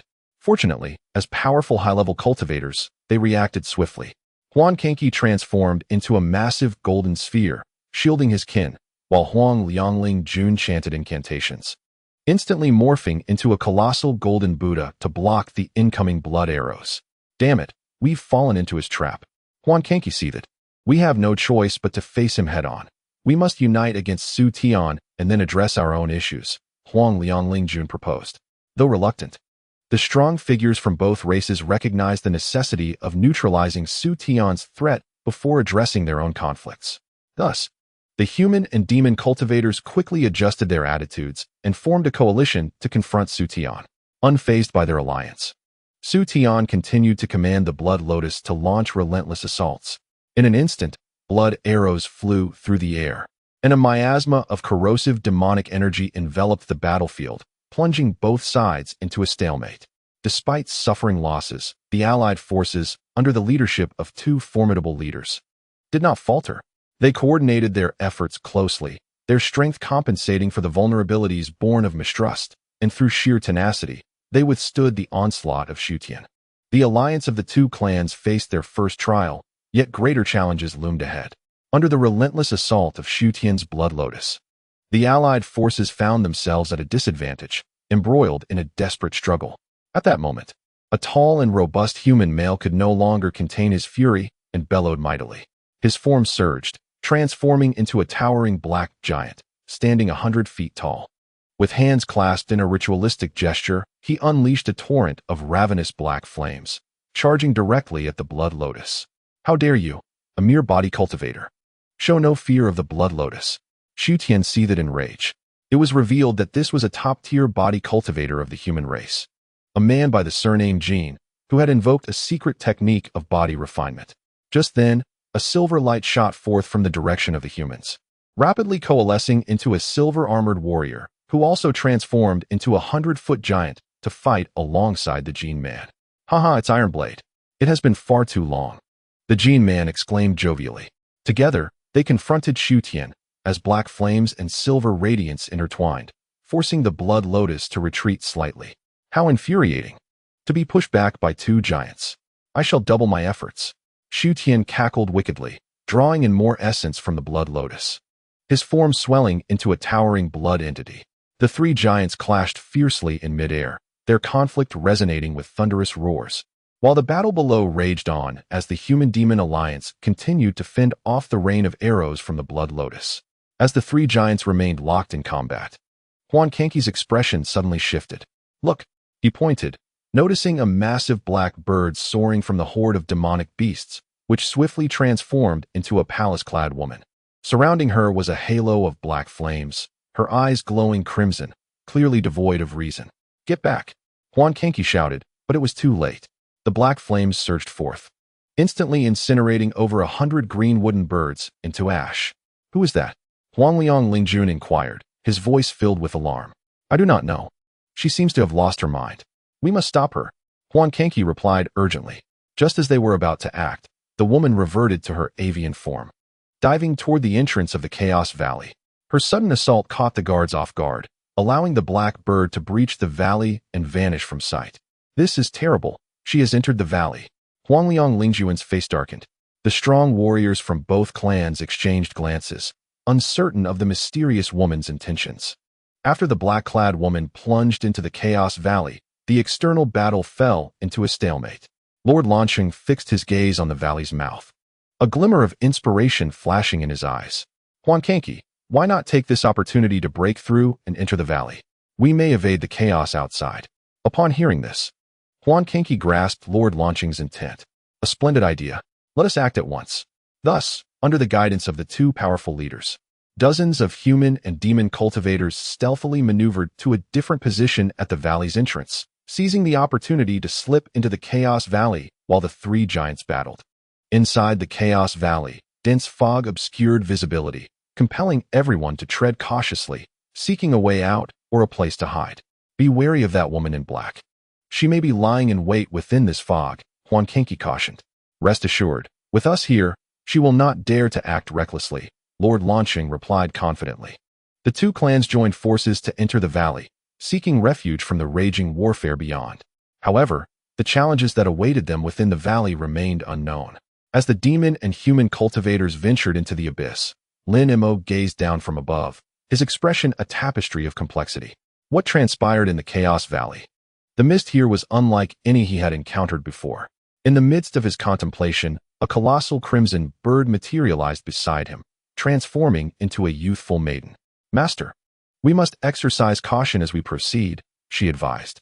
Lin Mo nodded and, alongside the giant bird, soared into the Chaos Valley. The entire gorge lay shrouded in a gray mist, with tendrils of demonic energy swirling faintly within. The power harbored in this haze was anything but simple. He needed to remain vigilant. Lin Mo's countenance grew grave. The firebird also assumed human form, and the two engaged in a discussion regarding their purpose for entering the Chaos Valley. Regardless of what transpires here, we shall conceal our presence within this mist and slowly investigate the truth hidden within, Lin Mo resolved. Once the dust settled, the Chaos Valley emerged as a coveted battleground. Lin Mo's unexpected involvement obscured the situation further, introducing even more uncertainties. He confined the devouring flame within the body of the tiny firebird, gradually guiding it to absorb and merge with the essence and memories of the devouring flame. This was a perilous endeavor. Failure could yield catastrophic consequences. Yet, Lin Mo was steadfast in his conviction. The birth of the devouring spirit heavenly fire was an essential step on his path to supremacy. Within the Firebird, the essence of tying true fire clashed violently with the devouring flame's core power, resulting in excruciating pain. Lin Mo sweated profusely, gritting his teeth to endure. As time slipped away, he wielded his spiritual artifact, meticulously balancing the forces at play. After an indeterminate duration, the turmoil within the Firebird finally subsided, and a deep violet flame ignited within its core. Success! Joy illuminated Lin Mo's face. He closed his eyes in contemplation, transmitting his consciousness to the devouring spirit heavenly fire. Embedding his mark and binding it, the fire roared in anger but was powerless against Lin Mo's might. From this day forth, you shall become my strength, Lin Mo declared, his gaze electric. From the memories of the devouring flame, Lin Mo uncovered the secret of the divine blood of the spirit clan. It was revealed that in ancient times, a formidable group of spirit clans, at the pinnacle of their cultivation, chose to transcend the mundane by opting for self-dissolution. These spirits transformed into the essence of heaven and earth, coalescing and dispersing into a peculiar blood-red liquid that manifested across the realms. This liquid, known as divine blood, possessed the miraculous ability to rapidly evolve the spiritual intelligence of earthly beings, allowing them to ascend to the realm of the spirit clan. Many body refiners and cultivators scoured the lands in search of this divine blood. Upon discovery, they endeavored to extract and refine it to concoct extraordinary elixirs or directly assimilate it into their beings to enhance their cultivation levels. The allure of divine blood was immense for all sentient beings, making it a highly sought-after resource among the clans. A glimmer of cunning flashed in Lin Mo's eyes. He intended to seize this legendary divine blood during his expedition to the Chaos Valley. To seamlessly connect the narrative threads, I introduced Lin Mo's acquisition of the devouring spirit heavenly fire, through which he gleaned further insights into the origins of the divine blood.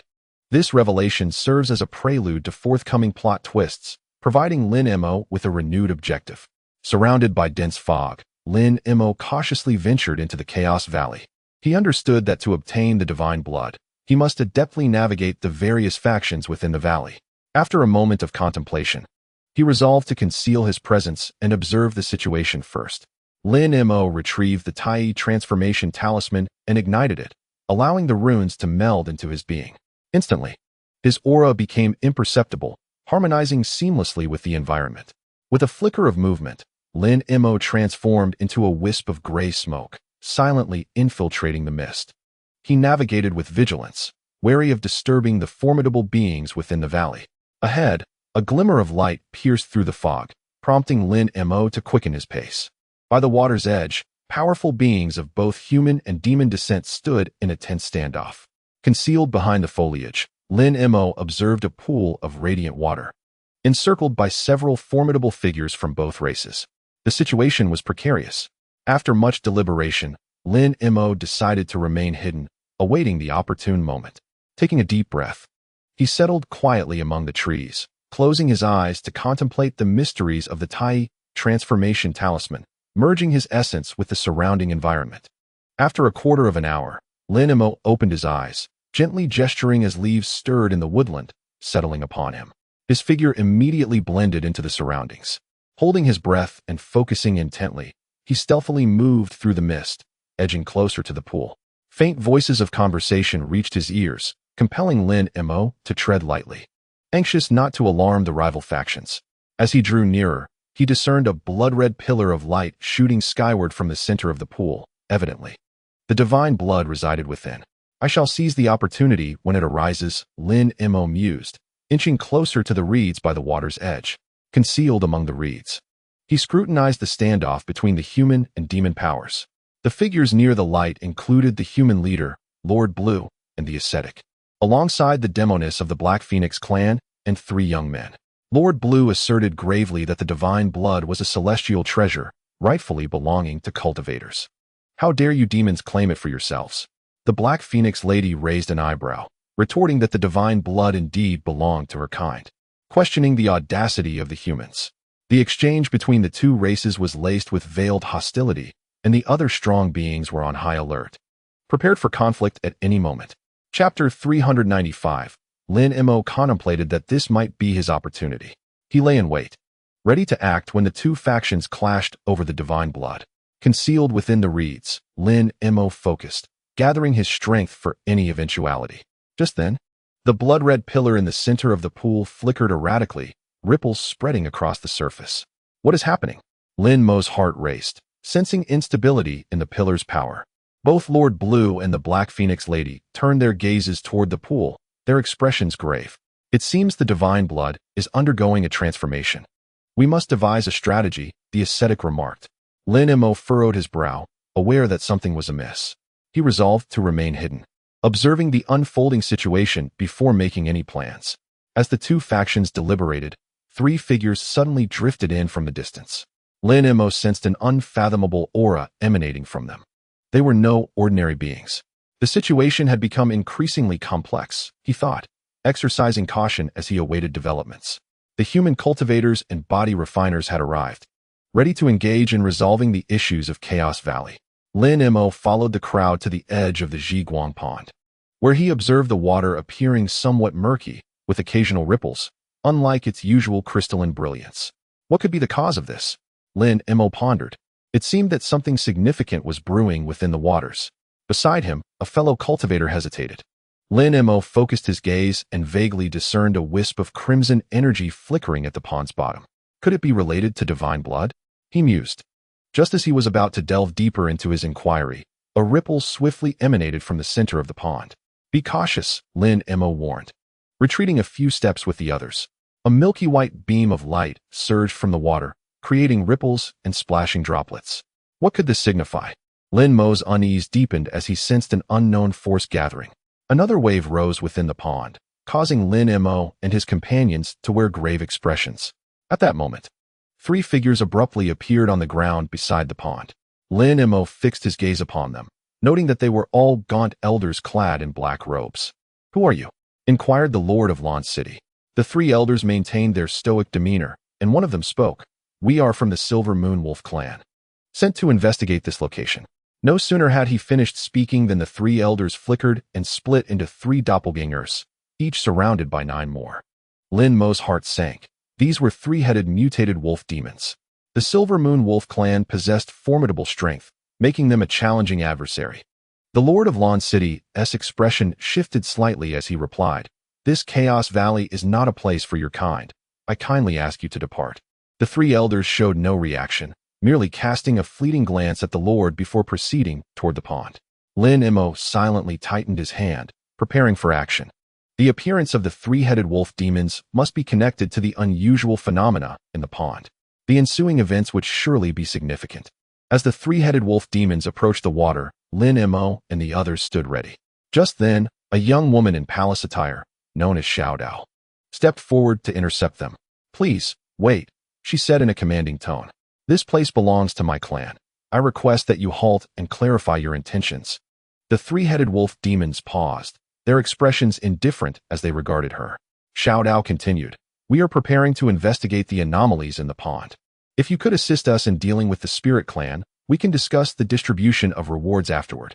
The three-headed wolf demons remained expressionless, offering no response, merely scanning their surroundings with disinterest. Observing their silence, Xiao Dao returned to the side of the Lord of Lon City and whispered, Lord, how should we proceed? The Lord pondered for a moment before responding, You will enter the pond to investigate, while I will set up formations outside to impede the spirit clan, ensuring your safety. Xiao Dao nodded, ready to leap into the pond when suddenly the water's surface tensed, and the milky beam of light rose once more from the depths. As the light ascended from beneath the water, Lin Mo and the others braced themselves. The beam sliced past the three-headed wolf demons, erupting into numerous fine strands of light that quickly ensnared them. How is this possible? The three-headed wolf demons' expressions changed dramatically as they hastily channeled their power to break free from the binding strands. Just then, a tremendous sound echoed from beneath the water, followed by the formation of a massive vortex at the center, unleashing a torrent of scorching air waves. What is happening? Lin Mo's expression shifted as he stepped back, summoning all his strength to withstand the heat. A faint crimson aura began to surface from the depths of the pond, swirling upward with the vortex. Be cautious, Lin Mo shouted, unleashing a streak of azure sword energy aimed at the blood aura, attempting to seal it off. He and his companions struggled to withstand the formidable force emanating from the water pool. At that moment, 3 gaunt young men standing nearby suddenly trembled. Their expressions contorted in grimace. Not good. We're about to backfire. The trio's eyes turned crimson as they gritted their teeth in endurance. Just as Lin Mo was about to assist them, he witnessed the 3 figures sway and silently vanish from sight. How could this be? Lin Mo was taken aback. Such mastery allowed them to effortlessly breach the trio's protective energy. The other demon cultivators nearby also disappeared without a trace. A wave of horror washed over Lin Mo as he realized the power within the water pool exceeded all imagination. We must not underestimate this. We must confront it with our utmost strength. Taking a deep breath, Lin Mo gathered his energy, focusing intently. With the 3 gaunt youths and other demon cultivators lost to the void, Lin Mo and his companions stood vigilant. Suddenly, 9 yellow pillars of light erupted from the depths of the water, forming a circular arrangement. The Lord of Blue City, his eyes gleaming with malice, raised his hand and unleashed a streak of azure sword energy, aiming fiercely at one of the yellow pillars. With a sharp hiss, a gash appeared on the pillar's surface, only to swiftly heal itself as if nothing had occurred. How can this be? The Lord of Blue City's countenance darkened. He exerted all his strength to activate his magical artifact, launching a series of relentless attacks against the yellow pillar. The pillar quivered gently, its surface shimmering with various luminous hues that dissipated all incoming assaults. Lin Mo observed intently, aware that the yellow pillar undoubtedly harbored profound restrictions and spells. Making its destruction no easy feat, the 2 sides remained locked in a stalemate, and Lin Mo pondered the forthcoming developments. This confrontation appeared to be merely in its infancy. As the Lord of Blue City struggled against the yellow pillar, Lin Mo and his companions stood ready. At that moment, a tiny sphere of light, no larger than a grain of rice, suddenly rose amidst the 9 yellow pillars, radiating a glow reminiscent of the setting sun. What is that? Lin Mo's eyes brightened as he sensed an immense power contained within the sphere. An elder beside the falling sun crystal gasped in astonishment. It is said to be a rare treasure that condenses the essence of the blood sun. Upon hearing this, greed flickered in the eyes of the crowd. The allure of the falling sun crystal was irresistible. Just then, the sphere shot forth a beam of golden light, penetrating the defenses and targeting the back of the monk's head. Be careful! Lin Mo yelled a warning, but it was too late. The monk's body shuddered as he was drawn toward the sphere by an overwhelming force. How could this happen? Lin Mo's complexion turned pale. The sphere's power was beyond their capacity to withstand. The monk was absorbed into the sphere, and Lin Mo and the others remained on high alert. In the instant the monk vanished, the 9 yellow pillars erupted, transforming into countless motes of light that merged into the water pool. Subsequently, 10 even thicker yellow pillars rose from the depths, arranged in a large circle. Simultaneously, a colossal whirlpool formed at the center of the pool, stirring up tremendous splashes of water. On either side of the aquatic expanse, towering stone statues materialized, drenched in blood-red hues, exuding a menacing aura. What manner of beast is this? Lin Mo seethed with fury, striking out with his palm in an attempt to shatter the statue. However, the statue remained unmoved, its blood-red radiance intensifying as it retaliated against Lin Mo.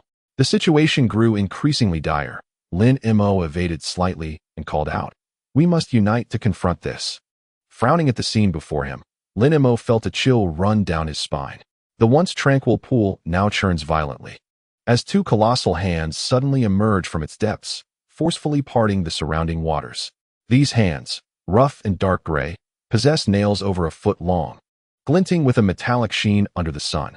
Lin Mo murmurs in disbelief, recognizing the hands of the ancient giants. He had encountered illustrations of this terrifying race in ancient texts, known for their immense strength and carnivorous nature, long believed to be extinct for millennia.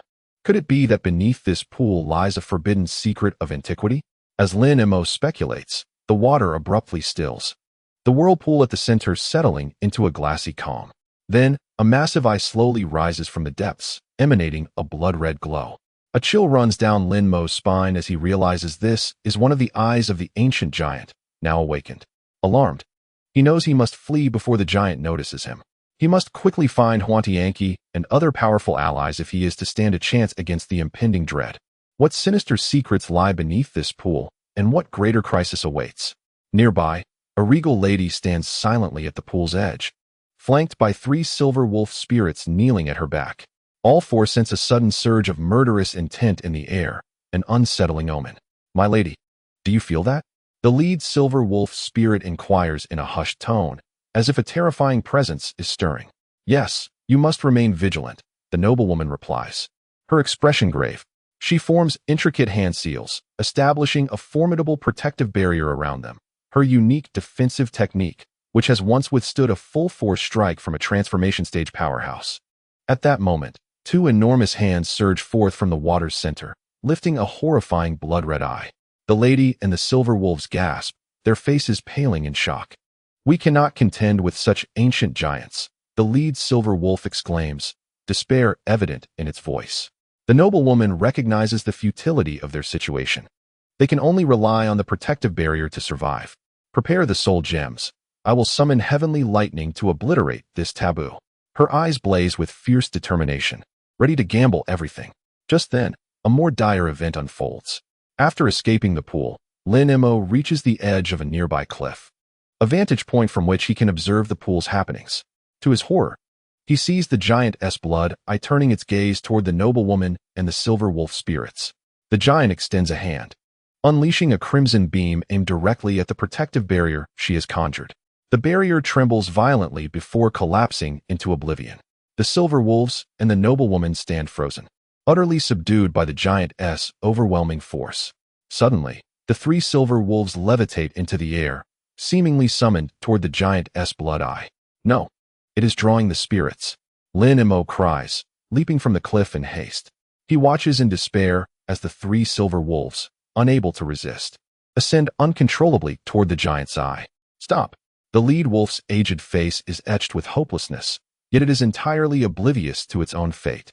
As the 3 individuals were abruptly drawn into the giant's blood eye by a tremendous force, the giant emitted a low, satisfying growl, and a distorted entrance to a dark space vaguely appeared behind it. It intended to trap the 3 within its otherworldly realm, serving as nourishment to replenish its strength. The woman in court attire turned pale. She sensed the boundless malice lurking within that twisted space. Just as the 3 silver wolf demon cultivators were on the brink of being ensnared in despair, a beam of golden light suddenly sliced through the air, rescuing them from the giant's gravitational pull. The savior was none other than Huantianqi, the elder of the Cheong Mouse clan, wielding a golden staff and draped in golden robes. "Thank you for your rescue, elder." The leading silver wolf demon cultivator hurriedly knelt in gratitude. Huantianqi nodded slightly, and with a wave of his hands, a powerful golden aura surged forth, striking the giant's blood eye. With a resounding crash, the giant's blood eye was hit, causing it to lurch violently, and the distorted black space dissipated. Joy illuminated the faces of the silver wolf demon cultivators and the court-attired woman, as Huantianqi's strength proved to be unparalleled. Just as Huantianqi emerged to repel the giant, a shimmering white figure floated down from the sky. A middle-aged man clad in a white robe gradually appeared. It was the esteemed Huang Liang Lingjun, known for his profound cultivation and renown across realms. Lord Lingjun. The court-attired woman and the silver wolf demon cultivators quickly bowed in respect. Huang Liang Lingjun nodded and spoke. "I have come this time for the Luoyang crystal hidden within the ancient giant.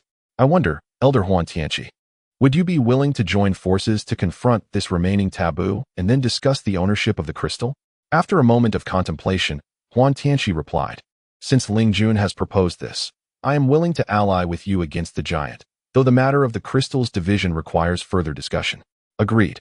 Let us proceed swiftly," Huang Liang Lingjun declared, clapping his palms together, unleashing a powerful palm thunder aimed directly at the ancient giant. "Very well, as you say, Lingjun," Huantianqi responded readily, gathering a formidable force in his palms. Meanwhile, the giant's blood eye radiated an even more intense crimson glow, as if sensing the impending threat. With the combined might of the 2 formidable beings, the giant found itself in a fierce struggle. At that moment, a blue light suddenly streaked across the sky, revealing the figure of Lord Blue City. Lin Mo soared upwards, reaching a vantage point halfway up the mountain. Aware that the ensuing battle would be extraordinary, he opted for a secure position to observe from a distance. He hoped that the esteemed Huan Tianqi and Ling Jun would successfully vanquish the formidable ancient giant, thus eliminating the taboo in this region. Though some humans and lesser demons were at odds with one another, they all wished for the two elders to triumph over the giant.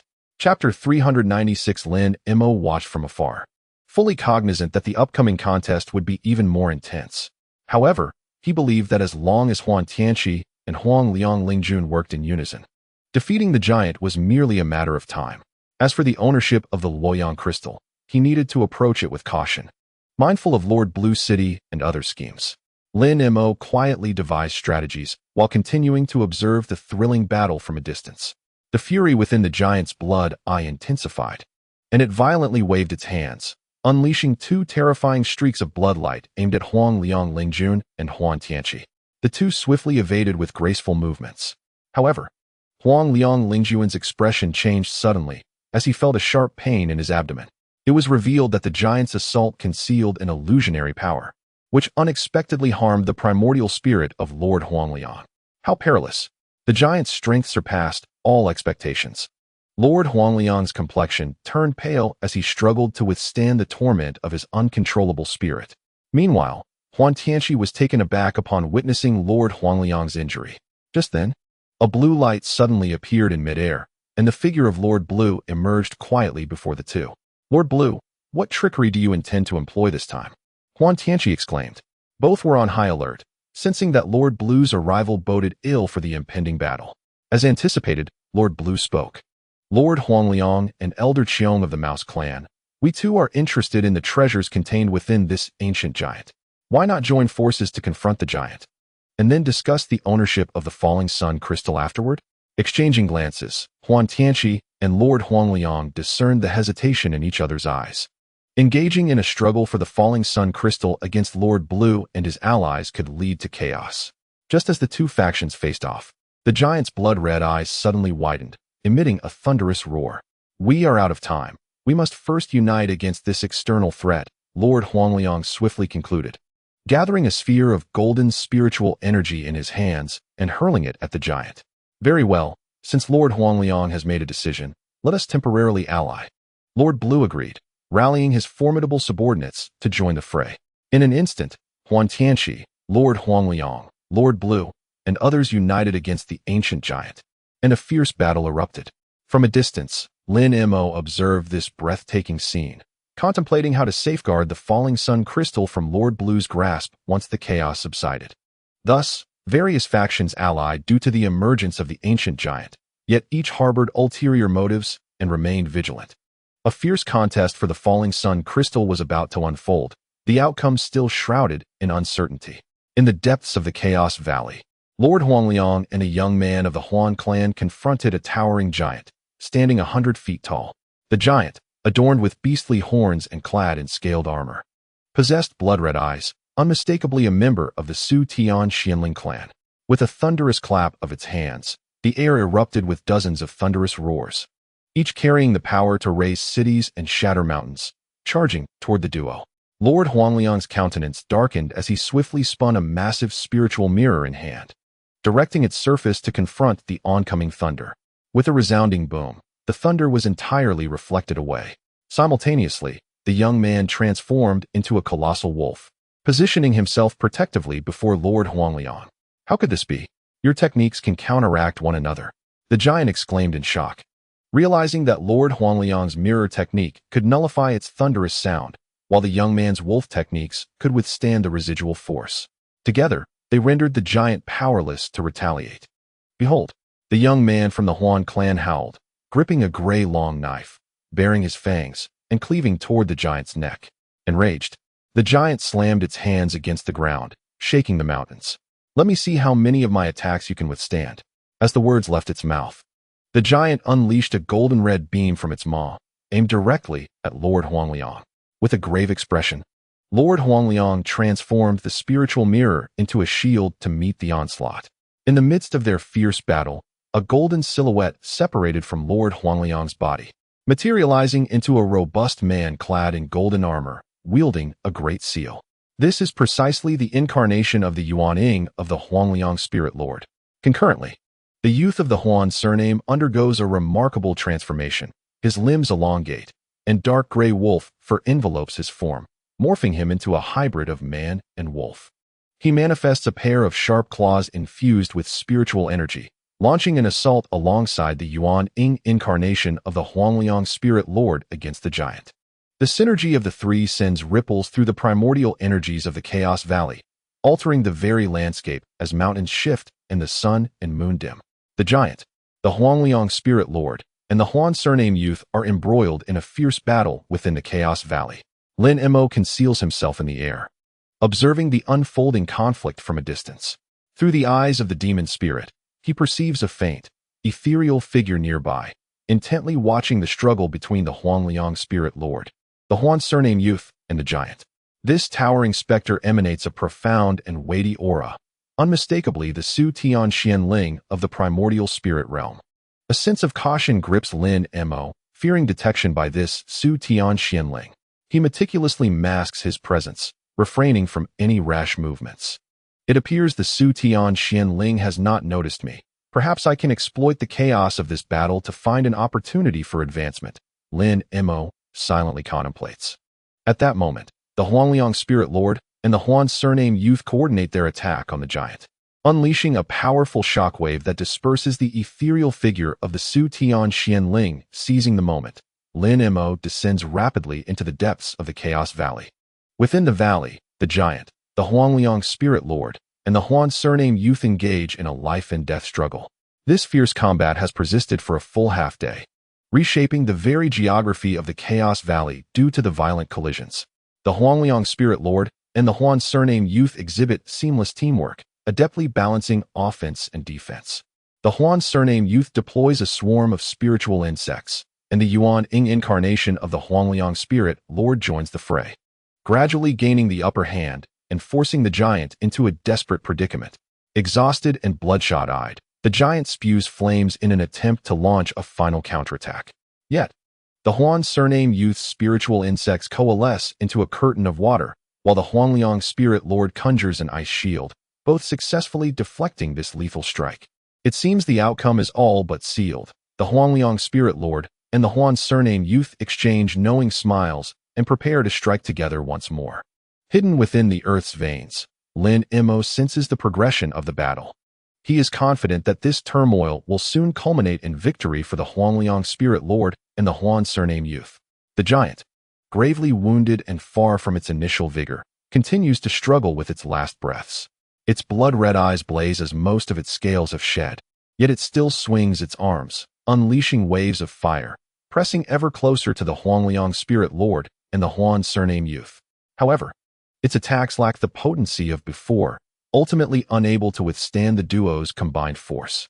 The Huangliang Spirit Lord wields the spirit-powered giant mirror, its surface transforming into countless beams of light that accurately strike the giant's wounds. The Huan surname youth gathers the energy of the gray wolf in his palms, combining it with the light waves to inflict severe damage upon the giant. The giant howls in agony, retreating a few steps before forcing itself to stand once more. Its indomitable body proves to be a formidable challenge. The Huangliang Spirit Lord furrows his brow, while the Huan surname youth's eyes reveal unwavering resolve. Exchanging a glance, the two soar forward, their palms strikes like the wind, poised to deliver the final blow to the giant. Lin Mo, concealed within the earth's veins, continues to observe the battlefield through the lens of spiritual energy. He discerned that the giant was at a disadvantage, and both the Ling Jun of Huangliang and the young man of the Huan surname were on the verge of victory. This presented a splendid opportunity for Lin Mo, whose eyes sparkled with realization. However, he also understood that the phantom of the Su Tian Xianling could return at any moment, necessitating a cautious approach. Lin Mo calculated that time was of the essence and that he could not afford to wait any longer. He immediately seated himself and commenced meditative practice, channeling the true energy within his body to activate the nine-tiered spirit platform, drawing upon the abundant spiritual power within the earth's veins. At that moment, a beam of golden light shot forth from the depths of the earth, piercing into his dantian. Success! Lin Mo silently exclaimed, feeling his primordial spirit detach from his body, having ascended to a new realm. On the ground, the battle between the Ling Jun of Huangliang and the young man of the Huan surname raged on. Meanwhile, Lin Mo seized his opportunity and achieved a breakthrough to the realm of primordial spirit. The giant, dragging its broken body, struggled to stand, its eyes still blood-red, roaring as it launched a final counterattack. It expelled torrents of flames from its mouth, its hands transforming into deadly blades, striking towards the Ling Jun of Huangliang and the young man of the Huan surname. The two did not falter. The Ling Jun of Huangliang wielded a massive mirror that transformed into a luminous shield, while the young man of the Huan surname summoned countless spiritual energy blades with a flourish of his palms. The giant was clearly at its last gasp, and victory was within their grasp. With synchronized precision, the two launched a decisive strike, tearing through the giant's last stand. The giant howled in anguish, retreating and eventually kneeling upon the ground, yet it remained defiant, raising its arms in a desperate attempt to retaliate. Its indestructible form was indeed formidable. The Ling Jun of Huangliang spoke solemnly, "But today, we shall claim its head." With that, he clapped his palms together, and the massive mirror transformed into myriad beams of light that pierced through the giant's body. The young man of the Huan surname also shouted, delivering a ferocious strike to the giant's neck with his claw-like hand. The giant's body trembled at the valley's bottom, staggering as it stomped the ground, each step creating deep craters. It raised a stone club high above, intending to smash it down upon the Ling Jun of Huangliang and Huan Tianqi. The Ling Jun of Huangliang transformed into a wisp of blue smoke, evading swiftly, while the stone club crashed heavily into the ground, sending dust soaring into the air. At that moment, a colossal golden eagle claw suddenly emerged from the sky, seizing the stone club. It was the golden eagle, transformed from the Ling Jun of Huangliang's treasured artifact, which yanked the club away and tossed it aside. The giant turned in astonishment, only to see the golden eagle morph into a golden-armored warrior, wielding a 5-colored jade axe poised to strike. The axe cleaved down, and with a resounding crack, the giant's wrist shattered amidst the tumultuous noise that shook the mountains. The giant, now injured, knelt, having lost an arm. Seizing the chance, Huan Tianqi unleashed his ultimate skill, the 10,000 blades, unleashing a torrent of sword light upon the giant like a rainstorm. The giant howled in despair, blood pouring from its wounds. Just as the giant teetered on the brink of death, the Ling Jun of Huangliang's expression shifted as he discovered a powerful treasure hidden within the giant's body, the falling sun crystal. In a bid to seize this treasure, he discreetly cast a spell, sending a beam of golden light into the giant's body, causing the falling sun crystal to shrink to the size of a billiard ball and emerge from the giant's chest. Filled with delight, the Ling Jun of Huangliang aimed to grasp the falling sun crystal, only to find Huan Tianqi already reaching out to catch it. Their eyes met, yet neither made a move to strike further. "Ha, do you remember when we hunted a two-faced giant in the wild world? That beast stood over 100 feet tall and possessed 4 arms, the Ling Jun of Huangliang reminisced. Huan Tianqi nodded, his eyes half closed as he drifted into recollection. He recalled how they had tracked the two-faced giant for an entire month, waiting for the perfect moment to strike it down. However, despite the giant's demise, no treasures were to be found, only the foul stench of its blood. The ancient giants indeed possess an unparalleled stature, yet within them often lies a void of value. Huan Tianqi articulated this notion, noting their foolishness and ferocity, which frequently incites conflict with other giants, placing us in perilous situations. Indeed, Huangliang Lingjun nodded in agreement, his eyes suddenly alight with recollection. I recall the time when the Wolf King hunted a bipedal dragon giant. Within that giantess body lay a fragment of Wanshur's tainted earth, enabling the Wolf King to forge the Wanshur Demon Tower, thus ascending to the ranks of ancient power. Upon hearing this, Huan Tianqi pondered, realizing that the ancient giants might not be devoid of worth after all. We must proceed with caution. Perhaps this venture will yield unexpected treasures. The two exchanged smiles, each perceiving the spark of excitement in the other's eyes. Perhaps this giant's form conceals astonishing artifacts. Huan Tianqi crouched beside the giant's corpse, meticulously inspecting it, while Huangliang Lingjun stood guard, ever vigilant of their surroundings. Suddenly, a shadow darted past like lightning, snatching the small vial from Huan Tianqi's grasp with a sharp crack. Not good. Huan Tianqi exclaimed, alarmed, as his consciousness swiftly pinpointed the assailant's direction. He abruptly extended his hand, unleashing an invisible gust of demonic wind toward the shadow. With a resounding crash, the shadow was struck, crashing to the ground.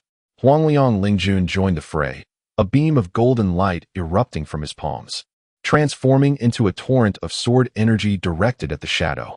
The assailant revealed himself to be a scarred man of the spirit race, though appearing gravely injured.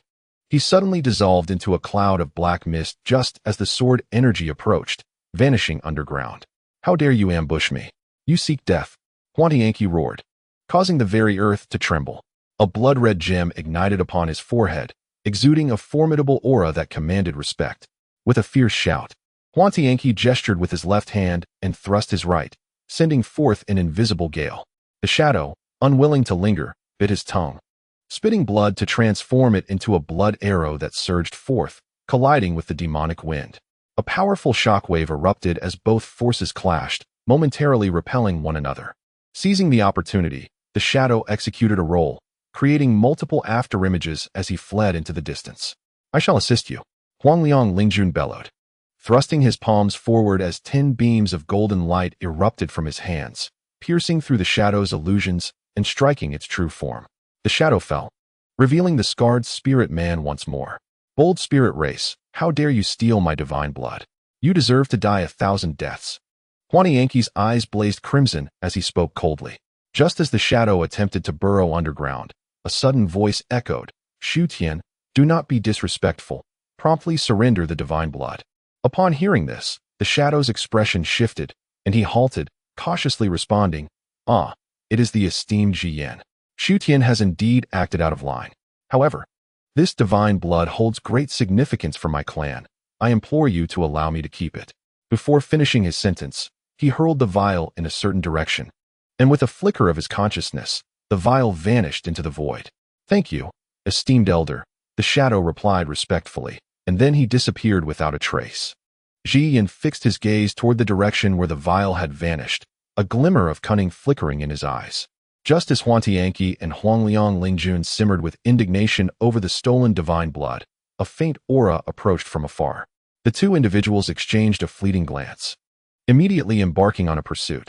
The faint aura drew closer, and suddenly, a sinister glimmer flashed in Lin Mo's eyes as he unleashed a powerful strike with his palm, which ominously glowed with a crimson hue, his lethal technique known as blood palm. Before Lin could react, he was violently propelled back over 10 paces, blood gushing from his mouth. "Die!" Huantianqi cackled menacingly, sweeping his left hand to summon a tempestuous demonic wind. Just as the wind approached, a streak of bloodlight suddenly sliced through the air, severing the malevolent gust. It was Su Tian coming to Lin's rescue, and he clashed once more with Huantianqi. Seizing the opportunity, Lin opened a spatial rift to escape, only to see Huantianqi revealing his true celestial form, a third eye manifesting above his head as he wielded a jade seal to strike.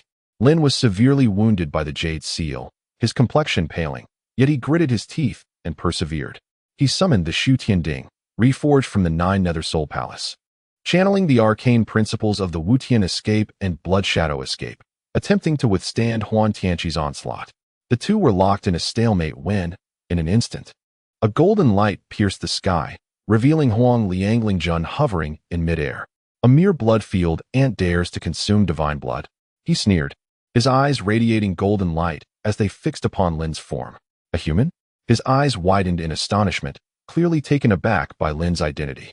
Subsequently, a crystalline axe of annihilation materialized in his hand, swinging towards Lin. Realizing the imminent danger, Lin hurriedly summoned the little mountain seal to counter the axe. The resulting clash reverberated like thunder, sending Lin hurtling backward as if struck by a train, blood erupting from his mouth. Gritting his teeth, he activated the Blood Shadow escape, transforming into a mist of blood and propelling himself backward. Huang Lianglingzhen was not to be outdone, morphing into a golden light and pursuing him. Thus unfolded an unprecedented life and death chase, leaving the 3 void refinement experts astounded by Lin's speed. Thanks to the swiftness of Blood Shadow escape, Lin successfully evaded Huang Lianglingzhen and the others. He became a mere wisp of blood mist, darting through layers of spatial rifts, appearing and disappearing at will. The relentless attacks from the 3 void refinement experts surged forth, Yet Lin narrowly escaped due to the rapidity of his movements. Although Huang Lianglingzhen and the others pursued swiftly, Lin's speed proved too elusive for them to capture. This rascal is incredibly fast. Huan Tianqi's expression shifted, intensifying his pursuit. Damn it, this ant runs too swiftly. Huang Lianglingzhen gritted his teeth. Don't let him escape. Huan Tianqi seethed with fury. Lin gritted his teeth and exerted his strength, nearly caught several times. The prowess of the three void refinement experts left him no choice but to give his all for a slim chance of survival. The trio pursued in unison. Yet Lin melded into the earth as blood escape, then shot upwards like a blood arrow, at times duplicating himself, at times vanishing, leaving them momentarily unable to truly catch up. Lin remained vigilant, acutely aware of the three's impending strikes, continuously fleeing without respite. After a prolonged and fierce battle, Lin finally managed to shake off his pursuers under the cover of blood shadow escape, temporarily escaping the peril. Once he had evaded danger, Lin took a brief respite, swiftly gauging his surroundings and preparing to flee in a decisive direction. At that moment, the furious roar of Huan Tianqi echoed from afar. Ants, do not even think about escaping from my grasp. Lin Mo felt a tightening in his chest. They were pursuing him with alarming speed. He had to devise a strategy to elude them. Suddenly, a spark of inspiration struck Lin Mo as he hastily retrieved two spherical orbs from his bosom, one red and the other black. The orb, glowing with crimson light, contrasted starkly against the inky darkness of the other. Both spheres were inscribed with enigmatic runes, emanating an eerie aura. Without a moment's hesitation, Lin Mo hurled the orbs into the air, where they began to spin rapidly. The red and black orbs intertwined, releasing a potent surge of energy. What is this? Huang Lianglingzhen and Huan Tianqi halted their pursuit, cautiously observing the swirling spheres. Lin Mo opened his mouth and recited an extraordinary incantation, his fingers deftly forming intricate seals. Suddenly, two brilliant beams of light erupted as the red and black orbs burst in midair. Following this explosive display, the very fabric of space began to warp. Two enormous suns manifested in the void, radiating searing heat. A thunderous shockwave surged forth, akin to a tsunami, creating a vortex around the suns. What kind of diabolical phenomenon is this? Huang Lianglingzhen exclaimed in astonishment. Before he could finish his thought, the three were swept into the violent current, hurtling towards the suns. Beware of the flames, Huan Tianqi urgently cautioned, channeling his energy to resist. Yet, the scorching wave pressed relentlessly upon them, forcing the trio backward. Flames encircled them, forming a formidable barrier of energy, isolating them at the heart of the suns. Huang Lianglingzhen and Huan Tianqi felt the unbearable heat, their faces turning pale as they struggled to withstand the searing intensity. What manner of flames are these? Could it be the extinguishing spirit white-bone fire? Huang Lianglingzhen murmured, his mind rife with confusion. The surrounding space twisted and morphed under the oppressive heat, and soon the trio found themselves disoriented within this bizarre vortex. We must break free. Huang Lianglingzhen's eyes blazed with determination as he summoned the five-colored treasured axe, striking at the suns. However, the axe merely stirred ripples on the surface of the suns, failing to penetrate their defenses. Just then, several columns of fire erupted from the suns, hurtling toward them. Be cautious, Huan Tianqi warned. The three swiftly employed their abilities to evade the fiery onslaught. Faced with the suns and the blistering flames, Huang Lianglingzhen and Huan Tianqi resolved to counterattack. They unleashed powerful spells in an attempt to breach the barrier of heat. Huang Lianglingzhen's artifact transformed into a colossal golden sword, which he wielded in an effort to cleave through the flames. Yet, the flames proved remarkably resilient, rendering his assault futile. Huan Tianqi, on the other hand, summoned a fiery bird, which shrieked as it surged forward, enveloped in flames. It spread its wings and unleashed a formidable spiritual technique, generating a massive column of fire aimed at breaking the sun's hold. However, as the fire column met the sun's heat wave, it began to extinguish, dissipating into a torrent of scalding air, which was then consumed by the suns. Both Huang Lianglingzhen and Huan Tianqi found their attacks ineffectual against the sun's defenses. They began to doubt the nature of this mysterious fire, questioning its immense power that could even devour their spiritual techniques. The fire columns crashed down, creating a vast charred pit in the void, flames soaring skyward as the heat surged. The temperature of the fiery column was extraordinary, causing a subtle change in Huangliang Lingjuan's expression. It must be that the ant has employed some nefarious method, thought Huan Tianqi, as a chilling light flickered in his eyes. At that moment, a flock of colossal birds made of flames soared out from the blazing sun, charging directly at them. The trio shouted in unison, joining forces to confront the impending threat. A fierce battle erupted once more, with the three engaging in several rounds against the firebirds, whose power exceeded their expectations and bore no resemblance to ordinary flames. The flames were exceedingly peculiar, undoubtedly harboring some hidden mystery. As Huangliang Lingjun defended against the firebirds, a sudden epiphany struck him. Could it be that the ant had cast some bewildering spell? Huan Tianqi was equally taken aback. They exchanged glances, each recognizing the astonishment reflected in the other's eyes. I understand now. This is no ordinary extinguishing spirit bonfire. The fluctuations of their spiritual energy are too concealed, and they are likely illusions conjured by that ant. Huangliang Lingjun asserted confidently. Huan Tianqi nodded in agreement. It turned out that the flames were merely an illusion cast by Lin Mo to evade his pursuers, designed to mislead their judgments. Upon realizing the truth behind the flames, the two immediately summoned their full strength, unleashing powerful divine consciousness in an attempt to trace Lin Mo's whereabouts. However, to their utter dismay, within this vortex of wind, they found themselves completely unable to sense Lin Mo's presence. How can such a mere ant conceal its aura from my divine consciousness? Huangliang Lingjun exclaimed in shock. The two joined forces once more, emitting a potent wave of divine consciousness capable of covering a radius of hundreds of miles, yet the outcome remained fruitless. Lin Mo's presence seemed to have evaporated into thin air, utterly vanishing without a trace, impervious even to their divine awareness. Huangliang Lingjun and Huan Tianqi's expressions grew increasingly grim. They understood that Lin Mo had successfully eluded their pursuit, at least for the time being. This ant has managed to hide itself to the extent that even our divine consciousness cannot locate it. It seems we must alter our strategy to draw it out. Huangliang Lingjun mused thoughtfully. Huan Tianqi, furrowing his brow, replied, Lin Mo's trail has vanished. We must act immediately. We cannot allow him to escape. Taking a deep breath, Huangliang Lingjun resolved to employ the Thousand Moths technique, one of his most adept spells. He explained, we will split up. I will use the Thousand Moths technique to seal this area and search systematically. Although this rogue has concealed his presence, he cannot hide from us indefinitely. An excellent idea. We shall establish a barrier to secure the vicinity, then employ the detection technique to flush him out. A mere ant should have no means to further conceal itself. Huan Tianqi's eyes flickered with excitement. The trio conferred and promptly set their plans into motion. By the way, that ant seems to possess a defensive treasure known as the Setting Sun Crystal. We must remain vigilant and wary of its counterattacks, Huangliang Lingjun added. As they deliberated, Su Tian's figure suddenly appeared in the distance. You allowed that ant to escape. I shall personally drag it out and slowly tear it apart. Su Tian's voice dripped with venom. Huangliang Lingjun sternly admonished, Su Tian, be respectful. We will capture that ant ourselves. Do not act rashly. Humph. A mere ant is no match for you.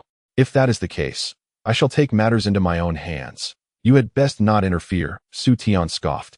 And with a swift motion, he vanished without a trace. In a fit of indignation, Huangliang Lingjun threatened to unleash his wrath. Huan Tianqi intervened, and the two exchanged glances, both recognizing the disdain reflected in each other's eyes. The mere presence of Xu Tian was hardly worthy of their concern. Do not take Xu Tian's words to heart. We shall proceed as planned, Huangliang Lingjun commanded. Huan Tianqi, suppressing his anger, nodded in agreement. The two parted ways, each leading their own forces to encircle the valley, employing their divination techniques to ensure the ant was extracted, transforming himself into a middle-aged man with a balding head and a small mustache. Lin Mo arrived at the foot of a desolate hill, his gait unsteady and his back hunched. As the twilight deepened, he resolved to seek refuge in this secluded location. He discovered a shadowy cave, its entrance obscured by tangled weeds and withered vines, nearly concealed within the rocky facade. Cautiously, Lin Mo ventured inside, finding the cave twisted downward, leading to a sealed stone chamber. Employing a secret technique, he concealed his spiritual energy and aura, rendering himself indistinguishable from an ordinary person. After organizing the stone chamber, he retrieved essential items from his storage ring, preparing to remain there for an extended period. He closed his eyes, centering himself, acutely aware that each breath felt crucial. As if he teetered on the brink of peril, outside, the presence of pursuers drew nearer, and Lin Mo held his breath, remaining utterly still. At that moment, a light, ethereal voice echoed from the cave's entrance. Lin Mo, I know you are inside. Come out. A chill ran through Lin Mo. He realized that he was being tracked not only by Huangliang Lingjun, but also by an even more formidable adversary, Xu Tian, the chief confidant of the Grand Commander. Receiving no response, Xu Tian began to chant incantations, summoning a crimson tempest to force Lin Mo out of hiding. Just then, a beam of golden light burst forth from Lin Mo's forehead, forming a luminous shield that repelled the storm. Xu Tian furrowed his brow but refrained from pressing further, hovering in place momentarily before gracefully departing. After several fruitless attempts to locate Lin Mo, he confirmed the absence of any witnesses, and Lin Mo exhaled, moving to the center of the stone chamber, where he retrieved a small crimson vial. This was the fabled divine blood, a substance renowned for its extraordinary properties. Lin Mo used a moonstone to carve a small hole in the cave's ceiling, allowing a gentle stream of moonlight to illuminate both himself and the divine blood. Carefully, he uncapped the vial, and the sweet, metallic scent of the blood wafted through the air. As he squeezed a droplet of the vivid red liquid into his palm, he was astonished to see it wriggle, instinctively enveloping his fingers. Amazed, Lin Mo promptly fetched a jade bowl, allowing the divine blood to flow into it. The blood cascaded effortlessly, soon enveloping the entire bowl in an enchanting crimson glow. No wonder Huangliang Lingjun and the others regard this as a precious gem. It truly possesses such remarkable abilities, Lin Mo murmured to himself. Attempting to control the flow of the divine blood with his mind, he carefully dispersed it within the bowl. The divine blood appeared almost sentient, yet ultimately yielded to Lin Mo's mental command, gradually breaking apart into smaller droplets. Regaining his composure, Lin Mo set the bowl aside. He resolved to retreat to this secluded place, meticulously studying the divine blood to unravel its mysteries. Lin Mo gazed intently at the jade basin containing the divine blood, which had already been drawn apart into countless droplets by his mental focus. Cautiously, he extended a finger, and a droplet swiftly adhered to his fingertip, radiating an enchanting crimson glow. Chapter 398. Lin Mo concentrated his senses, feeling that the divine blood harbored immense energy, as if it possessed a will of its own, desperately yearning to merge with his body. Could this be the very secret of the divine blood? Its potential to enhance one's cultivation and even prolong life sparked an audacious thought in Lin Mo's mind. He carefully manipulated his true essence, drawing more droplets to coalesce on his fingertip. The aura emanating from the divine blood intensified, and beads of sweat began to form on Lin Mo's forehead. At that moment, a chilling sensation spread from the divine blood, prompting him to swiftly sever his connection with it. The divine blood reverted to a pool, lying quietly at the bottom of the basin. Indeed, it was far from an ordinary substance and required careful handling. Lin Mo sighed. He decided to securely store the divine blood, intending to explore its mysteries further when his cultivation reached a more profound level. Transforming himself into a traveling merchant, Lin Mo ventured into a bustling market. He fervently proclaimed in the shops that he had learned of a demon cultivator who had seized ancient divine blood, causing instability in the spirit realm. This sensational claim immediately stirred a commotion, with everyone discussing the astonishing news. Lin Mo smiled faintly and turned to leave the town. The news swiftly reached the ears of the Huangliang spirit lord, who was astounded to learn that the ancient divine blood had resurfaced in the world, a matter of great significance. Subsequently, the Huangliang spirit lord organized a team to investigate throughout the spirit realm, seeking to identify the demon cultivator who had acquired the divine blood. Months later, the Huangliang spirit lord finally pinpointed several suspicious targets, among whom an ancient demon residing deep in the mountains emerged as a strong suspect. Thus, the Huangliang spirit lord personally led a team to capture him. However, despite scouring the old demon's cave and blessed land, they found no clues. Reluctantly, the Huangliang spirit lord departed, leaving the whereabouts of the divine blood shrouded in mystery. All of this was instigated by Lin Mo's fabricated rumors. He had successfully diverted everyone's attention, granting himself precious time. After more than 3 years of seclusion in the cave, Lin Mo felt that the external clamor had gradually subsided. He ascended to the mountain peak, gazing into the distance, where the frenzied pursuers had long since vanished. Lin Mo squinted, catching a glimpse of a dragon in the sky, which was none other than the mount of the Huangliang Spirit Lord. It seemed he had departed this area in search of the divine blood elsewhere, Lin Mo mused. Thus, he returned to the cave and began packing his belongings. Years of solitude had left his garments somewhat tattered, but Lin Mo employed his illusionary powers to conjure a set of azure robes and filled his mouth with a few wild fruits using Earth Escape. Having secluded himself here for many years, his cultivation had reached the divine transformation realm. It was now time to leave this place and embark on a new journey. Lin Mo smiled faintly as he stepped out of the forest, commencing a new adventure. Lin Mo arrived at an inconspicuous small town, tranquil and uncontentious. He transformed into an ordinary middle-aged man, clad in coarse clothing, with a tattered satchel slung over his shoulder. This is precisely the attire of an ordinary body-refining practitioner passing through this place. Lin Mo strolled through the city with a light heart, and upon encountering a pharmacy, he stepped inside. "Esteemed guest, what do you require?" the enthusiastic owner inquired. "I would like some wound medicine and a hemostatic pill," Lin Mo replied.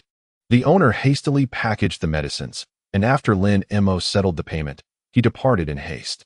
Upon exiting the city, Lin Mo let out a long sigh. Resuming his journey, he needed to remain ever vigilant, carefully concealing his identity. Only in this manner could he navigate this period safely. As the years rolled by, the rumors surrounding the divine blood gradually faded from public discourse. Those martial experts who had once flocked to Sunset City upon hearing the news had since departed in scattered groups. After prolonged investigation, Lord Huangliang confirmed that it was merely a case of misinformation. He shook his head in resignation and rode away on his azure phoenix. The whereabouts of the divine blood became an unsolved mystery, known only to Lin Mo, who had secretly obtained it. As time passed, the matter eventually faded into obscurity, with the power of the divine blood continuing to slumber, awaiting the moment of awakening. In an unnamed village thousands of miles away, the villagers were diligently at work when, suddenly, the sky darkened. "What is happening? Why has it turned so dark?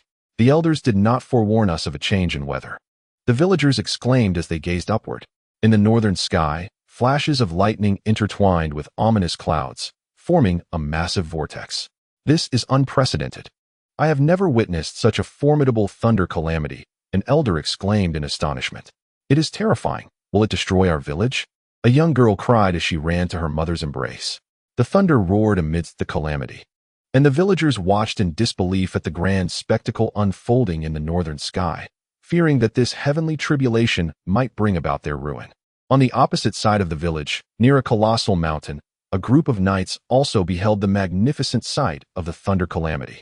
The sky crackled with lightning, and thunder rumbled, as if the very heavens were trembling. Among the knightly company, an elder and 2 young disciples were drawn to the scene, astonished by the extraordinary nature of the calamity. The elder furrowed his brow and pondered deeply, stating, "This is no ordinary thunder calamity. It is a rare spiritual realm thunder calamity of immense power. It appears that this time, the tribulation will herald a significant transformation." The young disciples, pale-faced, were witnessing such a terrifying spectacle for the first time. In the midst of the lightning, a colossal thunderbird soared, seemingly the embodiment of the calamity, carrying with it destructive force. The might of the thunder calamity captured their attention, prompting them to halt their advancing caravan. Dark clouds rolled across the sky, and the mountains echoed with thunderous roars. A group of cultivators gathered on the mountainside, watching the sudden calamity unfold. "What kind of thunder calamity is this? Why has it arrived so unexpectedly?" a young cultivator inquired, puzzled. "Perhaps it is due to the recent fluctuations in the spiritual veins, triggering this calamity," an elder speculated. In the sky, golden and silver lightning intertwined within the dark clouds, producing deafening explosions that shook the mountains. The cultivators felt the overwhelming energy waves, rendered speechless by the scene before them. Just then, a figure appeared on the mountainside, cloaked in black, obscuring their features. The cultivators erupted into a chorus of astonishment. "This is splendid. A cultivator is about to transcend the tribulation, allowing us to witness the might of the heavenly calamity up close," exclaimed a cultivator clad in azure robes. "What hue does this heavenly thunder possess?" "I recall that the typical small tribulation's thunder is a shade of crimson," remarked an elderly man with a furrowed brow. You are mistaken. I have witnessed several seniors undergoing minor tribulations when I first advanced, and their thunder was distinctly violet, countered a young man in yellow robes. That is not correct. I have personally observed an elder undergoing a major tribulation, and the thunder on that occasion was a fearsome golden hue. The elder remained steadfast in his assertion. This appears to be quite extraordinary. Could it possibly be a major tribulation? Inquired another cultivator. Another cultivator interjected, recalling that he had seen an elder undergo a similar tribulation, and at that time, the thunder was cerulean, not the golden or silver hues before us. I remember during a major tribulation, the mountains themselves were on the verge of collapse, and spiritual energy surged like a tidal wave. This does not seem to resemble that at all, analyzed the young man in yellow. The elder exchanged glances with the others, all feeling perplexed. What kind of tribulation is this? It seems unprecedented. The power of this thunder surpasses any small tribulation I have witnessed. Even the mountains tremble. The elder remarked with a frown. Yet, it does not reach the level of a major tribulation.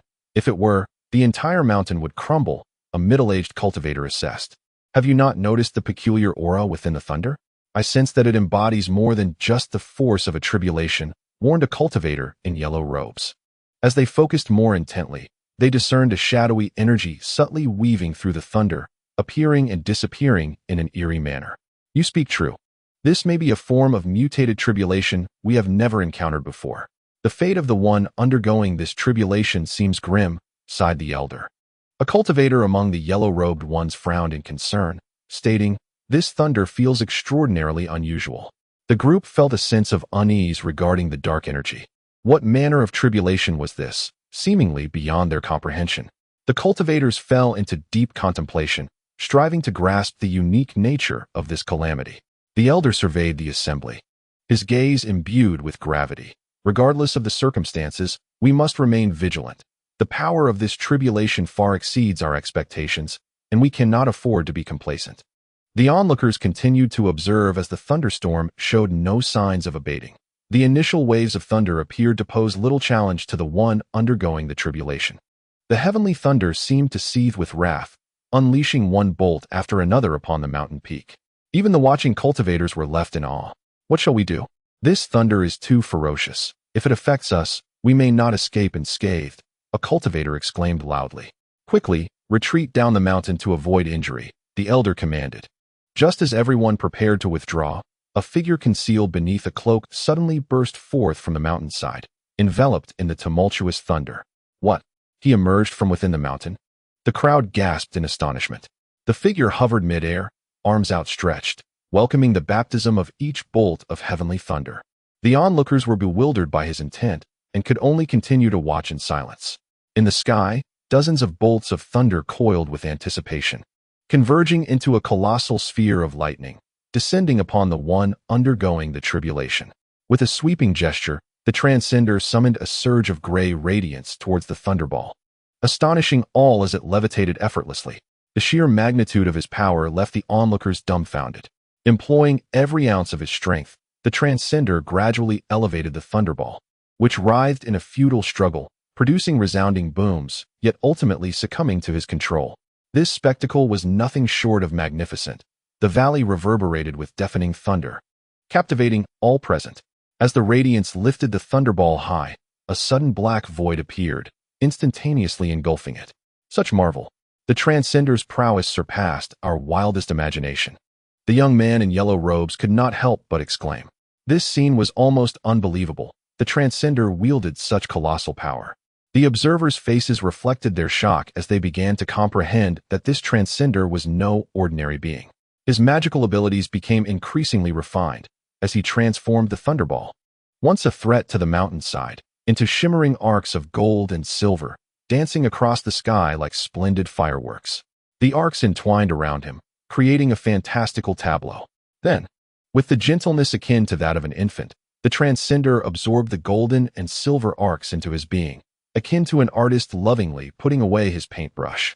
As the arcs gradually dissipated, the transcender's form reverted to an ordinary state, devoid of luster. This display evoked gasps of awe from the crowd, for the transcender's enigmatic spells exhibited an incredible potency. Yet, despite the intricacy of his sorcery, it came at a cost. as his energy was steadily waning. Undeterred, the Transcender cast another intricate incantation, and to everyone's astonishment, the interwoven golden and silver lightning transformed into countless arcs, cascading toward the peaks like serpentine silver. He then spread his palms apart, conjuring a small mountain that caught all the arcs. What kind of technique can manifest a mountain so effortlessly? The crowd gasped. The arcs flowed into the mountain, erupting with crackling sounds. The Transcender's expression turned frantic as he continued to weave his spells, striving to seal the energy of the thunder. Unfortunately, his power was not yet fully matured. Otherwise, this tribulation would have posed no challenge. An elder sighed, acknowledging the immense trial the Transcender faced, as his strength rapidly dwindled. Exhaustion set in for the Transcender, with his magical reserves nearly depleted. However, the tribulation persisted, threatening to consume his very life. As the arcs gradually faded, the Transcender's true visage was revealed. He appeared astonishingly ordinary, resembling a common practitioner. Yet, the name of this seemingly unremarkable figure sparked widespread astonishment. Lin Mo. An observer exclaimed his name, infused with shock and reverence. Lin Mo had devoted over a century to his cultivation on the mountainside, achieving the revival of his nascent soul. Yet he had never anticipated that the heavenly tribulation would descend upon him at such a pivotal moment. To navigate this calamity, he had assumed the role of a Transcender, employing intricate spells to fend off the thunder's assault, obscuring his true identity from others. However, with his magical energy on the brink of exhaustion, his true face was finally unveiled, leading to his recognition. Lin Mo's body swayed precariously under the might of the heavenly tribulation, his magical energy nearly depleted, rendering him incapable of contending with the thunderous onslaught. Just then, a flash of golden light appeared, revealing a golden, boat-shaped artifact in midair, upon which stood two cultivators clad in golden armor. An elder observing from below the Tianyuan mountain changed countenance, exclaiming in astonishment. The sudden emergence of the golden vessel and its armored guardians left Lin Mo in a state of profound bewilderment as he fixated on the gilded craft, an inexplicable sense of curiosity swelling within him. The golden boat was emblematic of the Tianyuan guard from the spirit realm, a force that typically mobilized only in dire emergencies. The elder below continued to elucidate, and it was evident that the crowd was also familiar with the illustrious Tianyuan guard. The two cultivators in golden battle attire stood resolutely within the vessel, brandishing their artifacts and swiftly forming intricate hand seals. Beams of brilliant golden light erupted from their instruments, forcefully intercepting several bolts of lightning. In the 399th chapter, the duo unleashed a formidable surge of magical energy during their flight, as the golden vessel radiated a powerful aura, creating a protective barrier that repelled the ferocity of the tribulation. Lin Mo felt a surge of relief, yet he was also beset by doubts regarding these unfamiliar cultivators. "Thank you, esteemed ones." Lin Mo steadied himself, a grateful expression adorning his face. Under the protection of the golden boat, he was finally granted a temporary reprieve from the threat of the heavenly tribulation. However, a dense mass of black clouds now loomed before him, the tribulation clouds roiling with seemingly boundless power. These clouds were no ordinary phenomenon. They were coalesced from dual-colored lightning, one hue of gold and the other silver, intermingling to form a terrifying force. Lin Mo channeled his inner strength, attempting to disperse the thunderous energy gathering within the dark clouds.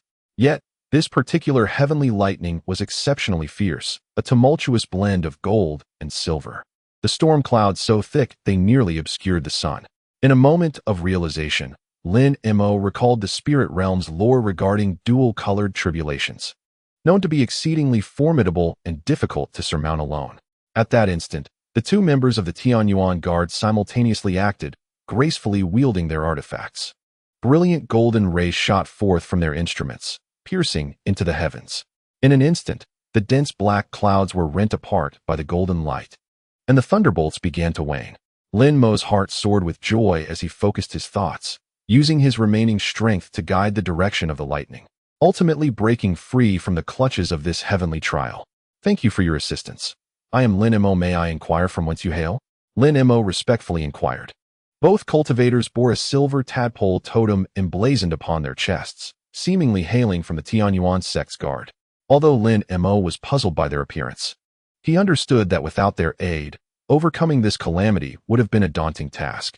He felt an overwhelming sense of gratitude, yet simultaneously, a deeper curiosity regarding these golden-armored cultivators began to take root within him. Who were they? Why had they appeared here? And what motivated them to assist him in this tribulation? As the heavenly tribulation subsided, the two members of the Tianyuan Guard glided to Lin Mo's side. Their magical prowess gradually diminished, yet they maintained a steady flight around him. Lin Mo gazed intently at these enigmatic cultivators, his mind brimming with questions. He sensed the formidable aura emanating from the two cultivators, clearly surpassing the realm of virtual refinement. A member of the Tianyuan Guard smiled and replied, "We are the Tianyuan Guards of the spirit realm, tasked with maintaining safety and order within this realm. Your situation is rather unique. It appears you have ascended from the lower realm, but are unaware of the flying spirit platform system here." Lin Mo nodded. Although he possessed some knowledge of the spirit realm, he knew nothing of the flying spirit platform system they spoke of. Their conversation ignited a deeper curiosity within him. "Esteemed friend, you have ascended from the lower realm, have you not?" inquired another Tianyuan Guard. Lin Mo nodded and replied, "Indeed. I was in seclusion in the lower realm when I suddenly encountered a spatial rift and was swept into the spirit realm." The Tianyuan Guard then elaborated. "In the spirit realm, there exists a special celestial platform known as the Flying Spirit Platform.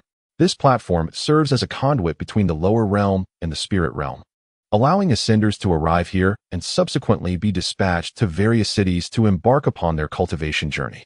Lin Mo, feeling a tinge of doubt, asked, "Then why have you appeared at this moment? Is it due to a problem during my ascension?" The golden-armored cultivator aboard the Jinting boat smiled and clarified, "There is no problem. Rather, your situation is exceptionally unique. You are the first cultivator we have encountered who has ascended from the lower realm. Typically, the spirit realm would dispatch Tianyuan Guards to welcome newly ascended cultivators and escort them to the various cities, but your case is different, prompting us to come personally." Lin Mo, now even more perplexed, began to suspect that there might be some hidden agenda behind this encounter. He felt uneasy, yet he lacked sufficient information to draw further conclusions.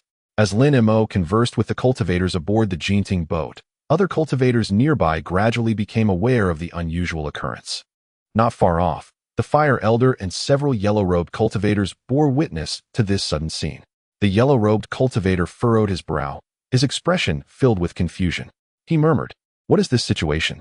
Why are the Jinting boat and the Tianyuan Guards present here?" The Fire Elder also spoke. "Indeed, I sense something amiss. Typically, ascenders to the spirit realm are sent to various cities. Why is there one appearing here? Furthermore, how did the Tianyuan Guards perceive this heavenly tribulation and arrive to assist? Could they have merely happened to pass by?" The Fire Elder seemed to mutter in astonishment. "That tribulation survivor appears to recognize them. Could there be some connection to the Tianyuan sect?" speculated a yellow-robed cultivator. "If the Tianyuan Guards are intervening to offer aid, I fear this person's identity is extraordinary. We must proceed with caution," the Fire Elder stated solemnly. The yellow-robed cultivators exchanged glances, their expressions tinged with suspicion and wariness regarding the Tianyuan Guards' involvement. For a lower-realm cultivator to receive such high-level assistance clearly suggested that something was amiss. Although Lin Mo successfully navigated this tribulation with the help of the Tianyuan Guards, he was burdened with apprehension about what lay ahead. He had a faint inkling that the Tianyuan Guards' involvement was not merely a gesture of goodwill and feared that the secret of his tribulation would soon be exposed. Lin Mo understood that, according to the customs of the spirit realm, outsiders like himself could easily attract the suspicion of many formidable beings. Especially after the recently encountered two-colored thunder tribulation, its astonishing power is bound to attract considerable attention. Lin Mo cautiously inquired, "Could you enlighten me on the nature of such a thunder tribulation?" A Tianyuan Guard responded, "The reason is quite simple. You did not ascend to the spirit realm via the flying spirit platform and still carry a distinct aura from the lower realm. Moreover, since you have not reached Tianyuan City, you have not consumed the dust-cleansing pill, preventing the lower realm's aura from merging with that of the spirit realm." After a pause, he continued, "Thus, your thunder tribulation manifests as this fearsome two-colored thunder. Furthermore, your next tribulation will be even more formidable, as I have intervened to dissipate this one, and such assistance naturally incurs a price." Another Tianyuan Guard added, "I see. Thank you for your enlightening words, esteemed mentors." Lin Mo said, bowing respectfully.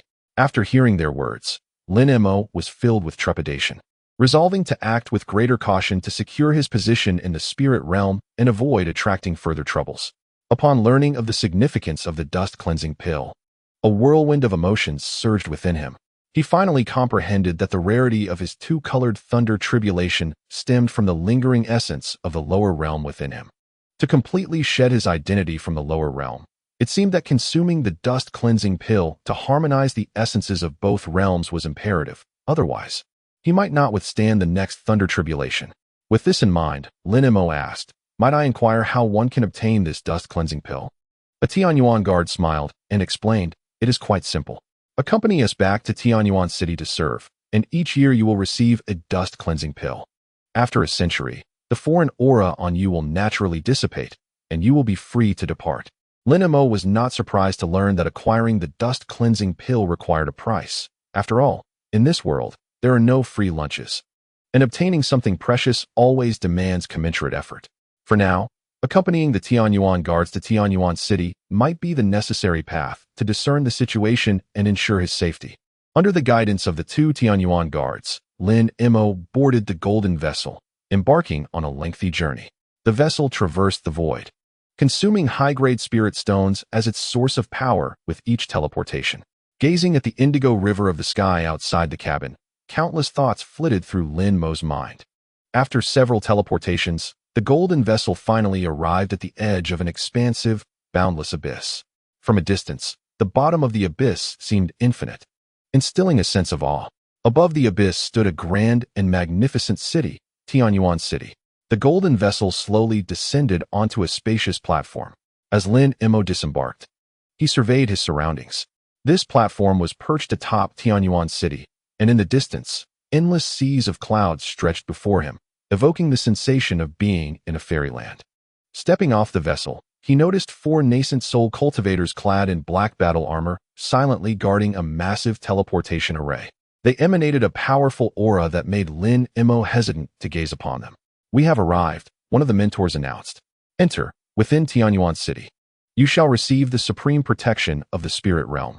Taking a deep breath, Lin Mo stepped forward, following his mentor through the grand gates of Tianyuan City.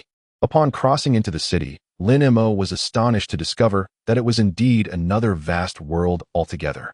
A lengthy corridor stretches ahead, flanked by countless doorways. Some of these portals stand ajar, revealing a glimmer of golden light within, while others remain firmly closed, concealing their destinations. The elder leads Lin Mo along the passage, and he observes that at intervals, there are teleportation arrays guarded by several black-armored Yuanian cultivators. Occasionally, he encounters formidable figures clad in azure battle armor, members of the Qingming Guard, possessing extraordinary prowess at the transformation stage. This is the central hall area of Tianyuan City, where you shall reside and cultivate in the days to come, the elder explains. Each hall is nourished by innate spiritual energy, making it highly suitable for seclusion. You are welcome to choose any hall to enter for your training. Lin Mo silently nods.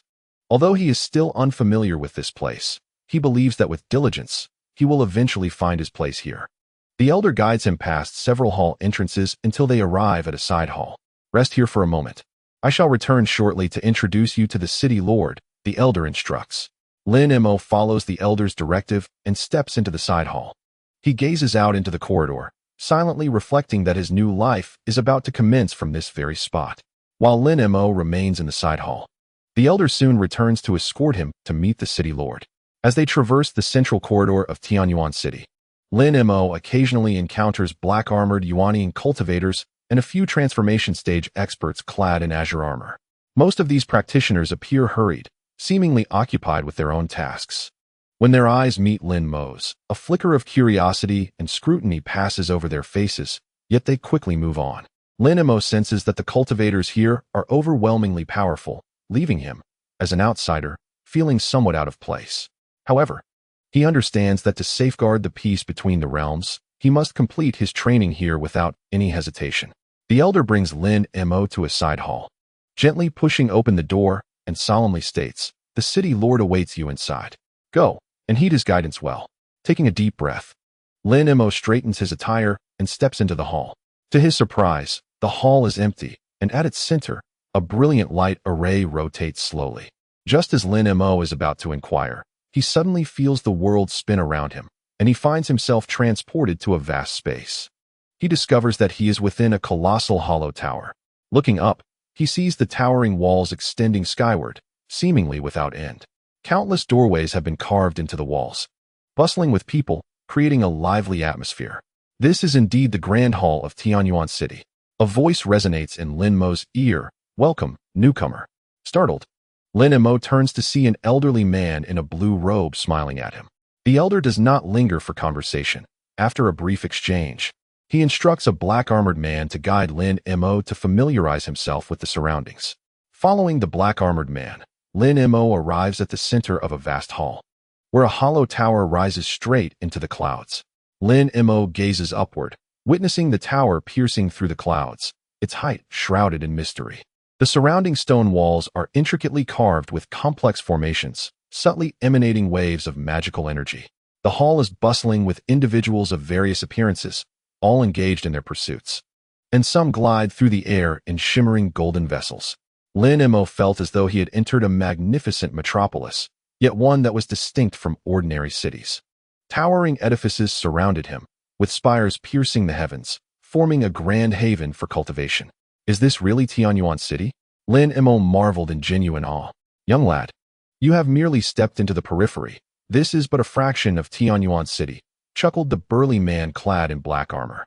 Focus on your cultivation, and one day, you shall unravel the mysteries of this great city. Nodding in agreement, Lin Mo surveyed his surroundings, contemplating his next steps. He followed the black-armored giant out of the colossal tower and arrived at the city's edge. As he gazed into the distance, he beheld countless azure towers, rising majestically, some soaring into the clouds. The towers were interconnected by spiraling corridors and bridges, while distant, majestic mountains enveloped the entire city, rendering Tianyuan City akin to a floating sanctuary for cultivation. Standing at the city's brink, Lin Mo was mesmerized. This place was utterly unlike any cultivation city he had ever encountered, both in scale and architecture, reaching astonishing heights. A gentle breeze caressed his face, and he could faintly sense the spiritual energy permeating the air. So, this is the ancient divine city, Lin Mo reflected. The black-armored man elaborated. Our Tianyuan City is endowed with an abundance of diverse cultivation resources. Whether it be spiritual herbs, magical artifacts, or secret techniques, countless treasures from ancient times converge here. This is why we have remained steadfast for eons. Lin Mo nodded, realizing that Tianyuan City was far more mysterious and formidable than he had anticipated.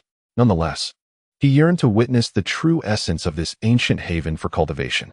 Following the black-armored giant, he arrived at the foot of a towering azure edifice. The giant pushed open the grand doors, and Lin Mo stepped inside. The atmosphere within was serene, with azure flames flickering around, emanating a subtle fragrance. This is the Flying Spirit Hall, one of the many halls in Tianyuan City, primarily serving as a residence for cultivators below the transformation stage. The giant explained in a hushed tone. Nodding, Lin Mo's curiosity was piqued regarding the structure of the Flying Spirit Hall. They traversed a long corridor, arriving at a spiral staircase that seemed to ascend to higher levels. Let us visit the fourth floor, where many cultivators at the early transformation stage, like yourself, congregate, the giant suggested. Upon reaching the fourth floor, they entered a spacious hall where dozens of young cultivators donned in various battle armors were either training or engaging in discourse. All of them were at the early stages of transformation, and upon sensing Lin Mo's arrival, they cast curious glances in his direction. Lin Mo pondered silently. These individuals appeared distinct from the cultivators of the lower realms, exuding an aura steeped in antiquity. Just as he was musing over this, an elderly man with a white beard approached him, smiling. "Young friend, what brings you here, looking so puzzled?" After a moment's hesitation, Lin Mo sincerely expressed his confusion.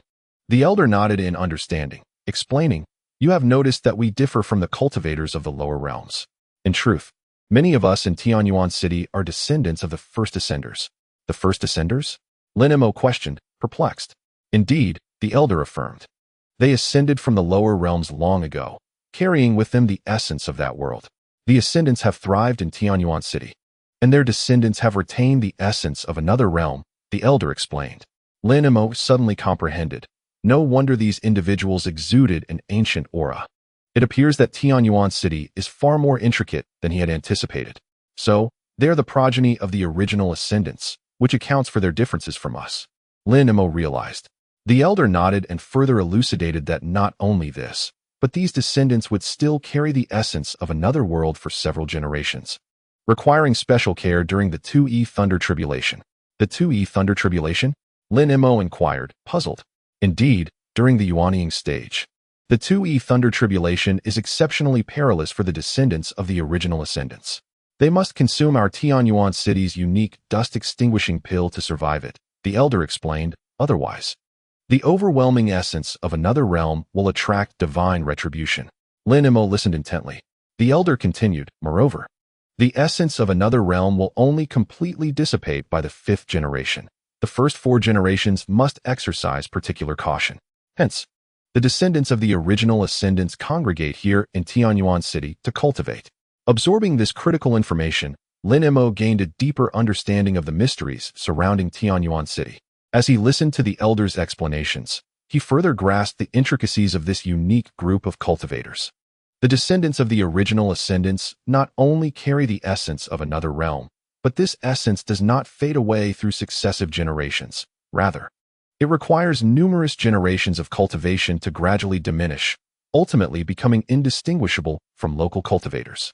This elucidates why the descendants face the 2-color thunder tribulation during the Yuanying stage, as the tribulation targets this foreign essence.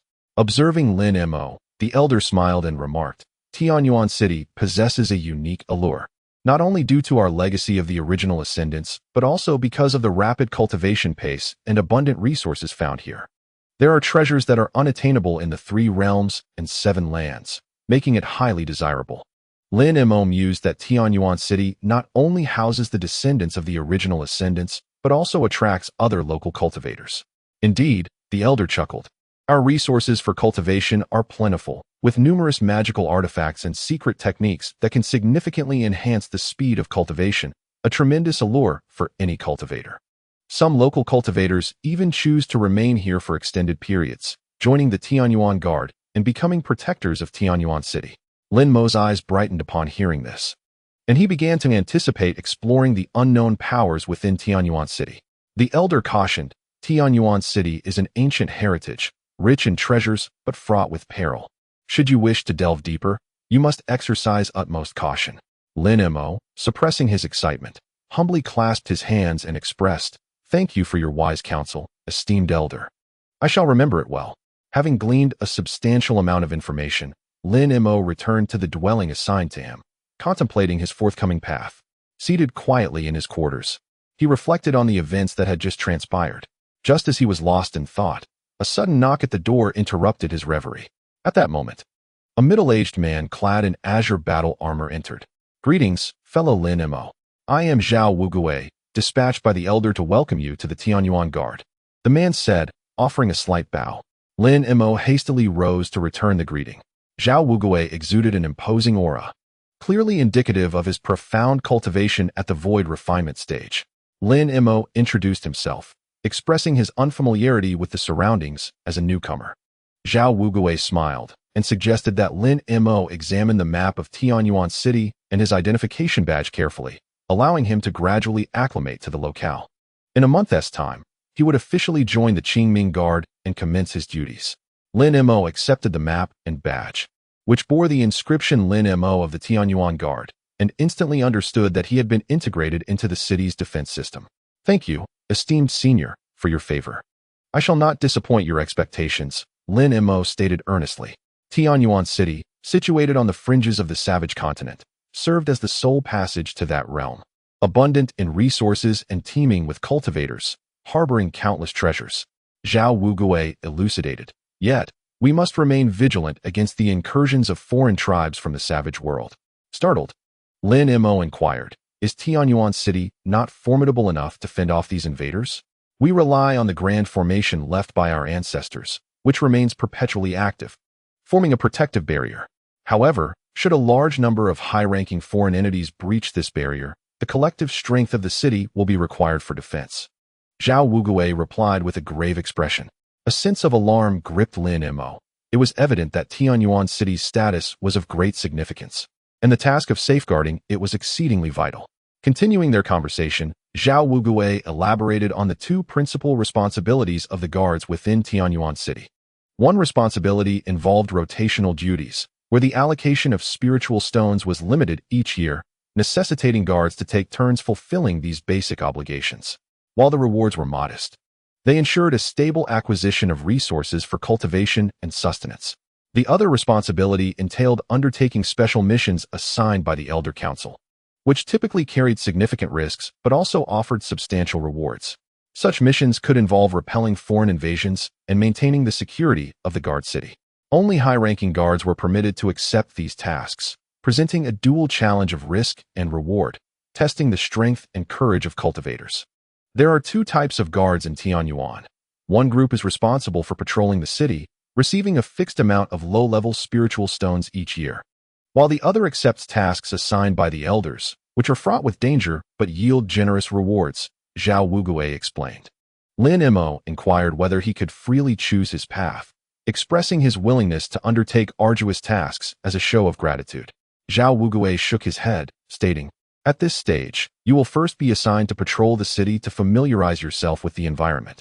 In the future, you may apply to join the enforcement squad, but the standards are exceedingly high, and you must strive diligently in your cultivation."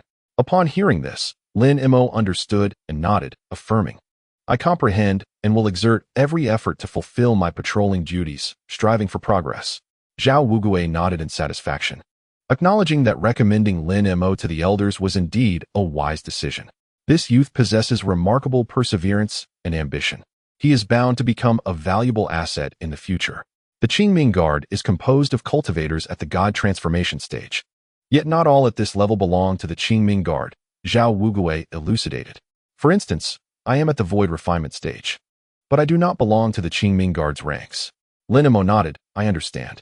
The Qingming Guard is a segment of the Tianyuan Guard, specifically composed of cultivators at the God transformation stage responsible for patrolling the city." Precisely, and its leader is also a formidable figure at the later stages of God transformation. You may first hone your skills within the Qingming Guard, and in the future, there will be opportunities for higher echelons within the Tianyuan Guard, Zhao Wugui encouraged. Lin Mo expressed his gratitude for Zhao Wugui's guidance, recognizing the long journey that lay ahead of him. Lin Mo, upon your arrival from the lower realms, have you noticed any anomalies? Zhao Wugui inquired, his brow furrowed. Lin Mo's heart skipped a beat. He quickly shook his head. Everything in the lower realms is as usual. I have not discerned any irregularities. Zhao Wugui's expression was complex, as if deep in contemplation. After a moment, he remarked, "Perhaps I am overthinking. Please take your time to acclimate to the surroundings. Should you encounter any issues, do not hesitate to seek me out." Lin Mo exhaled a silent sigh of relief, choosing not to reveal the matter of the celestial beast. He understood that the time was not yet ripe for such revelations. The threat posed by foreign invaders is immense. The last incursion nearly devastated half the city, Zhao Wugui stated gravely. Lin Mo was taken aback. Even such a formidable place as Tianyuan City was unable to withstand the foreign forces? Indeed, their power is formidable. Thus, we must remain ever vigilant and bolster our defenses, Zhao Wugui asserted. Lin Mo pondered, beginning to grasp the vulnerabilities of Tianyuan City and the weight of responsibility he bore. "Rest assured, I shall dedicate myself fully to contribute my part," Lin Mo solemnly promised. "Lin Mo, I have recommended you to the elders for inclusion in the Qingming Guard. Your qualifications and strength are indeed commendable," Zhao Wugui stated earnestly. Lin Mo was elated upon hearing this, bowing deeply. "Thank you, Senior Zhao, for your kind consideration. I will not fail to meet your expectations." "Excellent. You are to report on the 5th day of the 10th month. I will ensure you are assigned a position and duties," Zhao Wugui confirmed with a nod of satisfaction. Lin Mo accepted the identity token of the Qingming Guard, a radiant smile illuminating his face. He had finally found a place to establish himself and devote himself to rigorous training. Zhao Wugui continued, "Congratulations on becoming a member of the Qingming Guard. This title will present you with numerous opportunities, but it also entails corresponding responsibilities. In 1 month's time, you will officially assume your role, receive the Qingming armor, and fulfill the duties of a guard. During this interim, you are free to act, acclimatize to your new environment. and accumulate resources and connections. This is merely our temporary dwelling. Our true residence lies elsewhere within the city, he explained. Lin Mo inquired, how will our accommodations be allocated? Can we choose for ourselves? Unfortunately, no. You must earn the qualification to be assigned a cave dwelling through tasks. The quality of the dwelling varies by individual. Zhao Wugui replied. Each member possesses their own designated cave, and its quality must be earned through merit. This served as a reminder to Lin Mo of his need to strive for a dwelling conducive to his cultivation, thereby enhancing his abilities. This is a map of Tianyuan City. You must study it diligently to familiarize yourself with the city's layout, Zhao Wugui instructed, handing Lin Mo a map. Lin Mo unfolded the map, which illustrated the contours of Tianyuan City, indicating the names of various regions. We are currently in the Northern District. The Southern District is the formation area, while the Eastern and Western districts are inhabited by the human and demon races, respectively, Zhao Wugui pointed out. Lin Mo meticulously noted the positions of each district while observing the geographical features depicted on the map. He understood the urgency of familiarizing himself with this unfamiliar city. Should you have any questions, feel free to seek me out. I reside in the Southern District. Zhao Wugui left his information before taking his leave. Lin Mo, I must take my leave now. Remember to report punctually in 1 month to receive your Qingming battle armor and tasks, Zhao Wugui reminded him. Thank you, Senior Zhao, for your graciousness. I shall adhere to your instructions and not falter in my duties. Lin Mo respectfully escorted Zhao Wugui to the door. If there are any uncertainties, do not hesitate to inquire. Zhao Wugui amiably patted Lin Mo's shoulder. The elder has imparted much wisdom to me, for which I am deeply grateful, Lin Mo solemnly vowed. In the future, I shall diligently cultivate my skills, striving to pass my trials and contribute to the Tianyuan Guard. Zhao Wugui departed with satisfaction, while Lin Mo watched his figure fade around the corner of the Yuchie Pavilion. A surge of ambition welled up within Lin Mo. He had finally found his footing and could devote himself to his cultivation. Upon arriving in Tianyuan City, Lin Mo first examined a jade slip, a city map bestowed upon him by Zhao Wugui. To his astonishment, the expanse of Tianyuan City exceeded his expectations, sprawling over at least several 100,000 miles. The various districts were intricately woven, teeming with the unknown and the mysterious. After a moment of contemplation, he resolved to ascertain the location of the Yuchie Pavilion, a repository of resources essential for cultivation and an ideal site for establishing a cave dwelling. Lin Mo summoned his energy, transforming into a streak of azure light, soaring toward the direction marked on the jade slip for Yuchie Pavilion. However, a flicker of doubt arose in his heart. According to Zhao Wugui, the Yuchie Pavilion was one of the most fiercely contested locations, where numerous high-ranking cultivators congregated, vying for the prime geographical positions of spiritual veins. Given Lin Mo's current capabilities, securing a foothold amidst such competition would be exceedingly arduous. This journey was destined to be fraught with challenges. Taking a deep breath, Lin Mo steeled himself mentally to confront the impending trials and adventures that awaited him in this enigmatic city. As Lin Mo soared above Tianyuan City, he beheld the vastness of this sprawling metropolis. Suddenly, a towering black edifice came into view at the center of his sight. He observed a large contingent of cultivators clad in peculiar armor surrounding the colossal tower. These practitioners donned various helmets and masks, wielding long spears and sharp swords.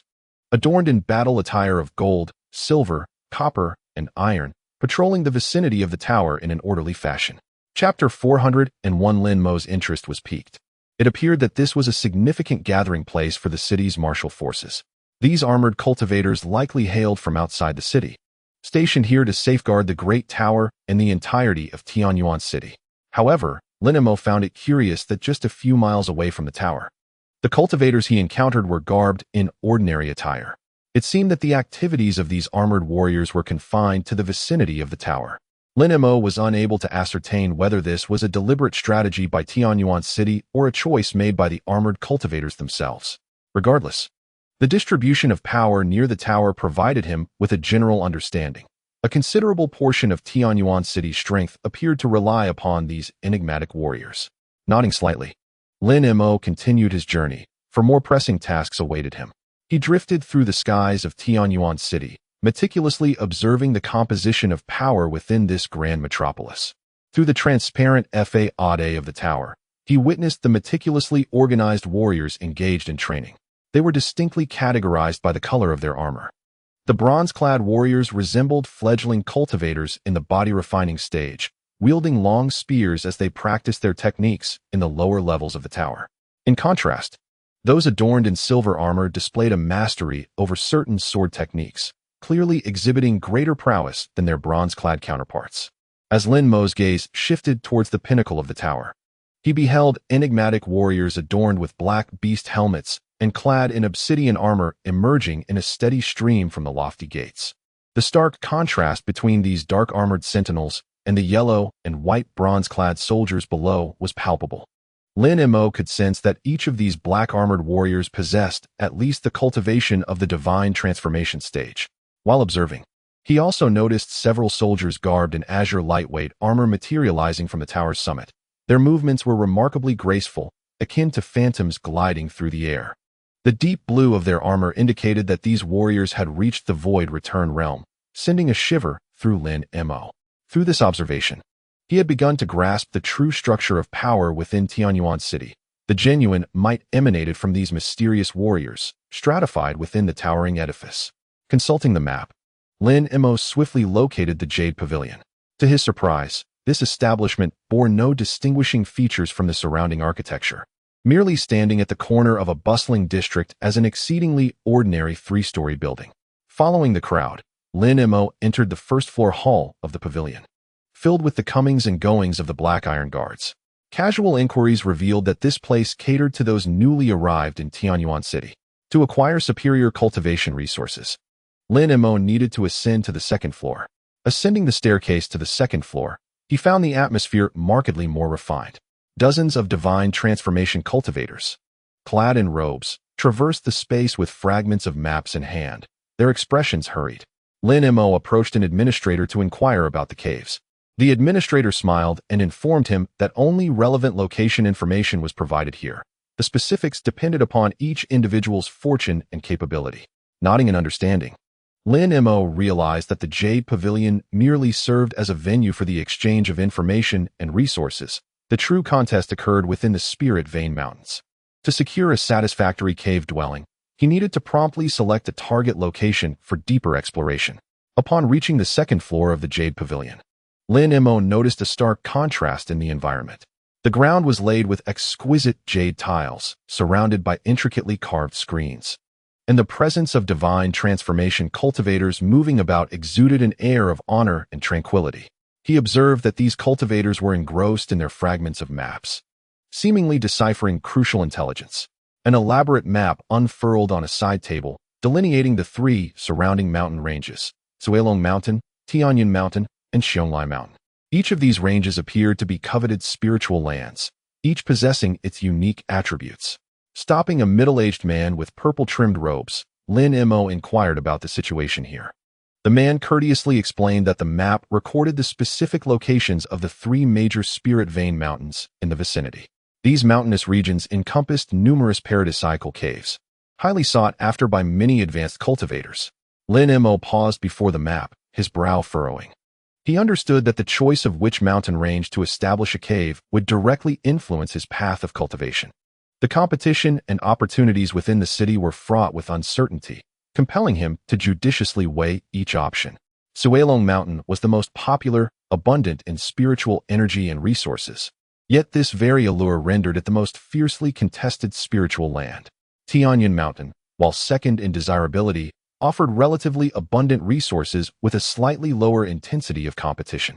Although Xiongli Mountain lacks abundant spiritual energy, its extensive distribution of cave dwellings has garnered the admiration of some modest cultivators. Upon hearing this, Lin Mo nodded to himself, realizing that to secure a satisfactory spiritual land, he must promptly select a target and delve deeper into exploration. Just as Lin Mo hesitated, a young maiden clad in white gracefully approached from the inner hall. Her gentle brow and melodious voice captivated him. "It seems you are not yet familiar with the situation here. Would you like me to provide a detailed introduction?" Lin Mo's eyes brightened at her offer, and he eagerly requested her to elaborate on the intricacies of the three spiritual lands. The maiden nodded and meticulously described the terrain, cave distributions, spiritual energy levels, and the production of spiritual herbs for Cuekong Mountain, Tianyin Mountain, and Xiongli Mountain. During her explanation, she also showcased the unique spiritual pressure plate within the pavilion, revealing that it could assist cultivators in pinpointing the coordinates of their desired spiritual land. Furthermore, she enlightened Lin Mo about the array and artifact refining system within the city, as well as how to utilize the trading house to procure necessary resources. Lin Mo, enlightened by her insights, gained a deeper understanding of the unique aspects of Tianyuan City. Gratefully, he thanked the maiden and resolved to make a choice based on her suggestions. As Lin Mo pondered which peak to select, a robust middle-aged cultivator clad in a peach-colored robe strode into the second-floor hall. He held a silk box embroidered with auspicious cloud patterns in both hands.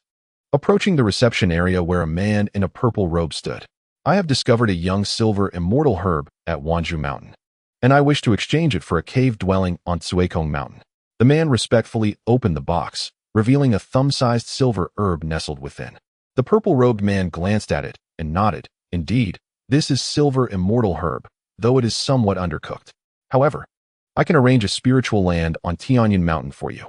Witnessing this exchange, Lin Mo realized that competing for cave dwellings required not only strength, but also an array of spiritual herbs and treasures to garner favor. The competition was even fiercer than he had anticipated. Alone on a stone bench in the pavilion, Lin Mo closed his eyes in contemplation. To obtain a satisfactory cave dwelling in Tianyuan City, it appeared essential to strategize thoughtfully. He needed to enhance his cultivation prowess, while also preparing comprehensively in various aspects to seize the initiative. Lin Mo reflected on the spiritual herbs and treasures at his disposal, pondering how they might aid him in securing advantageous conditions. He recalled the maideness descriptions and considered which spiritual mountain appealed to him most. He understood that choosing a spiritual land was not merely about selecting a plot of land. It also entailed future cultivation resources, opportunities, and challenges. He needed to contemplate his cultivation path and how to establish a firm foothold in this fiercely competitive city. Gazing at the three mountains on the map, Cuekong Mountain, Tianyin Mountain, and Xiongli Mountain, each possessed its allure, yet came with its unique difficulties and challenges. He recognized the necessity of calm deliberation, resisting the temptation of immediate opportunities, and instead focusing on the long term to select the spiritual land most suited to his cultivation journey. Just as Lin Mo weighed his options, he noticed that the other cultivators around him had begun to depart in small groups. The ritual for selecting cave dwellings was about to commence. Taking a deep breath, Lin Mo straightened his posture. Upon arriving at the city of Tianyuan, one embarks on an exhilarating and unprecedented journey of cultivation. Despite the myriad of challenges that lie ahead, Lin Mo firmly believes that with patience and perseverance, he can carve out a realm that belongs solely to him. A resolute light flickers in his eyes, for he is prepared to confront all unknown trials that await him. The selection ceremony for the spirit lands in Tianyuan City is in full swing, as cultivators flock to this area rich in spiritual energy, eager to discover the most suitable locations for their practice. Among them is a rather rotund individual who has joined the fray. With satisfaction, he gazes at the jade pendant in his hand, a smug smile gracing his lips. This piece of black jade, acquired from an ancient tomb, not only possesses the power to alter inscriptions, but also enhances one's cultivation level. As other cultivators hastily select spirit lands across the mountain ranges of Tianyuan City, the portly man has set his sights on a spirit land located at Xiuqing Peak. This particular site, classified as a fourth-grade spirit land, is abundant in spiritual energy and perfectly suited for secluded cultivation.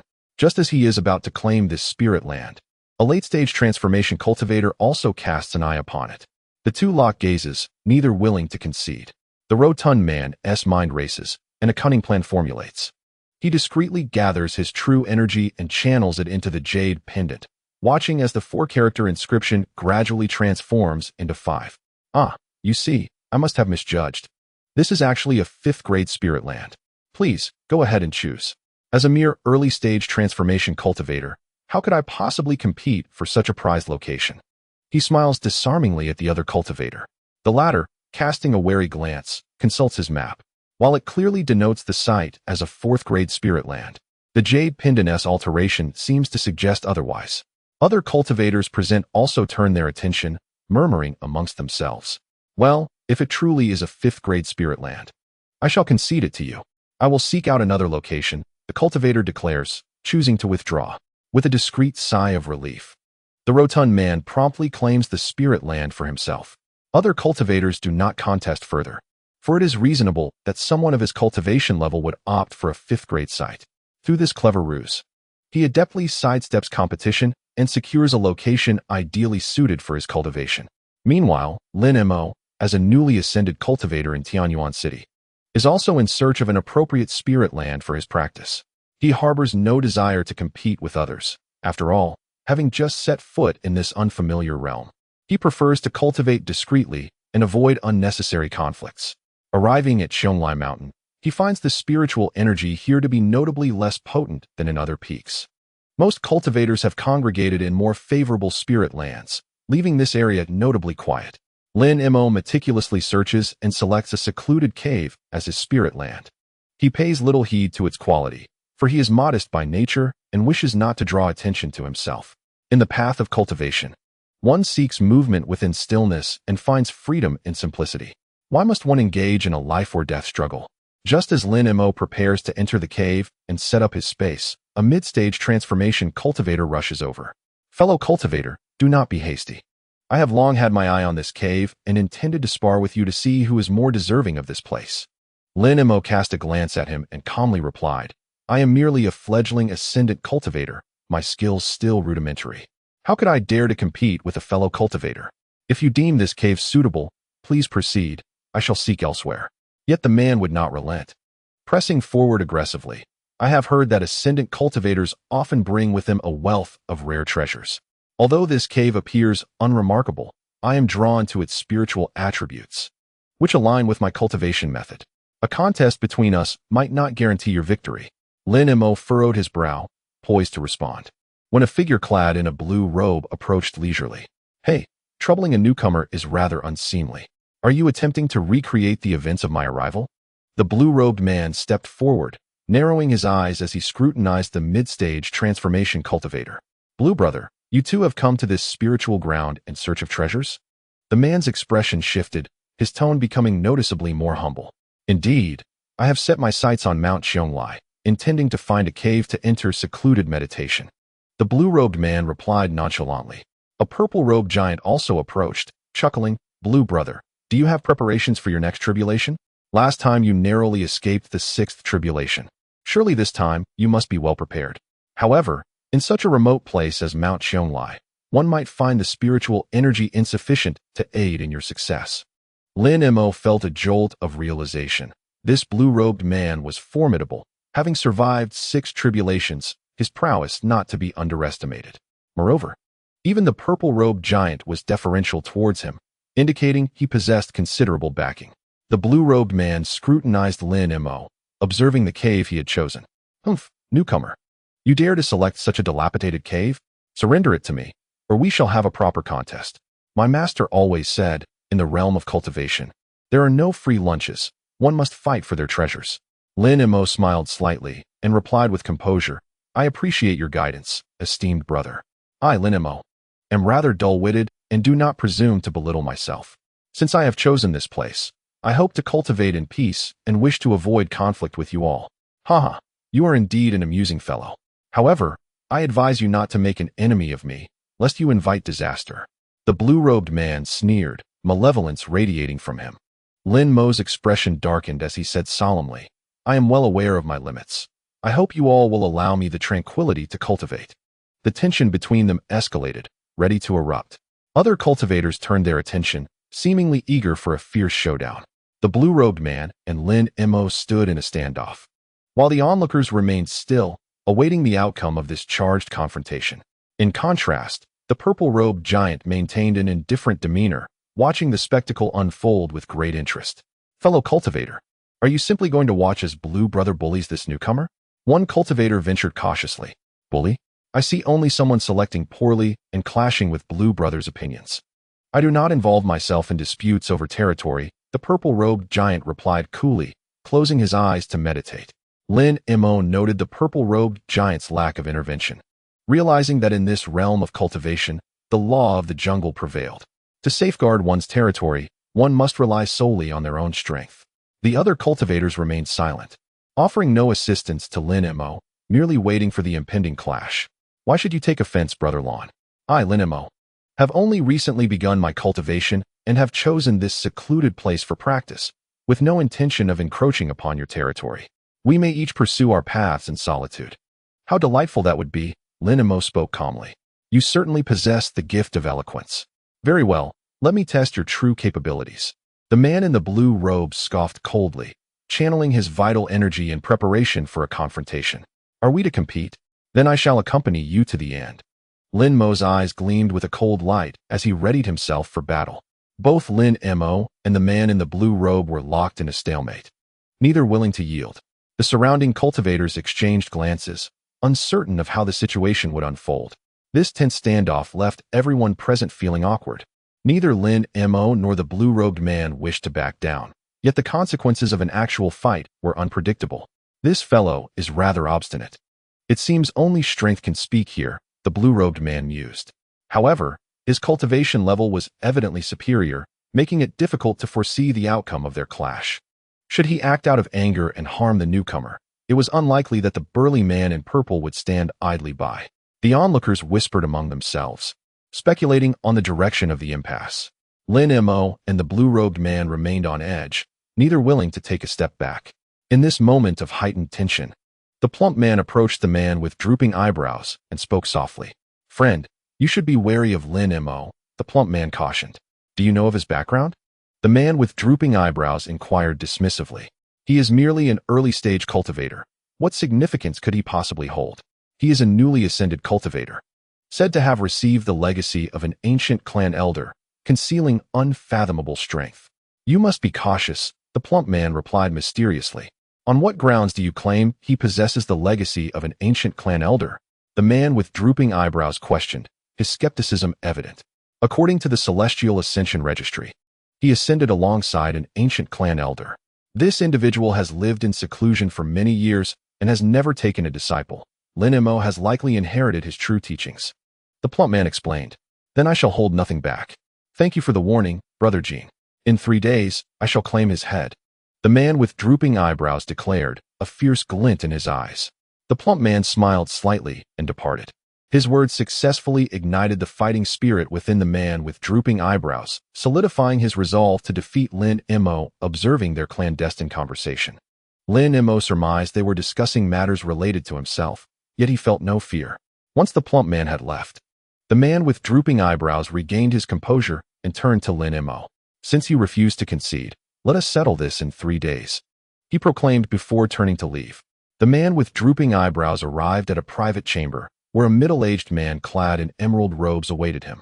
Master, I have reached an agreement with the plump man. I shall contest Lin Mo in 3 days, he said respectfully, bowing deeply. The man was none other than his master, the Emerald Dragon. The Emerald Dragon nodded and produced a pitch-black bell from his robe, solemnly handing it to the man with drooping eyebrows. Take this soul bell. When you refine and activate it in 3 days, victory will surely be yours. Thank you for your generosity, Master. The power of this soul bell will undoubtedly be formidable. The man with drooping eyebrows said, carefully accepting the bell. Remember, do not underestimate Lin Mo. Give it your all. You must not hold back, the Emerald Dragon admonished. The disciple is determined to conquer Lin Mo, ensuring that the ancestor remains undisappointed. The man with the drooping eyebrows clutches the 1,000 souls bell and retreats into a secluded cave for meditation and training. He repeatedly channels his true energy, refining the dark bell. A faint humming sound emanates, and a chilling stream of energy gradually begins to manifest. The master has bestowed upon me the 1,000 souls bell, which undoubtedly possesses unparalleled lethal power.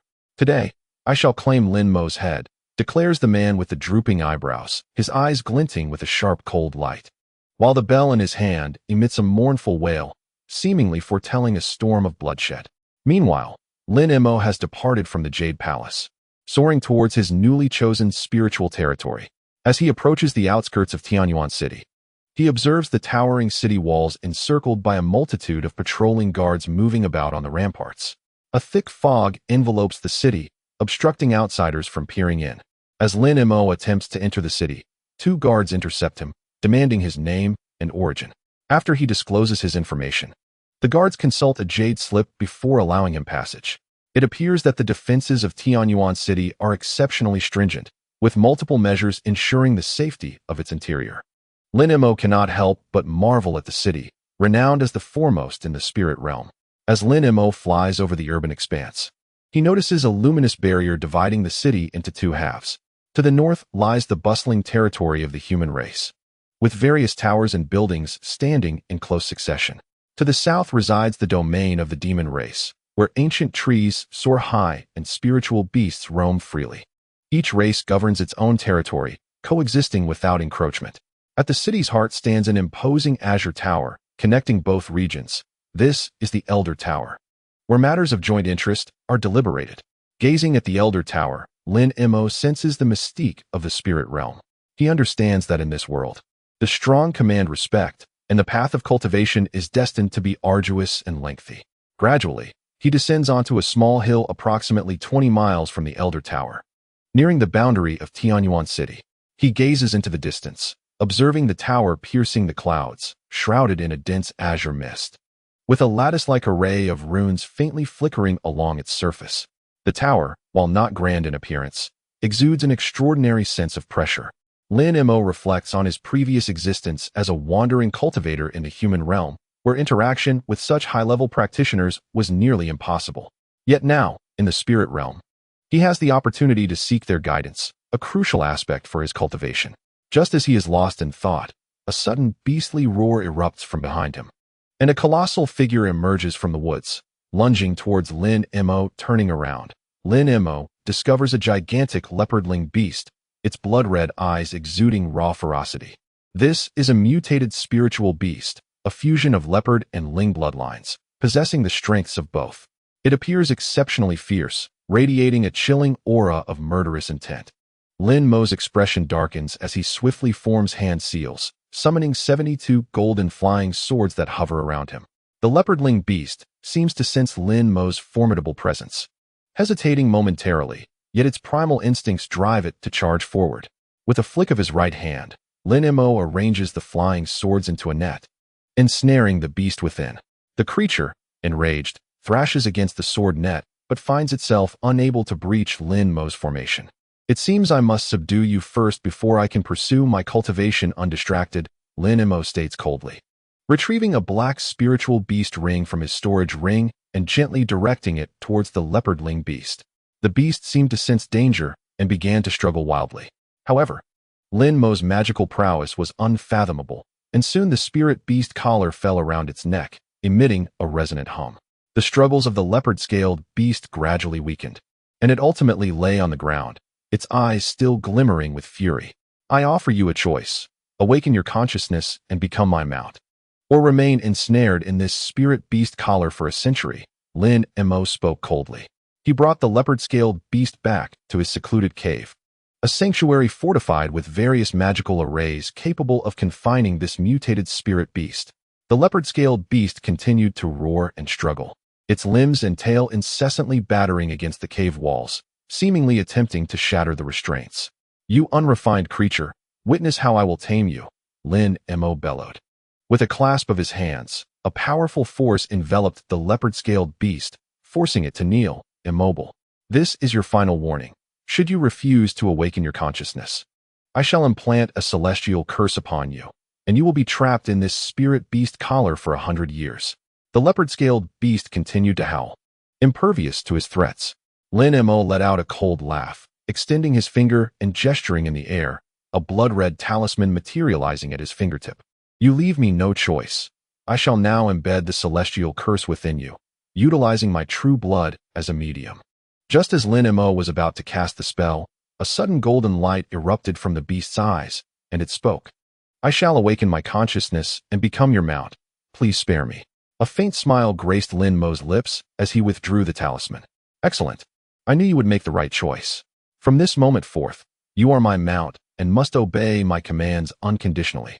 The leopard-scaled beast slowly rose, bowing its head in submission. Master, I once committed heinous acts in my past life, trapped in this beastly form and unable to reincarnate.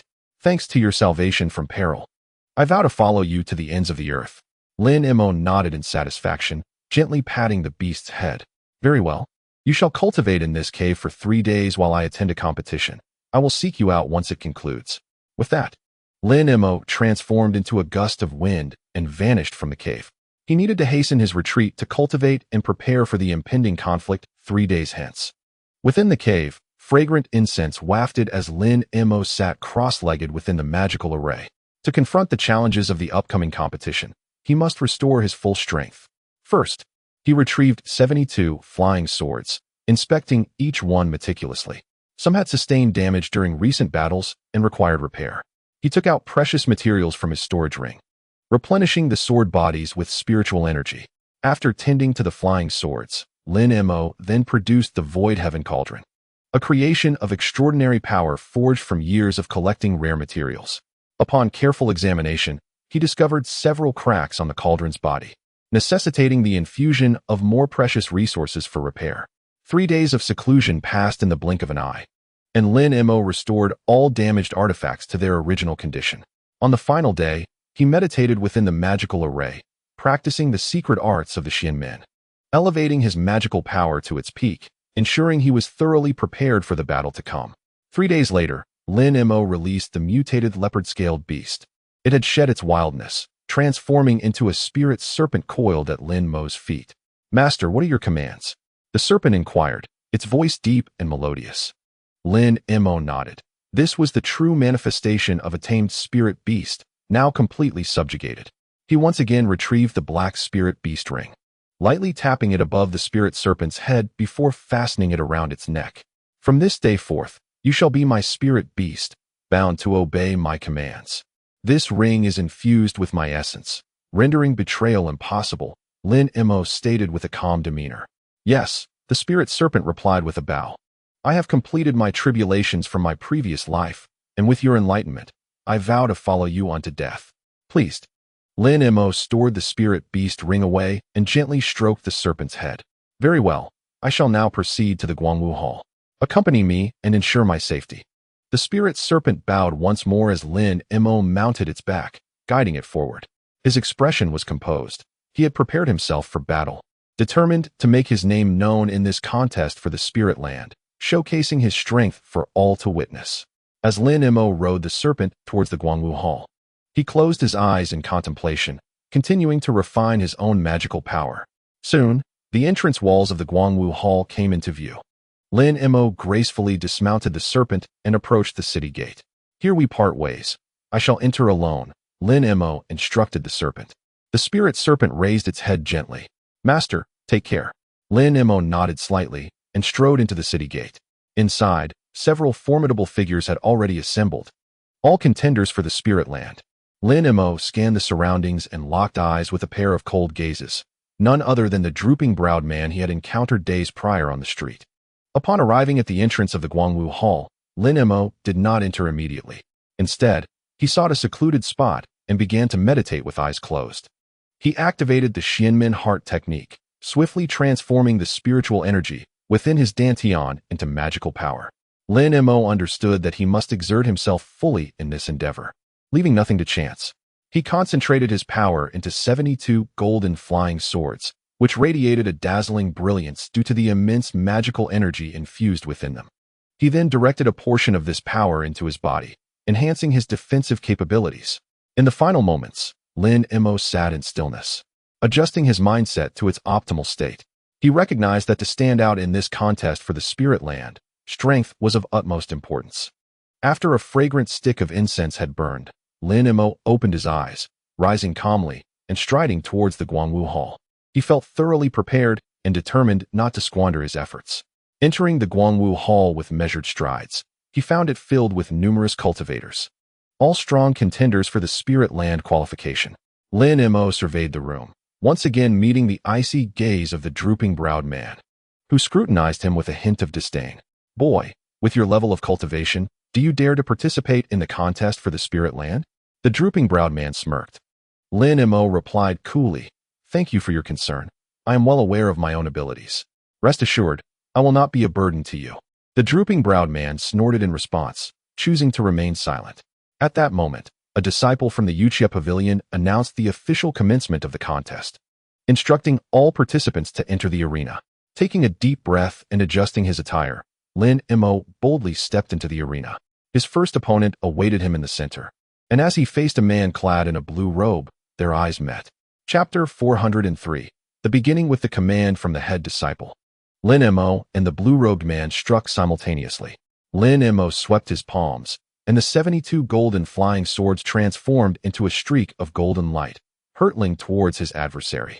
Meanwhile, the man in the blue robe unleashed his magical techniques, sending a flurry of silver needles hurtling toward Lin Mo with lightning speed.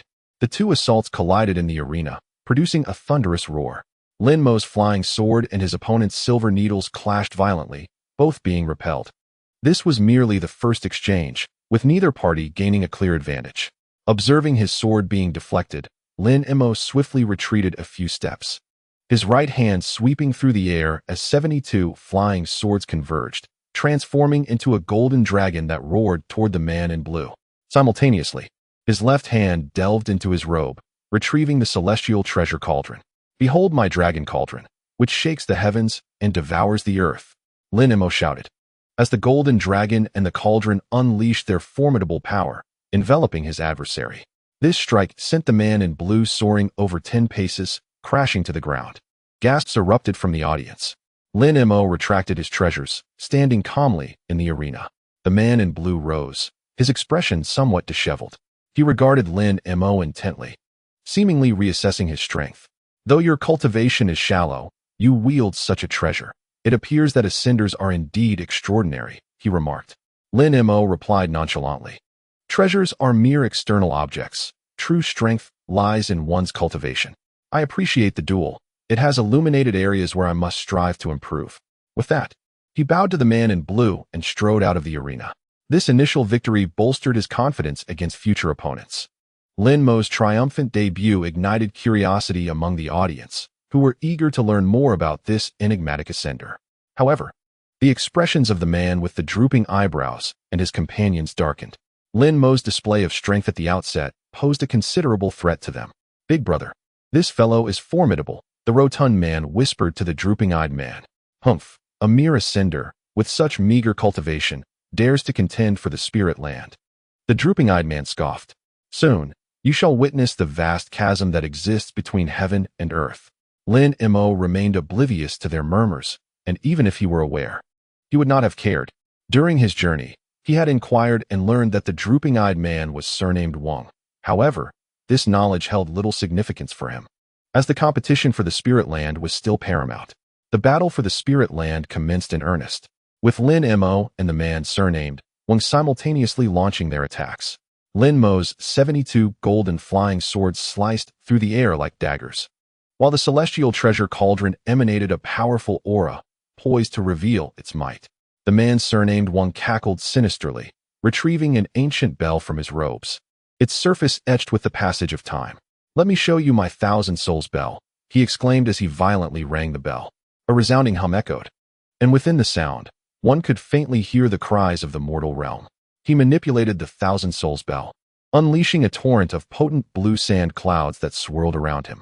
A massive silver wheel also whirled into action, preparing to assault Lin Mo. Lin Mo's heart raced with caution. This was clearly an extraordinary artifact. He immediately summoned his protective true chi, his hands forming seals at lightning speed. "Open," Lin Mo commanded, and before him blossomed golden lotus flowers, swiftly coalescing into a robust golden lotus shield. The blue sand cloud struck against the golden lotus shield, producing a deafening explosion. Lin Mo remained focused, resolutely withstanding the impact with the power of the golden lotus. Yet, the drooping-eyed man appeared to have more tricks up his sleeve, and Lin Mo dared not let his guard down for an instant. As the blue sand clouds dissipated, the man with the drooping eyebrows appeared somewhat astonished. But he quickly sneered. "Is that all the power a mere ascendant possesses? Watch me again." With a sudden, vigorous shake of the 1,000 souls bell, a mournful wail filled the air, this time intertwined with the cries of countless wandering spirits. A colossal silver light will surge toward Lin Mo. "Come." Lin Mo's eyes shimmered with golden light as 72 golden lotuses converged, transforming into a massive golden shield. The silver wheel collided with the golden shield, producing a thunderous roar that forced Lin Mo back a few steps. Yet the golden shield remained steadfast. How is this possible? The expression of the drooping eyebrow man changed dramatically, clearly unprepared for Lin Mo to easily withstand his two full-force attacks. Lin Mo retracted the golden shield and coolly remarked, "Is this truly your only strength, Master Drooping Eyebrow?" The man's expression darkened, and with a cold sneer, he retrieved an incredibly sharp broken gold law wheel from his spatial ring. "A mere ascendant dares to contend with me? Prepare to die," he bellowed, launching the broken gold law wheel directly at Lin Mo's golden lotus shield. A thunderous crash echoed as the broken gold law wheel collided with the golden lotus shield, both forces seemingly locked in an equal struggle. Lin Mo's expression shifted slightly. He hadn't anticipated that the drooping eyebrow man possessed such a potent weapon. Nevertheless, his golden lotus shield was not easily shattered and stood firm. "Your protection is commendable, but it is far from sufficient," the man shouted, channeling all his magical energy in an attempt to break through Lin Mo's golden lotus. Sensing the precariousness of his situation, Lin Mo retorted, "Master Drooping Eyebrow, you underestimate me. My golden lotus is not so easily destroyed." The two exchanged blows, their battle reaching a stalemate. Lin Mo understood that a change in strategy was imperative, otherwise, victory would remain elusive. Just as they were locked in conflict, Lin Mo's gaze sharpened, and he suddenly retreated several steps, forming a complex seal. A radiant display of intertwined gold and crimson light erupted around him, heralding the activation of the Yuan magnetic divine light. Lin Mo expanded his arms, and a powerful suction force ensnared the blue sand clouds that lingered in the air around the drooping eyebrow man. "What?" The man's expression shifted drastically, but it was too late. The blue sand was entirely absorbed into Lin Mo's being, vanishing without a trace. You have actually mastered the Yuan magnetic divine light." The drooping eyebrow man was left dumbfounded, utterly unprepared for Lin Mo's command of such profound techniques. "Master Drooping Eyebrow, I shall accept your sand clouds. This is merely the beginning. Please respond with caution," Lin Mo stated nonchalantly. The man's complexion fluctuated between blue and white. His trump card snatched away, leaving him at a loss for a plan. Seeing the blue sand absorbed by Lin Mo, the drooping eyebrow man gritted his teeth, resolute not to concede defeat. With a mighty roar, he produced a yellow copper plate and simultaneously summoned a silver talisman. Monster summoning. He shattered the copper plate, and the talisman transformed into a silver light that shot into the sky. Two beams of light converged, resulting in the manifestation of a three-headed, six-armed humanoid puppet. Simultaneously, a massive wolf, equipped with claws and sharp fangs, coalesced beside the puppet. "Kill him." The drooping eyebrow man pointed at Lin Mo, and both the puppet and the giant wolf lunged forward. Lin Mo's expression darkened. It was evident that the drooping eyebrow man was not one to be underestimated, and this battle was destined to be arduous. As the puppet and the colossal wolf lunged forward, Lin Mo remained unperturbed, conjuring a protective incantation. A layer of grayish radiance enveloped him entirely, forming a shimmering barrier. When the puppet and the giant wolf struck the shield, they found themselves utterly incapable of breaching it. "How is this possible?" the man with the drooping eyebrows exclaimed in astonishment. With a cold smirk, Lin Mo replied, "Master with the drooping eyebrows, do summon more. My protective aura is sufficient to withstand them." Enraged, the man retrieved his artifact once more, preparing to call forth additional minions. Yet Lin Mo did not simply adopt a defensive posture. He swiftly retaliated. Utilizing the power of the magnetic divine light, he immobilized the puppet, rendering it devoid of agility, before delivering a tremendous golden palm strike that shattered its form into countless fragments. The silver wolf could not evade its fate either, employing the same divine technique. Lin Mo ensnared the wolf's silvery glow, preventing it from advancing. He then unleashed a formidable spell, obliterating the wolf's corporeal existence. The man with the drooping eyebrows watched in disbelief as the two creatures disintegrated into mere specks of starlight, vanishing without a trace. "You employed the magnetic divine light again," he gasped, now thoroughly terrified and gaining a newfound understanding of Lin Mo's formidable prowess. At that moment, amidst the standoff, a heated debate erupted nearby. "That old scoundrel is misusing the Thousand Souls bell. What a sheer waste," a golden-armored cultivator exclaimed indignantly. "Yet the power of the Thousand Souls bell is undeniably immense." "Perhaps the drooping eyebrow man is confident in his victory," another cultivator suggested. The Thousand Souls Bell is no ordinary artifact, a whispering golden-armored cultivator remarked. It harbors tremendous power. If Brother One can wield it adeptly, his chances of seizing the spiritual land will significantly increase. However, the cost is exorbitant. If misused, one may suffer a backlash. The first cultivator warned. Lin Mo listened intently to their discourse and comprehended the underlying truth. The Thousand Souls Bell employed by the man was highly unstable. A single misstep could result in self-harm. It appeared that the man with the drooping eyebrows was gambling everything for victory. After a moment of contemplation, Lin Mo considered that acquiring the Thousand Souls Bell might greatly benefit him. He calculated silently, while maintaining an air of calm. Raising his hand, he gently waved, and 72 golden lotuses reappeared, gracefully hovering above his head. The golden lotuses radiated a dazzling brilliance, rendering any assault seemingly incapable of piercing through. This was Lin Mo's protective treasure, the very source of his unwavering confidence. The man with the drooping eyebrows, observing Lin Mo's actions, felt a twinge of trepidation. He understood that the ensuing battle would be fiercely contested and required careful navigation. Otherwise, he risked calamity. Their gazes locked. Both were strategizing their next moves. The outcome of this confrontation remained uncertain. With both parties possessing comparable strength, true skill would be essential for victory.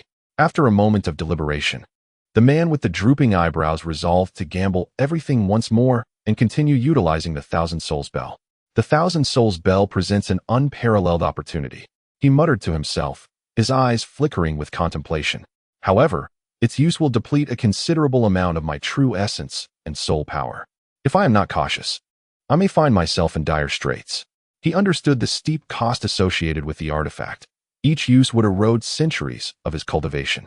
Yet, at this juncture, he saw no alternative. The outcome of this battle was pivotal to the fruits of his hundreds of years of endeavor.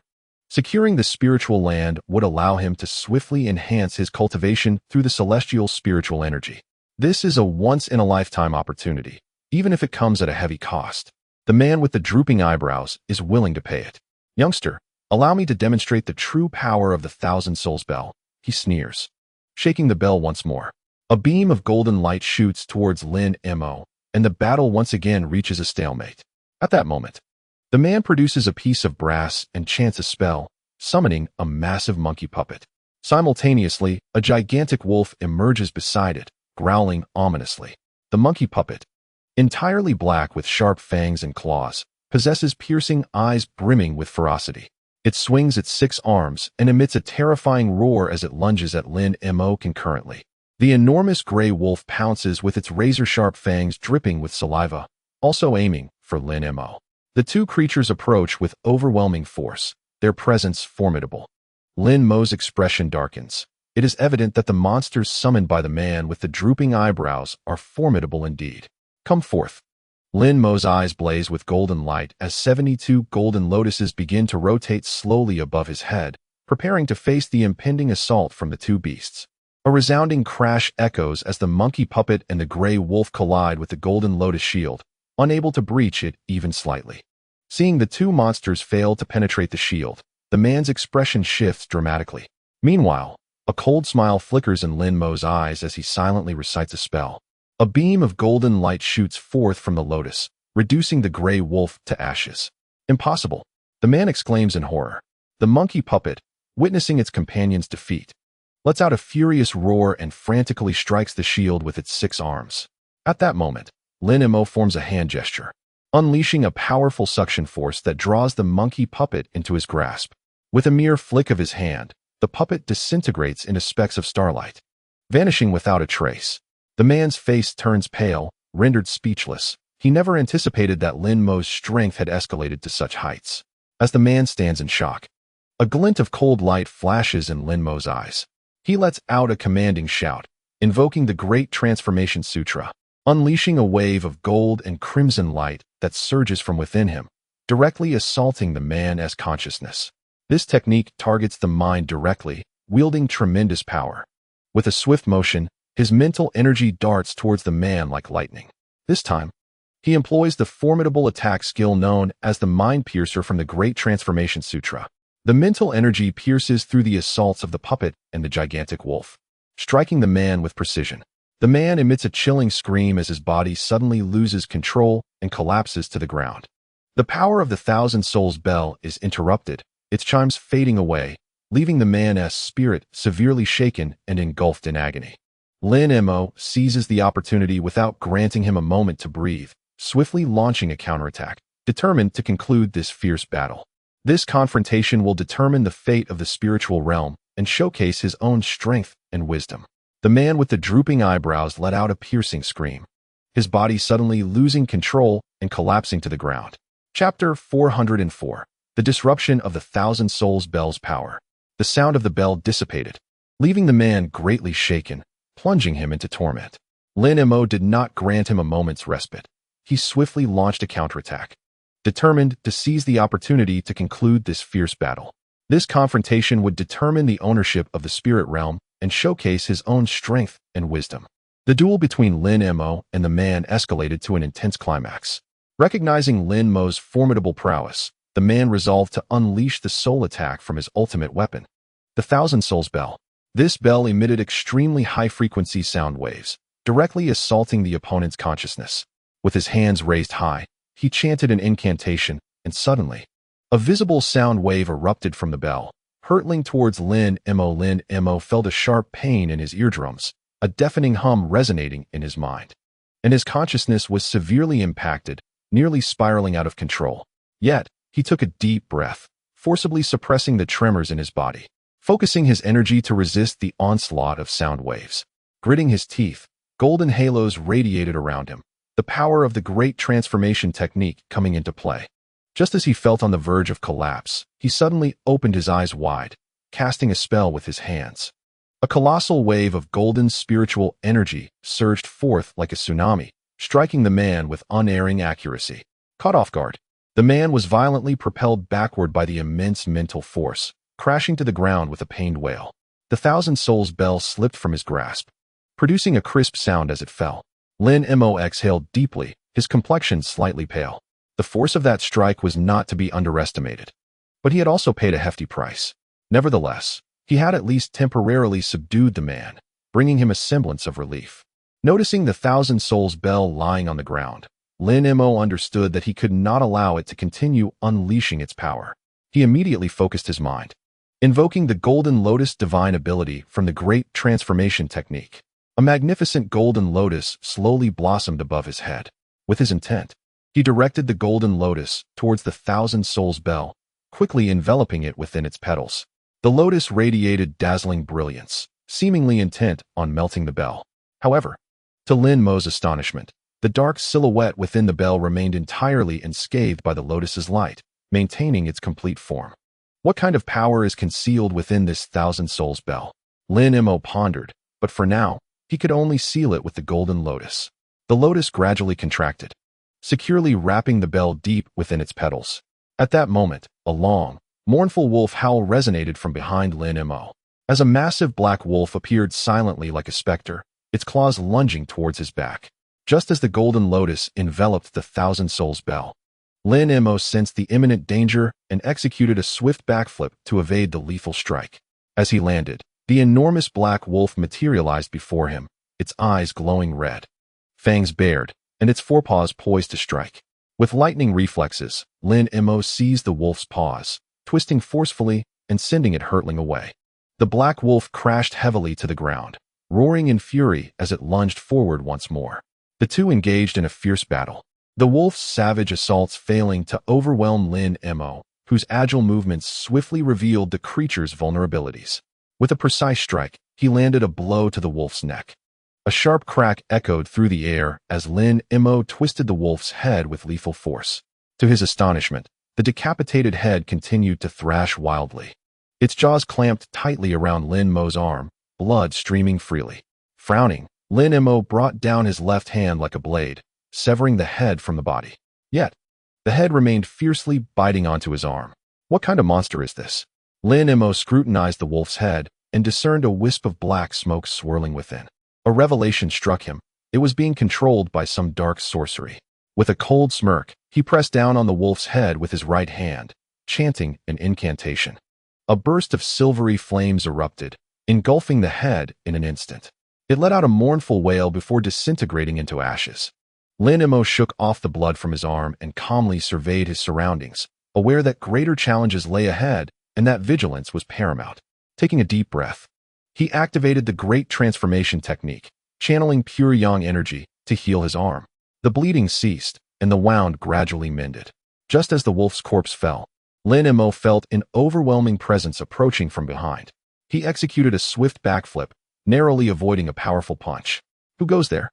he shouted, glancing up to see a 3-meter-tall green puppet, its expression devoid of emotion, fixated on him.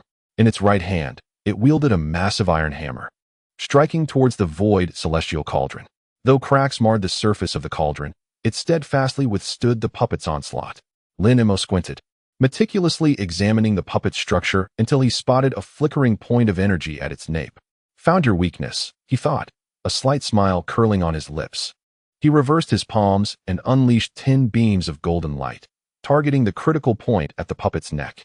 The beams struck true, causing the puppet to stagger as its hammer clattered to the ground. Its body began to contort, limbs flailing uncontrollably as it emitted a bizarre, anguished cry. Lin Mo observed coldly, waiting for the puppet to lose all resistance before advancing to deliver a decisive strike to its back. With a thunderous boom, the puppet exploded, scattering mechanical parts across the ground. Merely low-grade magical artifacts, he mused. Retracting his energy, Lin Mo turned, remaining alert to the sounds around him. He understood that this was merely the beginning. The true test lay ahead. At this moment, every sound could conceal a deadly threat, and he had to maintain heightened awareness to confront the formidable adversaries that awaited him. As he remained vigilant, a flash of blue light caught his attention, and the figure of the man with raised eyebrows reappeared nearby. He held the 1,000 Souls bell aloft, his expression grave, as he chanted incantations. Suddenly, a beam of blue light shot forth from the bell, aimed directly at Lin Mo. Before Lin Mo could react, a blue light enveloped him, and a tremendous force began to draw his consciousness into the soul bell. "Do you think you can trap my spirit?" Lin Mo scoffed, channeling all his vital energy to resist the pull. However, the power of the soul bell was formidable, and he could only manage to keep his footing with great difficulty. As the two faced off, an eerie laughter suddenly emanated from within the soul bell, causing the expression of the man with the drooping eyebrows to turn ashen. "This is bad. It's about to emerge." He quickly withdrew the blue light and ceased his assault on Lin Mo. A chill ran down Lin Mo's spine as he activated the Great Transformation technique for full defense. An unknown enemy, potentially more troublesome than the man with the drooping eyebrows, had appeared. At that moment, any lapse in concentration could lead to catastrophic consequences. He had to remain utterly focused to navigate this perilous situation. Lin Mo and the man with the drooping eyebrows were engaged in a fierce struggle for the same spiritual ground, an exceptional place for cultivation. Both parties exerted themselves to the utmost, exchanging blows in a battle too close to call. Just as they were locked in this stalemate, a strange black rift suddenly materialized in the air. The man with the drooping eyebrows' spiritual form gleamed with excitement as he darted toward the rift, hoping to unlock it for greater power. However, the moment his spiritual form made contact with the rift, a crimson lightning bolt erupted from it, striking his form with tremendous force. An agonized scream escaped him as he was sent flying backward. "This is terrible." The man's expression changed drastically, but he was too late to intervene, forced to watch helplessly as his spiritual form was struck by the lightning. Simultaneously, a chilling, ghastly laughter echoed from the rift, setting off alarm bells in Lin Mo's mind. He immediately summoned a golden light to shield himself. Just as he prepared to counterattack, several strands of black thread shot forth from the rift, swiftly ensnaring Lin Mo. He struggled, attempting to employ the magnetic divine light to free himself from the thread's grasp. But they seemed to possess a life of their own, tightening their hold until a colossal web of light firmly ensnared him. "Damn it," Lin Mo cursed inwardly, sensing his vital energy rapidly depleting. Before he could mount any resistance, he was dragged into the black rift. Everything unfolded too rapidly for Lin Mo to escape. He could only watch helplessly as he was sucked into an unknown realm. Moments later, he found himself in a bizarre space, cold and damp, with several ominous, shadowy figures drifting in the periphery. "You have finally awakened," a familiar voice called out. Turning around, Lin Mo saw the man with the drooping eyebrows had returned to his physical form, looking at him with disdain. This is the realm of the soul bell, designed to imprison and absorb the primordial spirits of powerful cultivators. You are utterly helpless now, he taunted. Pointing to a nearby area where the shadows were densest, he continued. There lies a mid-stage transformation spirit beast sealed within. Once it consumes your primordial spirit, it will take form. At that point, both our bodies will become its sustenance. Lin Mo's expression darkened as he focused intently on the man with the drooping eyebrows. You are trapped here yourself. Do you expect me to assist you against that spirit beast? A flicker of surprise and anger crossed the man's eyes. For Lin Mo had evidently discerned his ulterior motives. The two individuals exchanged wary glances, each calculating their next strategic move. Lin Mo cautiously surveyed his surroundings, sensing the myriad of ominous presences lurking in the space around him. Among them, one aura was particularly formidable, drawing ever closer, clearly fixated on him. Lin Mo's expression darkened as he resolved not to give his opponent an opening. He summoned all his vital energy, bringing his hands together in a gesture of unity, instantly manifesting a colossal golden mechanical fist that surged toward the menacing presence. A thunderous crash resounded as the fist collided with a streak of azure light, erupting into a shower of sparks. It was the avatar of the brooding man, who had long been prepared, donning a Qingming armor that withstood Lin Mo's formidable assault. However, Lin Mo's strike had also caused him to spew blood, indicating he had sustained internal injuries. Both combatants understood that the outcome of this conflict would soon be determined. Just as they prepared to launch their next offensive, a beam of white light suddenly appeared between them. It was the scarred-faced cultivator, who calmly surveyed the surroundings and declared that enough was enough. The victor had been decided. The claim to this spiritual land belonged to Lin Mo. Lin Mo removed the Qingming pendant from around his neck and tossed it to the scarred cultivator, a symbol of his sovereignty over this territory. The brooding man's expression soured, yet he found himself powerless to contest the outcome. Ultimately, he turned away, gritting his teeth in frustration. The scarred cultivator glanced at both Lin Mo and the brooding man, stating that it was time for them to depart, as the next contest for spiritual land was about to commence. With that, he dissipated into a flash of white light. Lin Mo exhaled deeply, preparing to leave this cursed place. The brooding man, his face etched with displeasure, exited the spiritual land. Despite his meticulous preparations, he had succumbed to the young man named Lin Mo, leaving him with a bitter sense of defeat. Although he had sustained injuries during the battle, which had diminished the efficacy of his escape techniques, he gritted his teeth and resolved to return in search of another opportunity. Concealing his presence, he swiftly navigated through layers of fog to arrive at a concealed cave entrance.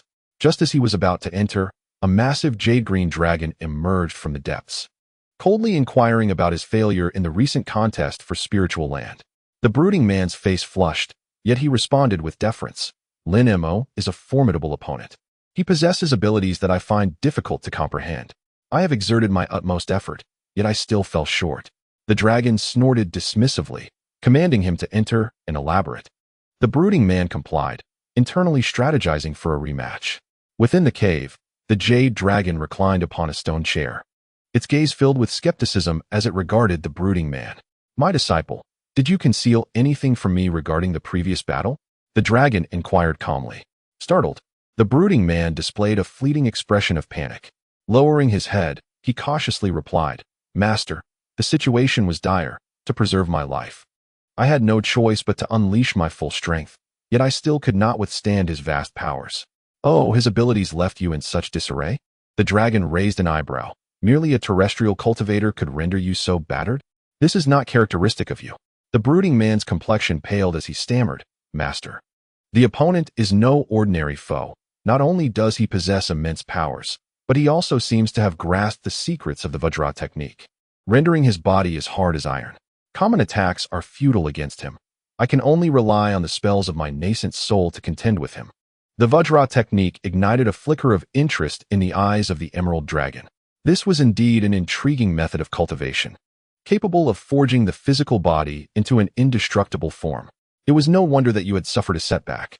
However, given your prowess, even if you were unable to inflict any damage, you should not have found yourself in such a dire predicament.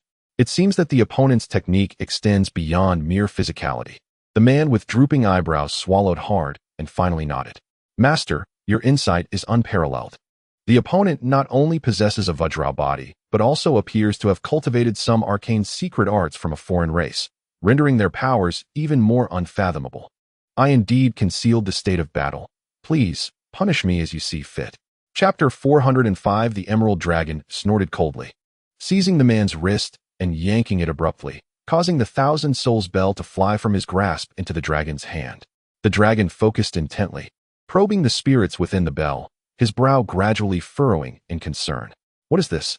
The main soul of the 1,000 Souls bell has been destroyed, and the number of remaining vengeful spirits has diminished by a quarter. This celestial artifact now holds but half its original power. The dragon's expression darkened, his gaze electric.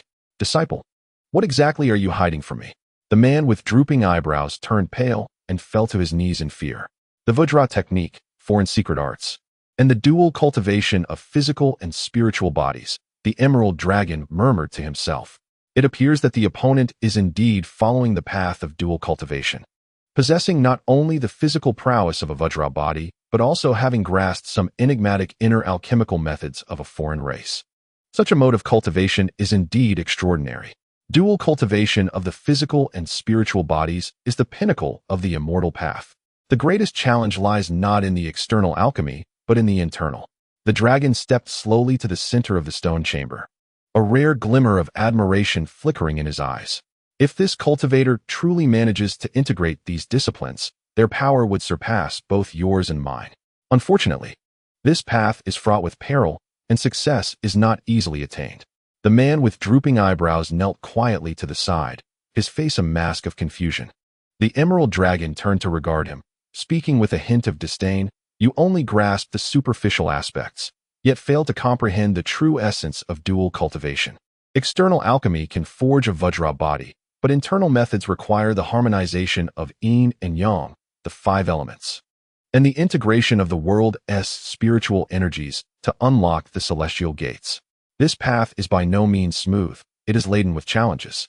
Should the yin and yang become unbalanced, or the 5 elements fall into chaos, not only would success be elusive, but one might also ignite a self-destructive fire, leading to the injury of the primordial spirit.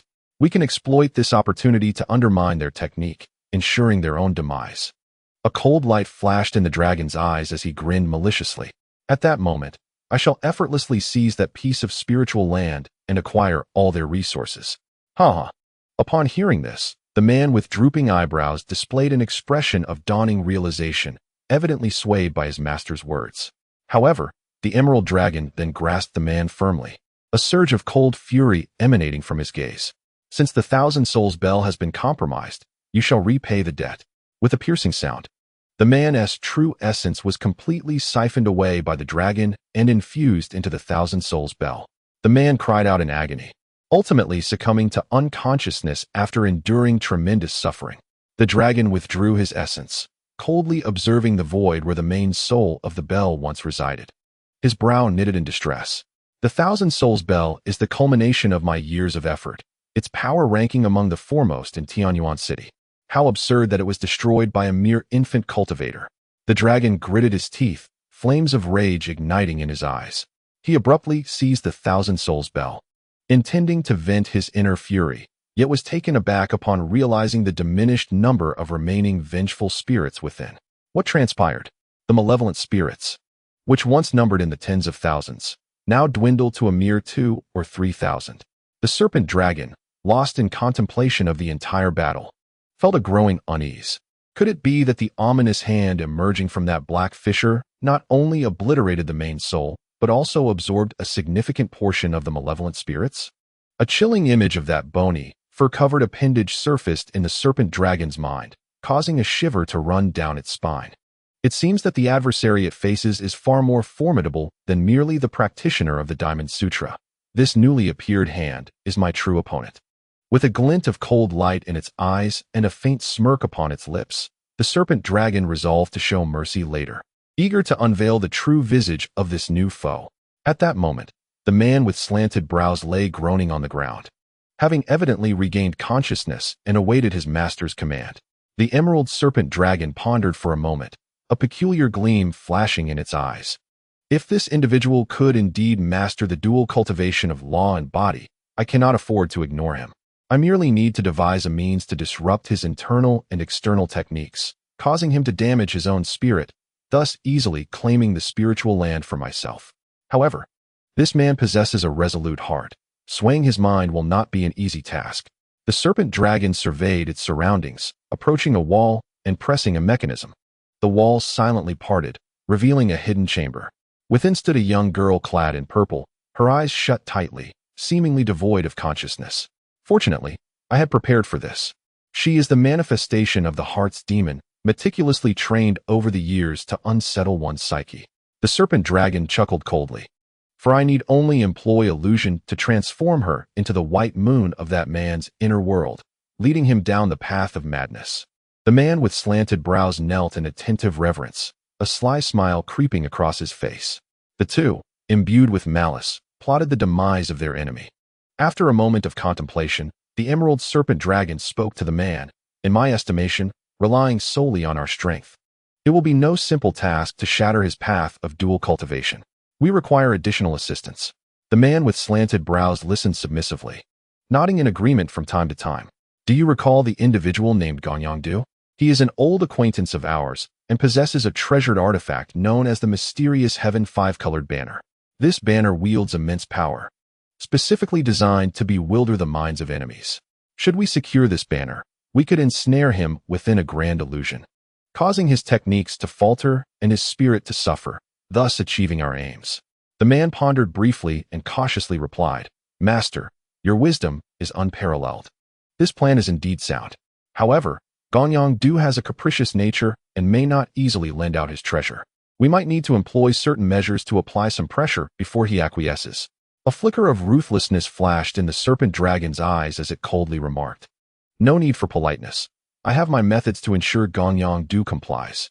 At that time, he shall owe us a significant favor, and in the future, he will require our assistance, which aligns perfectly with my intentions. The two exchanged sinister smiles as they continued to devise their treacherous scheme against their adversary. Meanwhile, Lin Mo piloted the Qingdi treasure boat, spiraling amidst the peaks of the spiritual mountains, soon arriving at the summit where the spiritual land lay. Upon disembarking, Lin Mo surveyed the surroundings, feeling the gentle breeze against his face, amidst a spectacle of blooming flowers, a lively and vibrant scene. The area, rich in spiritual energy and deep in geomantic essence, was indeed an excellent place for cultivation. Lin Mo nodded in satisfaction, a smile gracing his lips as he released his spiritual consciousness to meticulously explore the terrain and landscape of the spiritual land. At the heart of this location, I shall establish two caves, one overt and the other concealed, indistinguishable from one another, to befuddle my adversaries. Lin Mo gently tapped his storage ring, and several beams of light emanated, transforming into the tools necessary for the construction of the caves. With these spiritual instruments at my disposal, the creation of the caves will be as effortless as a mere flick of the wrist. Once the caves are completed, I can reside here, cultivating my skills at leisure while awaiting fortuitous encounters. A resolute glimmer sparkled in Lin Mo's eyes, accompanied by a confident smile gracing his face. After a moment of contemplation, he unsheathed his sword and struck the ground at the center of the spiritual land, preparing to carve out his own secluded paradise. Lin Mo leapt lightly, descending upon the spiritual ground. He released his consciousness, meticulously surveying the surrounding environment. Scattered across the land were remnants of spiritual herbs and trees, while the mineral veins exuded a faint trace of spiritual energy, all of which appeared to be on the brink of depletion. It seemed that the resources here had been thoroughly excavated by predecessors, leaving only these remnants behind. Lin Mo furrowed his brow, feeling a twinge of regret. Just then, a foul stench assaulted him. Lin Mo retreated warily, avoiding a pit that was filled with a thick miasma of deathly energy. Could this be the miasma? Had the ley lines of this place been compromised, causing the noxious vapors to seep forth? Lin Mo's expression grew grave. He projected his consciousness to probe the underground conditions, but was thwarted by the miasma, unable to delve deeper. Lin Mo's countenance darkened. It appeared that the miasma issue was far more severe than anticipated and required urgent resolution. He circled above the spiritual ground, deep in thought. The miasma was overwhelmingly dense. If not eradicated, it would significantly hinder my cultivation. Lin Mo frowned, realizing that complete removal was not feasible at this moment. He could only seek to suppress it for now. I have resolved to create 2 caves here, one overt and one secret, indistinguishable from each other. The overt cave will attract enemies, while the secret cave shall serve as my sanctuary for cultivation. A glimmer of inspiration sparked in Lin Mo's eyes. I shall name it the Celestial Mechanism Cave, within which I will set up a formation to not only shield against the miasma, but also facilitate the practice of my extraordinary techniques. This shall be my true sanctuary. The Celestial Mechanism Cave, shrouded in secrecy and designed to bewilder foes, perfectly aligns with Lin Mo's intentions. A faint smile graced his lips as he began preparations for the establishment of these 2 caves, under the refining flames of Lin Mo's supreme, divine fire. The 2 caves were swiftly completed. He transplanted some spiritual herbs and trees into the Celestial Mechanism Cave, replenishing the spiritual energy. Moreover, he released several gold-eating worms to guard the caves and even introduced a small leopard-like beast. Lin Mo surveyed his surroundings, nodding in satisfaction. Now, he merely needed to set up additional layers of formations, and the secret cave could be officially activated. He arranged mechanisms and traps at the entrance of the outer cave, making it suitable for cultivation. Lin Mo established formations at the cave entrance and inscribed illusory totems upon the stone walls. Finally nodding contentedly and exclaiming that the Celestial Mechanism Cave would be as secure as a fortress, exceedingly difficult for outsiders to discern. I have finally acquired my own realm for cultivation. Henceforth, I can dedicate myself to my practice without worry. With the caves completed, Lin Mo felt a surge of joy, finally able to devote himself to his training and await opportunities. After inspecting all areas of the caves, he ultimately arrived at the beast chamber. There, a few gold-eating worms were voraciously consuming specially prepared essence bait, while the small leopard-like beast lounged nearby, basking in the sun. Lin Mo smiled faintly, preparing to turn away when suddenly, he furrowed his brow in alarm, casting a wary glance towards the depths of the beast chamber. There, in the shadows, a dark mass was coiled, revealing the vague form of a towering creature lurking in the gloom. Lin Mo's expression changed abruptly, and he quickly unleashed his divine consciousness to probe the area, only to discover that the creature was immune to his scrutiny. What manner of monster is capable of evading my divine investigation? A cold glint flickered in Lin Mo's eyes as he suddenly waved his hand, sending forth a beam of golden light towards the shadow. The shadow deftly evaded the attack with a swift movement, producing an eerie, elongated laugh that reverberated throughout the stone chamber. Lin Mo's countenance grew grave. He understood that this entity was no ordinary foe. He calculated silently, deciding to refrain from alarming it, and opted to observe its actions. In a moment of contemplation, Lin Mo gathered his aura, allowing a calm smile to reappear on his face. Traversing through the ethereal woods of the spirit realm, Lin Mo sought various spiritual herbs essential for his cultivation. Suddenly, a peculiar black light flashed before his eyes. With vigilance, he glanced over and beheld a dark green object lying on the ground, shaped like a cocoon, emanating an ominous glow, strikingly odd. He focused intently and discerned that the cocoon bore strange totems, resembling the patterns of dried bones. What could this be? And how did it come to rest here?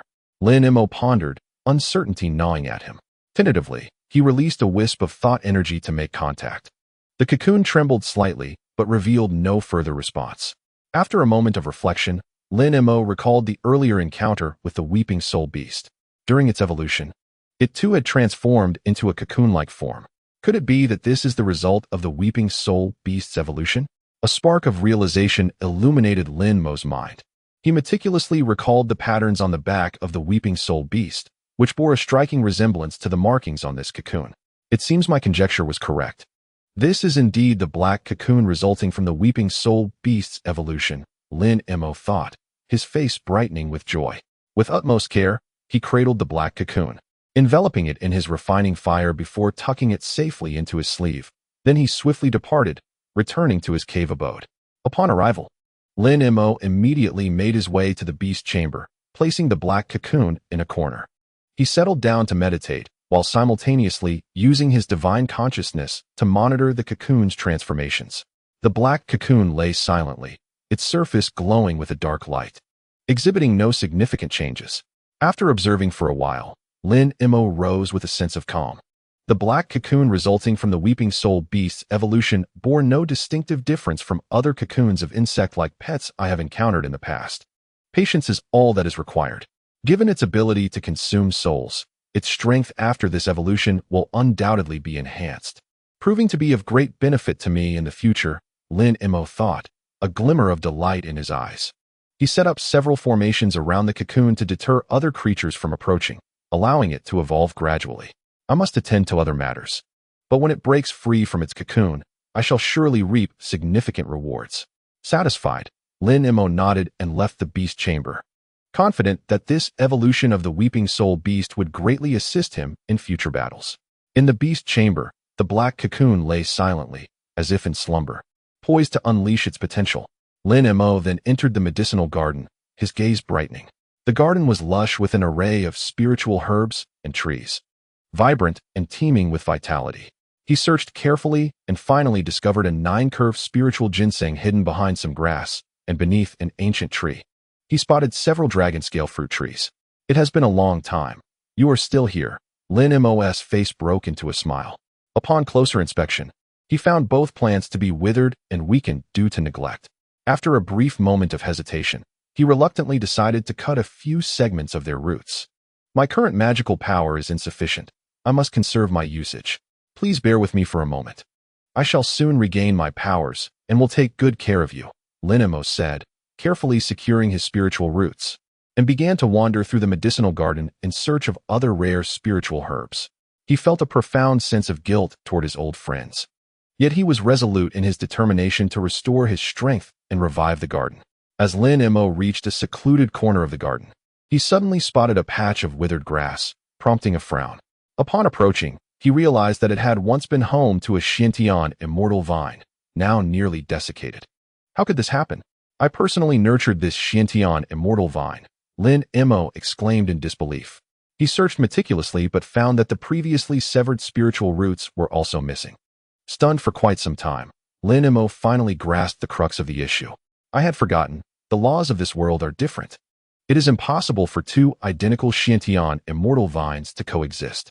It has vanished along with my ascension into the original realm, and what remains here is merely an illusion born from my ignorance of the laws.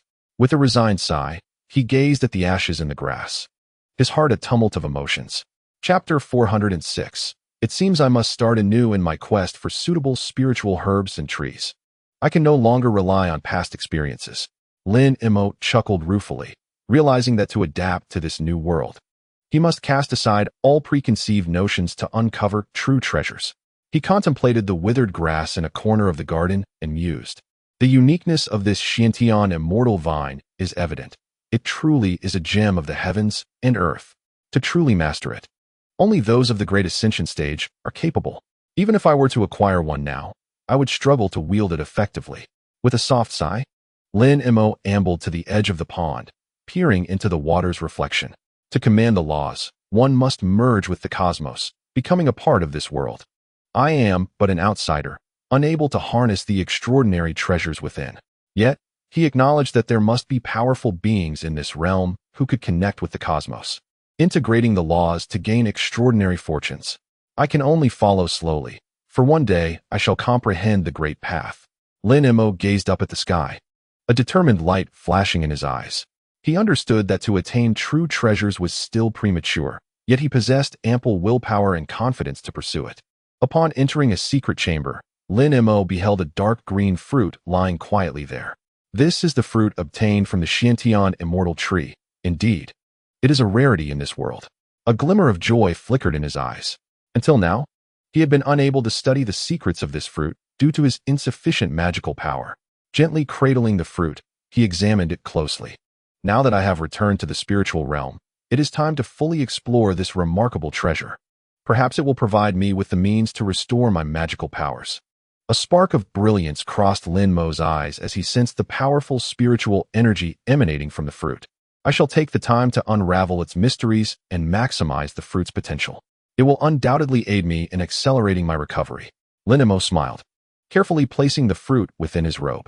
He resolved to waste no more time and to diligently study this extraordinary fruit that could alter his fate. Lin Mo picked up the Xiantian fruit and focused intently on it. He struck the fruit gently with his spiritual energy, yet it remained unresponsive. He formed several seals and unleashed spells of various attributes, yet the fruit remained utterly unmoved. Lin Mo furrowed his brow and released a few low-tier insect companions to gnaw at the fruit, but they too left no mark upon its surface. It seemed that, with his current abilities, breaching the defenses of this fruit would prove exceedingly difficult. Lin Mo pondered deeply. He concentrated his spiritual energy and activated the spirit eye technique in an attempt to penetrate the internal structure of the fruit. Within, he discerned a minuscule milky white point of light emanating a faint aura. Despite repeated investigations, he could glean no further information. He could not help but speculate that the secret of this fruit was perhaps of great significance. Lin Mo attempted various methods, yet none could unlock the seal of the Shantian fruit. After a moment's contemplation, he resolved to alter his approach. Rather than forcefully attempting to break the seal, he would observe quietly. He picked up the fruit, scrutinizing its surface adorned with dark green patterns. These designs seemed almost alive, gracefully undulating and shifting. At that moment, a spark of realization ignited within Lin Mo. The patterns resembled those on a treasured artifact he had acquired. Suddenly, understanding dawned upon him. He had overlooked a crucial detail. It appeared that the Shantian fruit bore some connection to that artifact. A glimmer of joy flickered in Lin Mo's eyes as he recognized that he may have discovered the key to unlocking the fruit seal. His next step would be to retrieve that artifact and seek the commonalities between it and the fruit, in hopes of uncovering a breakthrough to dispel the seal. Lin Mo had secluded himself in his cave for several days, diligently studying the mysterious origins of the Shantian fruit. On this particular day, as he meticulously examined the fruit once more, he noticed that its surface bore a striking resemblance to the dark green patterns on a small vial he had previously obtained. This vial had been in his possession for some time, and the effects of the green liquid it contained remained unclear. Lin Mo recalled that the vial had been acquired from the ruins of a small clan that had long since perished. According to the clues, it was likely a spiritual medicine capable of enhancing one's bloodline or cultivation. Fixating on the similar patterns on the Shantian fruit, a bold thought suddenly crossed Lin Mo's mind.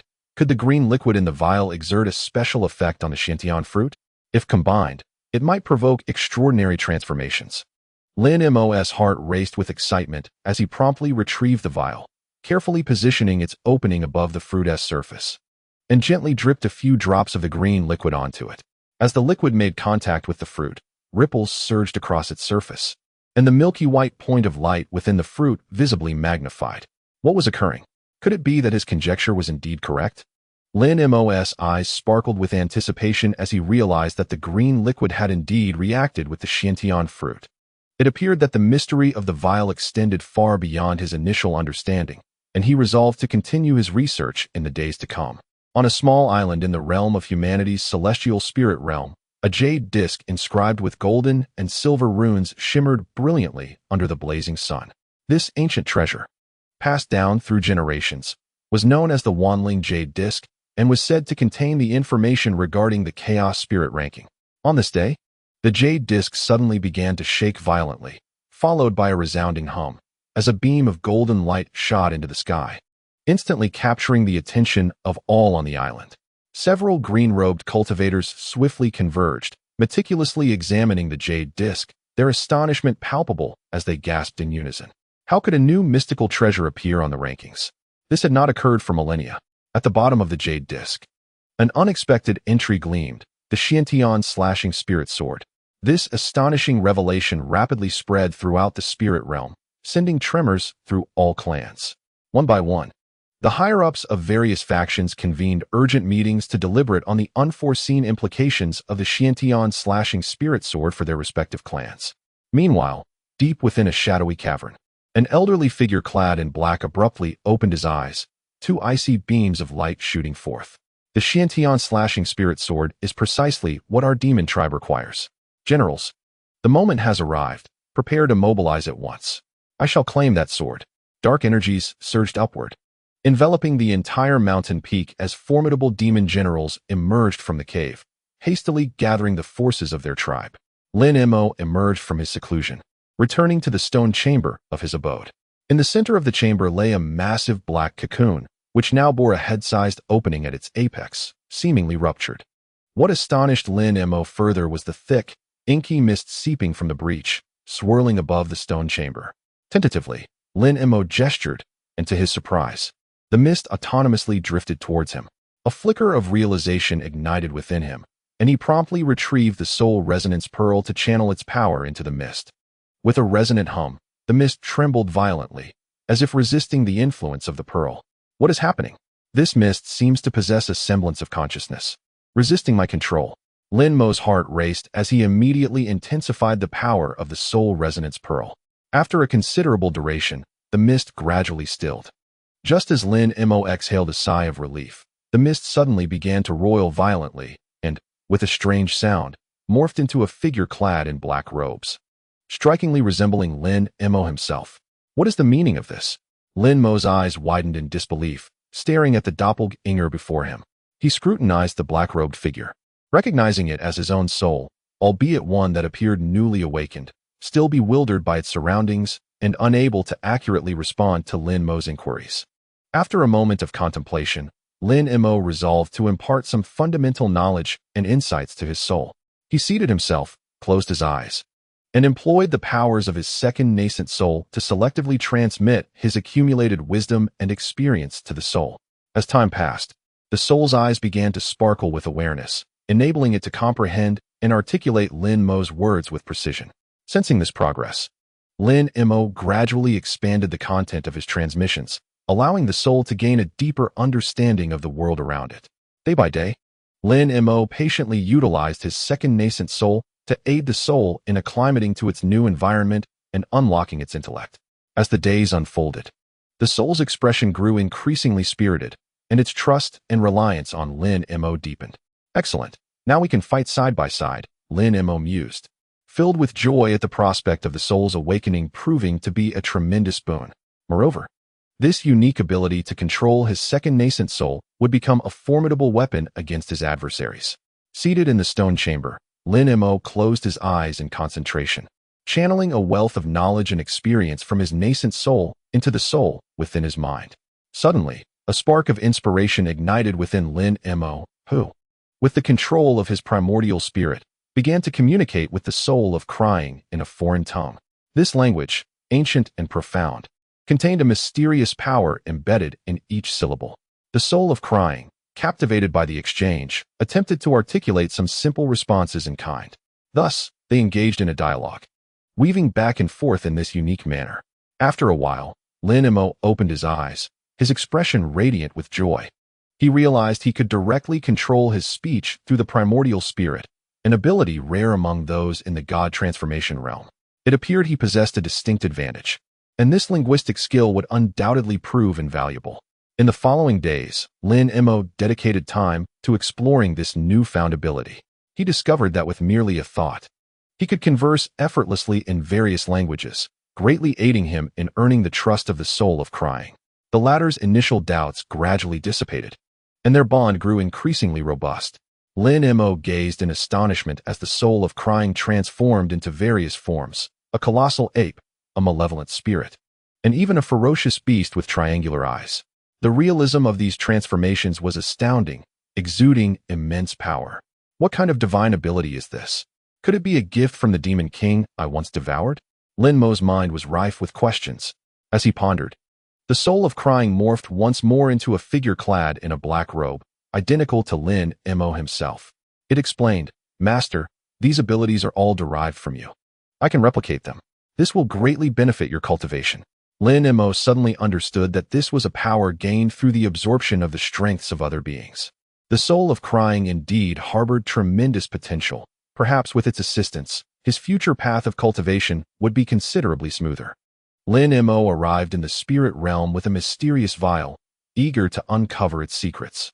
He extracted the vial and, placing a few drops of the emerald liquid into his palm, observed as the liquid seamlessly merged with his skin, leaving no trace behind. How peculiar.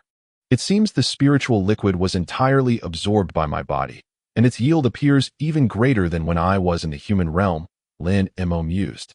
Filled with uncertainty, after several experiments, he confirmed that the liquid in the vial indeed multiplied automatically in the spirit realm at an astonishing rate.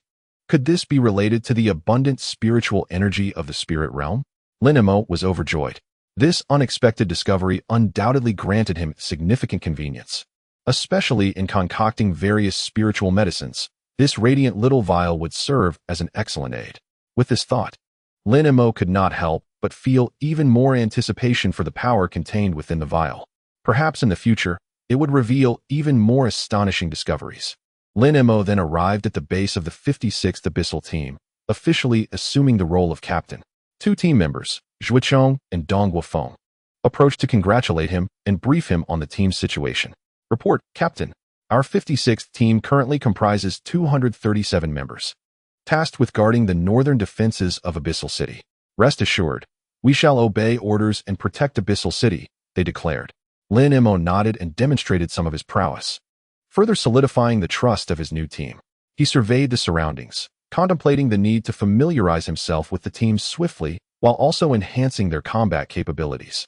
Confident in his extensive experience from the human realm, he believed he could lead this team to safeguard Abyssal City and achieve remarkable feats.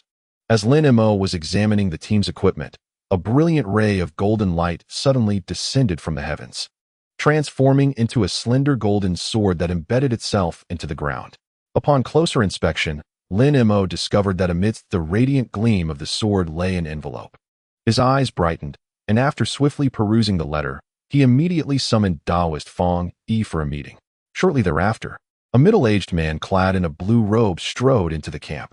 Captain Lin, he said, bowing deeply in reverence before Lin Mo. This man was none other than Fong Yi, the Taoist who had previously rescued Lin Mo during his tribulation. Lin Mo bid him to rise, and they reminisced about old times. Taoist Fong, I shall require your assistance in the future. Let us join forces to safeguard the Tianyuan realm, Lin Mo declared. I shall obey and dedicate all my efforts, Fong Yi responded, bowing once more. Lin Mo nodded in satisfaction, confident that with Fong Yi's support, the strength of their team would surely escalate swiftly. The Golden Sword's message also heralded the advent of new tales yet to unfold. The group soon arrived at an ancient stone hall, where the dim light revealed walls intricately carved with an abundance of ancient script. They cautiously stepped inside, the air thick with the scent of moss. Is this truly the legendary Tai Hall? Dong Guofeng inquired, surveying the surroundings. Indeed. The news we are tasked to investigate is contained herein, Lin Mo affirmed, his gaze resting upon a luminous red jade platform at the hall's center. There, nestled quietly, was a blood-red jade slip, emanating an eerie glow.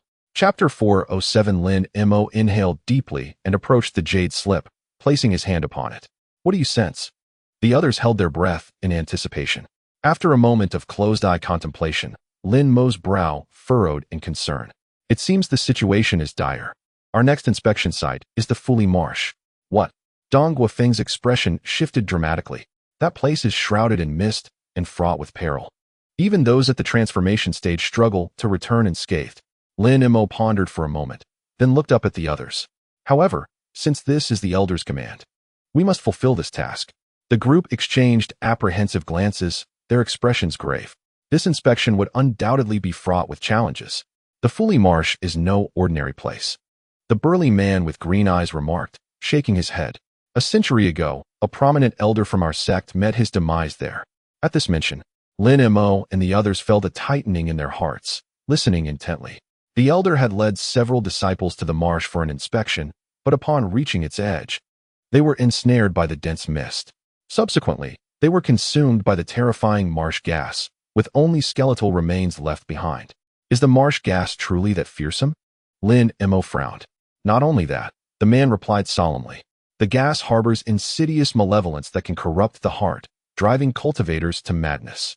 We have dispatched numerous skilled individuals to investigate, yet scarcely any returned. At this point, Lin Mo could not help but feel a chill run through him. He understood the treacherous path ahead and the necessity for utmost caution. Fortunately, we are numerous and well prepared. As long as we proceed with care, we can transform peril into safety, Lin Mo declared with conviction. Upon hearing his words, the group felt a slight sense of reassurance and began discussing strategies. Lin Mo gazed towards the distant Fully Marsh, his heart steady and resolute. Lin Mo and the others were deeply engrossed in discussing strategies when they suddenly heard a low murmur emanating from a corner of the stone hall. We had also received orders to gather at the Tai Hall.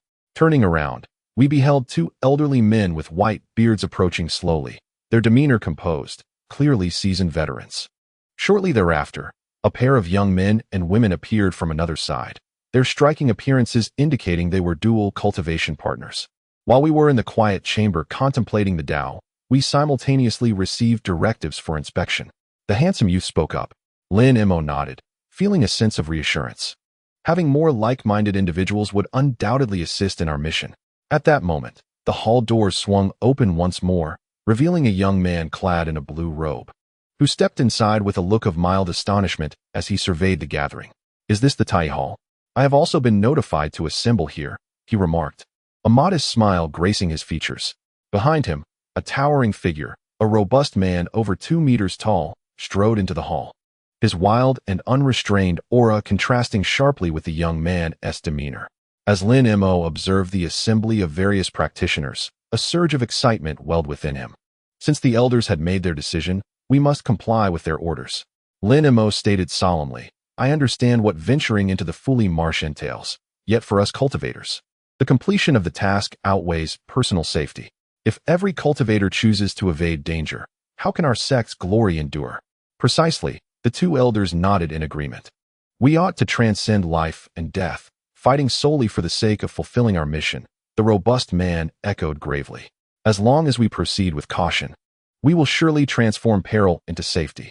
Lin Mo continued, "I have faith that the strength of everyone present will not disappoint. We will collaborate seamlessly, looking out for one another, and we shall complete the inspection mission and return safely." Upon hearing Lin Mo's words, the crowd could not help but feel their blood surge with enthusiasm, responding in unison. "Then let us prepare immediately and embark as soon as possible." Lin Mo's gaze was resolute.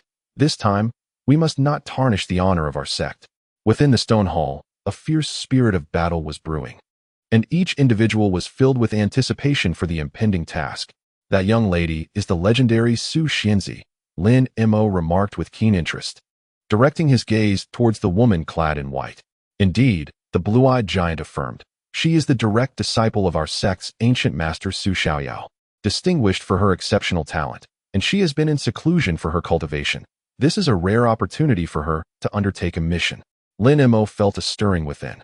Having such a gifted companion would surely aid in the success of their undertaking. Su Xianzi merely cast a fleeting glance over the assembly, her expression devoid of emotion, exhibiting a notable indifference. "I am here merely to obey orders. Please do not disturb my cultivation," she stated before finding a secluded corner to sit cross-legged. Lin Mo observed her retreating figure, reflecting that she indeed possessed a pure heart, solely focused on the path of cultivation, unlike us mundane beings. "As long as she lends us her strength, we shall be more than content," the giant chuckled. The group accepted Su Xianzi's aloofness with equanimity. "Is everyone prepared?" Lin Mo surveyed the crowd. "We are all ready and can depart at any moment," they replied in unison. "Excellent." Lin Mo nodded with satisfaction. "Then let us set off immediately towards the transmission stone hall." As the grand doors of the hall swung open, Lin Mo led a group of adept practitioners from various sects, stepping cautiously onto the path that led to the transmission stone hall. The journey was graced by gentle breezes and bright sunshine, while celestial birds and exotic beasts soared above, filling the atmosphere with an enchanting vitality that cleared the mind. "We are about to embark on a perilous journey, and it is imperative that we maintain a positive and optimistic mindset," Lin Mo advised. Upon hearing this, the group offered faint smiles, easing their spirits. An hour later, they arrived before a colossal floating stone hall, surrounded by swirling spatial energies. "The transmission stone hall lies ahead. Let us prepare ourselves thoroughly and strive to accomplish our task with vigor," Lin Mo declared, his gaze intense and resolute. As the forces of space surged, Lin Mo and his companions found themselves at the border of the floatingly marsh. In the distance, a towering city wall became discernible, adorned with mysterious arrays and runes. "This is our destination," Lin Mo remarked, surveying the surroundings. "It appears the area to be patrolled is quite expansive. We must exercise utmost caution." An eerie, azure mist enveloped the floatingly marsh, obscuring the path ahead. "Everyone, Remain vigilant. Do not let this mist cloud your minds, Lin Mo cautioned. Acknowledging his words, the group focused their energies, invoking protective auras. We shall proceed as planned, splitting up and ensuring we coordinate with one another. Lin Mo's eyes flickered with a hint of concern, yet he gestured for everyone to advance. What unknown dangers awaited them in the floatingly marsh? Upon entering the realm of the floatingly marsh, Lin Mo and his companions distinctly felt an overwhelming oppressive force, causing their thoughts to scatter. This power is even more fearsome than I had anticipated, Dong Guofeng remarked, frowning. After a moment of contemplation, Lin Mo retrieved a diminutive artifact, the size of a grain of rice. We shall rely on this ethereal spirit disk, he explained. What kind of treasure is this? The group inquired, drawn closer in curiosity. The ethereal spirit disk can sense the presence of malevolent spirits and foreign entities, which will help us avoid sudden attacks. Lin Mo placed the disk in his palm and infused it with his mental energy. The disk gradually levitated, emanating a ghostly blue light. It will guide our path and provide early warnings of danger. With this artifact, we can proceed with greater confidence, the group sighed in relief. Under the guidance of the ethereal spirit disk, Lin Mo and his companions cautiously ventured into the thick mist, commencing their patrol of the floatingly marsh. The moment they stepped into the marsh, the strangeness and peril of the area became palpable. The dense fog obscured their vision, and their mental faculties were suppressed, making it difficult to wield their powers. Be cautious, strange insects are approaching, the ethereal spirit disk warned. Lin Mo swiftly summoned his protective energy as dozens of bizarre, long insects surged from the mist, charging towards them. What are these monstrous creatures? The group exclaimed in shock. The burly man with jade-green eyes paled. They can emit corrosive, venomous mists. We must not inhale it. Almost as soon as he spoke, several of the creatures expelled tendrils of black smoke, hurtling towards the group. Lin Mo raised his hand and unleashed a beam of magnetic divine light, severing the dark smoke. They can also devour our protective auras. Everyone must be extremely cautious. In this dire situation, Lin Mo had no choice but to employ his magical techniques, conjuring a protective flame that encircled the strange insects, trapping them within. The Guichong swarmed, their cacophonous cries echoing as they collided frantically with the spiritual flames, ultimately disintegrating into ash. The onlookers were taken aback, astonished that such fearsome communal insects lay hidden within the marsh. As Lin Mo and his companions ventured deeper into the depths of the fully marsh, the sights they beheld grew increasingly bizarre. From the distant thicket came intermittent hissing sounds, suggesting the presence of some lurking magical beast. What creature could that be? Dong Guofeng furrowed his brow. It must be the silver-headed beast, the burly man replied in a low voice. It excels in ambush and stealth, capable of creating illusions, posing significant challenges to our patrols. No sooner had he spoken than a rustling sound emerged from the woods. The group quickly assumed a defensive stance, and from the thicket emerged a creature with a silver beast's head, oozing viscous slime. That's it. Prepare for defense. The beast transformed into three, scattering as they launched their assault. Lin Mo swung his blade, yet the creature remained unscathed. It can disregard ordinary attacks. We must rely on our magical prowess, the burly man cautioned. Lin Mo nodded, pressing his palms together, and with a resounding boom, the three silver-headed beasts let out a mournful wail, dissipating into billowing black smoke. Even if the silver-headed beast escapes, it will only pursue within a limited range, the burly man explained. Compared to the Guichong, it is hardly as terrifying. A sense of foreboding crept into Lin Mo's heart.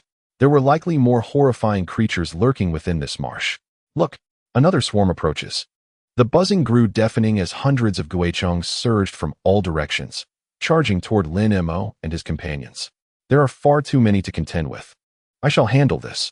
Lin Mo, with a calm demeanor, waved his long sleeves, unleashing a dazzling surge of magnetic divine light from his fingertips.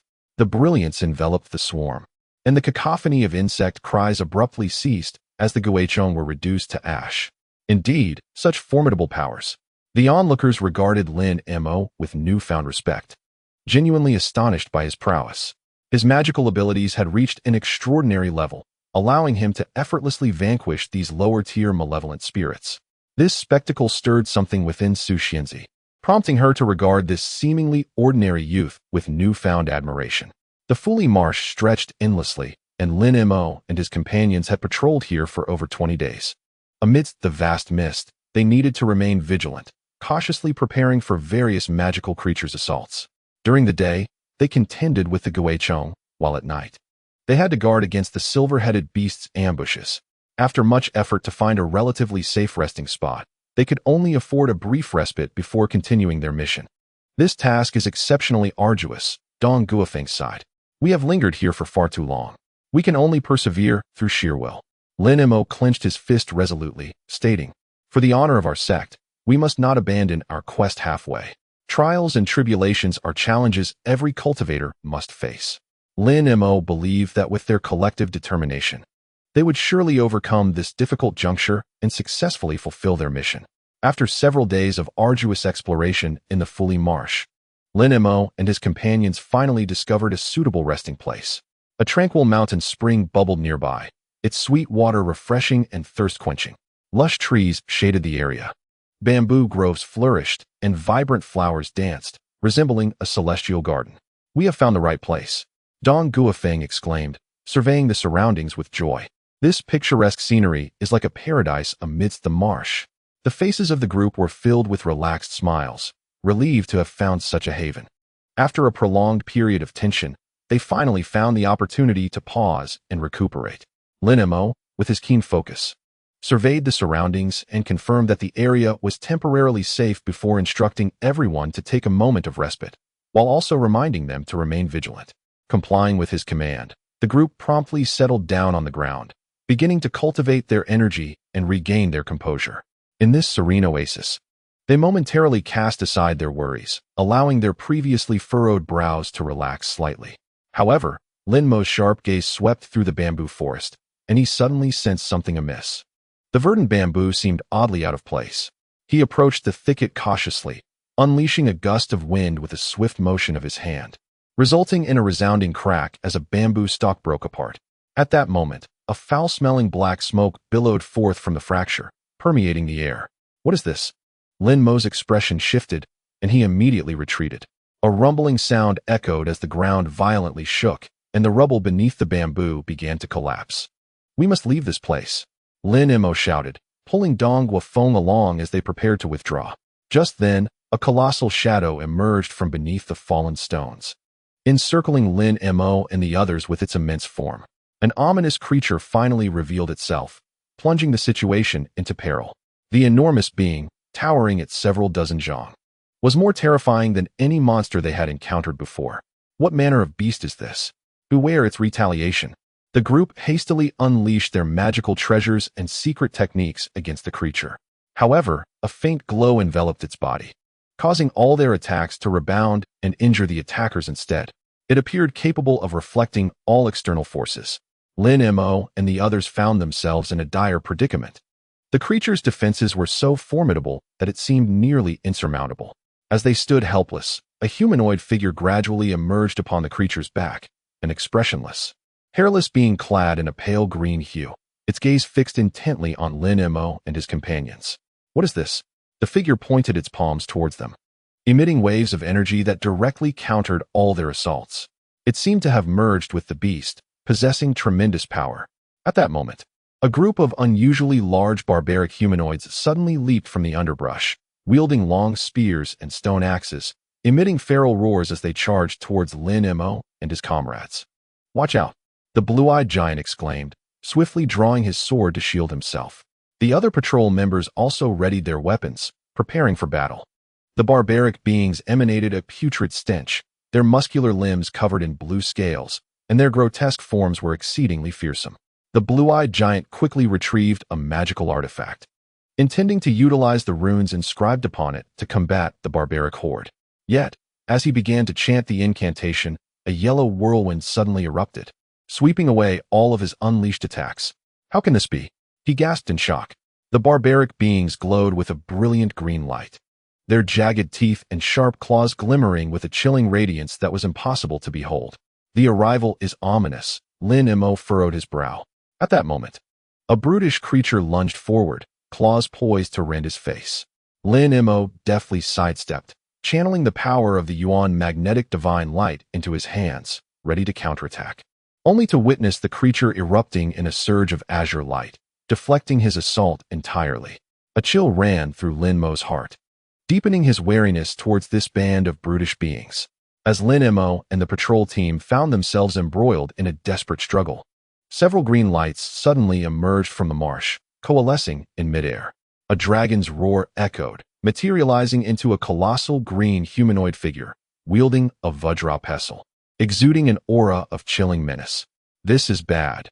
This is the most formidable form of the brutish beings," the blue-eyed man exclaimed, his complexion shifting as he drew a talisman from his waist and directed a beam of golden light towards the gigantic green silhouette. Yet, as the golden light approached, it was repelled by an even more potent force, rendering it ineffective. The towering green figure let out a thunderous roar and swung the Vajra pestle towards Lin Mo and the others. Seeing the impending strike, Lin Mo hastily employed his floating steps, retreating several meters. The pestle collided with the marshy cliff, sending a spray of mud and debris into the air. Lin Mo felt his legs weaken, nearly toppling to the ground. "Everyone, be cautious. The strength of this brutish being in its combined form is overwhelming," Lin Mo shouted. The green giant howled once more, unleashing torrents of green light aimed at the group. Lin Mo raised his hand to conjure a protective barrier, attempting to withstand the onslaught. However, the green light pierced through the barrier, poised to strike him. In a moment of desperation, a fiery entity descended from above, engulfing the green light in flames. Lin Mo looked up to see a massive silver firebird in the sky. Its radiant flames compelled the green giant to retreat a few steps. "This arrival is most timely," Lin Mo thought, releasing a sigh of relief. While the brutish being displayed its formidable prowess, launching various attacks against the blue-eyed man and his companions, Lin Mo remained an aloof observer, refraining from intervening. "Captain Lin, please utilize your divine powers to assist us," the blue-eyed man implored urgently. "Yes, your Yuan magnetic divine light should be effective against these brutish beings."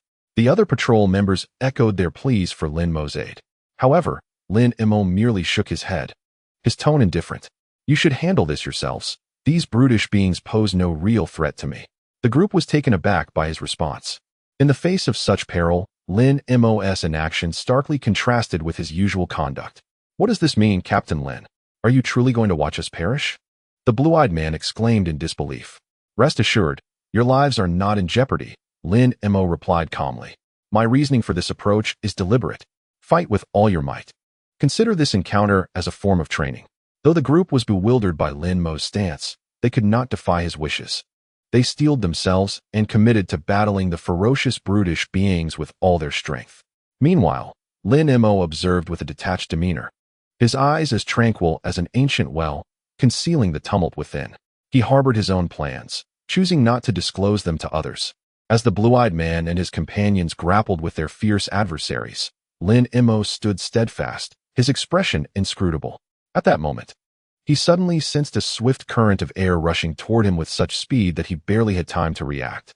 With a thunderous crash, a colossal transparent figure appeared before Lin Mo, raising its hand to strike down upon him. As the force of the blow approached, Lin Mo hastily concentrated the essence of his magnetic divine light to shield his entire body. A resounding boom echoed as the transparent palm imprint barely met his protective barrier, stirring up a cloud of dust. "What creature is this?"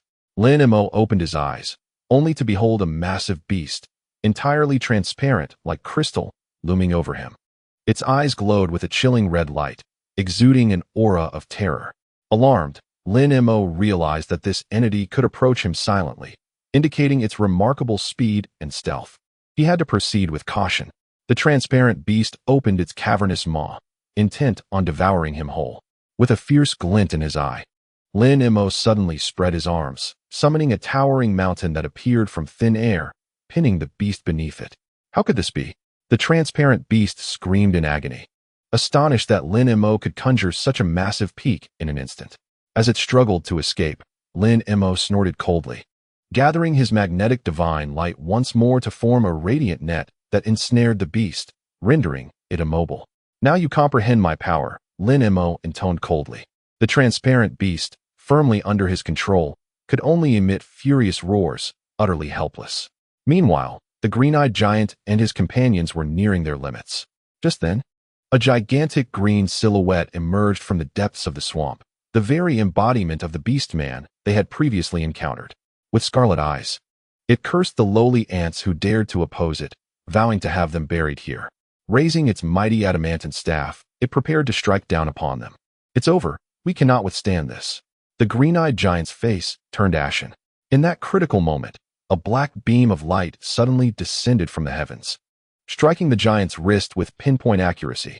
With a thunderous crack, the adamantine staff was sent flying, and the giant bent over, howling in pain. "What is this? It's too powerful." The onlookers were left in shock, bewildered by the origin of the black beam.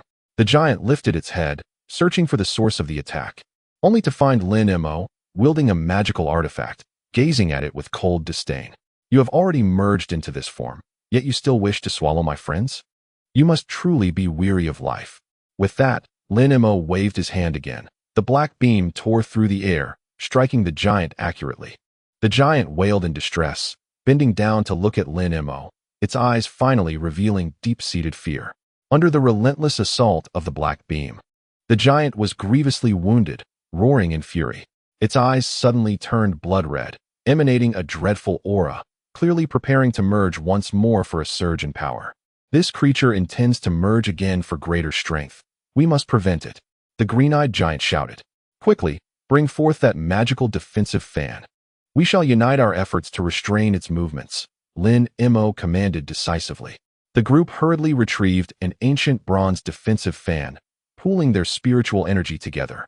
The fan shimmered with dazzling light, unleashing a whirlwind that surged toward the giant. The giant was initially gathering strength to merge, but was suddenly engulfed by a swirling vortex, rendering it immobile with a furious roar. "Now is the time. Quickly unleash the divine arrows to seal its acupoints," Lin Mo commanded. Several masters promptly drew their majestic longbows, aiming at the giantess acupoints to release a barrage of sharp divine arrows. With a series of thuds, the arrows accurately struck the giant's acupoints, preventing it from channeling its energy and thwarting its merging technique. "Damn ants, you shall pay dearly for this," the giant howled, unleashing a violent gust that swept the surroundings. Lin Mo's expression darkened as he prepared for the giant's final counterattack. Restricted by the defensive treasure fan, the giant was poised to retaliate when, unexpectedly, a black beam of light descended from the heavens, striking the giant's crown with tremendous force. The giant felt dizzy and nearly collapsed. "What manner of attack is this? So precise and powerful?" it bellowed, frantically scanning for the source of the assault. Lin Mo calmly withdrew his artifact, coolly stating, "This is my ancestral shadowless divine light, directly impacting your Baihui acupoint, robbing you of will and strength. Why not beg for mercy swiftly? Shadowless divine light. Could it be that you are the fabled Azura?" The giant's expression shifted dramatically, realizing that Lin Mo's prowess far exceeded its expectations, revealing him as a descendant of the Azura. With a frigid gaze, Lin Mo unleashed the shadowless divine light once more. The giant let out a wretched cry as the strike landed on its vital point. The sound of cracking bones echoed as its form twisted, nearing its limits. "No, I surrender," it pleaded in a subdued voice. Just as the giant was about to capitulate, a colossal silver firebird manifested in the sky, its eyes ablaze with fire, emanating an overwhelming pressure. The fiery phoenix of the Firebird clan, a man with jade-green eyes, changed countenance, taken aback that such a beast had joined the fray.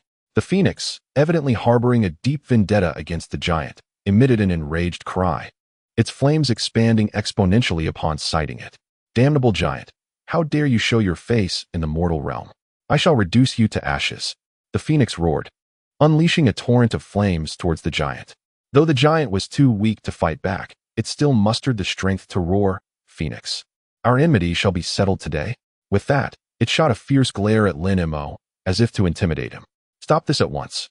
At that moment, the fairy Su Xian leaped forward, positioning herself before the giant. "It can no longer resist. You must not take advantage of its vulnerability." Upon hearing this, the phoenix paused, its wings quivering as the silver flames suddenly receded. "Since the fairy has spoken, I shall spare its life." The giant, now a target of the silver firebird, was already at its wit's end. Lin Mo smiled slightly, knowing he had the situation well in hand. "There is no enmity between us. Let this end here," he addressed the giant. Just as the giant attempted to respond, Lin Mo waved his artifact, and the black beam shot forth once again, striking its back with pinpoint accuracy. The giant felt its vital energy surge uncontrollably, unable to withstand it any longer, emitting a final mournful cry as its colossal form gradually toppled, disintegrating into swirling yellow sand that scattered into the air. So formidable.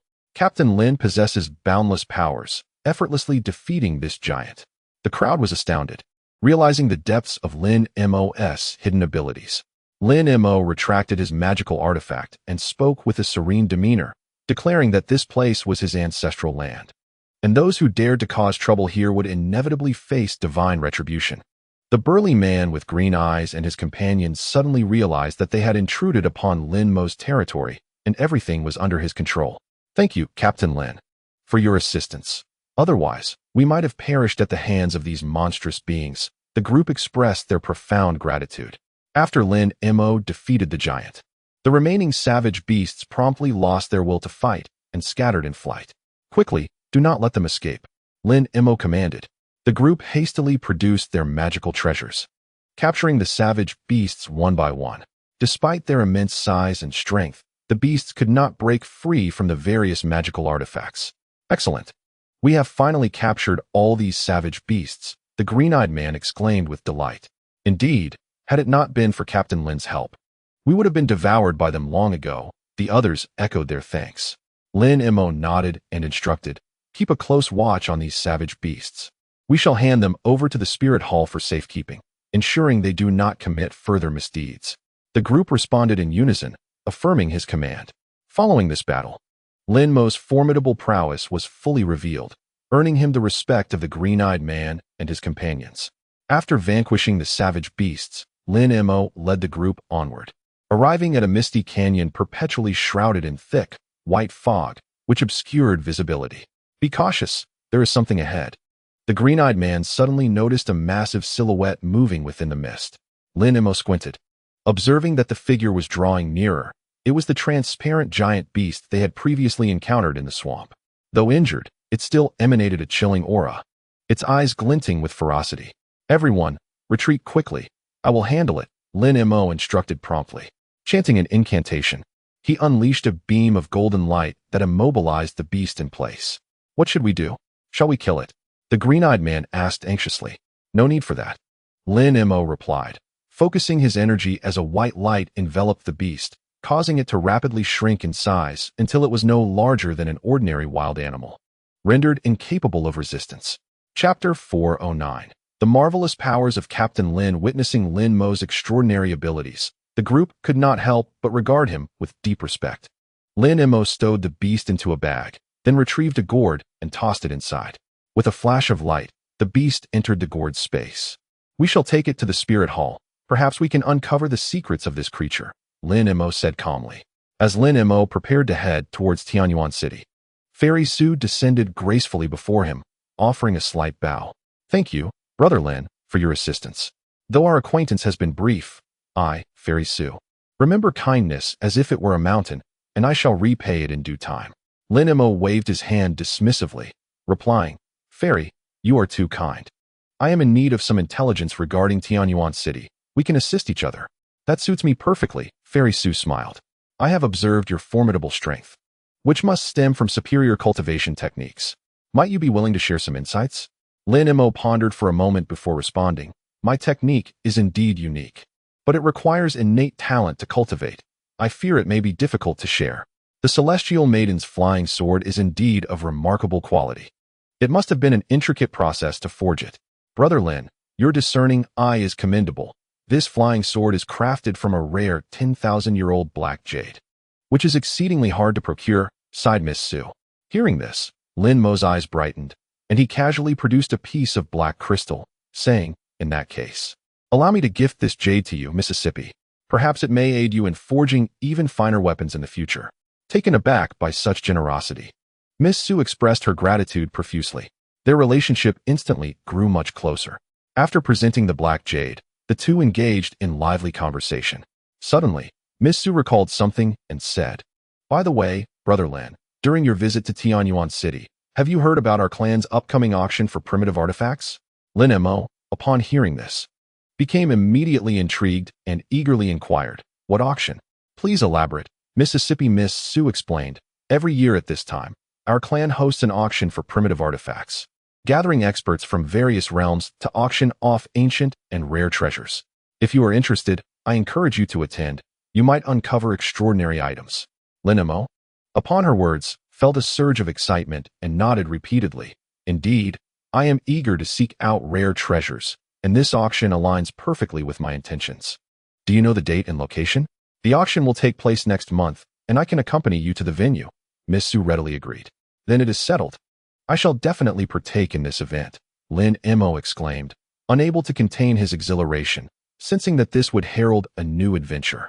Under Miss Sue's guidance, Lin Mo arrived at the bustling marketplace in the heart of Tianyuan City, teeming with various life forms and a flurry of activity. He scanned the area, hoping to discover some elixirs or rare tomes. After passing several apothecaries, Lin Mo finally halted before a small shop named Xinyuan Pavilion. Upon entering, he was greeted by rows of medicinal cabinets filled with an array of herbs, which filled him with immense joy. "Welcome, esteemed guest. Is this your first visit to my apothecary? How may I assist you?" The elderly shopkeeper smiled, approaching him. "I would like to inquire if you possess any formulas for enhancing one's cultivation or for achieving immortality," Lin Mo stated directly. "Ah, your discerning taste is evident. I do indeed have 2 such formulas, but the ingredients are challenging to procure, making it quite difficult to concoct," the shopkeeper replied with a hint of regret. "No matter. Let me see them. Perhaps I may be able to gather the materials," Lin Mo said, his spirits lifted, sensing a fruitful endeavor ahead. After departing the apothecary, Lin Mo made his way to the Taishan Hall, the largest trading venue in Tianyuan City. To enter the Grand Hall, he first exchanged for a jade pendant at the entrance. Once inside, he beheld the hall filled with booths, with hundreds of humans and demon folk wandering and trading. However, Lin Mo was astonished to find that most were shrouded in a veil of white mist or black vapor, obscuring their true forms. Focusing his attention, Lin Mo scanned the surroundings and noticed a solitary human at a secluded booth, appearing haggard and seemingly gravely injured. On his table lay 2 striking items, a pale green branch and a vibrant red crystal. "These 2 items are extraordinary," Lin Mo mused silently, deciding to observe the situation without intrusion. As he surveyed the hall, he noted the presence of 4 golden guards and 10 azure guards patrolling, seemingly ensuring order within the grand space.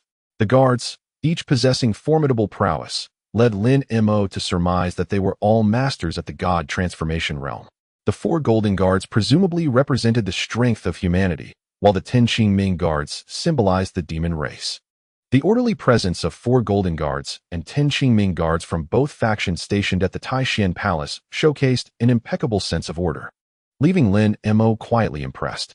These sentinels meticulously supervised all transactions within the palace, ensuring that the processes were secure and equitable. Should any skirmish or theft occur, they would not hesitate to enforce punitive measures. Observing this, Lin Mo refrained from making any rash moves and adhered to the established protocols for trading. The stringent management of the Taishan Palace left a profound impression on him. As he wandered through the Grand Hall, Lin Mo's attention was drawn to a stall displaying an unusual talisman adorned with intricate silver tadpole patterns, emanating an aura of mystery. Approaching the vendor, he inquired about the nature and efficacy of this talisman. The vendor, with a leisurely demeanor, replied that it was known as the puppet talisman, capable of summoning puppet warriors, a truly wondrous item. The prospect of summoning puppets ignited a spark of intrigue in Lin Mo, reminding him of the fragmented jade tome in his possession, which contained details on the crafting of puppet talismans. Indeed, this talisman could replicate the owner's martial arts and cultivation onto the puppet, endowing it with formidable combat capabilities, a technique from ancient lore, the vendor added enigmatically. Upon hearing this, Lin Mo's interest intensified, and he resolved to return home to delve into the crafting methods of the puppet talisman outlined in the ancient text. Eager to experiment with the creation himself, after exploring the Taishan Palace, he identified several crucial materials essential for the crafting of the silver tadpole talisman. First was the powder of Millennium Black Jade, which could extract the pure essence of black jade. Next were a few stalks of the rare 7 Wonders Lotus, renowned for enhancing spiritual energy. Lastly, a precious material known as Soul Bloodstone, which possessed remarkable effects on the silver tadpole inscriptions. Engaging in negotiations with various stall owners, Lin Mo successfully acquired these materials at a reasonable price. With the materials in hand, he nodded in satisfaction, realizing that he could now commence the crafting of the puppet talisman. This would significantly augment his combat strength, greatly benefiting his future cultivation endeavors. Lin Mo was resolute in preparing for the crafting process, eager to test the potency of this ancient technique. After procuring the materials for the puppet talisman, Lin Mo recalled another item of paramount importance, true toad essence. This exceedingly rare herb would assist him in concocting elixirs to enhance his power. He remembered that the city of Tianyuan would soon host an auction for wild artifacts, and he was determined to participate, hoping to acquire true toad essence at the event. However, he anticipated that obtaining true toad essence would require a substantial amount of spirit stones. Feeling a slight headache at the thought, he realized he would need to sell some of his unnecessary treasures to garner sufficient spirit stones. As long as he could obtain true toad essence, elevating his cultivation would be within his grasp. Thus, Lin Mo began to inventory his possessions, preparing to select some less significant items for sale. For the sake of true toad essence, such sacrifices were worthwhile. After exploring the Taishan Palace, Lin Mo discovered that it not only offered materials for crafting, but also housed a plethora of rare artifacts and treasures. He beheld a blood-red treasure mirror, rumored to grant glimpses into a different realm. A silvery long sword lay nearby, intricately engraved with elaborate patterns that seemed to harbor astonishing power. Alongside rare and enigmatic artifacts that Lin Mo could not name, but that exuded a mysterious aura. The treasures in this place were overwhelmingly abundant and diverse. He mused that he would need time to explore them thoroughly. He resolved to find a quiet spot soon to meticulously examine the remnants of the tome he had purchased, hoping to uncover accounts of remarkable relics. With this knowledge, he could embark on a focused quest for treasure within the Taishan Hall, perhaps unearthing a magical artifact suited to his needs. After acquiring numerous rare materials in the Taishan Hall, Lin Mo began to contemplate his future cultivation plan. He reflected on his current level of mastery. Although he had made significant strides through understanding the Yuan magnetic divine power, he still faced a considerable gap before reaching the next realm. My alchemical skills have reached an exceptional level, he thought, with sufficient medicinal materials at hand. I could undoubtedly ascend in a short time. Lin Mo resolved to devote himself entirely to crafting elixirs tailored to his needs, while also gathering various rare spiritual herbs within the Taishan Hall. Armed with these resources, he felt confident in his ability to advance swiftly.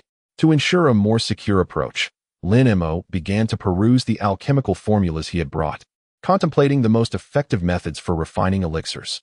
He firmly believed that through his efforts, a breakthrough in his cultivation was imminent. He had already devised a comprehensive plan for his future training. He decided to engage in long-term transactions at the Taishan Hall, amassing all necessary alchemical materials and crafting tools. Additionally, he sought various magical artifacts and treasures suitable for himself, such as puppet talismans. Lin Mo also intended to diligently study the incomplete tome, delving into the esoteric techniques and relics it documented. Furthermore, he planned to participate in auctions to acquire rare spiritual medicines like true toad essence. Through these endeavors, Lin Mo was confident that he could elevate his cultivation and strength to new heights in the near future. At that point, he would be able to explore the enigmatic wilderness with greater ease and composure. Contemplating this, Lin Mo could not help but feel a profound sense of anticipation and hope for the path that lay ahead. In the Taishan Hall of Tianyuan City, a myriad of demon clans and humans congregated, each bringing their cherished items for trade. Lin Mo continued to stroll through the hall, perusing the densely packed stalls, while the vendors eyed him with cunning glances. Suddenly, a striking green branch of spiritual wood caught his attention, emanating a faint, thunderous energy that suggested its extraordinary nature. Approaching for a closer look, he observed that the branch was a vibrant green, shimmering with lightning, clearly having attained a spirit of its own and containing immense thunder attributes. What kind of spiritual wood is this? Lin Mo inquired with curiosity. This is the heavenly thunder wood, replied the vendor with a mysterious smile. Legend has it that it was struck by a celestial thunderbolt upon a withered tree, transforming into this small branch. Thus it possesses formidable thunder attributes. Unfortunately, I am unaware of its specific uses. If you are interested, we can negotiate a price. Lin Mo felt a spark of inspiration. Could this heavenly thunder would be connected to his incomplete Thunderjade book? He resolved to uncover the origins of this wood, hoping to harness its potential for his own use. Just as Lin Mo was lost in thought, a female cultivator approached gracefully, emanating a faint aura of dark energy. "My friend, you appear quite intrigued by this heavenly thunder wood," she remarked with a charming smile. Returning to reality, Lin Mo nodded slightly. "Indeed, I am in need of some materials with lightning attributes, and this heavenly thunder wood seems quite suitable for my purposes." The female cultivator responded, "In the Taishan Hall, we generally refrain from openly exchanging anything of significant value, as precious items tend to attract envy." She continued mysteriously, "However, we could arrange a private transaction. I happen to possess some rare treasures. Perhaps we could negotiate for what you have." Lin Mo's interest piqued. He was in need of special materials for alchemy, and this chance encounter with a merchant was fortuitous. "What kind of items do you require?" "I do possess some extraordinary spiritual herbs and treasures. We could consider a trade." Lin Mo replied with a smile. The two engaged in a back and forth, establishing a budding trust as they cautiously probed each other's intentions, hoping to achieve a mutually beneficial agreement. "I am currently in need of specific materials, such as the spiritual blood of a true toad beast, which is crucial for my alchemical endeavors. Additionally, I have been seeking seeds of rare spiritual herbs," Lin Mo said, grinning at the female cultivator. "If you can procure materials suitable for my needs, I would be willing to exchange some rare treasures." Upon hearing this, the female cultivator's eyes brightened. "I know of a true toad beast, though it is known for its temperamental nature, making it difficult to obtain its spiritual blood. However, if you can meet the price, I can find a way to acquire it."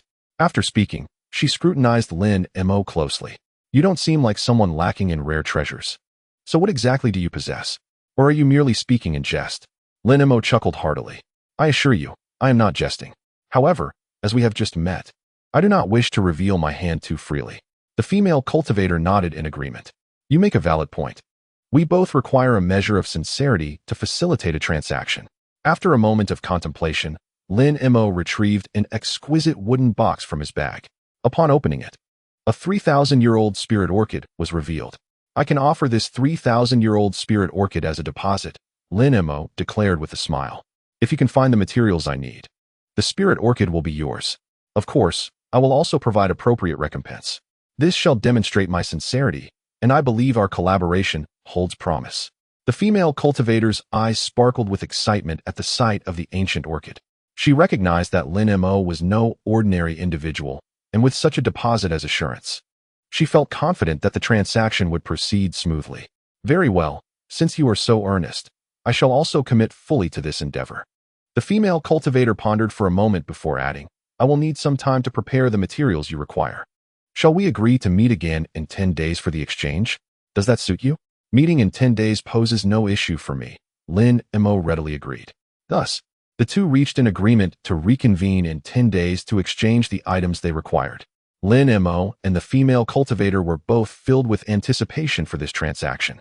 10 days later, Lin Mo arrived at the Taishan Hall as promised, and upon entering the grand doors, he immediately spotted the silhouette of the female cultivator. "You have arrived at the perfect moment. I have prepared the materials you requested," she greeted him with a smile. Lin Mo stepped forward to inspect the items, and indeed, they were the rare spiritual herbs he needed, causing his eyes to brighten with delight. "You are quite trustworthy, having gathered these items in advance. I truly appreciate it," Lin Mo remarked as he presented her with a storage ring brimming with various precious treasures. "Feel free to select from these items as compensation for our transaction," he added. The female cultivator carefully chose several items that caught her fancy, her joy evident as she accepted them while simultaneously handing over the materials Lin Mo sought. "Thank you very much. I am thoroughly satisfied with this transaction," Lin Mo said with a smile. "I have not toiled in vain. Your compensation is quite generous," she replied with a cheerful demeanor. "It seems our collaboration has been fruitful. Perhaps there will be further opportunities for business in the future." Lin Mo nodded in agreement, and both were content with the outcome of this exchange. Through this collaboration, Lin Mo and the female cultivator established a foundation of trust that would facilitate deeper partnerships in the future. Lin Mo sought out the initial vendor who had recommended the Tiancheng Lin Mo, inquiring about the origins of this unique spiritual wood. The tale surrounding the Tiancheng Lin Mo was steeped in legend, its authenticity uncertain. The vendor spoke mysteriously. It is said that long ago, a millennium-old spiritual tree was struck down during a thunderstorm. Just when everyone believed this tree would wither away, a bolt of heavenly lightning descended from the heavens, striking it directly. Miraculously, this ancient tree, destined for decay, suddenly sprouted vibrant green shoots, its surface pulsating with the power of thunder, indicating it had been reborn. I surmise that this miraculous revival is due to the heavenly lightning. Hence it is known as the Tian Chung Lei Mu. Lin Mo pondered this account. Indeed, the origins of the Tian Chung Lei Mu were extraordinary. Does it possess any utility? Can it harness this thunder attribute power? He inquired. I am not entirely certain of its uses. Its thunderous energy is far too fierce for ordinary individuals or beasts to control, the vendor replied, shaking his head.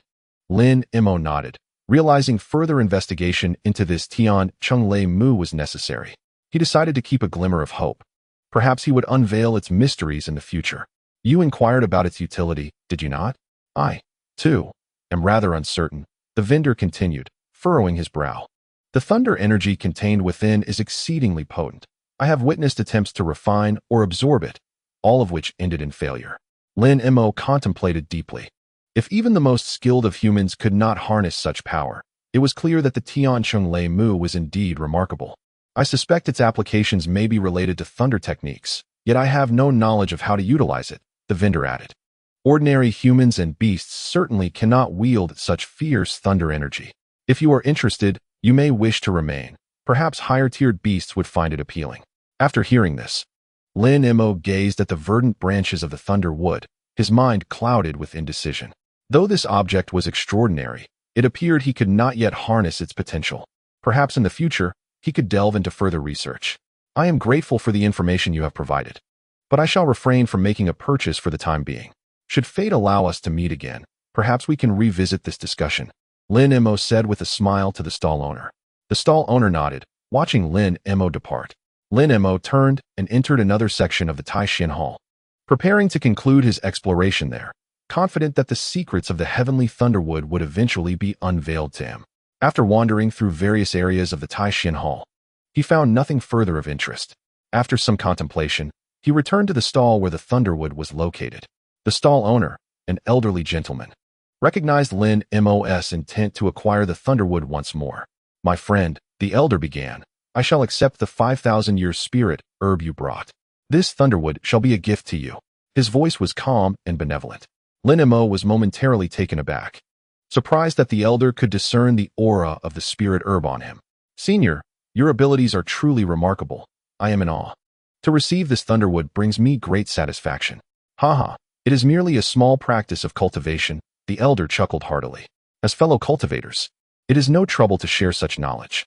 With that, he handed the thunderwood to Lin Mo.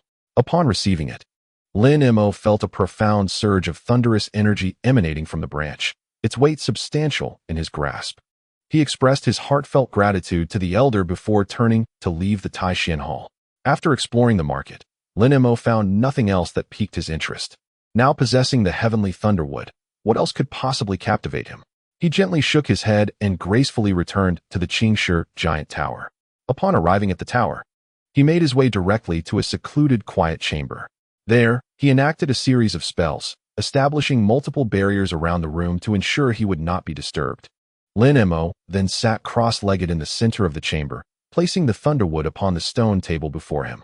He focused intently on the thunderwood, gradually infusing it with his true essence.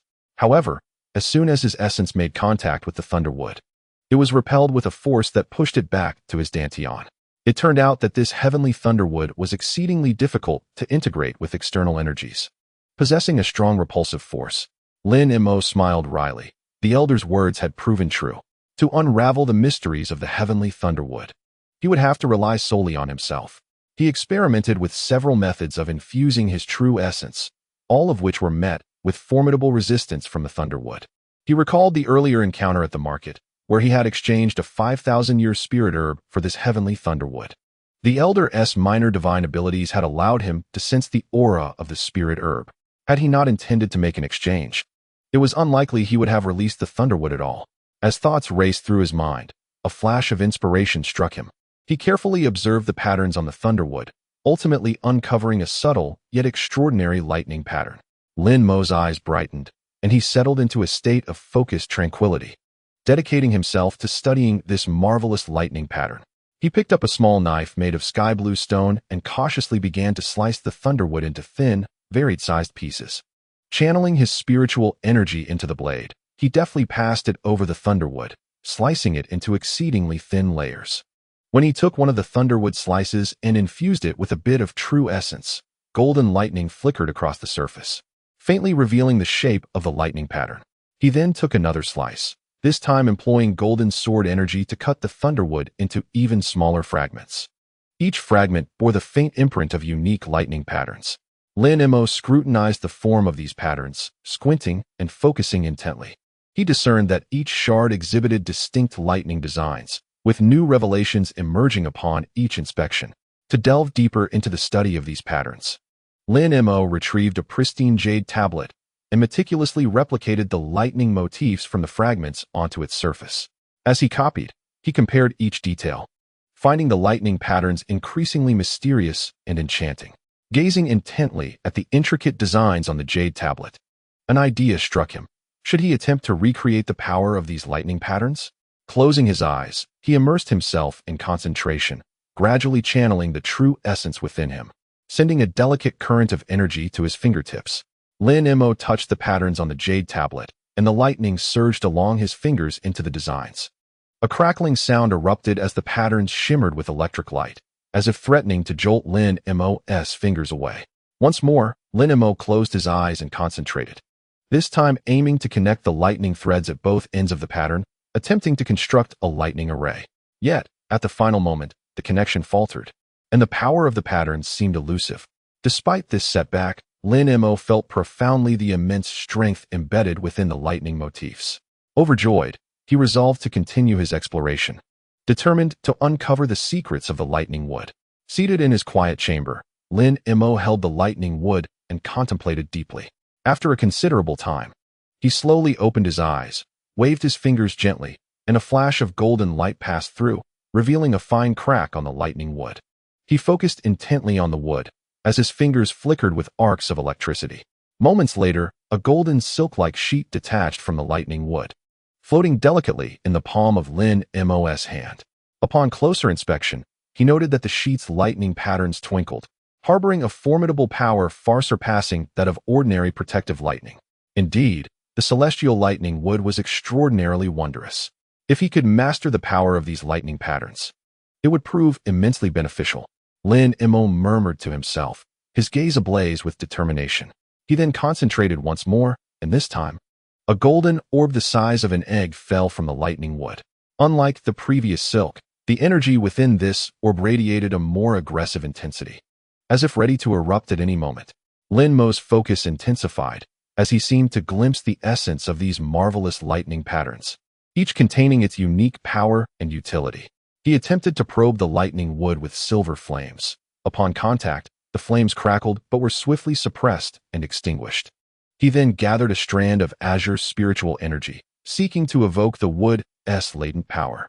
However, as soon as the strand made contact, it vanished into oblivion without a trace.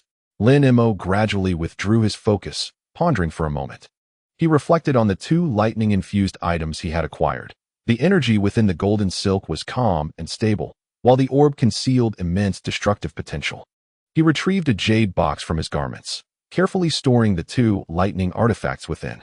He then took several sealing talismans, affixing them meticulously to the surface of the box to enhance its protective enchantments. On the third morning, after a night of cultivation, Lin Mo opened the stone chamber door and stepped into the hall.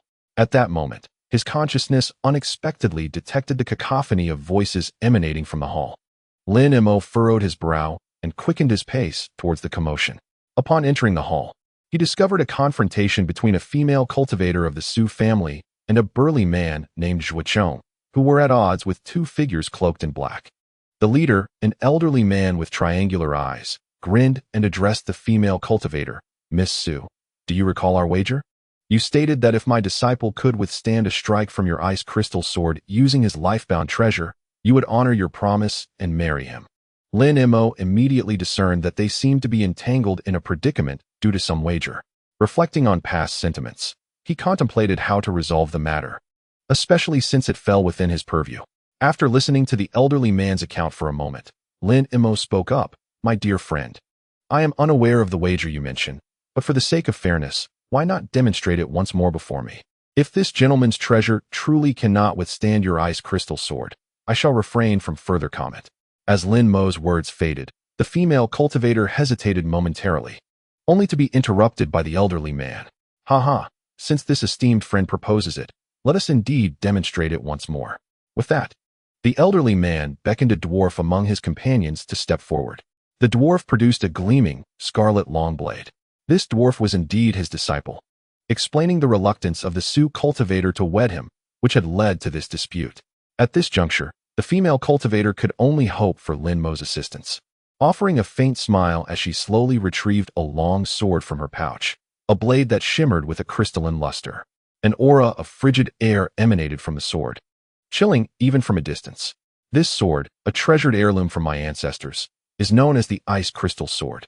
The extreme cold it harbors is capable of freezing any object instantaneously, she proclaimed with pride as she cradled the sword in her hands. Humph. A mere ice crystal dares to compete with my life-bound fire dragon blade. Shuicheng scoffed, his disdain evident. Watch as I forge your ice crystal with true fire. He abruptly drew his long knife, which glimmered ominously with flames, the blade resembling a dragon's tongue poised to strike. Tension mounted as the two prepared to clash. Please remain calm, the elderly man interjected with a jovial demeanor. Time is of the essence. Bring forth the stakes.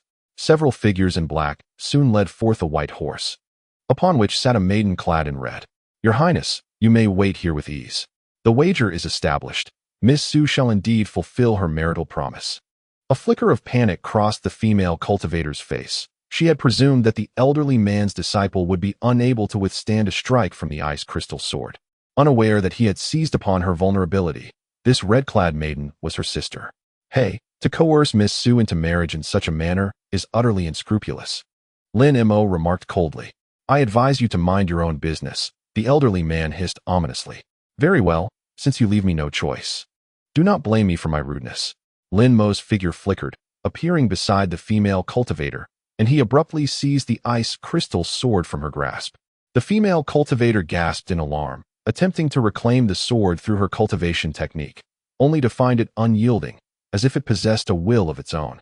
Lin Mo shook the ice crystal sword in his hand, a sardonic smile gracing his lips. He closed his eyes, his consciousness surged into the sword's body, instantly unveiling the mysteries of this blade.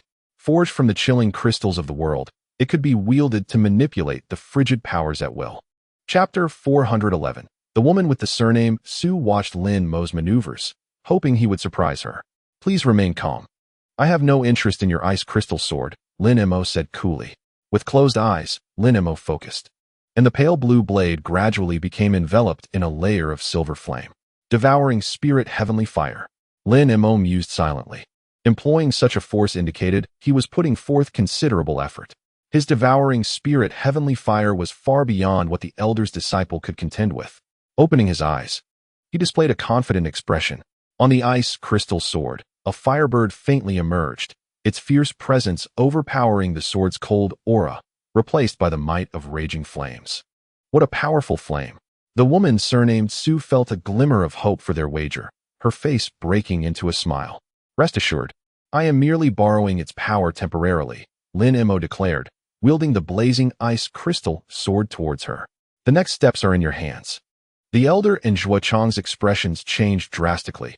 They prided themselves on their formidable artifacts, yet Lin Mo's display caught them off guard. The elder with the triangular eyes stared in disbelief at the ice crystal sword in Lin Mo's grasp, his face a portrait of shock and incredulity. How is it possible for someone of your cultivation to easily bestow such potent fire attributes upon the ice crystal sword? I suspect you are merely employing tricks. This silver flame is nothing but an empty bluff, at best enhancing the sword by 1 or 2 parts, the elder exclaimed.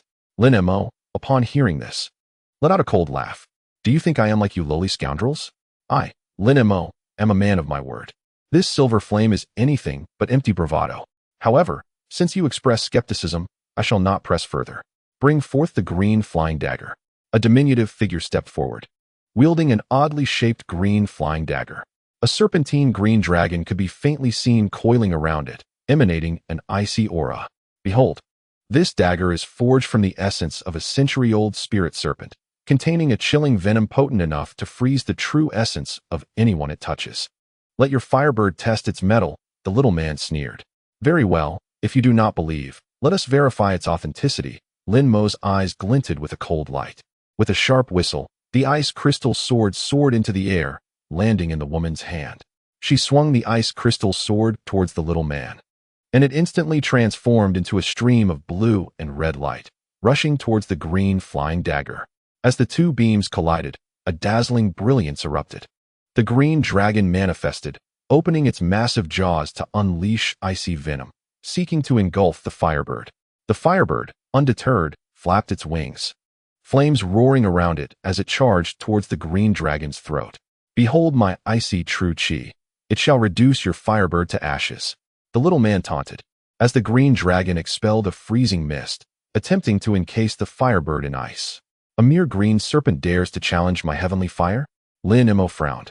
Flicking his fingers, the firebird spread its wings wide, transforming into a colossal net of flames that ensnared the green serpent. With a wail of despair, the green serpent dissipated into wisps of blue smoke. Lin Mo let out a soft sigh, retracting the ice crystal sword, casting a calm gaze upon the elderly man and the dwarf. How could your firebird possess such formidable strength? The dwarf's complexion turned ashen, his grip on the flying knife faltering, having lost the earlier bravado. A mere insignificant character dares to challenge me? Lin Mo scoffed, his eyes emitting two beams of frosty light. With a piercing scream, the dwarf fell onto his back, his entire body encased in a thin layer of ice. What nefarious practices have you been cultivating to wield such a vicious technique? The triangular-eyed elder, enraged, attempted to advance to rescue the dwarf. Would you care to test my icy true energy? Lin Mo stated coolly. The elder halted, his expression shifting between shades of blue and white, ultimately refraining from approaching. The woman surnamed Su sheathed her ice crystal sword and regarded Lin Mo, who surveyed the surrounding crowd. Reflect upon today's events. I merely acted in accordance with justice, halting your wrongful deeds. Should there be a next time, I shall show no mercy. With that, Lin Mo turned to depart for the auction venue in Tianyuan City. The triangular-eyed elder, visibly distressed, gingerly lifted the unconscious dwarf from the ground and left in bitterness. The woman surnamed Su and the burly man with green eyes exhaled in relief, expressing their gratitude to Lin Mo before taking their leave. The triangular-eyed elder approached Huang Bao, his face grim. Disciple, today's matters are far from over. We shall temporarily retreat to tend to our wounds and return another day. Huang Bao's countenance darkened.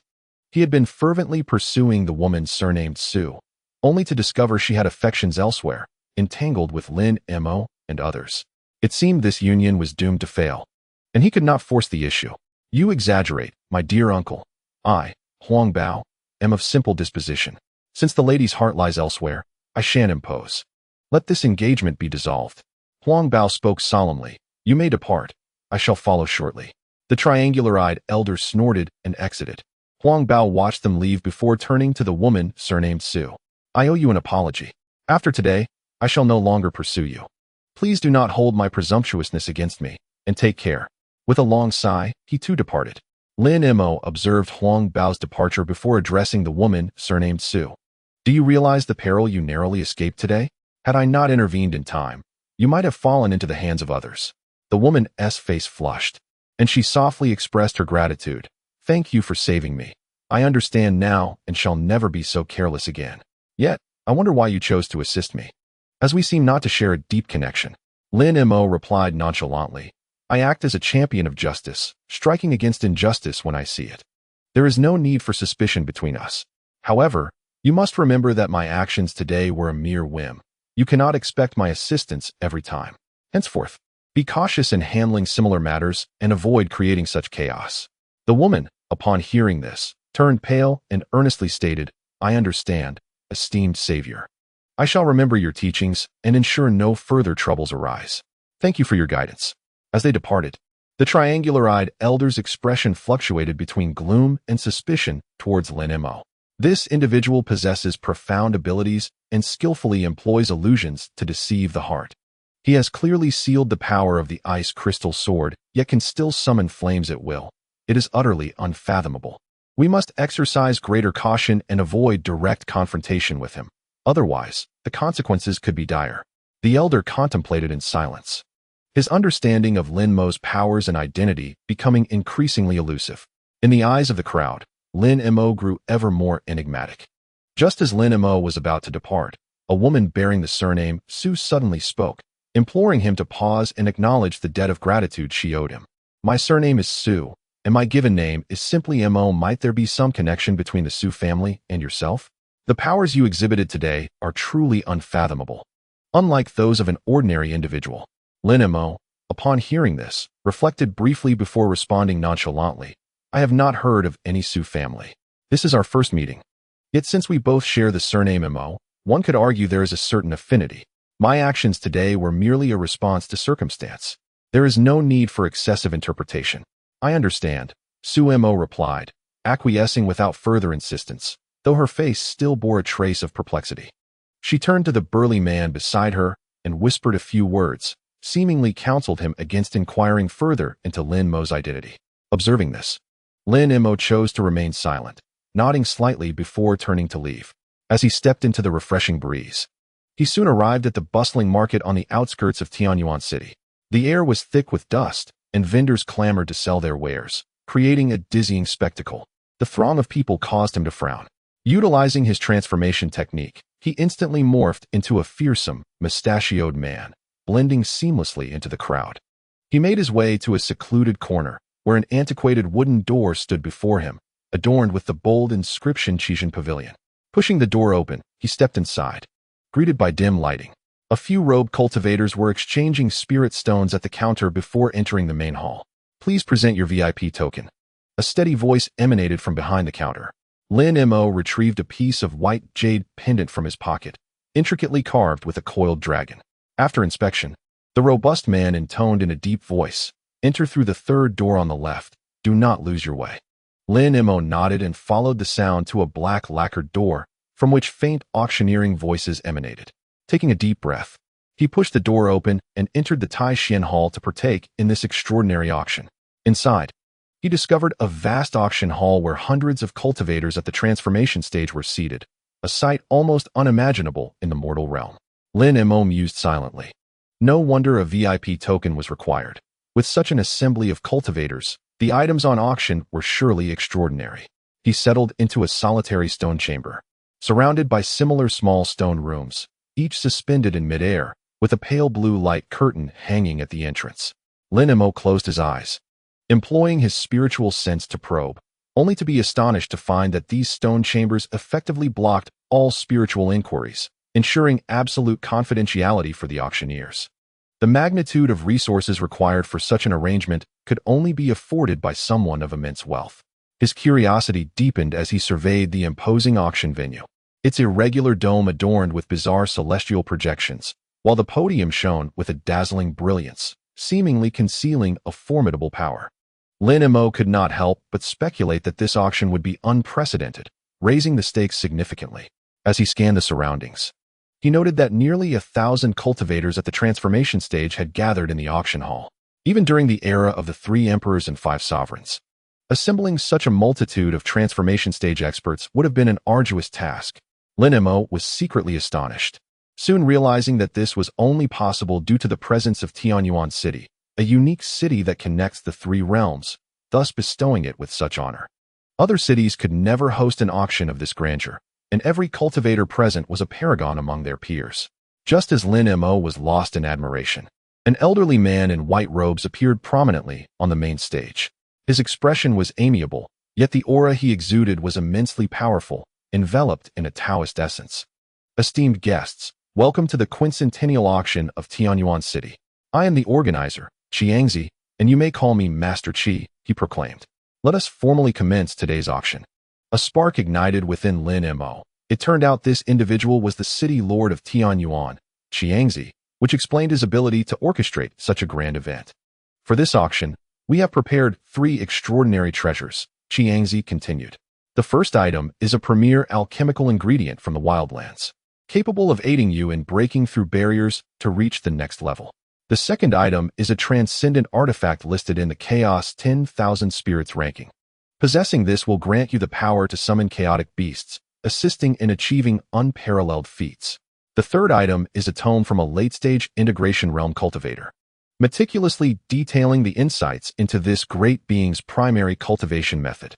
With it, you may comprehend profound truths and attain unmatched strength. A wave of astonishment swept through the auction hall, as all cultivators recognized that this auction was no ordinary affair, for it featured such extraordinary treasures. Each individual wore a solemn expression, calculating their own capabilities and whether they could contend for these remarkable items. Lin Mo felt a surge of excitement. The first two items were indeed priceless treasures, yet the third item, the primary cultivation method tome from a late-stage integration realm cultivator, was irreplaceable for him. Upon hearing about these three items, cultivators displayed expressions of shock, fully aware that this auction was exceptional. Lin Mo took a deep breath, resolved to strive for the tome of the primary cultivation method. The atmosphere of the auction grew increasingly tense, with all eyes fixated upon the auction stage. Lin Mo's gaze was resolute. He understood that this was an opportunity to pursue a higher realm, an indispensable step on his path of cultivation. Let us officially enter the bidding for the first auction item, Qiangzi announced. The first item up for bid is a heart renewal pill, crafted from a millennium-old spiritual herb, capable of assisting a divine transformation realm expert in breaking through barriers to the next minor realm. We begin with an opening bid of 100,000 spirit stones. Please place your bids. This type of pill was a premium aid for advancing a divine transformation cultivator's prowess, igniting a fierce competition among the cultivators. Initially, the bidding was relatively steady, but it soon escalated into a fierce contest. 200,000, 300,000, 500,000. Many cultivators quoted astronomical prices, and the intensity of the bidding took Lin Mo by surprise. Moments later, the heart renewal pill was finally secured by a middle-aged man clad in yellow robes for a staggering 600,000 spirit stones. Lin Mo observed quietly, finding little interest in such breakthrough aids. He understood that truly formidable cultivation methods could not be achieved through external means alone. He privately speculated that the main highlight of this auction was yet to come. Despite the remarkable value of the first two items, Lin Mo remained uninterested. He awaited the final volume of the esoteric techniques left behind by the powerful cultivator of the combined realm. Lin Mo understood that in order to traverse further along the path of cultivation, one must continually absorb the essence from various sources. The insights contained within this tome would undoubtedly prove invaluable for his future endeavors. Lin Mo began to deliberate meticulously on the means by which he might acquire this manuscript. Meanwhile, the auction proceeded with palpable tension, and the enthusiasm of the cultivators remained undiminished. Chapter 412. At the auction. The next item to be sold was the inked Qilin's true spiritual scales, which had captured Lin Mo's attention. Following the conclusion of the bidding for the true toad spirit blood, Lin Mo remained silent, listening to the escalating bids for other rare materials, patiently awaiting the appearance of the true spiritual scales. Although the true toad spirit blood was indeed precious, the staggering price of 5 million spirit stones had sufficiently sobered the crowd. After all, 5 million could procure other valuable items, and considerations for subsequent auction items were paramount. It was illogical for anyone to exhaust their resources on an item with a clearly inflated price, unless one was in dire need. Ultimately, the true toad spirit blood was claimed by the cultivator, who bid 5 million spirit stones. Ladies and gentlemen, the next item for auction is the exceedingly rare inked Qilin's true spiritual scales, announced the elder in white robes, his voice resonating through the hall. A glint of determination flashed in Lin Mo's eyes. He needed to acquire this batch of scales, as they were crucial to his future plans. Indeed, when the true spiritual scales were unveiled, gasps of astonishment filled the air. Everyone recognized the value of these scales, and the bidding quickly intensified.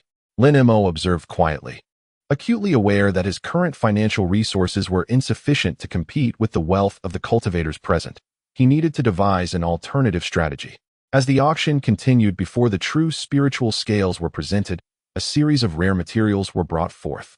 Among them, a purple fruit from the primal wilderness caught Lin Mo's attention, as it would greatly benefit his cultivation practices. He watched as the purplish-red fruit was claimed at an exorbitant price by a wandering cultivator, and he couldn't help but sigh inwardly. However, he soon steadied his resolve. The fruit was far too costly. Even if he managed to obtain it, it would yield little benefit. The true spiritual scales were the priority. Taking a deep breath, Lin Mo continued to await the auction of the true spiritual scales. The base price for the fruit nearly reached 10 million spirit stones, a figure that astonished the cultivators. They engaged in fierce bidding, driving the price even higher in their quest for this rare material. The elder in white announced the new prices intermittently, and the entire auction hall was charged with an atmosphere of tension and excitement. Lin Mo's gaze remained fixed on the stage, though the current material was precious. His mind was resolutely focused on the true toad spirit blood.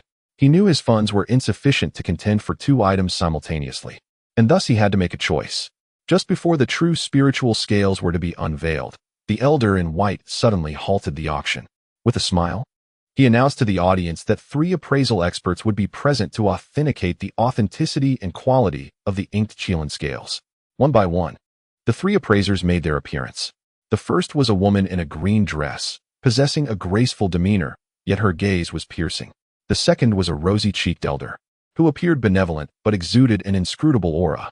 The third individual was a refined middle-aged scholar, his keen gaze exuding an aura of profound depth. All present were instantly stirred by the sight of these renowned appraisers of treasures. Lin Mo furrowed his brow. This indicated that the competition for the true spirit scales would be fiercer, yet he must find a way to acquire them. Taking a deep breath, he continued to observe, awaiting the opportune moment. Under the anticipatory gazes of the crowd, the first batch of true spirit scales from the inked Qilin finally made its debut. The 3 appraisers commenced their examination, employing various methods to authenticate the scales. First, the woman in green utilized her spiritual power to probe, confirming that the spiritual energy fluctuations undeniably belonged to the inked Qilin. Next, the elder with the red glow unleashed a vigorous gust of wind with his hand, attempting to leave a scratch on the scales, yet they remained unscathed. Lastly, the scholar produced a peculiar appraisal stone, which also verified the authenticity of the scales. Together, the trio affirmed that this batch of inked Qilin scales was indeed genuine, of exceptional quality, and possessed remarkable defensive capabilities. The crowd was astounded, realizing that the forthcoming auction would be extraordinarily intense. The elder in white no longer delayed, announcing the official commencement of the auction. After the appraisers withdrew, the elder slowly raised one of the true spirit scales, proclaiming, "Ladies and gentlemen, I shall now officially begin the auction for this exquisite batch of scales, starting at 15 million spirit stones. Please place your bids." His voice reverberated throughout the hall, inciting a wave of excitement.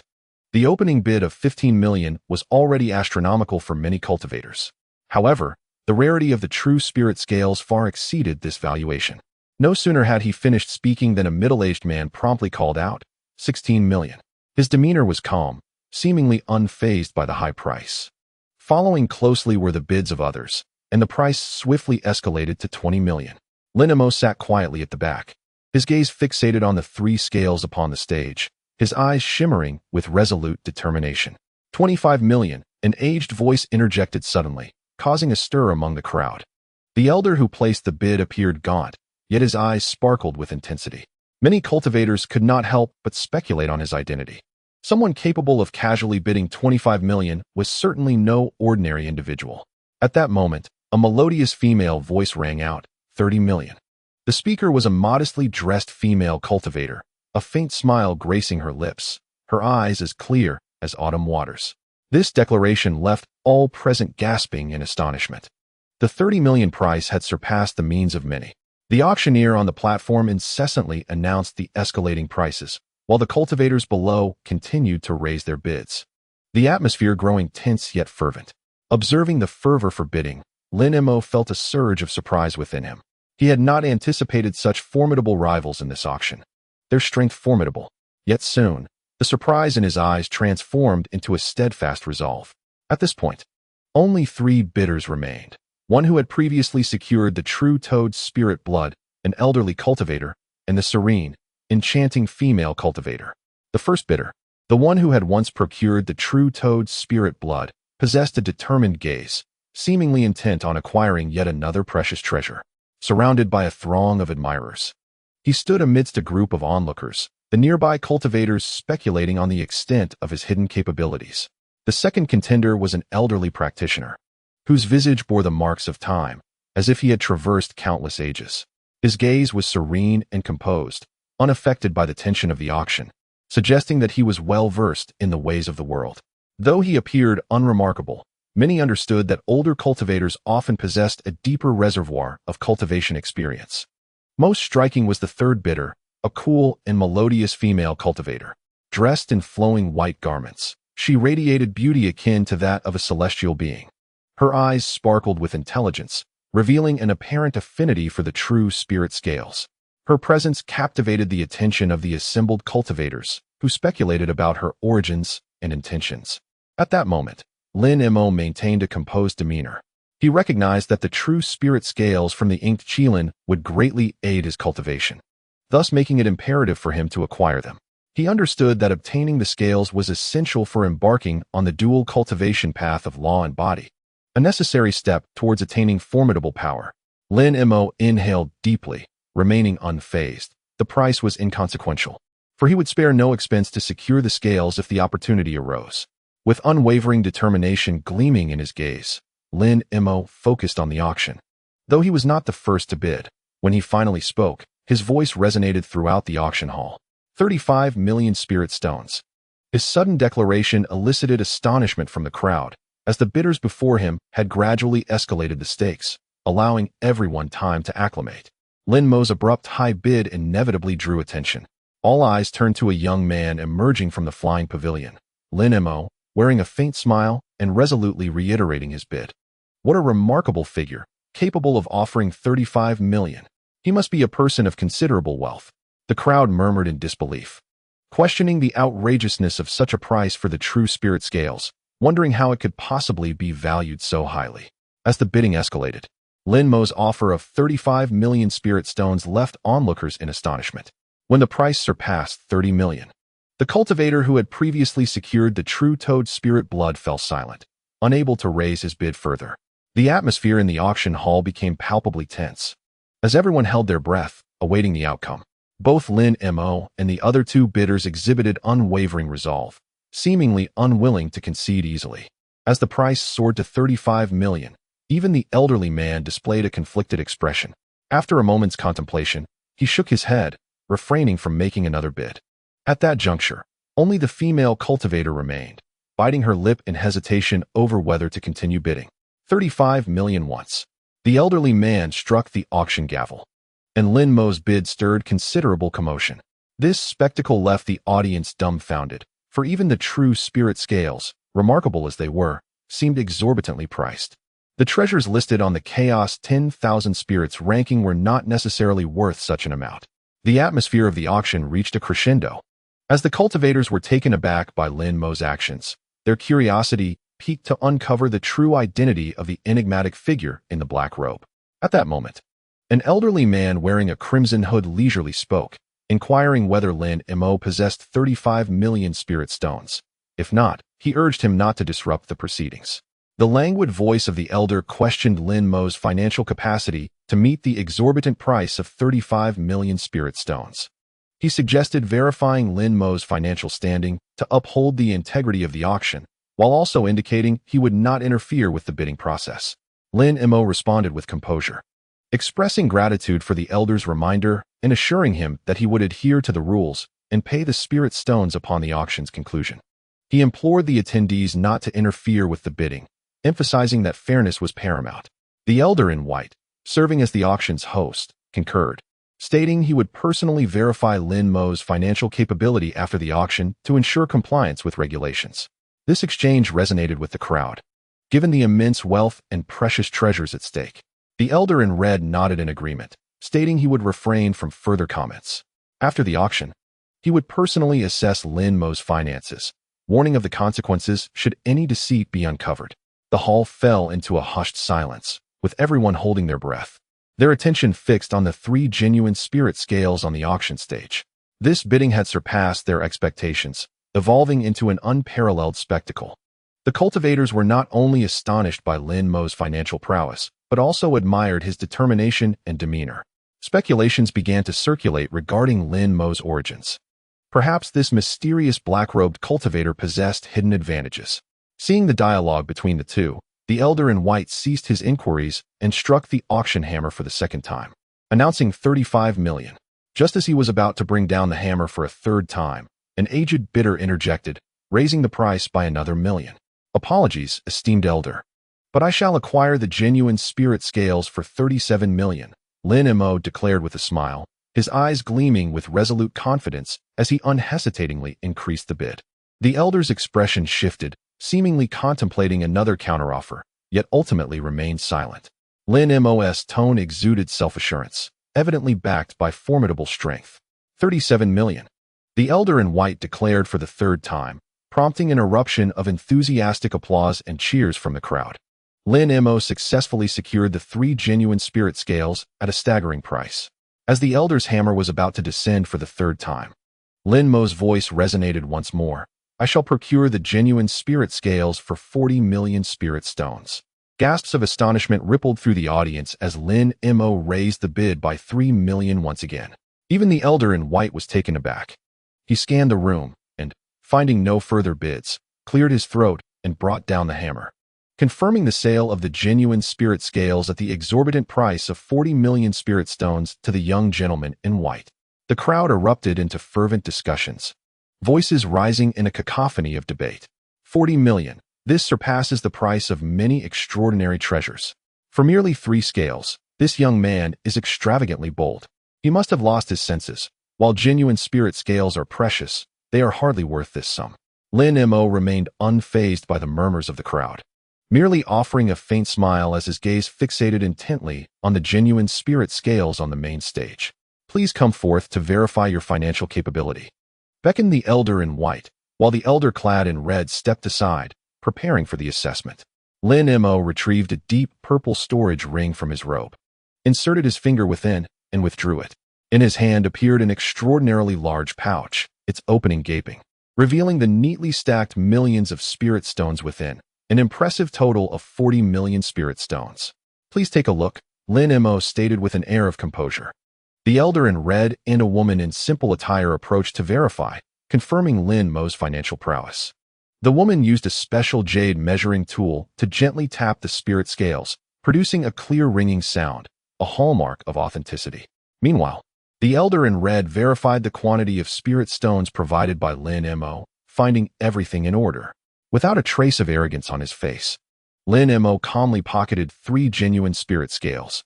This scene stirred a sense of respect among the gathered cultivators, who began to realize that Lin Mo was not merely a frivolous upstart, but rather a formidable practitioner of significant stature. Chapter 413. The onlookers gasped in astonishment. Who was this young man, capable of effortlessly producing such a staggering sum? The display of power was truly astonishing. The elder in red stepped forward to conduct a meticulous verification, and once he confirmed the grade and quantity of each spirit stone were accurate, he solemnly declared, "In that case, the genuine spirit scales are yours." After Lin Mo took possession of the spirit scales, the elder in white announced the continuation of the auction.